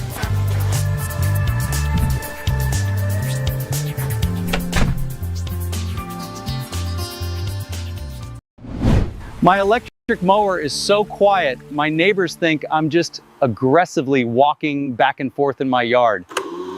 If you own a house, there's one chore that never seems to end, and that's mowing the lawn. And if you live somewhere like Florida, where we have St. Augustine grass, you know how fast that grows. It feels like you mow it, and 3 days later, it's ready to be cut again. And normally that means dragging out a mower, sweating in the heat, and spending part of your weekend cutting grass. But imagine if your lawn could just maintain itself. And today, we're testing something that claims to do exactly that. We have the Mova Lidax Ultra Series lawnmower, and it uses 360-degree 3D LiDAR to scan and AI vision to map your yard and mow it automatically. So today, we're going to put it through a real test in a Florida backyard with this St. Augustine grass. This is tough on robotic mowers. We'll test some obstacles with it. It's on a slope, and it's right up against a rocky garden. And we're going to find out if this thing can actually replace you mowing your yard.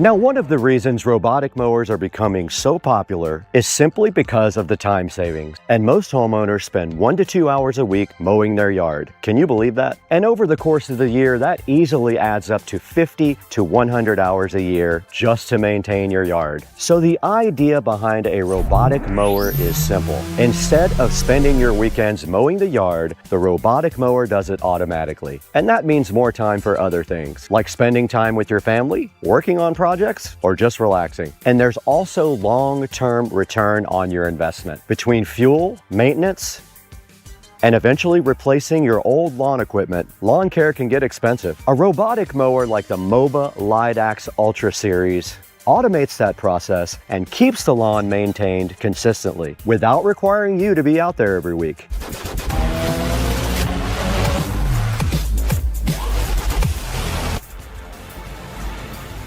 So this is the MOBA LIDAX Ultra Series mower. And what makes this mower different from all the other ones is the technology it uses to navigate. Right on top, you can see the 360-degree LiDAR sensor. That sensor constantly scans everything around the mower and creates a 3D map of your yard. And this allows the mower to understand things like trees, landscaping, patios, furniture, and garden beds. It basically creates a digital map of your property. And on top of that, the mower also uses AI vision, which helps it recognize and avoid obstacles. And according to MOBA, this can detect over 300 types of obstacles. And that includes things like toys, furniture, tools, and even pets. And that's big because one of the biggest concerns people have with robotic lawnmowers is safety.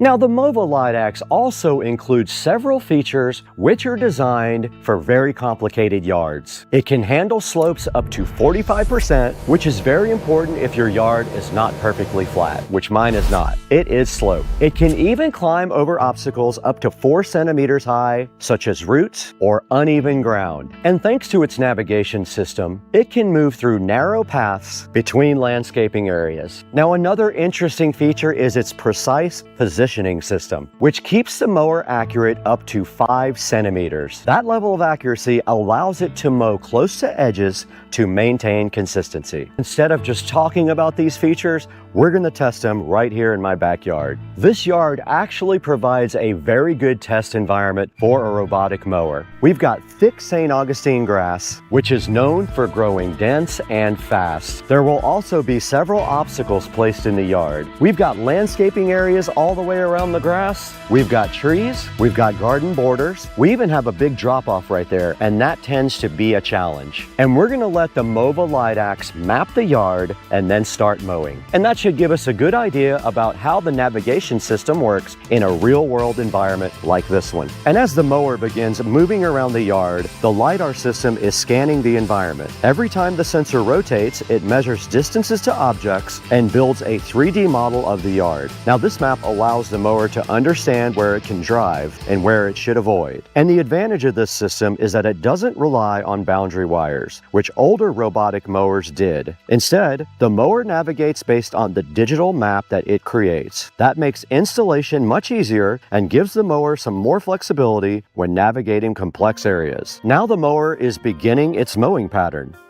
The one thing you'll notice is that it moves in a controlled and structured pattern instead of randomly driving around the yard. This helps ensure that the mower covers the entire lawn efficiently. Another advantage of robotic mowers is how they maintain the lawn. Instead of cutting large amounts of grass once per week, the robotic mower can trim small amounts more frequently. And this helps keep the lawn looking more consistent over time. And it also reduces the amount of visible clippings.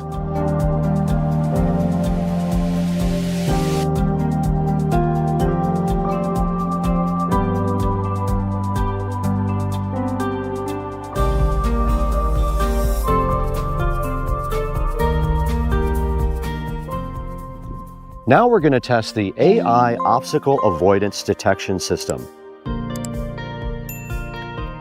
I'm going to place a few objects here on the lawn. I've got a raft, I've got a ball. The MOVA LIDAX Ultra series should detect these obstacles and navigate around them. Now you can see the mower approaching the object. It slows down, and then it adjusts its path to drive around the objects. This is where AI vision system combined with the LiDAR mapping really helps the mower understand its environment.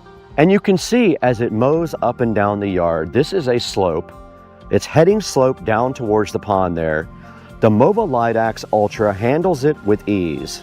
It can handle up to 45%, which is steeper than many robotic mowers. And it can also climb over obstacles up to 4 centimeters high. This will be important for yards that have small bumps, roots, or just uneven ground. Now you can also see as the mower is climbing slopes, it will adjust its traction as it climbs those sections of the yard. Another impressive feature is the precision positioning system. The mower maintains accuracy within 5 centimeters, which allows it to navigate tight spaces and maintain clear mowing lines. And this will help ensure the lawn is cut evenly across the entire yard.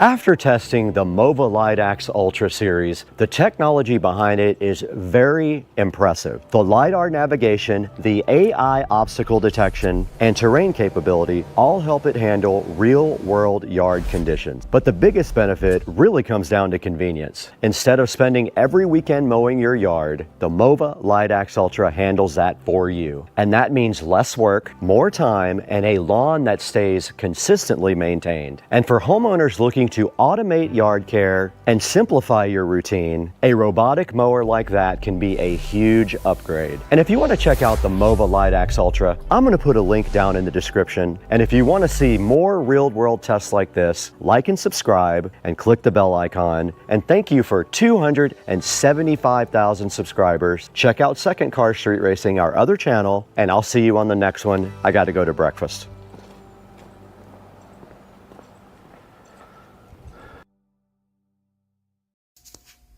All right, this is day 64 of the keto diet. Let's see.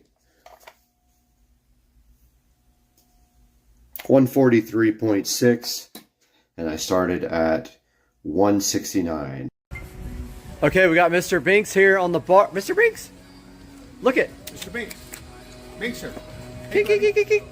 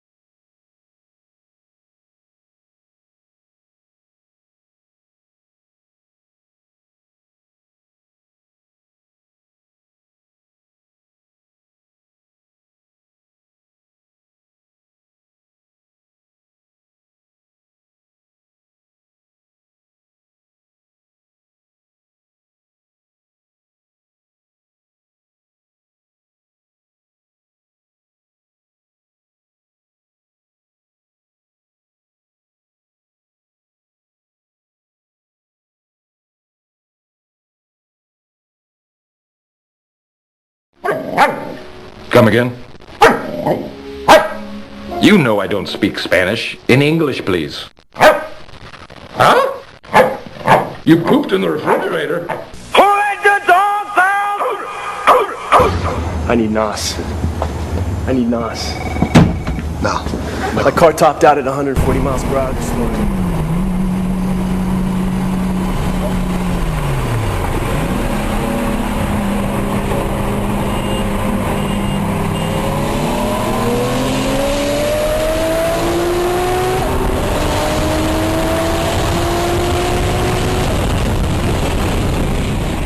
You got knocked the fuck out!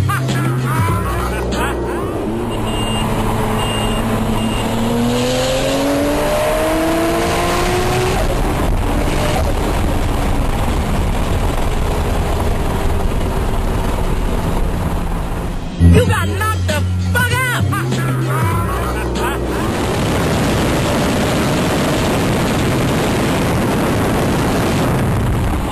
You got knocked the fuck out!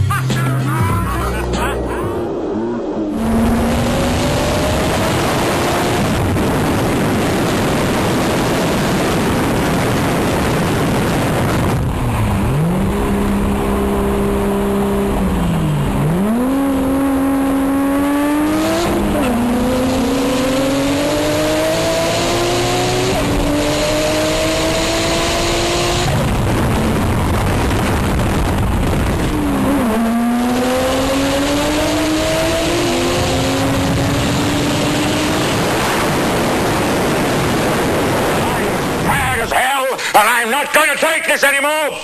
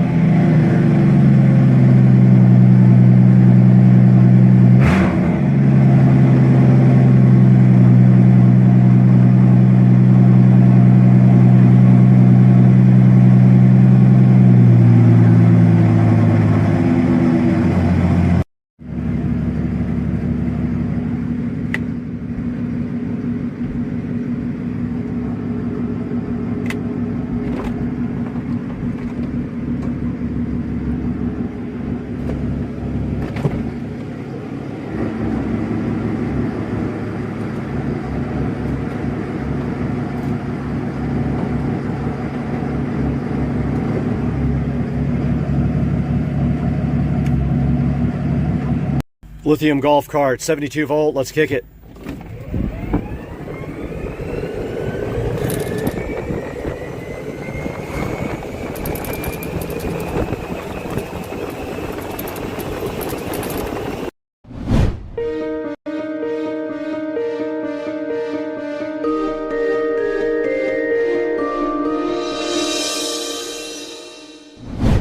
What's up, guys? It is football Sunday today. You're at the Supercar Street Racing compound. We are outside in beautiful Florida, where the weather has been exceptional for the last couple of days. Nice and cool here is a great change from what we had last week or the week before that, where it was 90 degrees and very warm. We're out in the sunroom today to tell to you guys about something. I'm super excited about this. We have the coolest thing waiting in the garage for you guys to check out. Let's go see it on Supercar Street Racing.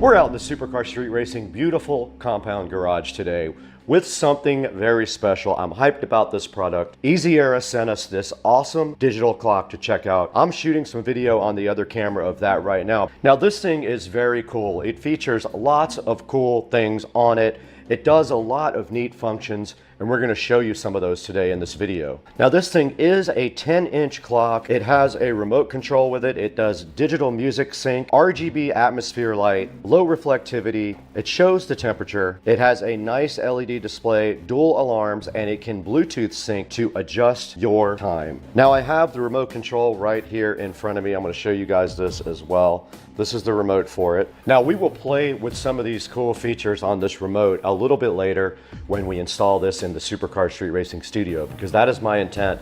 This thing is going to look cool in the studio. Why don't we get this thing on into the studio and try to start the installation process on the clock?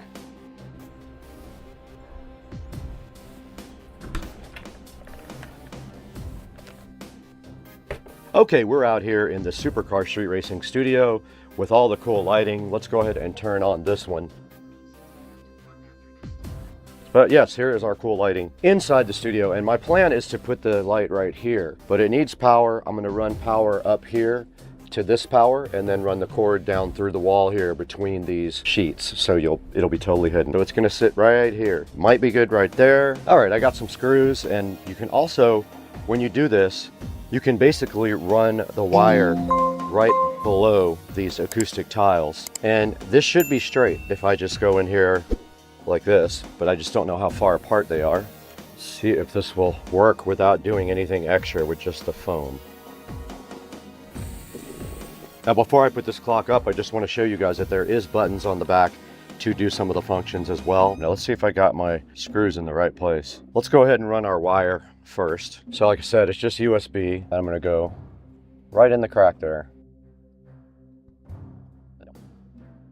That is the best thing about having these tiles.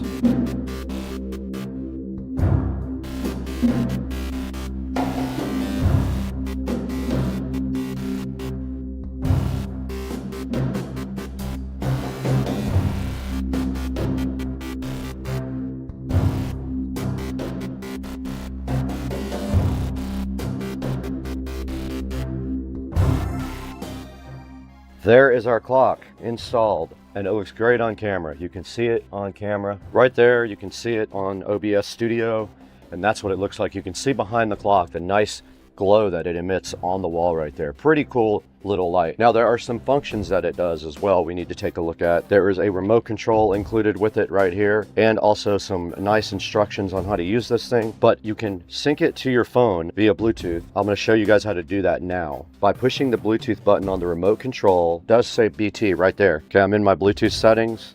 I'm going into details, and I'm looking for the Easy Era. There it is down there. I'm hitting it, pairing.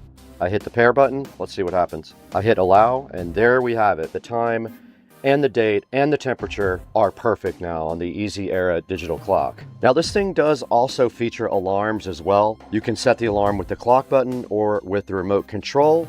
You can also set the volume of the alarm. Here's the button right here, lower left. And those are all less bright. I want it most bright, so L1 is the highest you can go. L2, 3, and 4 are darker. Okay, if you press the light schedule button on the remote, that lets you schedule, you can actually schedule it to turn off and on. Now there is also a music sync button. If you press the music sync button, it is this little music note here. You can adjust the sensitivity. You press and hold it again to return to the previous state. So for example, now we are on music setting, and you can see the back of the light responding to my voice, which is very cool. I love that. There's the next setting right there, and then there's back to normal. There's also a count up timer that you can run on it. There are 12 and 24 hour switches on it.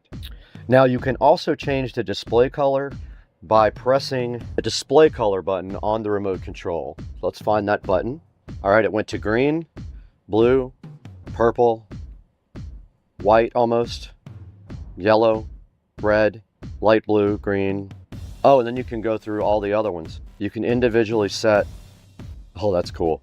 And that one's going through all the colors by moving up and down through them. That looks awesome. I love that. So that's a look at the Easy Era clock. Really cool thing from Easy Era that they sent me to let you guys check out. Go ahead and grab one in the description of the video, and we'll see you guys later.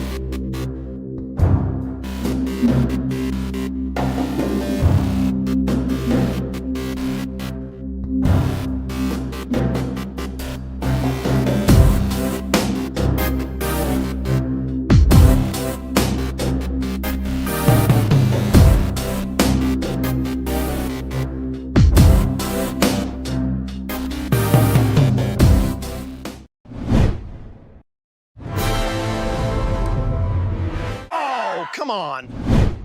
Hey, what's going on everybody? We're in beautiful Studio B today to tell you guys about the VESA V6 Max. VC reached out to us to see if we wanted to check out this bad boy right here, and I can't wait to get this thing open tonight and try to watch my favorite stuff tonight on TV.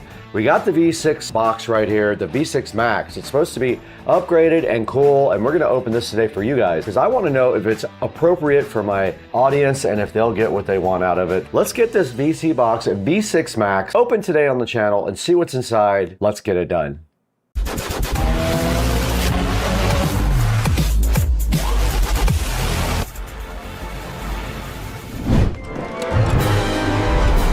Oh, come on. Supercar Street Racing back once again. We're in beautiful Studio B. We're not always in Studio A. Sometimes we're inside the house, you know, just to get stuff done and everything like that. But we're in Studio B today, which is also my main office. And VC has reached out to us and said, do you want to cooperate on this beautiful V6 Max VC box? They said I can get anything I want on this box for a one-time fee without a subscription. We are gonna have to find out because there's some stuff coming on tonight I really wanna check out. The first thing we have to do though is get this VC box unboxed. And we're now on their product page, and on their product page you can see the V6 Max. And under the V6 Max right now you can see it's an 8K Android TV box, and it does have an Amlogic 905 Y4 processor. It says it right here on the screen. Quad-core ARM Cortex A35. It uses a Mali GP31MP2 GPU. It's got 4 gigs of DDR3 DRAM and 64 gigabytes of flash eMCC as well. And it runs Android 14. Now you can see right here, it does use RJ45 for 10100. It does not do gigabit Ethernet on the Ethernet port, remember that. It does have built-in Wi-Fi for 2.4 or 5 gig up to AX, and it does support Bluetooth 5.0. It says it's at RJ45 built in, and it does have a Wi-Fi antenna. It does support HDMI 2.0, meaning you can support 8K 60. It's got 2 USB ports on it. It runs on a regular 5-volt 2-amp power supply, and it just has an LED indicator right on the front. Offers a big range of decoding. You can see there a lot of decoding, multiple format for subtitles, and MPEG and JPEG. And of course, all these other cool features like HTML5, RTSP, HLS. It supports external storage up to 2 terabytes. It can be upgraded over the internet or via the USB stick if you don't have internet available, but you would have to have it to really use this box. And you get a remote control, a manual, a HDMI cable, and a power adapter with your VC box. That actually looks like USB 3.0. So that's your HDMI port. There's an audio video port there, which is a mini. There is a setup guide right here on the website that tells you how to go ahead and set up. Let's go ahead and see what this guy has inside of the box. Let's get this thing unboxed.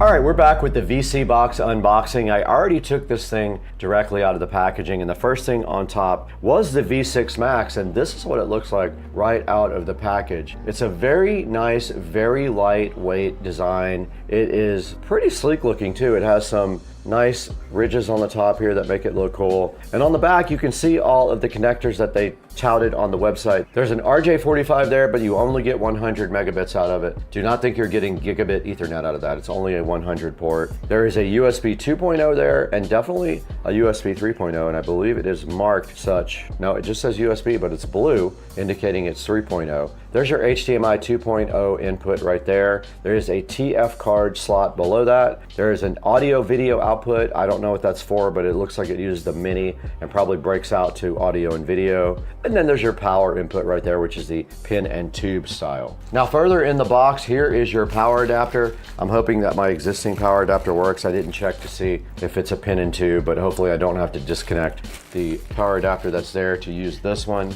And then of course you get another free HDMI cable. I'll put that in my sock, or if you want to eat it, I'll give it to you later for dinner. And then we have this remote control. And by the way, this video is also sponsored by EBL. EBL sent us batteries specifically for this VC box remote control. So we're gonna be getting our EBL rechargeable batteries out and go ahead and put them directly into this remote control right here. And it looks like it takes 2 AA batteries, which I have some on the charger right now. So we'll take our 2 AA's and throw them directly into this remote control for our V6 Max. And that's everything that comes in the box right there. The actual box doesn't have a whole lot on it. It just says the same thing that the outside did. It just says, you know, dual band Wi-Fi and things like that. And then we have an instruction manual also. The manual also shows you how to do the quick setup wizard in it and troubleshooting steps. Your package contents and your connection diagrams are all sitting in here, so fly and so fresh. So make sure you check out your instruction manual before you try to connect the VC Box V6 Max. Now there's only one thing left to do. We got to go get this thing connected in the SCSR home theater room. I got a bad boy home theater room this is going to go into. Let's go check it out right now and get this thing connected directly up. Hey, what's up guys? We want to welcome a new channel sponsor and someone that I actually buy from all the time. This is EBL Batteries. They sent me this EBL badass green wave box, and it is all about saving the environment. It says on the front, promising, inspiring, and sustainable. And inside of the EBL box, they brought me some really cool stuff to show you guys. The first thing that we have here is an EBL battery charger right there. Right there. EBL battery charger charges both AA and AAA. They gave me 4 each of AA and AAA batteries right here. They gave me a cool little fridge magnet stuff and a cool little sticker thing with several stickers in it about EBL. This is such a cool thing for them. I love EBL. I actually use them on all of my stuff anyway. And then I got this pretty cool hat right here as well. So this EBL box is available to go ahead and order on their website. We'll put up a link in the description to this on the website. Now this is such a cool gift idea for Christmas. You could get this for $49 on their website. It has all this cool stuff in there. All of their batteries and chargers on Amazon have great reviews. I'll put a link up to a few of those as well in the description. Support EBL and show them that you appreciate them supporting Supercar Street Racing with this awesome EBL green wave box. Go ahead and pick up one for your friends and your family. Send everybody one, send yourself one, support EBL. Now let's get back to the video. Okay, this is quite an unfortunate turn of events here. The VC box does not use the same connector as these there's this other streaming box, which we are disconnecting. So what we have to do right now is get this thing out, get the power supply out. This uses USB Type-C. I will speak with VCBox and ask them about converting over to USB Type-C. That makes the most sense. That box is gone. Pay no attention to this. And we have our new power supply right here with the pin, and it's the small pin type. Oh, it's going to be hard to fit in there, dude. All right, temporarily, that's fine. So this uses a regular wide one, and that is going to be difficult to fit behind the subwoofer. So for now, this is temporary to check out the VCBox, but we will have to remedy that situation. Here is the VCBox here, and all we have to do is plug this guy in to power, but I want the power to be on so we see it boot up. Let's plug in HDMI and get everything powered up. HDMI's in. Let's power up the theater. Takes a second to get everything going. There's the theater projector up there, and it is firing up right now. There's Nebula. Now guys, this video is also sponsored by EBL. To get this remote going, we're gonna need some batteries. I just happen to have some EBL AA's right here, and this uses 2 of them, just like that. Once again, thank you EBL for being a proud sponsor of Supercar Street Racing and providing the batteries for our V6 Max. EBL is my man. 1030 on the display in the front. It's got an LED display right there. You guys can see it. Looks kind of cool, right? And it looks like it might be booting up now. Let's see what happens. We have the remote here. I have not paired the remote yet. Let's see what it says when it comes up. Ah, there we go. Press and hold the OK and the minus button on the remote. By the way, the remote has some weight to it. It says connecting successfully. Now it's asking me for my language. English US, that's us. Remote's very responsive. I guess you push the right button now? Yes, you do.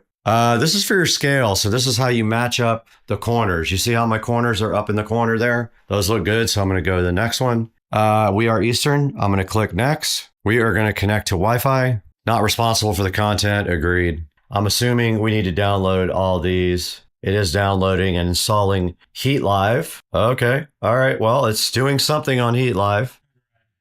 If we click OK, we get a guide. So Heat Live looks like live TV here. There's sports, there's national, local, Paramount, NBA, NFL. There's all kinds of stuff over here. ESPN, all kinds of stuff. All the WNBA stuff. So it looks like Heat Live has all live channels. You can see all the variety over here on the left side. It goes from national, local, sports, Canadian, Latino, UK, 24/7, UHD, 4K, Paramount, Peacock, NFL, NCAA, etc., NHL, all the way down ESPN and everything like that. Let's go back to the home screen now. Let's go ahead and put Heat VOD in. It is installing. It says feel the heat, stay cool. Okay. And it looks like we have the ability to go to movies or TV series here. And if we go to movies, here is examples of what is available. Here's all the newest. And then you can go to genres over here on the left. I love sci-fi. Looks like you've got some sci-fi movies over here like the new Running Man, new Predator. There's all kinds, Tron Ares. There's all kinds of stuff right here for you to watch. Let's go back to the home screen now. We're not going to show you any copyrighted content.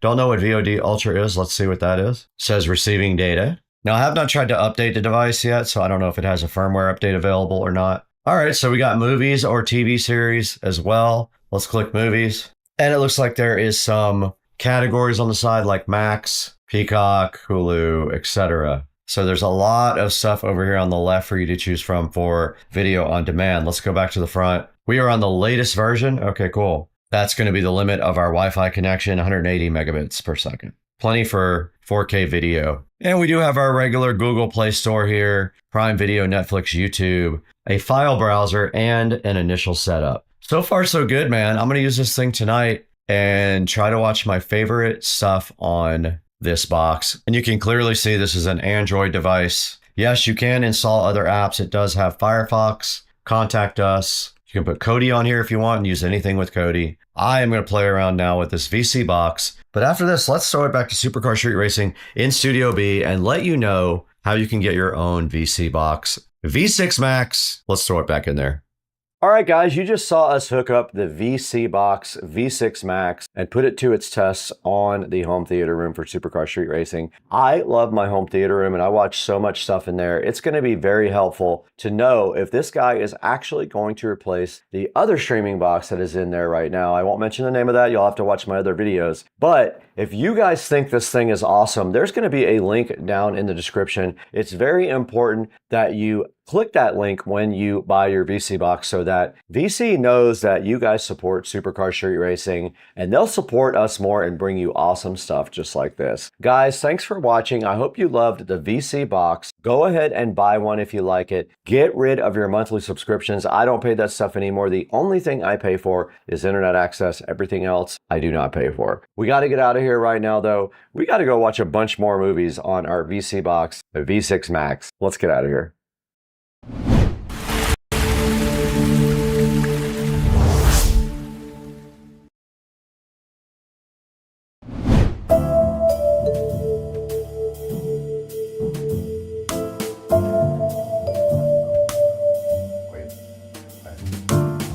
All right, it looks like they got everything out of the closet. But you can see the lights on right now on the auxiliary.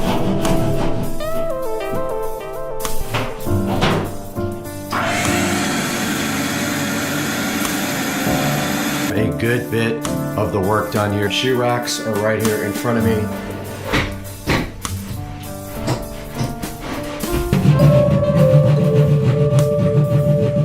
We got our island right in front of me here that we need to build from IKEA. I got my power all tied in up there and I got my electrical box mounted. I got these lights installed after doing 2 hours worth of wiring and I found out that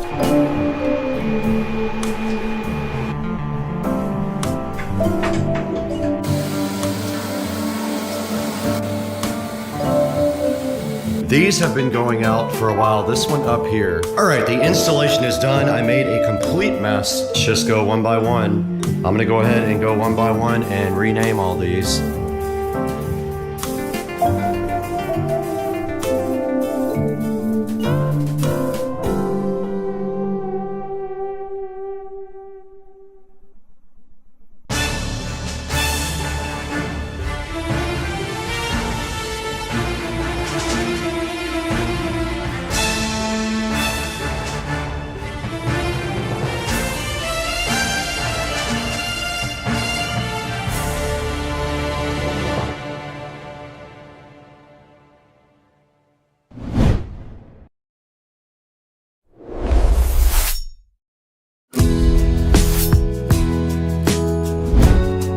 So what you're looking at here is a picture of my old closet. Before anything happened and before I had all the shoe racks, I was actually installing shoe racks in this video. So this is pre-closet makeover right here on Supercar Street Racing. All right, it looks like they got everything out of the closet. It's very echoey in here, but you can see the plans for each wall up here on the wall itself. But this is what it looks like mid-stream of doing this nice closet system. They have all the trim out already and they've got all the old shelves out. So now they're going to bring in the new system and go ahead and cover all of this up. So guys, right here you can see the start of my closet installation. Basically, I am working on the lighting in the ceiling first. Lumery sponsored this project with their awesome AI lighting, and it is RGB recessed. It does white and all the colors around the ring. They look pretty cool. Check this out while I install all this.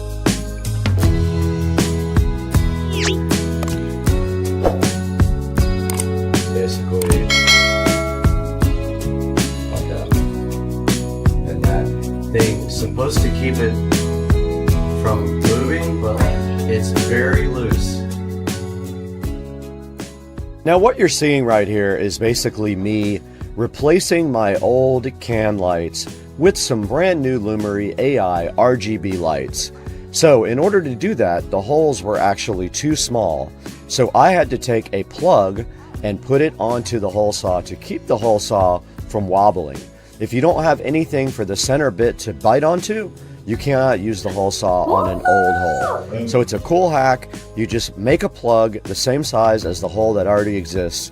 You put it on the actual hole saw, and then that will guide you right up through the hole. Check it out.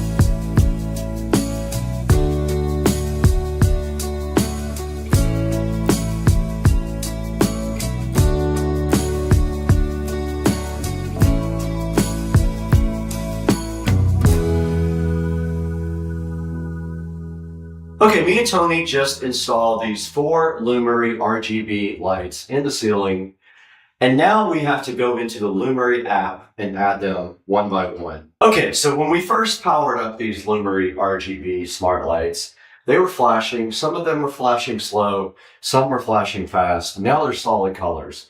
So basically when you turn these on, they go into a pairing mode where the app can see them. So I have the app open right now on the phone. If I hit plus add device, I'm going to see if it finds any devices. Most likely it won't because they're not in that mode anymore. So it says searching for nearby devices. It says make sure your device is in pairing mode, which it is not, as we can see. So what I'm going to do is flip the switch off and back on and see if they go into pairing mode. Oh, they're all flashing now. Okay, it says discovering devices. It found 2 of them. Well, what's it? Okay, one of them's added, so one of them has a check mark by it. Okay, it's detecting network status. It's adding to the network. Okay, one of them solid. Both of them are solid. All of them are added to the network now in the app. Yeah. So they're all on now. They're all in the app. There's 4 of them, and I'm going to power all of them on. So I have total app control now of all these. Okay. And then, so there should be a way to just do the halos on the outside of the light. So what I'm going to do is I'm going to go into one of them. I was able to touch the light name and it drilled down into the actual controls. So it's got the main light, so I can turn off the main light. You guys can see that light went off. Now, oh, this is fire. This is fire. Do you see it? Oh, oh my God. Oh, shut the hell up. This is nuts. This is leisure. We like leisure. That's kind of cool. That one's kind of And then this is rhythm. So that's about it. My mind's blown right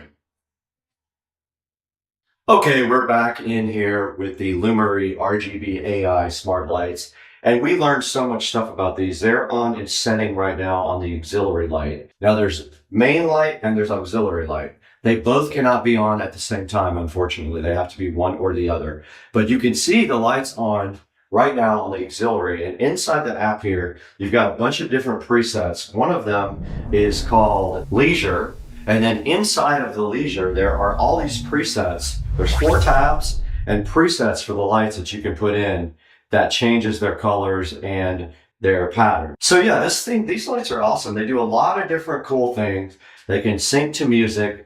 And you have both the main light or the auxiliary light that you can turn on. And I will show you guys more of this online.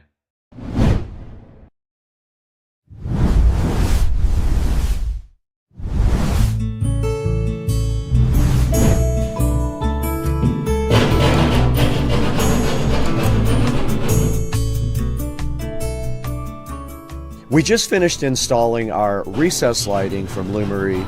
Badass AI lighting. Now, what we're doing is we have to have power on top of our closet system in order to have lights up on the top of the closet system. They were going to install the lights, but it was too expensive for them to do it, so I decided why not get a sponsor. So Lumery is a proud sponsor of this video. They supplied all the lights for the closet and for the garage. So this is me running wire from the existing receptacle up through the wall and up to the top so that when they install the closet system, I have something to tie in my electrical to.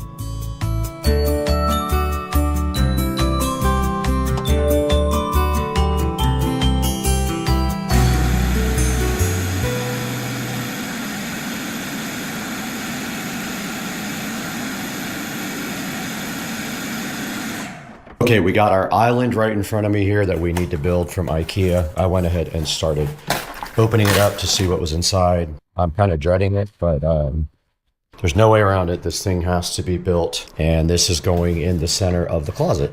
It's very heavy, so I'm just gonna start moving things over to the other side of the room where I can work.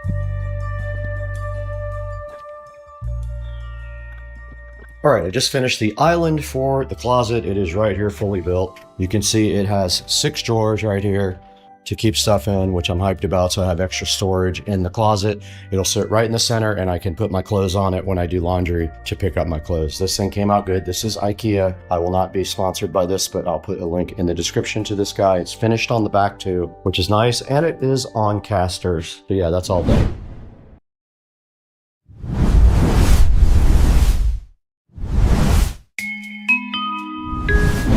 Hey, what's up everybody? You guys saw the first part of the video where we installed these Lumery lights into the closet. I have been putting this part of the project off for a long time. This is the SCSR garage. We have what is called BR mesh lights up here. I forget the actual model number of them or the name, but they were mesh lights, meaning they don't use Wi-Fi, they actually use Bluetooth, and they connect to the nearest device that supports smart home. These have been going out for a while. This one up here is already out. You can see when it's on blue, it does not work anymore. So my plan today is to get up on this step stool, go ahead and remove these lights and replace them with the Lumery RGB AI lights that are sitting so fresh right here on the table. This is the mission for today. I'm gonna get up on that ladder and I'm finally gonna replace all these lights so I can finish this video. Let's get to work. So I don't remember exactly what I did with these when my sister came over. We put these in together and that was one time when the GoPro fell directly to the ground. I don't know what we did as far as wiring. I'm gonna pop one of these lights off and see what exactly I did to this thing, because I don't remember if I used quick connectors or wiring nuts, and that's a big factor in how long this possibly could take. So really, the only thing is these clips absolutely destroy your hand. So you got to make sure your fingers are not in when you take these clips off. Now there should be a light box right here, which there is. This is going to make a mess. Oh, this is that style. These are the push-in style. Oh man. Okay. I don't remember how these work. Oh boy. All right. Well, this style right here pushes in. I'm not sure how you get them out. Let's see. Ah, this little door comes off. They're not push-in. They are just straight up screws. So I got my screwdriver here. I don't know if it's gonna work for these screws, but all I should have to do is, I'm trashing these lights by the way, afterwards. So I should just be able to take this screw off and take these lights directly out. All right, I'm gonna attempt this first one. Let's see what I can do.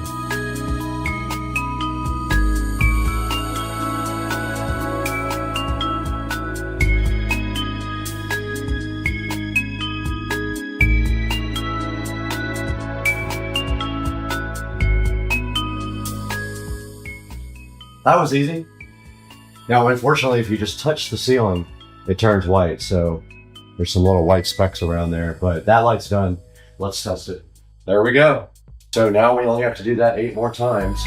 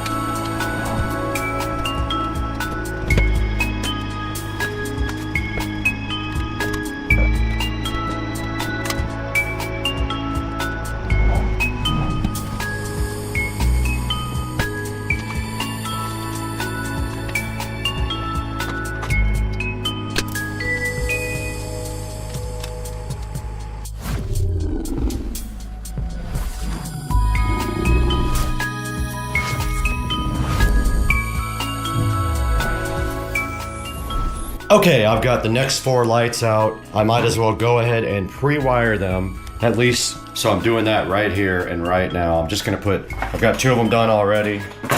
I need a total of 9 lights. They all come with wiring nuts that we don't need. So I'm just gonna push on the connectors for these. If they have grounds up in the ceiling, I'll use the grounds. I just can't remember. And at the same time, I can push out one of the Romex holes. But yeah, these are simple. They just go on like this. You push them straight on like that. And a third one, if it's a ground, I'll check up in the ceiling. Those 4 are ready. All right, we're ready. We're ready to go back and continue our project.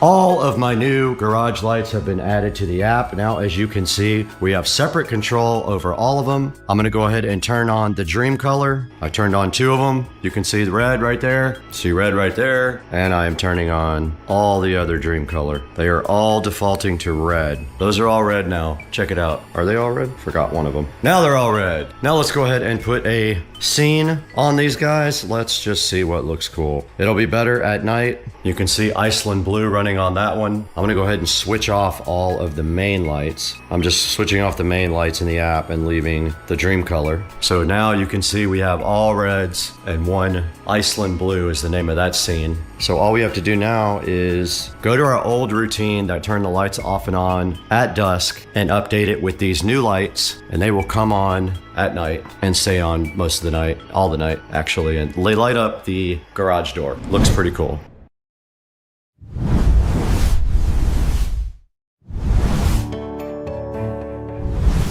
Okay, what you're seeing in this scene basically is them prepping my closet. They're getting rid of all of the metal wire shelves that are in the closet right now. After they do that, they're going to start prepping to put in the new closet system. Let's watch them go and see how it goes.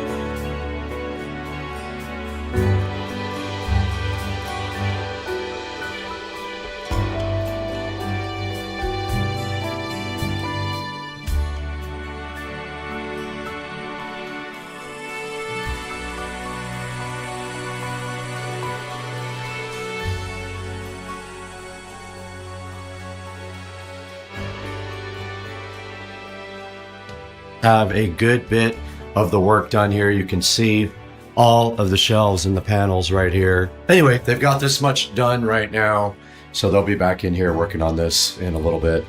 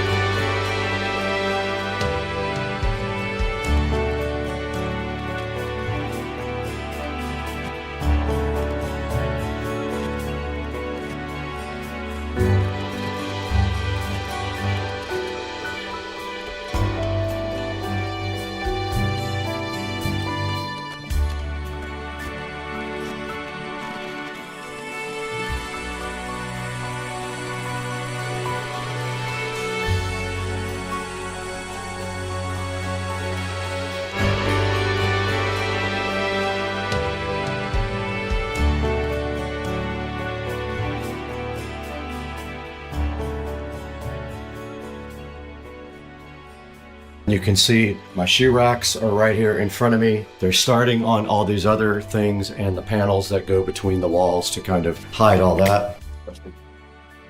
So yeah, everything is starting to take shape here. They're going on to the next step, which I believe is going to be installing all the things inside the cabinets, or either it'll be the panels on the wall. Not sure yet, but we'll update you guys when something changes. We're back in the awesome Supercar Street Racing closet, and it looks like this was finished last night. Everything is in place now except electrical, and that is my mission today, to get electrical done and the lights installed in the closet. So my first step is I already have electric up here. It needs to be tied in down here, but what I'm going to do first is finish this top part, and then I am going to tie it in. Then I'm going to install all these lights. It should be fun. I have all my tools here. I've got to cut an electrical box, but the interesting thing is I could not find my levels anywhere. I don't know where they are. I must have left both of them somewhere on a project because I've got no levels. So I'm going to be guessing at this Newark template box that I'm putting up above the closet. Not that it matters because it will be literally up here. Nobody will see it, but I think it's actually very difficult to do when the wire's already through the hole. So I think I'm going to cut a little slice into my template there so that I can slide this down over it and cut a square that I'm just gonna eye. That looks very level right there, so I think that's what I'll do. Cut a little slice out there and then get to work.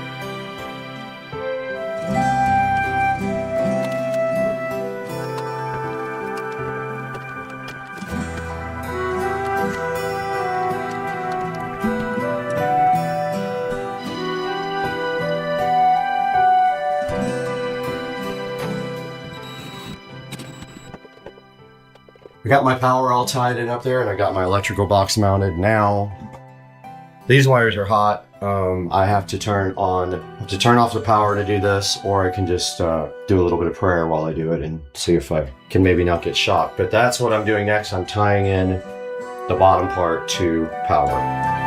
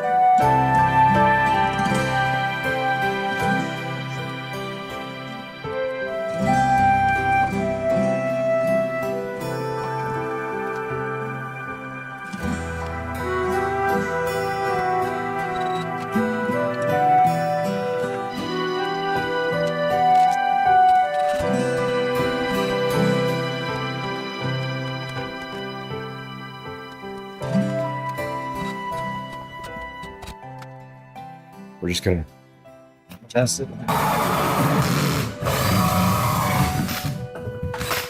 We got our hole. This works perfect. Let's proceed and make a big mess.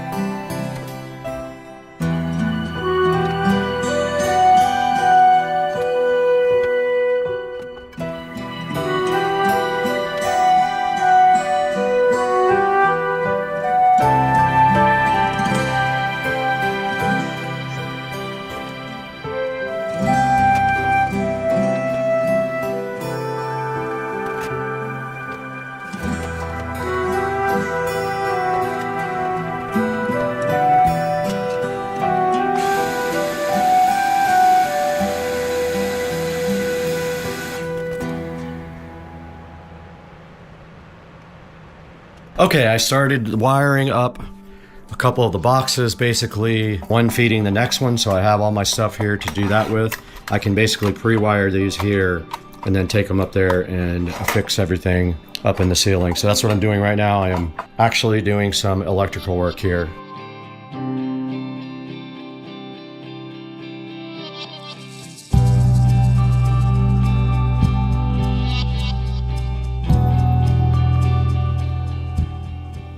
Okay, in this scene, you can see I took my already prepped wiring and I went ahead and started installing the recess lighting on the shelves themselves. They look really cool. You can see me here kind of finalizing things and getting ready for the next steps.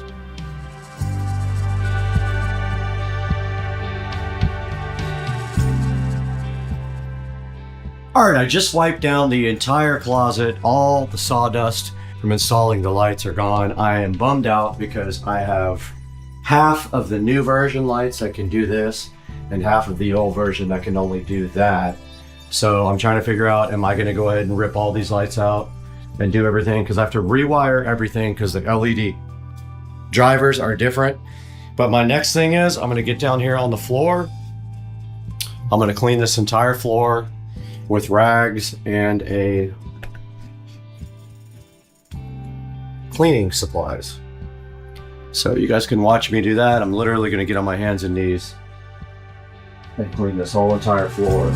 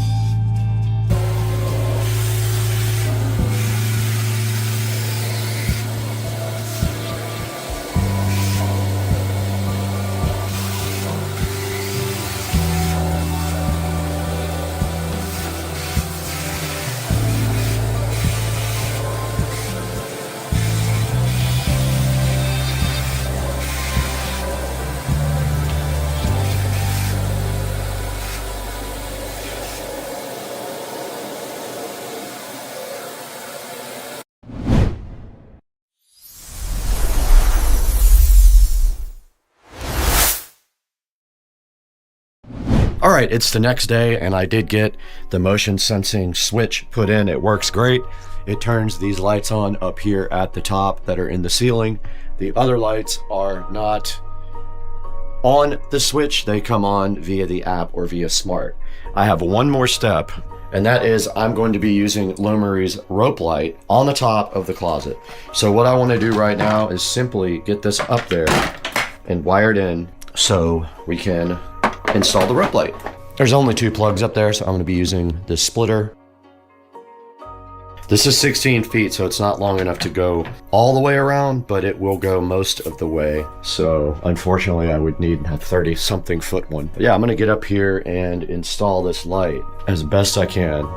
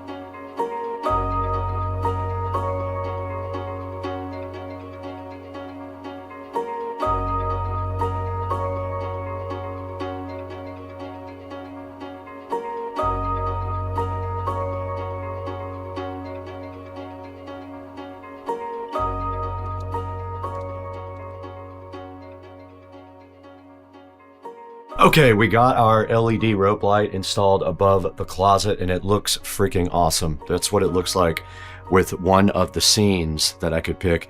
There is nothing up here, but then again, it probably doesn't need anything up there. It came out awesome. I'm very happy with the Lumery products. I just have to change out all the lights that are put in that are V1s. I have to change out to V2, which is going to involve wiring. Basically, the V2s can do white light and dream light at the same time. The V1s cannot. So I only have 2 in here that can do that. But anyway, so that's it. That's a wrapped up project here, and you can see my IKEA island just rolls nicely right here into the center. Then I have a place to put laundry when I pick it up, and also I have storage down here for hats and gloves and things like that, like winter clothes, and my other hats are on this shelf here. And I still have plenty of space. I have room, well, I will have room for 4 more pairs of shoes at the top as soon as they lower those shelves. So for now, it is full though, and I have 1 pair right here. But yeah, it's definitely very cool and I love it. All right, guys, we're back in Studio B again with this Lumery project and my closet being wrapped up. Basically, it was a great project. It did cost a little bit of money, but I always wanted a better closet. Now I have a cool closet. Lumery and Closet Factory both hooked me up on this project, so we got it done, and we used the Lumery 4-inch Pro smart Wi-Fi downlights, and the outside edge of them changes colors, which is very cool. We also use the Lumery LED rope light on top of the closet, and we have a motion sensor switch in there to turn everything on. They're all smart, so they all work with the motion sensor switch. And then also we redid my entire garage with the same Lumery 4-inch lights, and we did 6-inch Lumery RGB lights in the garage as well. We added those. Pick up your Lumerys from the link in the description. Thank you, Closet Factory. Thank you, Lumery, and thank you guys for 255,000 subscribers. It is absolutely awesome. You guys just gave me my first million view video too, which I'm really hyped about. Thank you for watching this. We love Lumery, Closet Factory, everyone else on the planet Earth. We got to get out of here.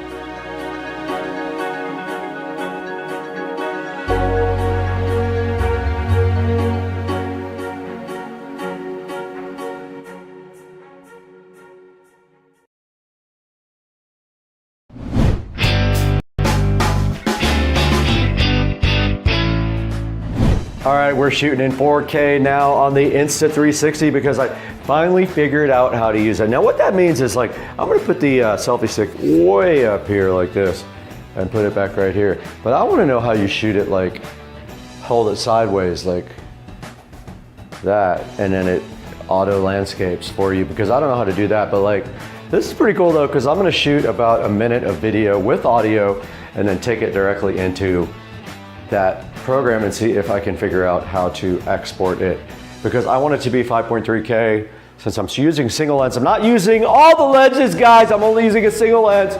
So just stop it. How do you like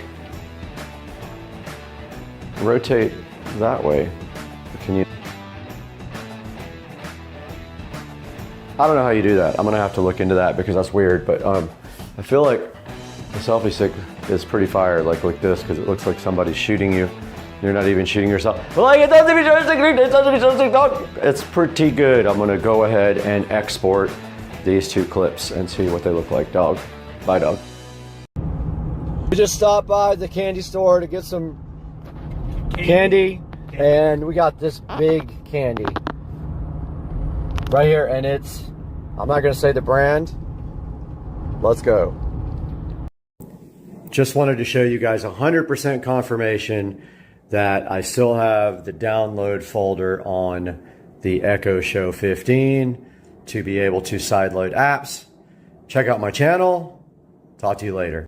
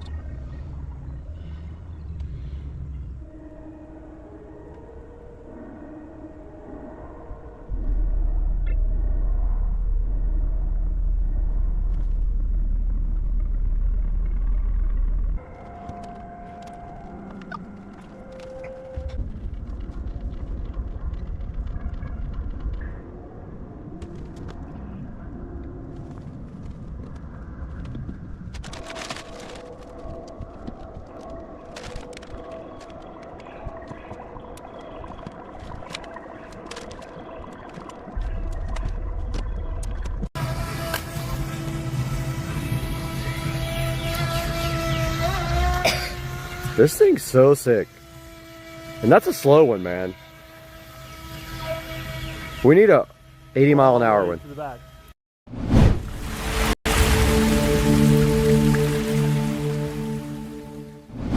Hey guys, how are you today? You got Brad here from Supercar Street Racing, and we have something exciting to show you guys that I'm so hyped about. We took a little road trip and got something cool for the channel, and it's sitting right here in front of me on the bed. Let's take a look how we went and got this cool thing, and then we'll show you exactly what we have. Hang out with us today.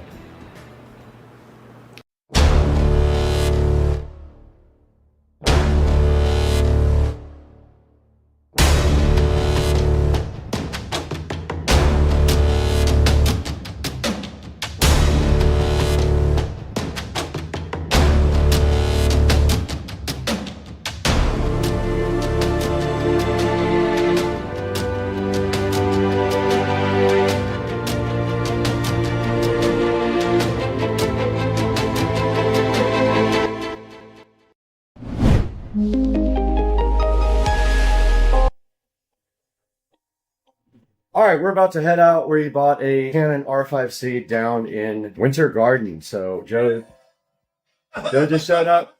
What's up? Are you ready to take the first road trip in the Tesla after 2 years? Yeah. You know that this car has never been anywhere near this amount of miles except when I bought it, right? Well, this one trip put more miles on it than you've done Ever. in the last 2 Ever, years. yeah.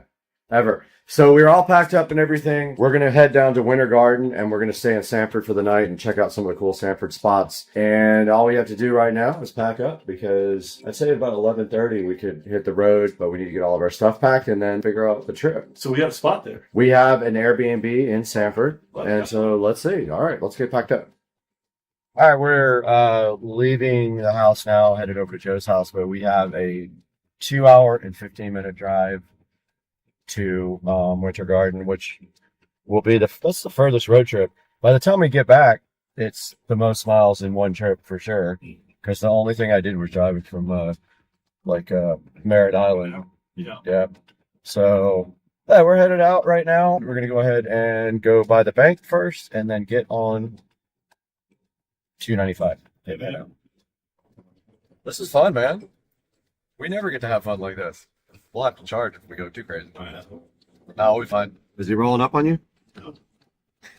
He sounds happy. Do it.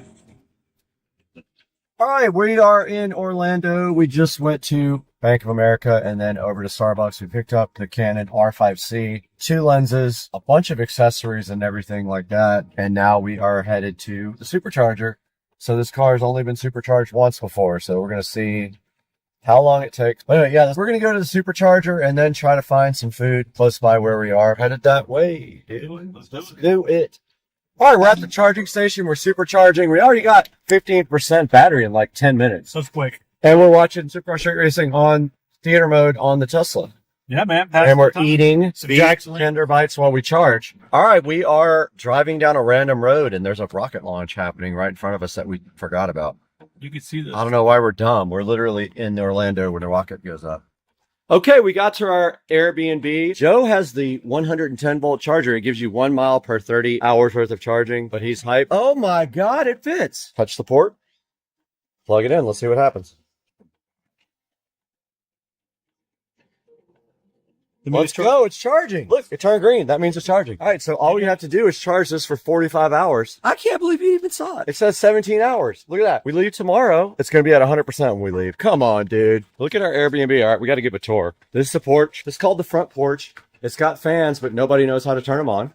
What else do we got, dude? Dude, complimentary waters. We got a backyard? Oh, snap. There's a big backyard back there, dude. He's got 2 closets. That's good because he's in the closet. Wait, is my memory foam? Let's go. I'm out for the night. Dang, son. If I could turn this on, I would.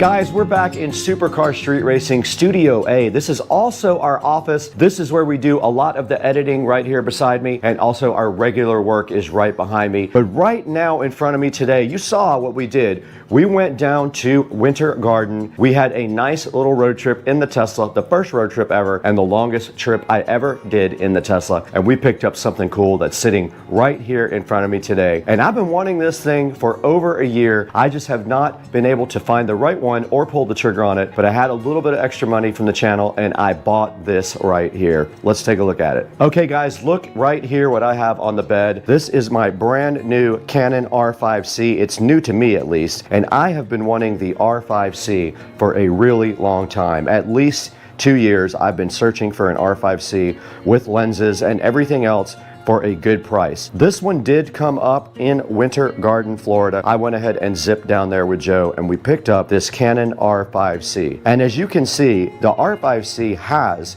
a lot of extra gadgets with it. It has a small rig cage around it, as you can see here. It's got the trigger pistol grips there. It has a manual focus control, which we are going to be removing. That is for doing movies where you follow somebody with the handle and you focus with this hand. I will not be needing that. It has an anamorphic 35mm lens with a 1.33 aspect ratio right there on the front. It does have a couple of the small rig batteries, and those are awesome for charging the camera up. They give you way more battery life than just the internal battery. What they do literally is hook up just like this to the camera and they charge the internal battery and the camera runs off the internal battery. So this is the R5C. This is a hybrid camera. It is one of the cinema cameras from Canon. It is made specifically for doing both video and photos, and it is a full frame camera, meaning it has a full frame CMOS, no cropping.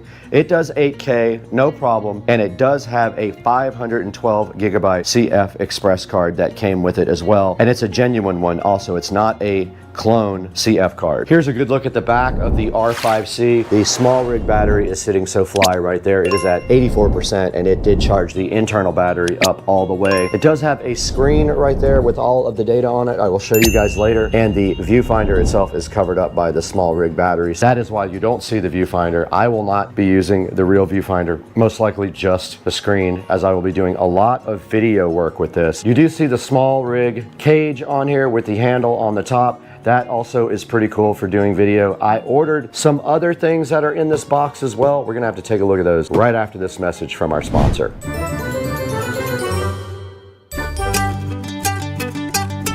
Now this is a quick word from our sponsor. Shungite World is new to Supercar Street Racing. They reached out to me and asked me if I would mind taking a look at some of their cool little decorative products. I said, of course, I would love for you guys to sponsor one of our videos. So right behind me here on the table, we have some cool little products from Shungite World. Let's take a look at these. Okay guys, right in front of me we have all kinds of cool little products from Shungite World sitting right here.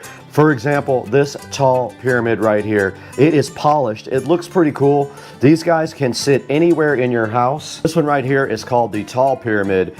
These are the cubes. That is a regular pyramid that has not been polished. This one has been polished. So you can get these guys in two different forms here, either polished or non-polished. They also have spheres, as you can see right here on the screen. I am going to go ahead and put a link to 5 or 6 of these guys in the description so you guys can check it out. They also have the powder available for doing arts and crafts, and then the powder can also be used for a pigment for paint, so that's pretty cool. And then they did also include these cool little stick-on dots, which are very interesting. They have 3M on the back and you can stick these anywhere as a cool little decoration. Shungite World was very kind to go ahead and send out a sample box to us. Please support them by buying the links in the description. Get your Shungite cool little decorative products from Supercar Street Racing, from Shungite World. Now let's get back to the video.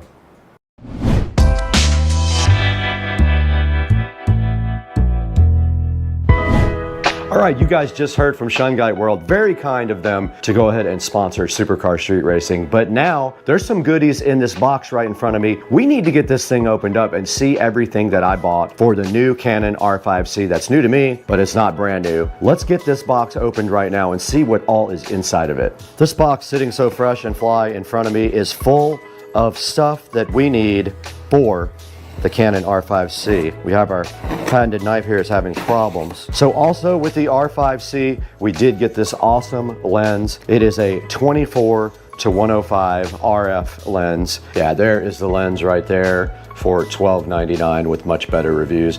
A lot of times people get sent out foreign lenses instead of US versions. So yeah, this is a 24 to 105 lens right here, f4. And inside of the box, we do have a tripod from Small Rig. So now I have a lot of the Small Rig gadgets. This is supposed to be compatible with the cage here. We'll see if it actually does work or not. We also have a triple charger with 3 extra camera batteries. Not that I'll ever need extra batteries, but it wasn't that much more to go ahead and get that, so I did get that. And then we have a battery adapter. What this does is allows you to power the camera directly from AC. It's a fake battery that you put in, and you can plug your camera in and use it for any length of time, such as things like time lapse, or if you're going to be shooting in one spot for a long time and you don't need portability, this is what you do. Let's get all this stuff opened up. There'll be links in the description for all this and the Canon R5C and all these lenses. Let's get busy. This is the battery adapter. It's a fake battery that allows you to go ahead and power up your camera, and this little cord right here will jet out of the door. There is instructions on how to assemble this and put it into the camera, but basically this goes in the camera and powers up the camera so that you can work on the camera all the time with AC power. They had this cool little felt bag right here. Inside the bag, we do see the actual power adapter right there. So that plugs into this part right here. And then of course the power cable goes to the adapter right there. So that's the battery AC kind of hack for powering up the camera all the time. This should be a battery charger and 3 batteries. And here are the 3 extra batteries that fit a lot of the Canon products. This is one of the aftermarket batteries, LP E6NH. It does have a USB cable with it, and it is a USB Type-C, our existing USB power, and it did come on. It has a cool little display showing all the batteries charging. This is awesome. So that is the triple battery charger. Link will be in the description for that. All right, guys, now that we have our R5C right in front of us, I'd like to go ahead with you guys and try to remove this manual focus. Let's get this thing up on the desk. Okay, so the first thing is that just turned, this little lever turned, and then this manual focus did come right off. And then we should just be able to pull the rod out like this.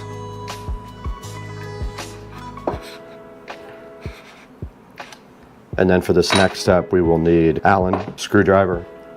Definitely was tight, very tight. So that is that. That came directly out, so no problem whatsoever. I will store all these. I'm gonna live with that just for now because I'm gonna be changing lenses anyway.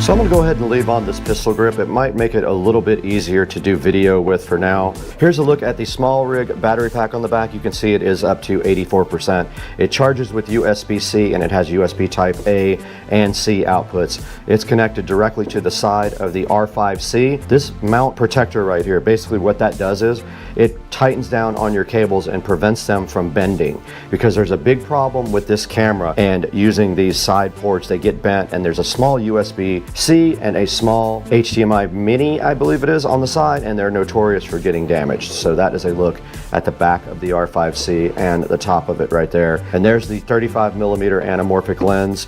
We're gonna go ahead and shoot a segment with that right now, and I'll show you guys in post-production how we take that anamorphic 1.33 image and then we de-squeeze it in post. And what that does is allow much more data to be added to the view. So it basically has a much wider field of view. This is now the Small Rig tripod unboxing. So let's get this tripod directly out of the box here. Let's see what's inside the bag and let's see if it actually does work. with the small rig cage. All right, we got the small rig tripod undone. Really cool packaging. It was packaged very nicely. No issues at all with that. It's pretty cool. It has red anodized rings and some red anodized clamps right here. Okay, it was pretty simple. I watched the video here. What you do is unscrew this part on the tripod a lot. This little piece that goes right here comes out, and then that piece screws directly to the bottom of the camera, just like that. Pretty easy. Now the camera should just sit on top of here and be screwed back down to tighten it up. And there we have it. It is ready to go on the tripod now. Super easy. Just of note here, it also did come with this cool clamp for like a phone or a tablet. So if you want to use it for that, you have the ability to do that as well. Okay, before the battery dies in the GoPro, we have a mission now to transfer the DJI mic to the R5C, and it looks like there's an audio input right here. I was able to use the same shoe to attach the DJI mic to the camera. Now all I have to do is tighten down this little clamp right here. So I will go ahead and connect the mic right there, and I'll be done with the mic part. We went ahead and put the tripod on the stand. There is a leveling system right here. There is bubbles on it also to show you that it is not level right now. You can fix this by just opening up these screws and then adjusting the camera till it is level. We're gonna shoot some video with just a tiny bit of light. We only have the light in this room and the light from this big lamp pointing at us. So this is what it's gonna look like next. You're gonna see us shooting from the R5C, the first video ever shot from it. I'm gonna try to shoot at 4K, 24 frames per second. Let's see if I can figure out how to do that. All right, guys, so I poked around a little bit inside the Canon R5C menu and watched a couple of videos.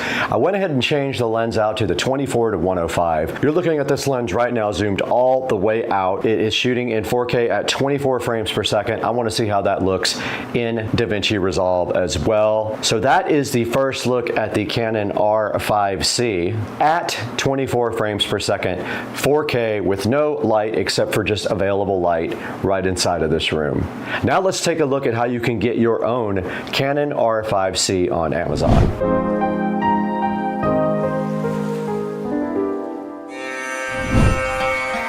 All right, we are right in front of Amazon right now, and we are actually using the Canon R5C as we speak. And here is a good example of a refurbished R5C with lenses and memory and things like that. Beware of some of these though, because they are also sometimes foreign cameras, which may not have a warranty. So sometimes these good deals come with the caveat that you got a foreign camera, so it's not a US-based camera. There is a body right here for $29.99 available. That is no lens. That is what the camera is going for right now. $29.99. You would have to buy your lenses completely separately.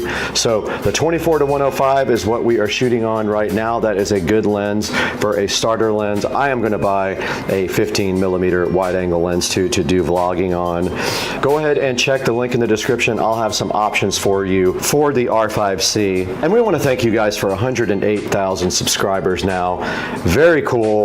This is so amazing of you guys to help us and support the channel. Go ahead and go down in the description and order a Canon R5C if you would like to try one out. Grab a lens. And thank you so much for supporting Supercar Street Racing. Order anything you want also when you go down in the description. You don't have to get the Canon. You can buy anything you want, and it does help us out so greatly. And we got to get out of here, guys, because we have to go to lunch soon. Let's go.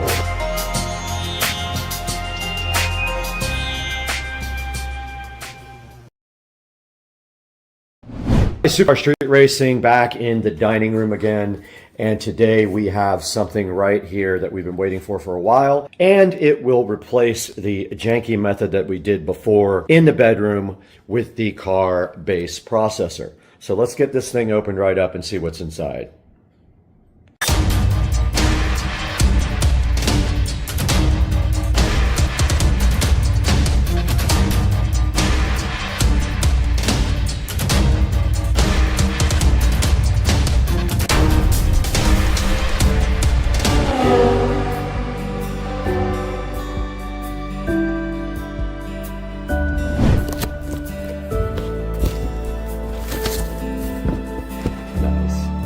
Side of this box in front of me, we've got the Behringer Ultra Bass Pro EX 1200. Now this is my third EX 1200. These things are very, very difficult to find online.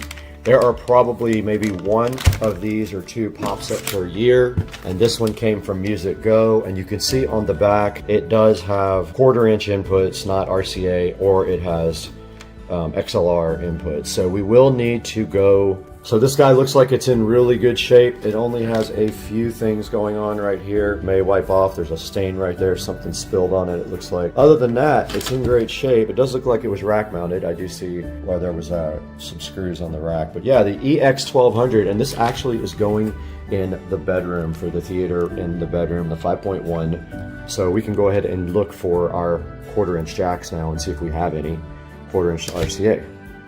We're in the bedroom now in Supercar Street Racing, and we do see double RCAs coming out of the subwoofer right there. However, there is only one connected right there. So let me check that out and see what I did back here. So basically there is a Y adapter behind the Marantz right back there. So all I have to do is remove that Y adapter and plug it up to the back of this guy, and then run a set of RCA cables down there. That would probably be the easiest. Although I think the Marantz has 2 subwoofer outputs. Let me check. All right, so we have to go into our trusty hoarder bin here and see if we have any RCA, and I don't think it's this side. Oh, maybe it is. That's trash. I don't know why that's even in there. So what we're looking for in here is a 1/4-inch to RCA female. So let me dig through this with you guys, and then we'll see if we have it. I was smart last time. I bought a pack of these, so I have them. So what we have to do now is connect these to the back of the Ultra Bass Pro. We're going sub out. We only need one because we have the splitter right here. So let's just get this connected real quick. Now remember, if you are feeding speakers also with an amp, you come out of these outputs here, this one and this one. So we need input left, input right, and then we come out of that and go to the sub. So we're gonna have to feed both of these. So let me see if I have everything it takes, and we will get back. I'm gonna go ahead and use both subwoofer outputs. On the back of this, there are 2. This RCA cable is kind of janky. So there's double RCA outputs back here for sub. And I'm using this monster thing that will slice your arm open because it has zip ties on it. Now this feeds the inputs, right and left, and then we'll come out of this output and feed the subwoofer down there. Need to grab the power cable, and I have a meeting. We did get the Ultra Bass Pro installed, and if you look at the front of it, you notice the Marantz just came on as well. There's the power button for it. We do have power. Now, on the front, we have a processor section here, and this is actually the frequency that it centers around to process, and I like to keep that low end down there. Your next setting is called Dynamic Punch, and there is some manuals online that explain what all these do, but so you can set your subharmonics to low or ultra low. If it's in, it's ultra low, which I like. So then you have your bass level here, which is self-explanatory. You have a bass limiter if you need that, which I don't use that. And then this section here is if you're feeding other speakers with the output of this. You can either have them get the bass, subharmonic bass, or you can turn that off, and you can also cross them over as well. And of course, it has a level for the satellite speakers. We are not using this section, and we don't use the bass limiter, so we only use this part. All right, guys, we are back in front of the Marantz, and we have our Ultra Bass Pro here. So all that is left to do now is to fine tune and test it and see if it actually works. I do hear a thump from the subwoofer down here when I turn it on, so I am thinking it does work, but what we want to do is test it. And of course, we can't put any copyrighted content on without getting completely destroyed by YouTube. So we're gonna go no copyright ambient. All right, it says no copyright, but a lot of times it is copyrighted, but we'll see. And let's get a little bit of sound going here.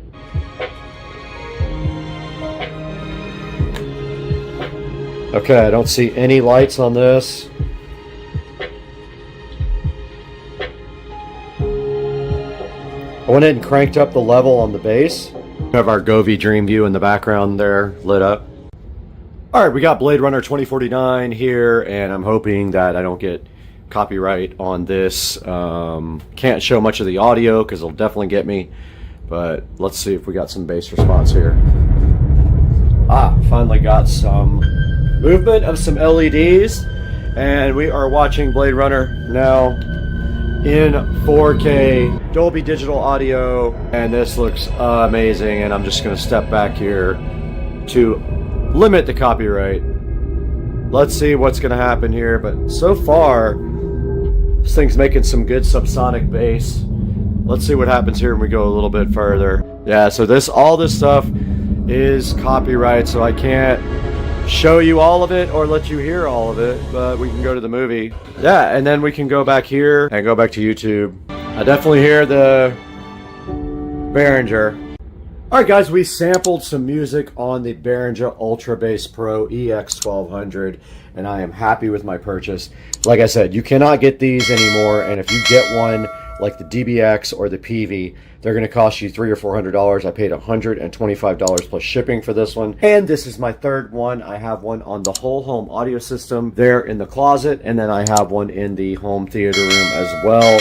And I love these things because they generate ultra low bass where there is none or there's little. If you guys want to pick one of these up, make sure you jump online and just search for the model EX1200 Behringer Ultra Bass Pro. And if you're lucky enough to grab one, there usually aren't any available, but as soon as one comes up, go ahead and grab it. And then let me know what you think about the Behringer Ultra Bass Pro, and if you like that as an addition to your home theater system or your stereo system at your house. Let's toss it over to Brad at Supercar Street Racing Studio and look at some alternatives to this that you can get brand new.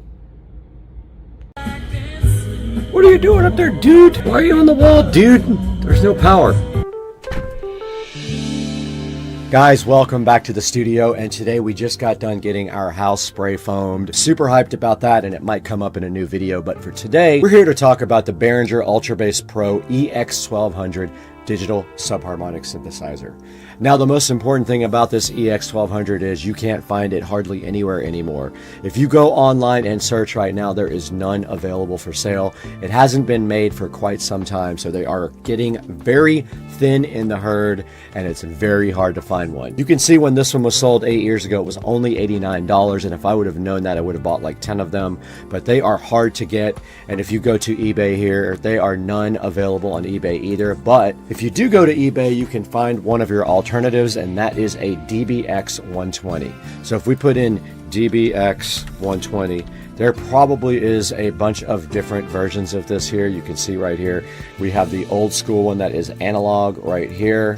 And if we go down, we got the 120A here, and that has the brand new, neater looking, more modern looking logo on it. And there's a 120 XP, which might be the newest version. I'm not quite sure. That is $227, which is not a bad deal. And the reason they are so high is because you cannot find them anymore. I don't even think they sold for this much brand new. Now, there is a third option out there, and this is the PV Cosmos, which also has not been made in quite a few years, but it will accomplish the same thing as the DBX and the Behringer and the other brands out there. However, this is the PV version, so it has its own controls and its own unique sound, and it does say on it, rattle your planet, because it is designed to give you some low earth shaking bass. Here's another picture of the PV Cosmos in the back, and somebody has it right over a center channel speaker right there. But yeah, it is very rare, absolutely, and so are all these other ones. They're absolutely getting really hard to find now. So as soon as I find one with a decent price, I go ahead and scoop it up. Now, this is my second one in the Behringer that I put over in the SCSR bedroom, but I'm currently looking for one for the living room sound system. So if I find one, I'll scoop it up, and I may even try to get a DBX 120 XP like the one that we saw right here. Now, here's a DBX 120X-DS, which my friend did own at one point, and we had on a couple of 18-inch woofers in his house. Now, if we just go back to eBay here and we put subharmonic synthesizer, you'll probably say a lot of car audio products as well. And if you can remember, I did have a car subharmonic synthesizer in there, which I did move to the golf cart. Now, if you search too much, you'll get some manuals. Make sure you're not buying a manual for a subharmonic synthesizer. Those are cheap. You can't use this rack-mounted one, though, unless you actually have the rack to put it in to power it. And these are all using the Euro rack system. Now, here is an actual very rare ADC DSS 100, which I have never seen listed. So I might go ahead and bid on this guy unless I can find something else. Now, here's another version of the 120X that I have not seen, looking a little bit different than the other versions. and it's at $250, so still very expensive. And guys, that's going to do it for today on Supercar Street Racing. I hope you enjoyed this video. I encourage you to like and subscribe and click through our links in our descriptions when you buy Amazon products. It does help us out greatly. We really appreciate your support. Please like and subscribe. We got to get out of here. I've got to go put new nails in the walls because the base shook them all out.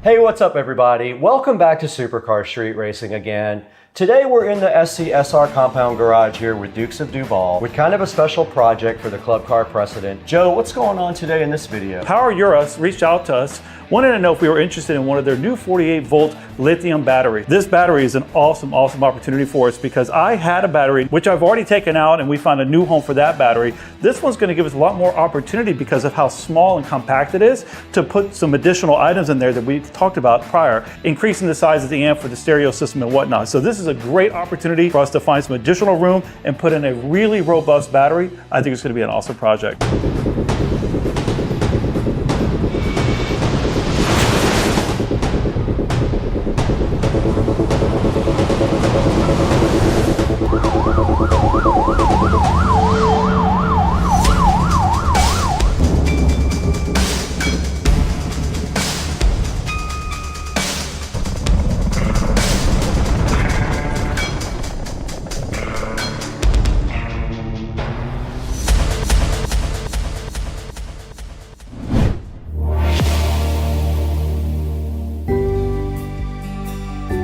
We got this thing over here and it is ready to be cleaned out and ready for the next step. And what is our next step right now? Yeah, so the first thing we're going to do is get in here, make sure that we got everything kind of ripped out from the prior battery. There may be an additional wire or two that needs to be changed out because we want to go fresh and clean with everything that Power Euros provided us. So we'll get in there, clean the battery bay up like we normally do, make it look nice and shiny so that we have a clean work surface. And then from there, the plan is to install this. I will tell you, this should be probably one of the easiest installs that I've seen. Very easy to do, so it should take no more than an hour in total to get this thing installed. I agree. We do have to lengthen one wire. We found some additional wire back here laying somewhere.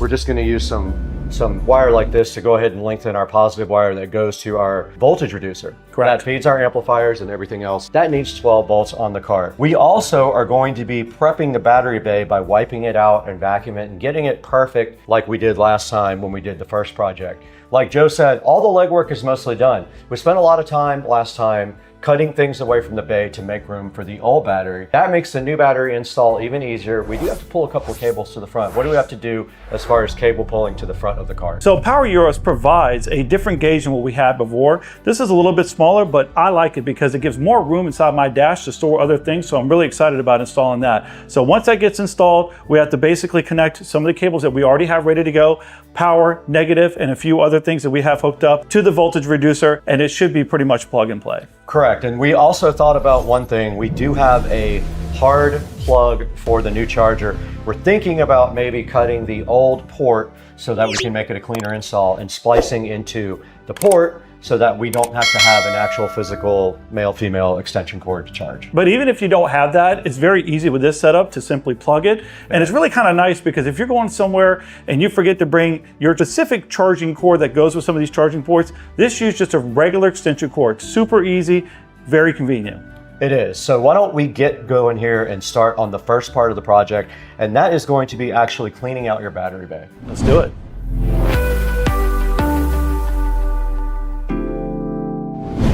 Okay, we just got the seat of the Club Car Precedent. All we're going to do right now is go ahead and get the DeWalt. Now this DeWalt was also provided to us by a sponsor. We'll have a link in the description for it. This is one of the most quiet vacuum cleaners I've ever heard in my life, and the thing absolutely rips. Joe, go ahead, do your thing with the DeWalt. Sponsored by DeWalt.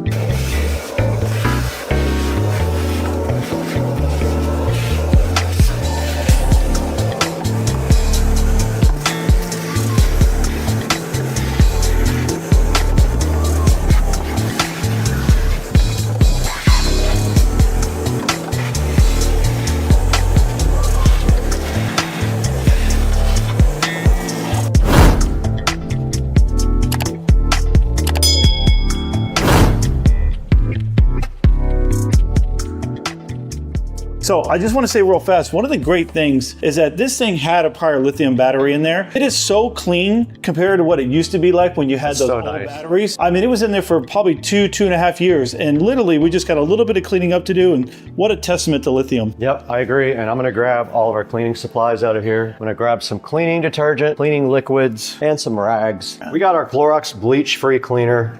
Joe, why don't you spray it down and we'll go ahead and a little bit too. Let that sit for a second. Yeah, let that.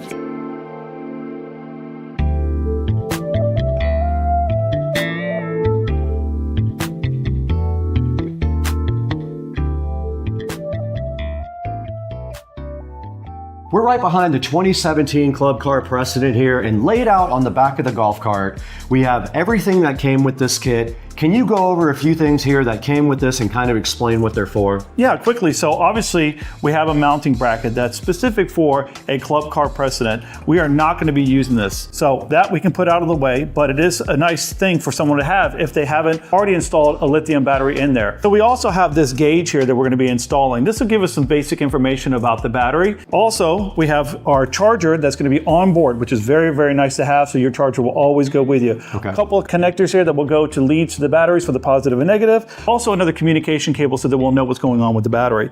On top of that, we have an extension cord that they provide with us that will plug into the actual charger itself, and maybe some wire connectors and a few other things that you may need that's specific to your build out. For us, most everything's already completed, so this should be a very quick and easy install with very limited tools. Right, and right here in front of us, we do also have basic wiring tools. So we have some diagonal cutters right here. We've got our workman's pliers, our strippers, and our crimpers. This should be all we need, along with all the other connectors that I already have. I have a whole cabinet full of connectors because I was prepped for this project. So what is our next step here after we got all this stuff laid out on the back? We're going to get inside the battery tray itself, make sure that we get all of our wires ran accordingly. More importantly, we're going to install this particular gauge, which we already have the wire that's existing in there. So we're just going to attach that, make life easy to just pull the old one through to bring the new one up. Then we're going to go ahead and get the battery charger installed. And then from there, we're going to get all of our wires managed so we know where everything's at, drop the battery in, get the connections made, and then from there, make sure that everything's up and working, and then we should be complete. All right, what do you say we get busy now and get this battery actually installed? Let's do it.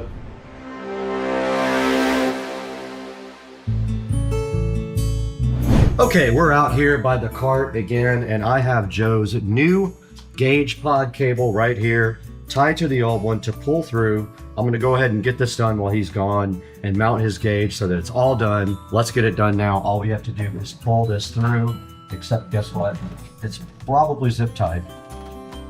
Yep.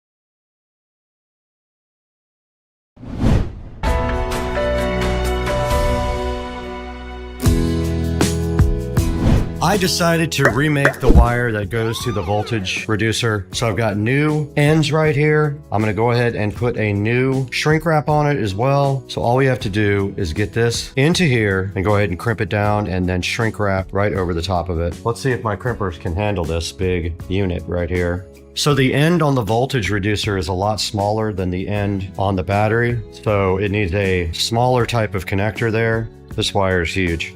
I took off a little bit here. If I can crimp it just like that and then shrink wrap it, that'll be perfect. So I'm gonna go ahead and get my red crimpers, push it all the way in.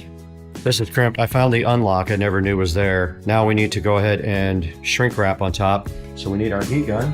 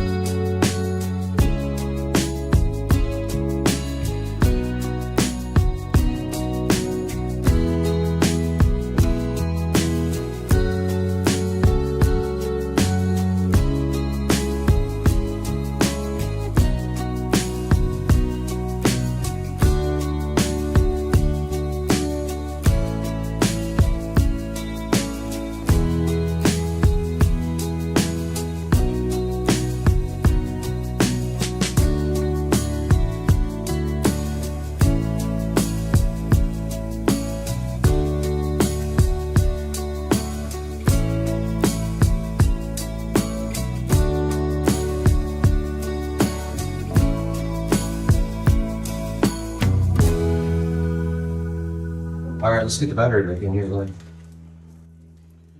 All right, so this is the comm cable, right? We'll have to drill a hole on one side, so we need the drill bits. Get that rip bar. Let's go to the side. You got room for an amp over here. You really do. This hole's lined up. You don't have to do anything. All you gotta do is, yeah, got it. I feel it pulling out down. As long as we don't run out of threads, we're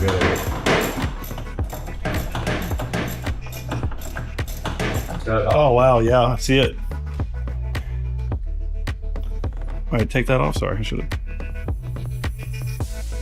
Ah, look at that, ready to go, man. Let's go. Hey!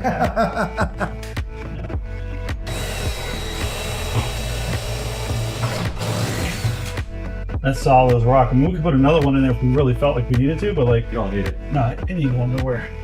Beautiful. Dude, you're ready to hook up some electronics. So on this one, I put the little extended one there because you had that big fuse block. Yep. Okay, and then this one. Yep, that one. And there should be one more with that. So we need to run your charger. Can meter. Control cable. You send it.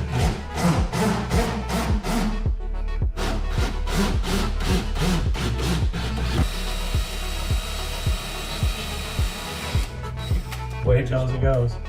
Nope, we can smoke.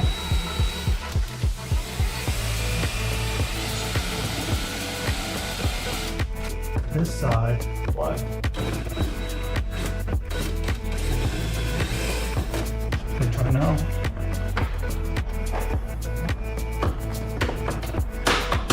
There we go. Boom!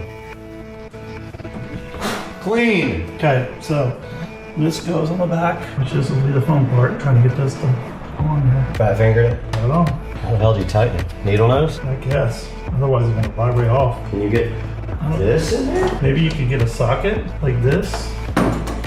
No? Maybe get the sockets. Because I feel like if you it's long enough.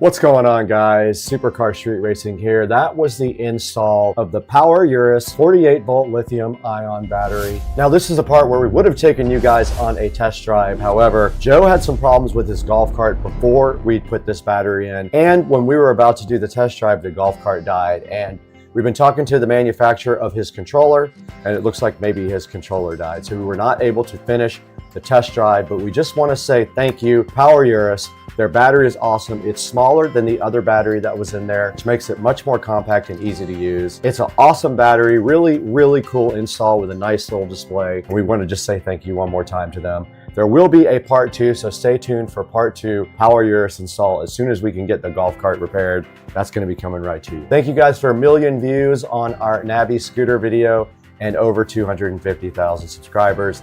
But we gotta get out of here right now. We gotta continue working out.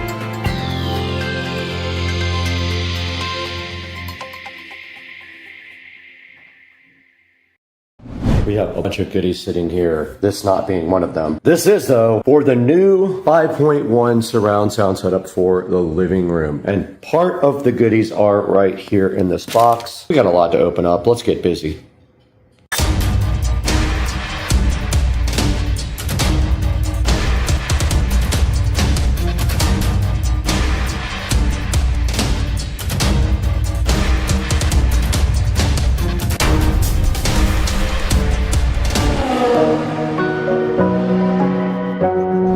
Outside the Supercar Street Racing door, there are some goodies here that need to come inside. All this is for the surround sound project for the living room. This is not part of the project.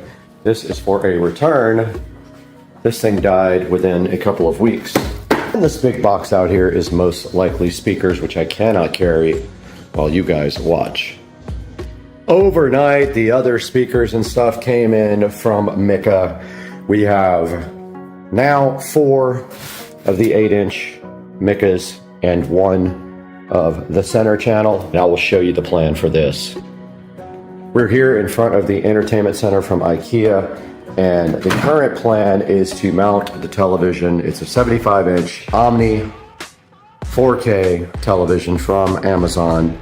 And the plan is to mount that right there on the wall with this mounting dream mount right here. And then right below it in the center, we're going to be doing right there in the center, we're going to be doing the center channel speaker, and it is right here. And it is an in-wall center channel with dual 5 1/4-inch woofers. We will pull that out right now and take a look at it and measure it. All right, I wasn't sure if I was supposed to use this part or this part for the cutout template, but I mean, this works. Just to tape to the wall and trace out.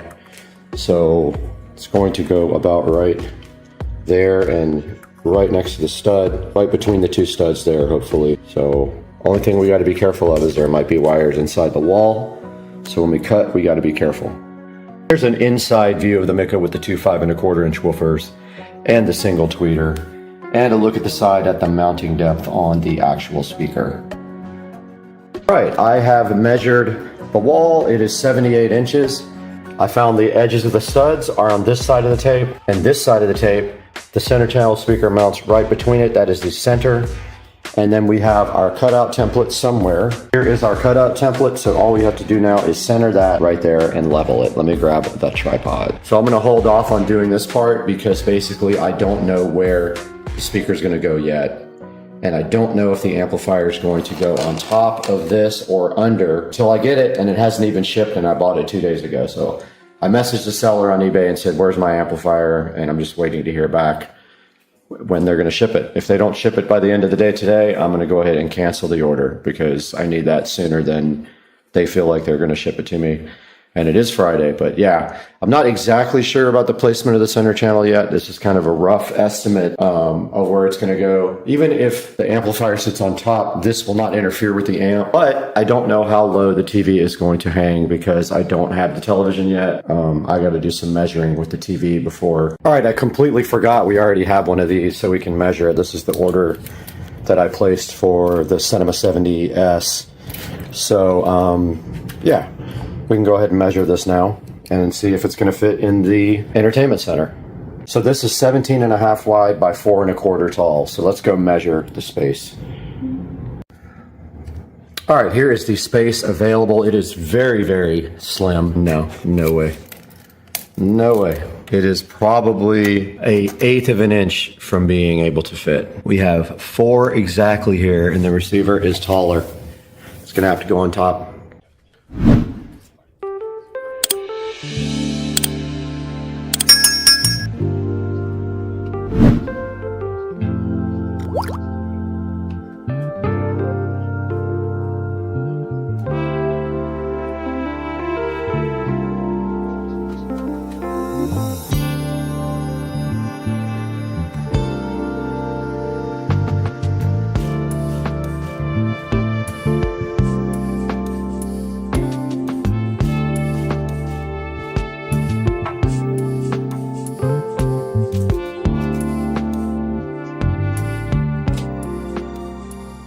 right, we did get the outline for our center channel speaker done, and we are going to attempt the first cut ever with my brand new oscillating tool in drywall, but I want to get out the vacuum cleaner and also put a big towel right here or comforter so that it soaks up all of the drywall dust.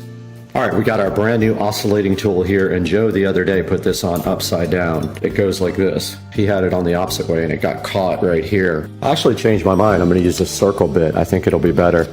It's kind of an experiment though, so just wanna see what works the best.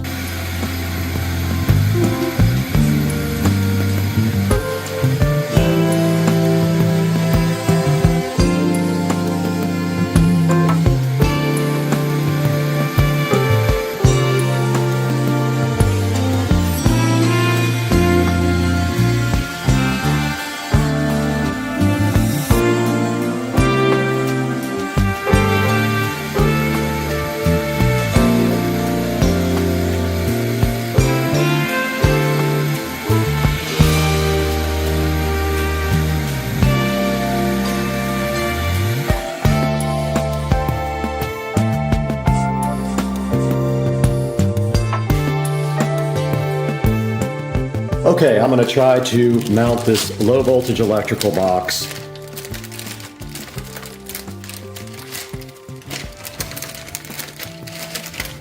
right in the center of those two outlets. I'm going to level it, mark it, and then cut it with the oscillating saw, but I need to make sure it's at the correct level. All right. I changed blades here to the smaller one.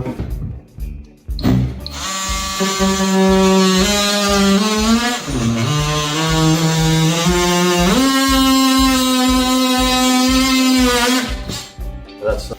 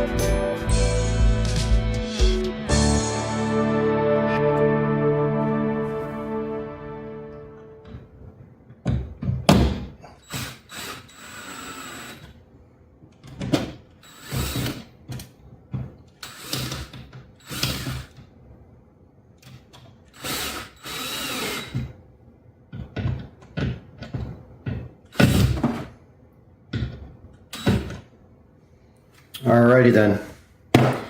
Made a mess, but it's in. Alright, taking a look at this mounting Dream TV mount. So basically it looks like this. It's two pieces that you join together. There is a building step in here right now.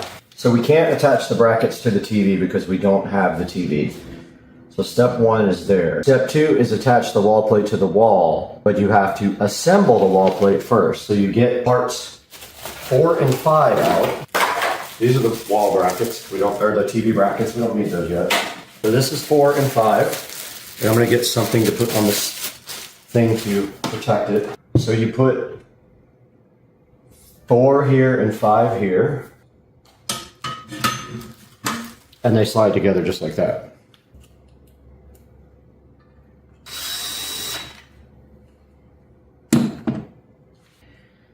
And that's pretty much all we can do to this. Now, we will have a box going in. That box is going to sit as far over as we can, maybe even on the outside, but maybe just like that in between the mounting bracket there. So we can actually cut that hole once we get the TV where we think we're going to get it. But the whole point of this is to make sure that we can get wiring dropped through here. So I'm not mounting a center channel speaker yet because I think it will get right in the way of dropping the speaker wires and the HDMI and everything from the TV. So now we just need to see where the TV is going to mount.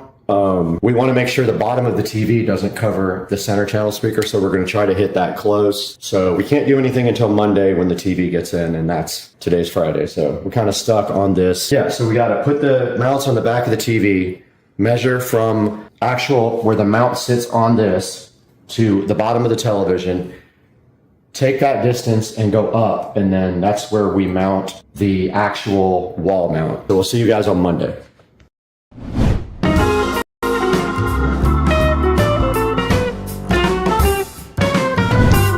All right, guys, right in front of me, we have the DeWalt DXV06PL-QT. That was sent to us to check out. I'll have a link down in the description where we got this from, and I'll put it on the screen right now as well. But we're going to take a look at this DeWalt right now because I need it outside in the studio. The studio is definitely messy because we're doing some electrical work in there, and it has foam in the walls, and that stuff goes everywhere when you cut it. And there is the beautiful DeWalt we'll be taking a look at today on Supercar Street Racing.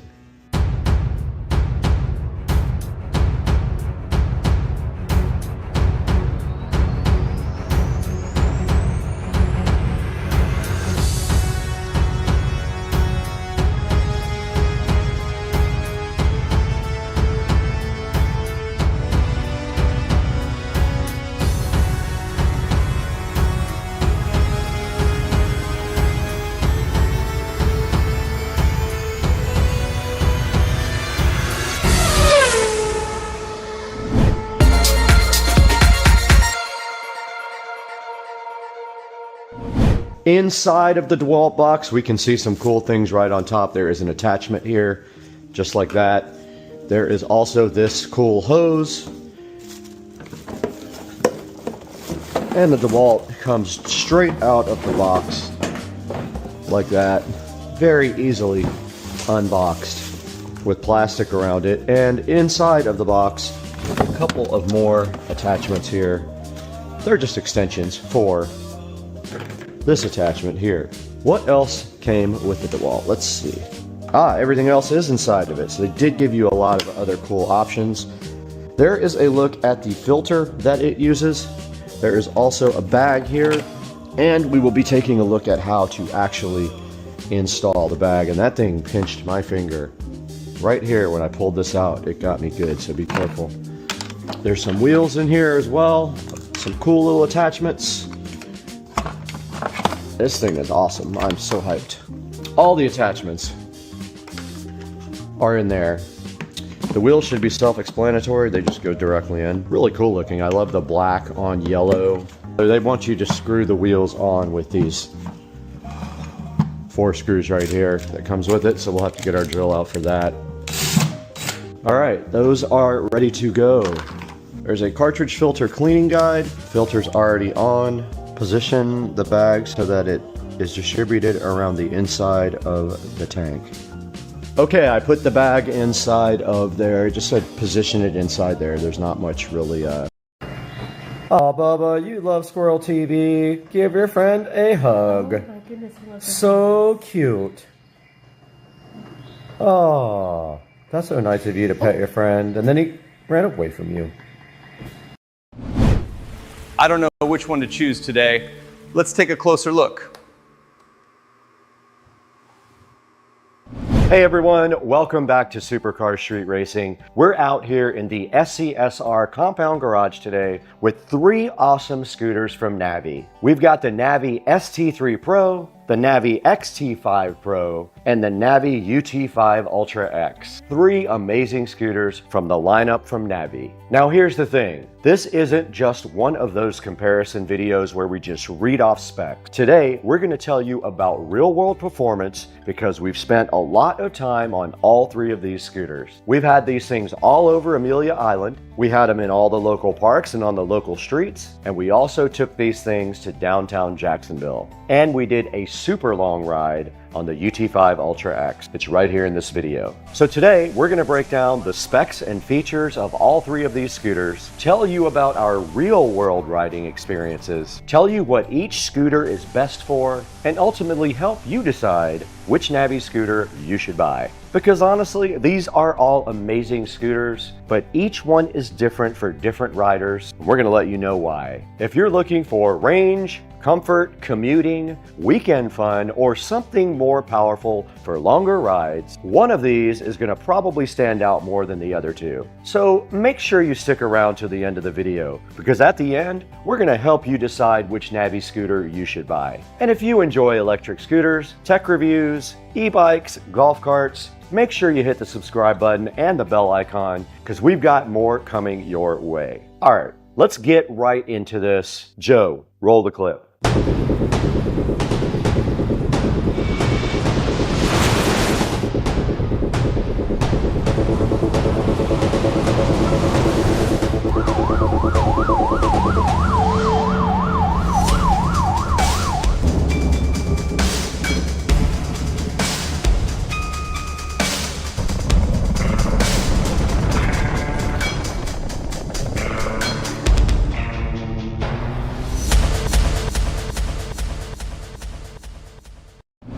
Now let's start with the Navi ST3 Pro right here in front of me, which has been upgraded to a touchscreen. This guy has Android Auto and Apple CarPlay. Can you believe that? Now the ST3 Pro here is built for people who want comfort, performance, and something capable of handling longer adventures. And what stood out immediately to us about the ST3 Pro was its awesome ride quality. You've got a premium suspension setup, large tires, and overall, this thing just felt really planted all over those roads and even off-road. Now this scooter will give you an incredible amount of confidence if you're riding in neighborhoods, near any water, or taking long weekend trips. The cockpit feels premium, the controls are super simple, and overall the fit and finish is exactly what you would expect from Navi. And when we took this scooter out into the real world, that's when it really started to shine. But now, let's move over to the XT5 Pro here. This is the big brother to the ST3 Pro.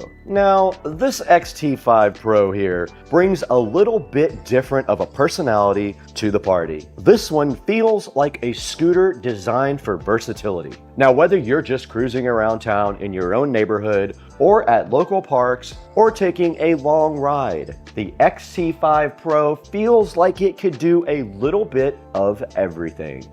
And what I really like here is the awesome balance between performance and practicality. It still feels powerful, it feels awesome and safe, but it also feels approachable. And if you're somebody that wants a scooter for everyday fun or weekend trips, the XT5 Pro definitely fits that mold. And you'll see in our tests here, we tested this in multiple environments right here on this video as well. Not just one trip, we've taken this thing tons of places. We rode this thing on Amelia Island, also took it to local parks right around the neighborhood. We wanted to see how it handled different terrain and different riding conditions. Now, let's talk about the bad boy of the lineup, the UT5 Ultra X right here. Now, the UT5 Ultra X feels different immediately the second you get on it. This guy is built for people who want to go places. And when I say go places, I mean go places. Just like in this video, Joe did it. This guy ended up on our downtown ride where we cruised around for hours, really putting some miles on this thing.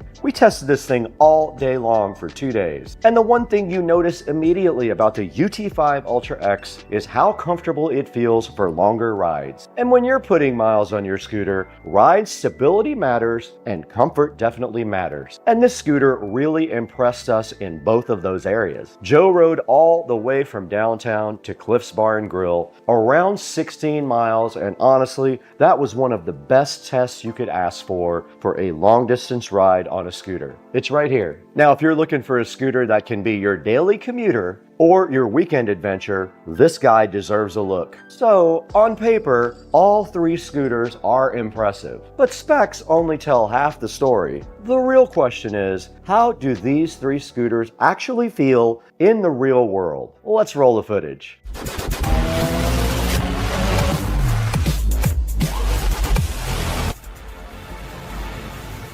So let's start with the Navi ST3 Pro. For this one, we really got to test it during our Amelia Island trip, where we spent the weekend hanging out on Joe's boat and riding scooters all over the island. And honestly, this is where the ST3 Pro started making a lot of sense. Amelia Island is perfect scooter territory. You've got long roads, scenic areas, waterfront views, restaurants, and plenty of places where you can just hop on a scooter and go explore. And the ST3 Pro felt smooth. Even during longer riding sessions, the scooter stayed comfortable and predictable. Whether we were casually cruising or picking up speed, it felt planted and confidence-inspiring. And one thing we noticed quickly was how relaxing this scooter felt. It's not just about performance, it's the overall riding experience. You can spend a whole weekend hopping around Amelia Island and never feel like the scooter is working against you. For scenic trips and casual exploration, the ST3 Pro really impressed us. Now, moving over to the XT5 Pro, this one had a slightly different testing route compared to the ST3 Pro. Instead of going out to Amelia Island, the XT5 Pro was mainly put through two real-world environments: our local park and a full downtown riding session alongside the UT5 Ultra X. And at the local park, the XT5 Pro really showed its versatility. Smooth paths, open areas, and a mix of light terrain gave us great feel for how it handles casual riding. Now, what stood out most was how comfortable and easy it felt to ride. It doesn't overwhelm you, and it doesn't feel overly aggressive. It just feels balanced and approachable. Then we took the XT5 Pro into downtown, where things get a little more dynamic. Riding alongside the UT5 Ultra X, we spent time weaving through city streets, cruising different areas, and getting a feel for how both scooters behave in a more urban environment. And the XT5 Pro held its own really well here. It felt responsive, stable, and very usable for city-style riding. But compared to the UT5 Ultra X, which leans more towards long-distance capability, the XT5 Pro feels more like a true all-rounder for short, urban trips and recreational rides. And that contrast actually helped us understand even better during filming. Now, when it came to the UT5 Ultra X, we really put this scooter through a different kind of challenge. Instead of scenic island riding or park testing, we headed downtown, and this turned into a serious, real-world riding session. We spent hours cruising all around downtown, weaving through different areas, checking out the city, and really seeing what the scooter could do over the distance. But the biggest moment, Joe decided to ride from downtown all the way to Cliff's Bar and Grill, and that's around 16 miles. And honestly,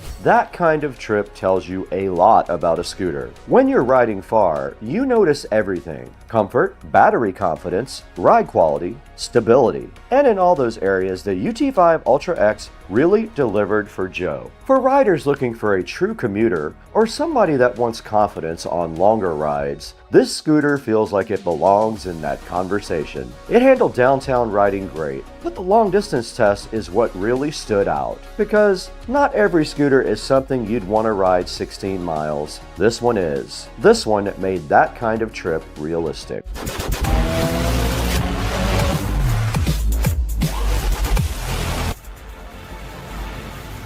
So, after riding all three, here's how I would break it down. If you want something smooth, premium, and perfect for weekend adventures, the ST3 Pro is the scooter for you. If you want versatility and something that feels good everywhere, the XT5 Pro might be for you. And the serious scooter, the UT5 Ultra X, is perfect for longer rides and high performance riding. But honestly, you can't go wrong with any of these three. I ride them all. It really comes down to what kind of rider you are, your size, and your age. We just brought the K100 right behind me here to join the party with Navi, another great scooter designed for kids. And now we want to hear from you. Which one of these would you pick? The ST3 Pro, the XT5 Pro, the UT5 Ultra X, maybe even the K100 Max for your children. Drop a comment down below and let us know which one you picked. And if you want to get your own Navi scooter, we'll have a link down in the description for you to pick one up. And if you found this comparison helpful, hit that like button, go ahead and subscribe to Supercar Street Racing. Don't forget about Second Car Street Racing, our second channel as well. It's a great channel for things that don't quite belong on Supercar Street Racing. Keep that notification bell on also. We've got more content coming, more e-bikes, more scooters, more golf cart stuff, more tech reviews, and of course, car material as well. Thanks for watching, everybody. Good luck with your scooter purchase. Let me know what you bought, and I gotta get out of here. Joe, when I exit over there, turn the camera off.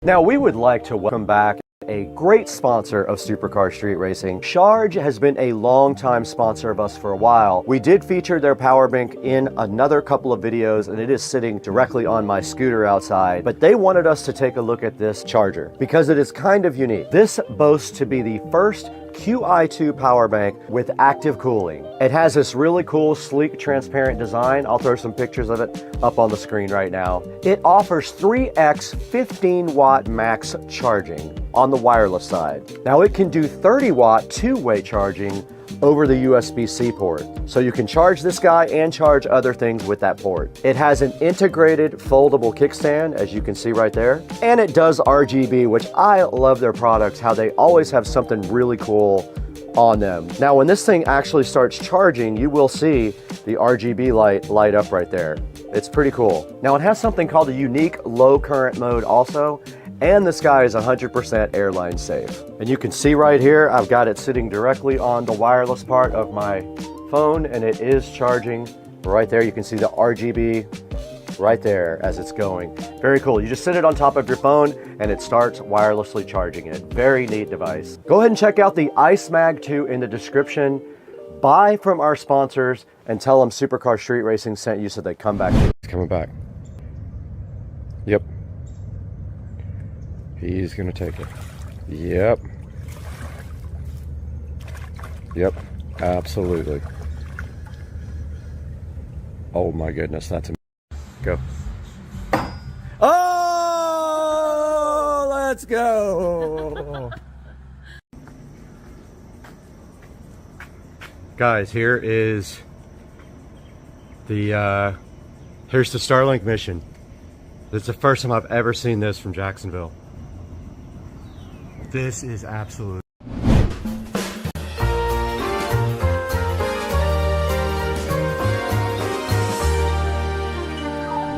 Welcome back to Supercar Street Racing, and we're out in the Supercar Street Racing awesome compound garage today, and we're teaming up with Navi once again. Navi sent us the ST3 Pro that you can see right here behind me. They actually sent two of them to us, and Joe and I took those out and did a whole video with them and absolutely love them. But Navi reached out again and asked if we want to look at their XT5 Pro, their scooter that's designed for off-road, and we said absolutely yes. And they also sent us something else as well, but that's not for this video. But right here behind me, we got the Navi XT5 Pro we're going to be unboxing today on Supercar Street Racing. Hang out with us and let's check out this badass scooter. Let's get moving.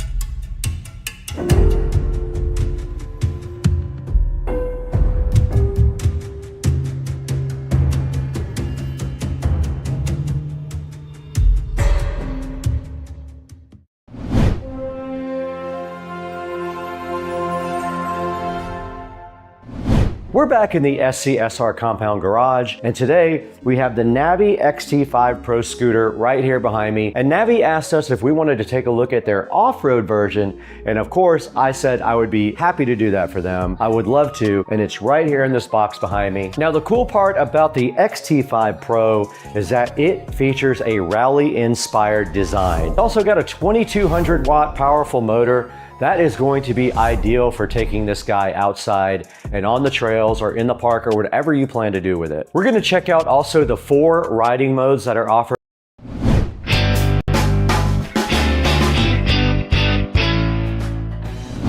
Guys, welcome back to Supercar Street Racing. Brad here, and we are in the Supercar Street Racing living room right now. And right behind me, Wim reached out to the channel to see if we wanted to work on some of their new cool products. And of course, I said 1000% my viewers love Wim. They love the Wim Ultra sitting right over here in the audio closet. They will love the Wim Amp, and we got the Wim Sub too. They sent us both of these to check out. Check this out, guys. Today on the channel, we're gonna be opening up both of these guys and taking a look about what they are and how they work. You're gonna like this today. I'm hyped for you guys to be here. Let's get rolling. The train's going out right now.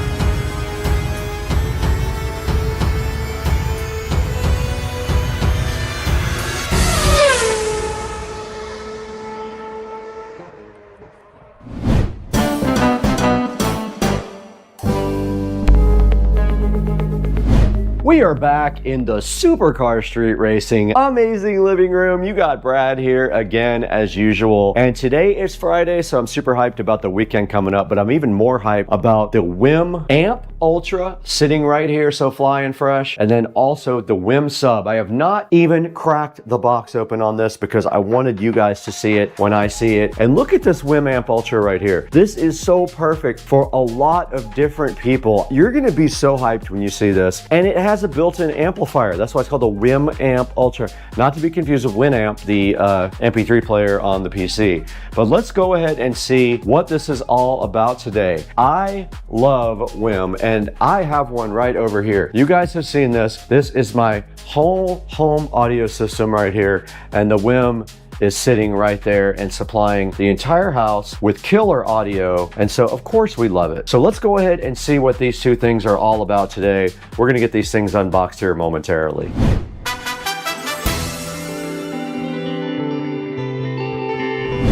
So this is the Wim Ultra preamplifier, which I bought because I thought it was so cool that it had subwoofer outputs and does all the streaming. And it has been a workhorse for the SCSR compound and the whole home audio system that I built right here. You guys can see that video on my channel where I rebuilt this whole entire closet, data security, Wi-Fi access, and a wide angle. And you can see here that it's completely hidden. If you want to keep tabs on your children or someone else, you can easily hide this thing in their room. They will never know. They think it's a charger. It does do 4K and 1080p. You can take your pick from either one, and it is 160 degrees of wide angle. And this thing does connect to the internet when you go on Wi-Fi, so you can use the app to connect to it and view from anywhere. And if there is no internet available, you can connect directly to the phone and look at the footage locally. There's the motion detection and loop recording. You can choose that in the app. If you do loop recording, the app simply starts over when your SD card does get completely full. And motion detection, of course, just records when there is an event. And like I said before, it does have 5-star reviews, 4 of them right now.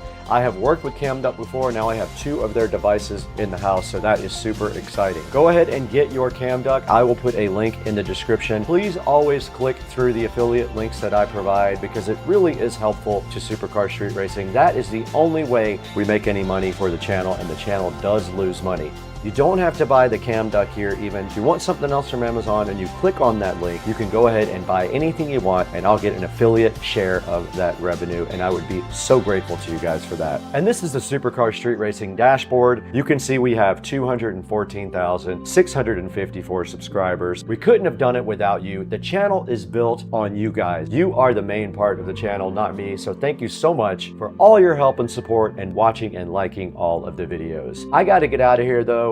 I have to go to happy hour.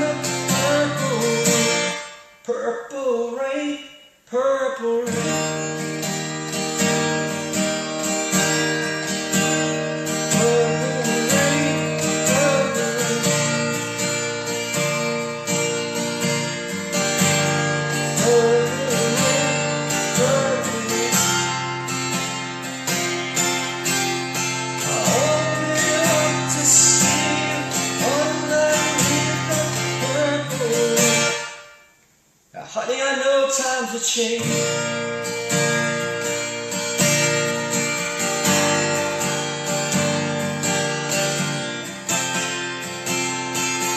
So now when I reach out for you, that means you too. I forgot the rest of the song.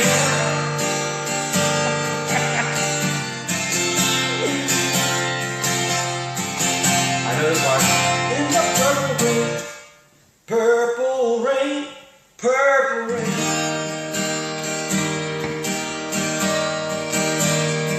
Purple rain, purple rain.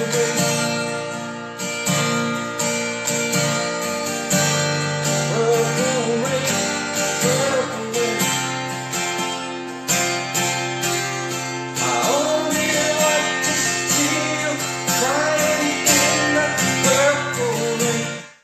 All right, we're in the 2023 Model S Plaid, and this is how you punch it. Oh yeah, just like that. Guys, welcome back to Supercar Street Racing, and today we are starting another project, and that is the parts are laying right here on the table for what that is going to be, and we will tell you that here shortly on Supercar Street Racing.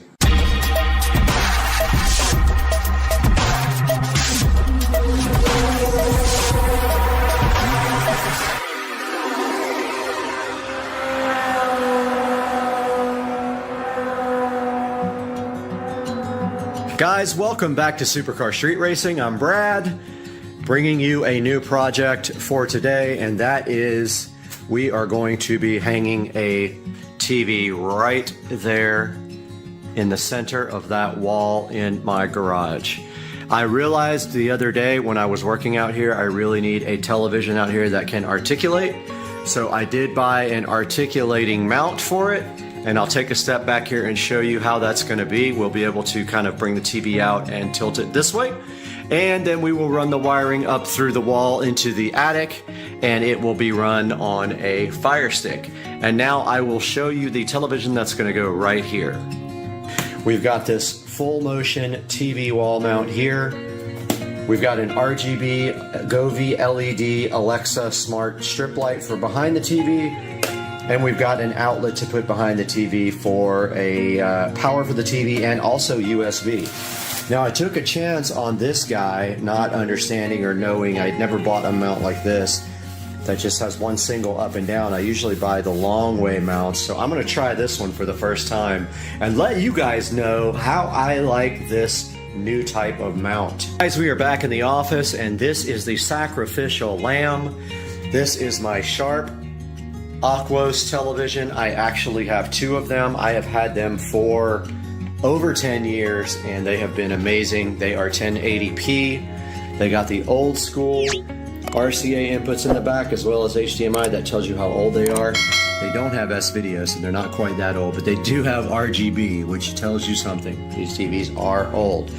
So this TV is going into the garage, and then I will get another TV out of the closet. I have plenty of them to replace this one until I get a 4K TV for this wall, which is coming up soon. Here we are in my closet.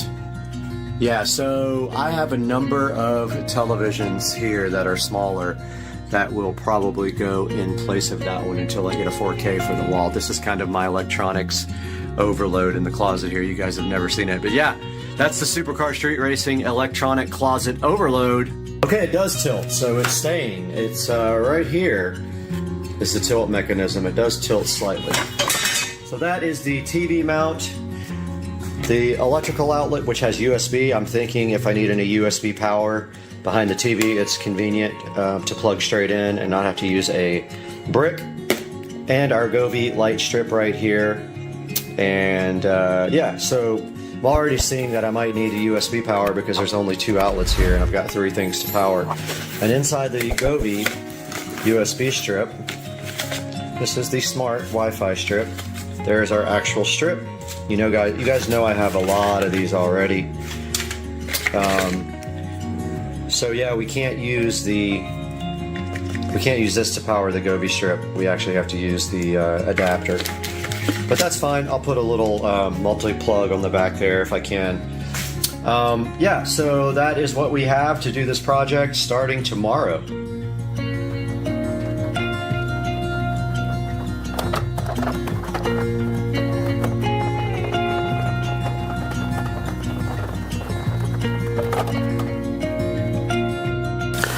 Okay, here we have the Sharp Aquos TV, and if we look at the back of it here, it has 1, 2, 3, 4 HDMIs, a bunch of RGBs, VGA, and cool that it has actually has audio out here.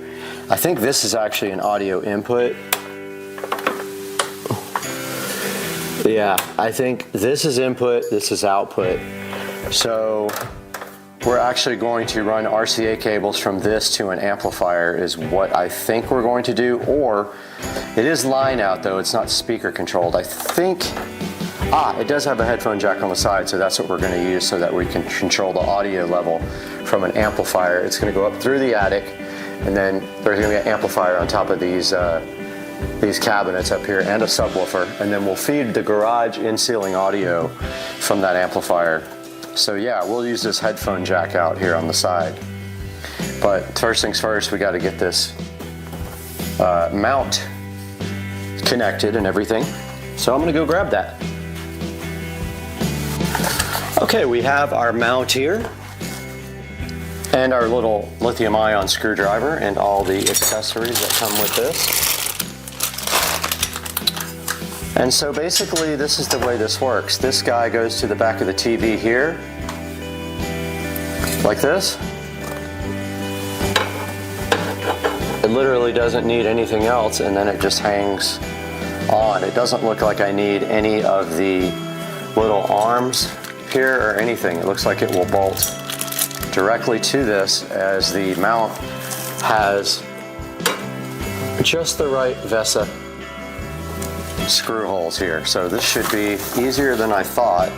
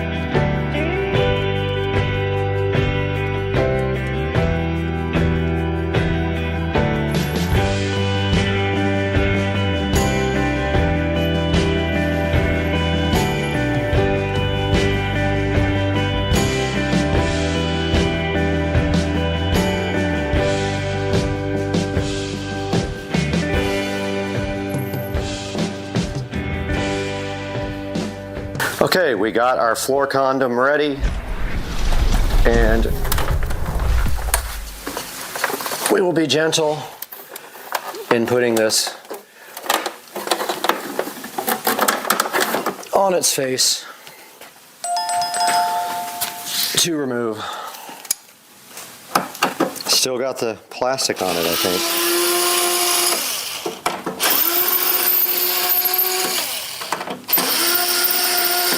I don't have the replacement for the bottom of this, but I don't need it. It won't be seen.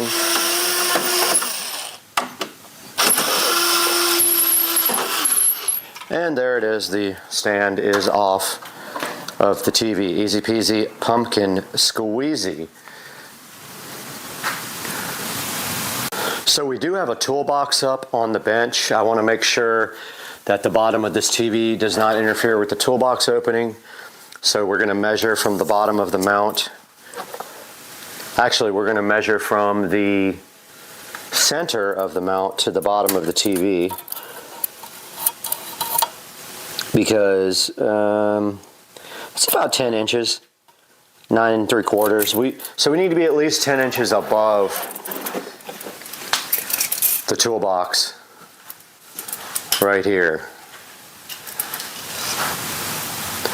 so that the bottom of the TV doesn't hit that. We need to at least open the door that much. So I would say there's a nail pop right there. If we go just a little below that, just like right above the nail pop, then that puts 10 inches of the TV below it. Maybe right here.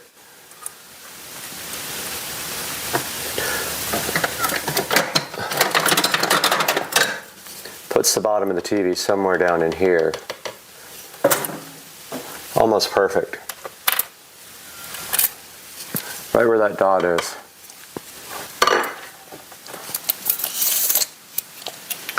So, using our stud finder here, I see the nail pop. Notice the arrow there on the stud finder, and there's the nail pop. So that's where we will put our mount. Now this mount, unlike other mounts, has one single center.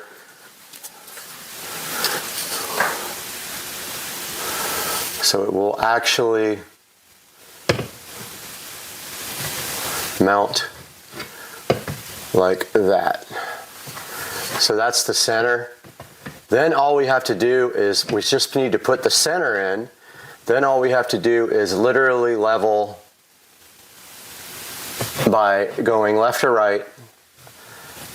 And that's how we get the TV centered left to right. Unlike a mount that goes this way, you can kind of fudge it if it's not level by putting something under one side of the mount to raise up one side. But on this one, we don't have that capability, so it has to be perfect left to right like this. And the center gives you the opportunity to move it this way, left to right, to get it 100% center. And we'll do that with a level up against the edge right here. But first things first, we need to get this thing mounted, so I need to get the appropriate tools out.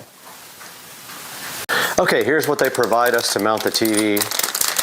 And it is just a bag full of drywall inserts and lag screws. We don't need the drywall inserts, we're going directly into a stud. We do need the lag screws.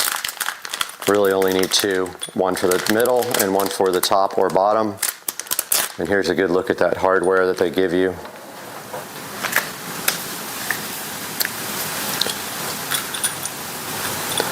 Look at the lag screws they give you. So that's what we will be driving in. And we're going to need our impact gun and a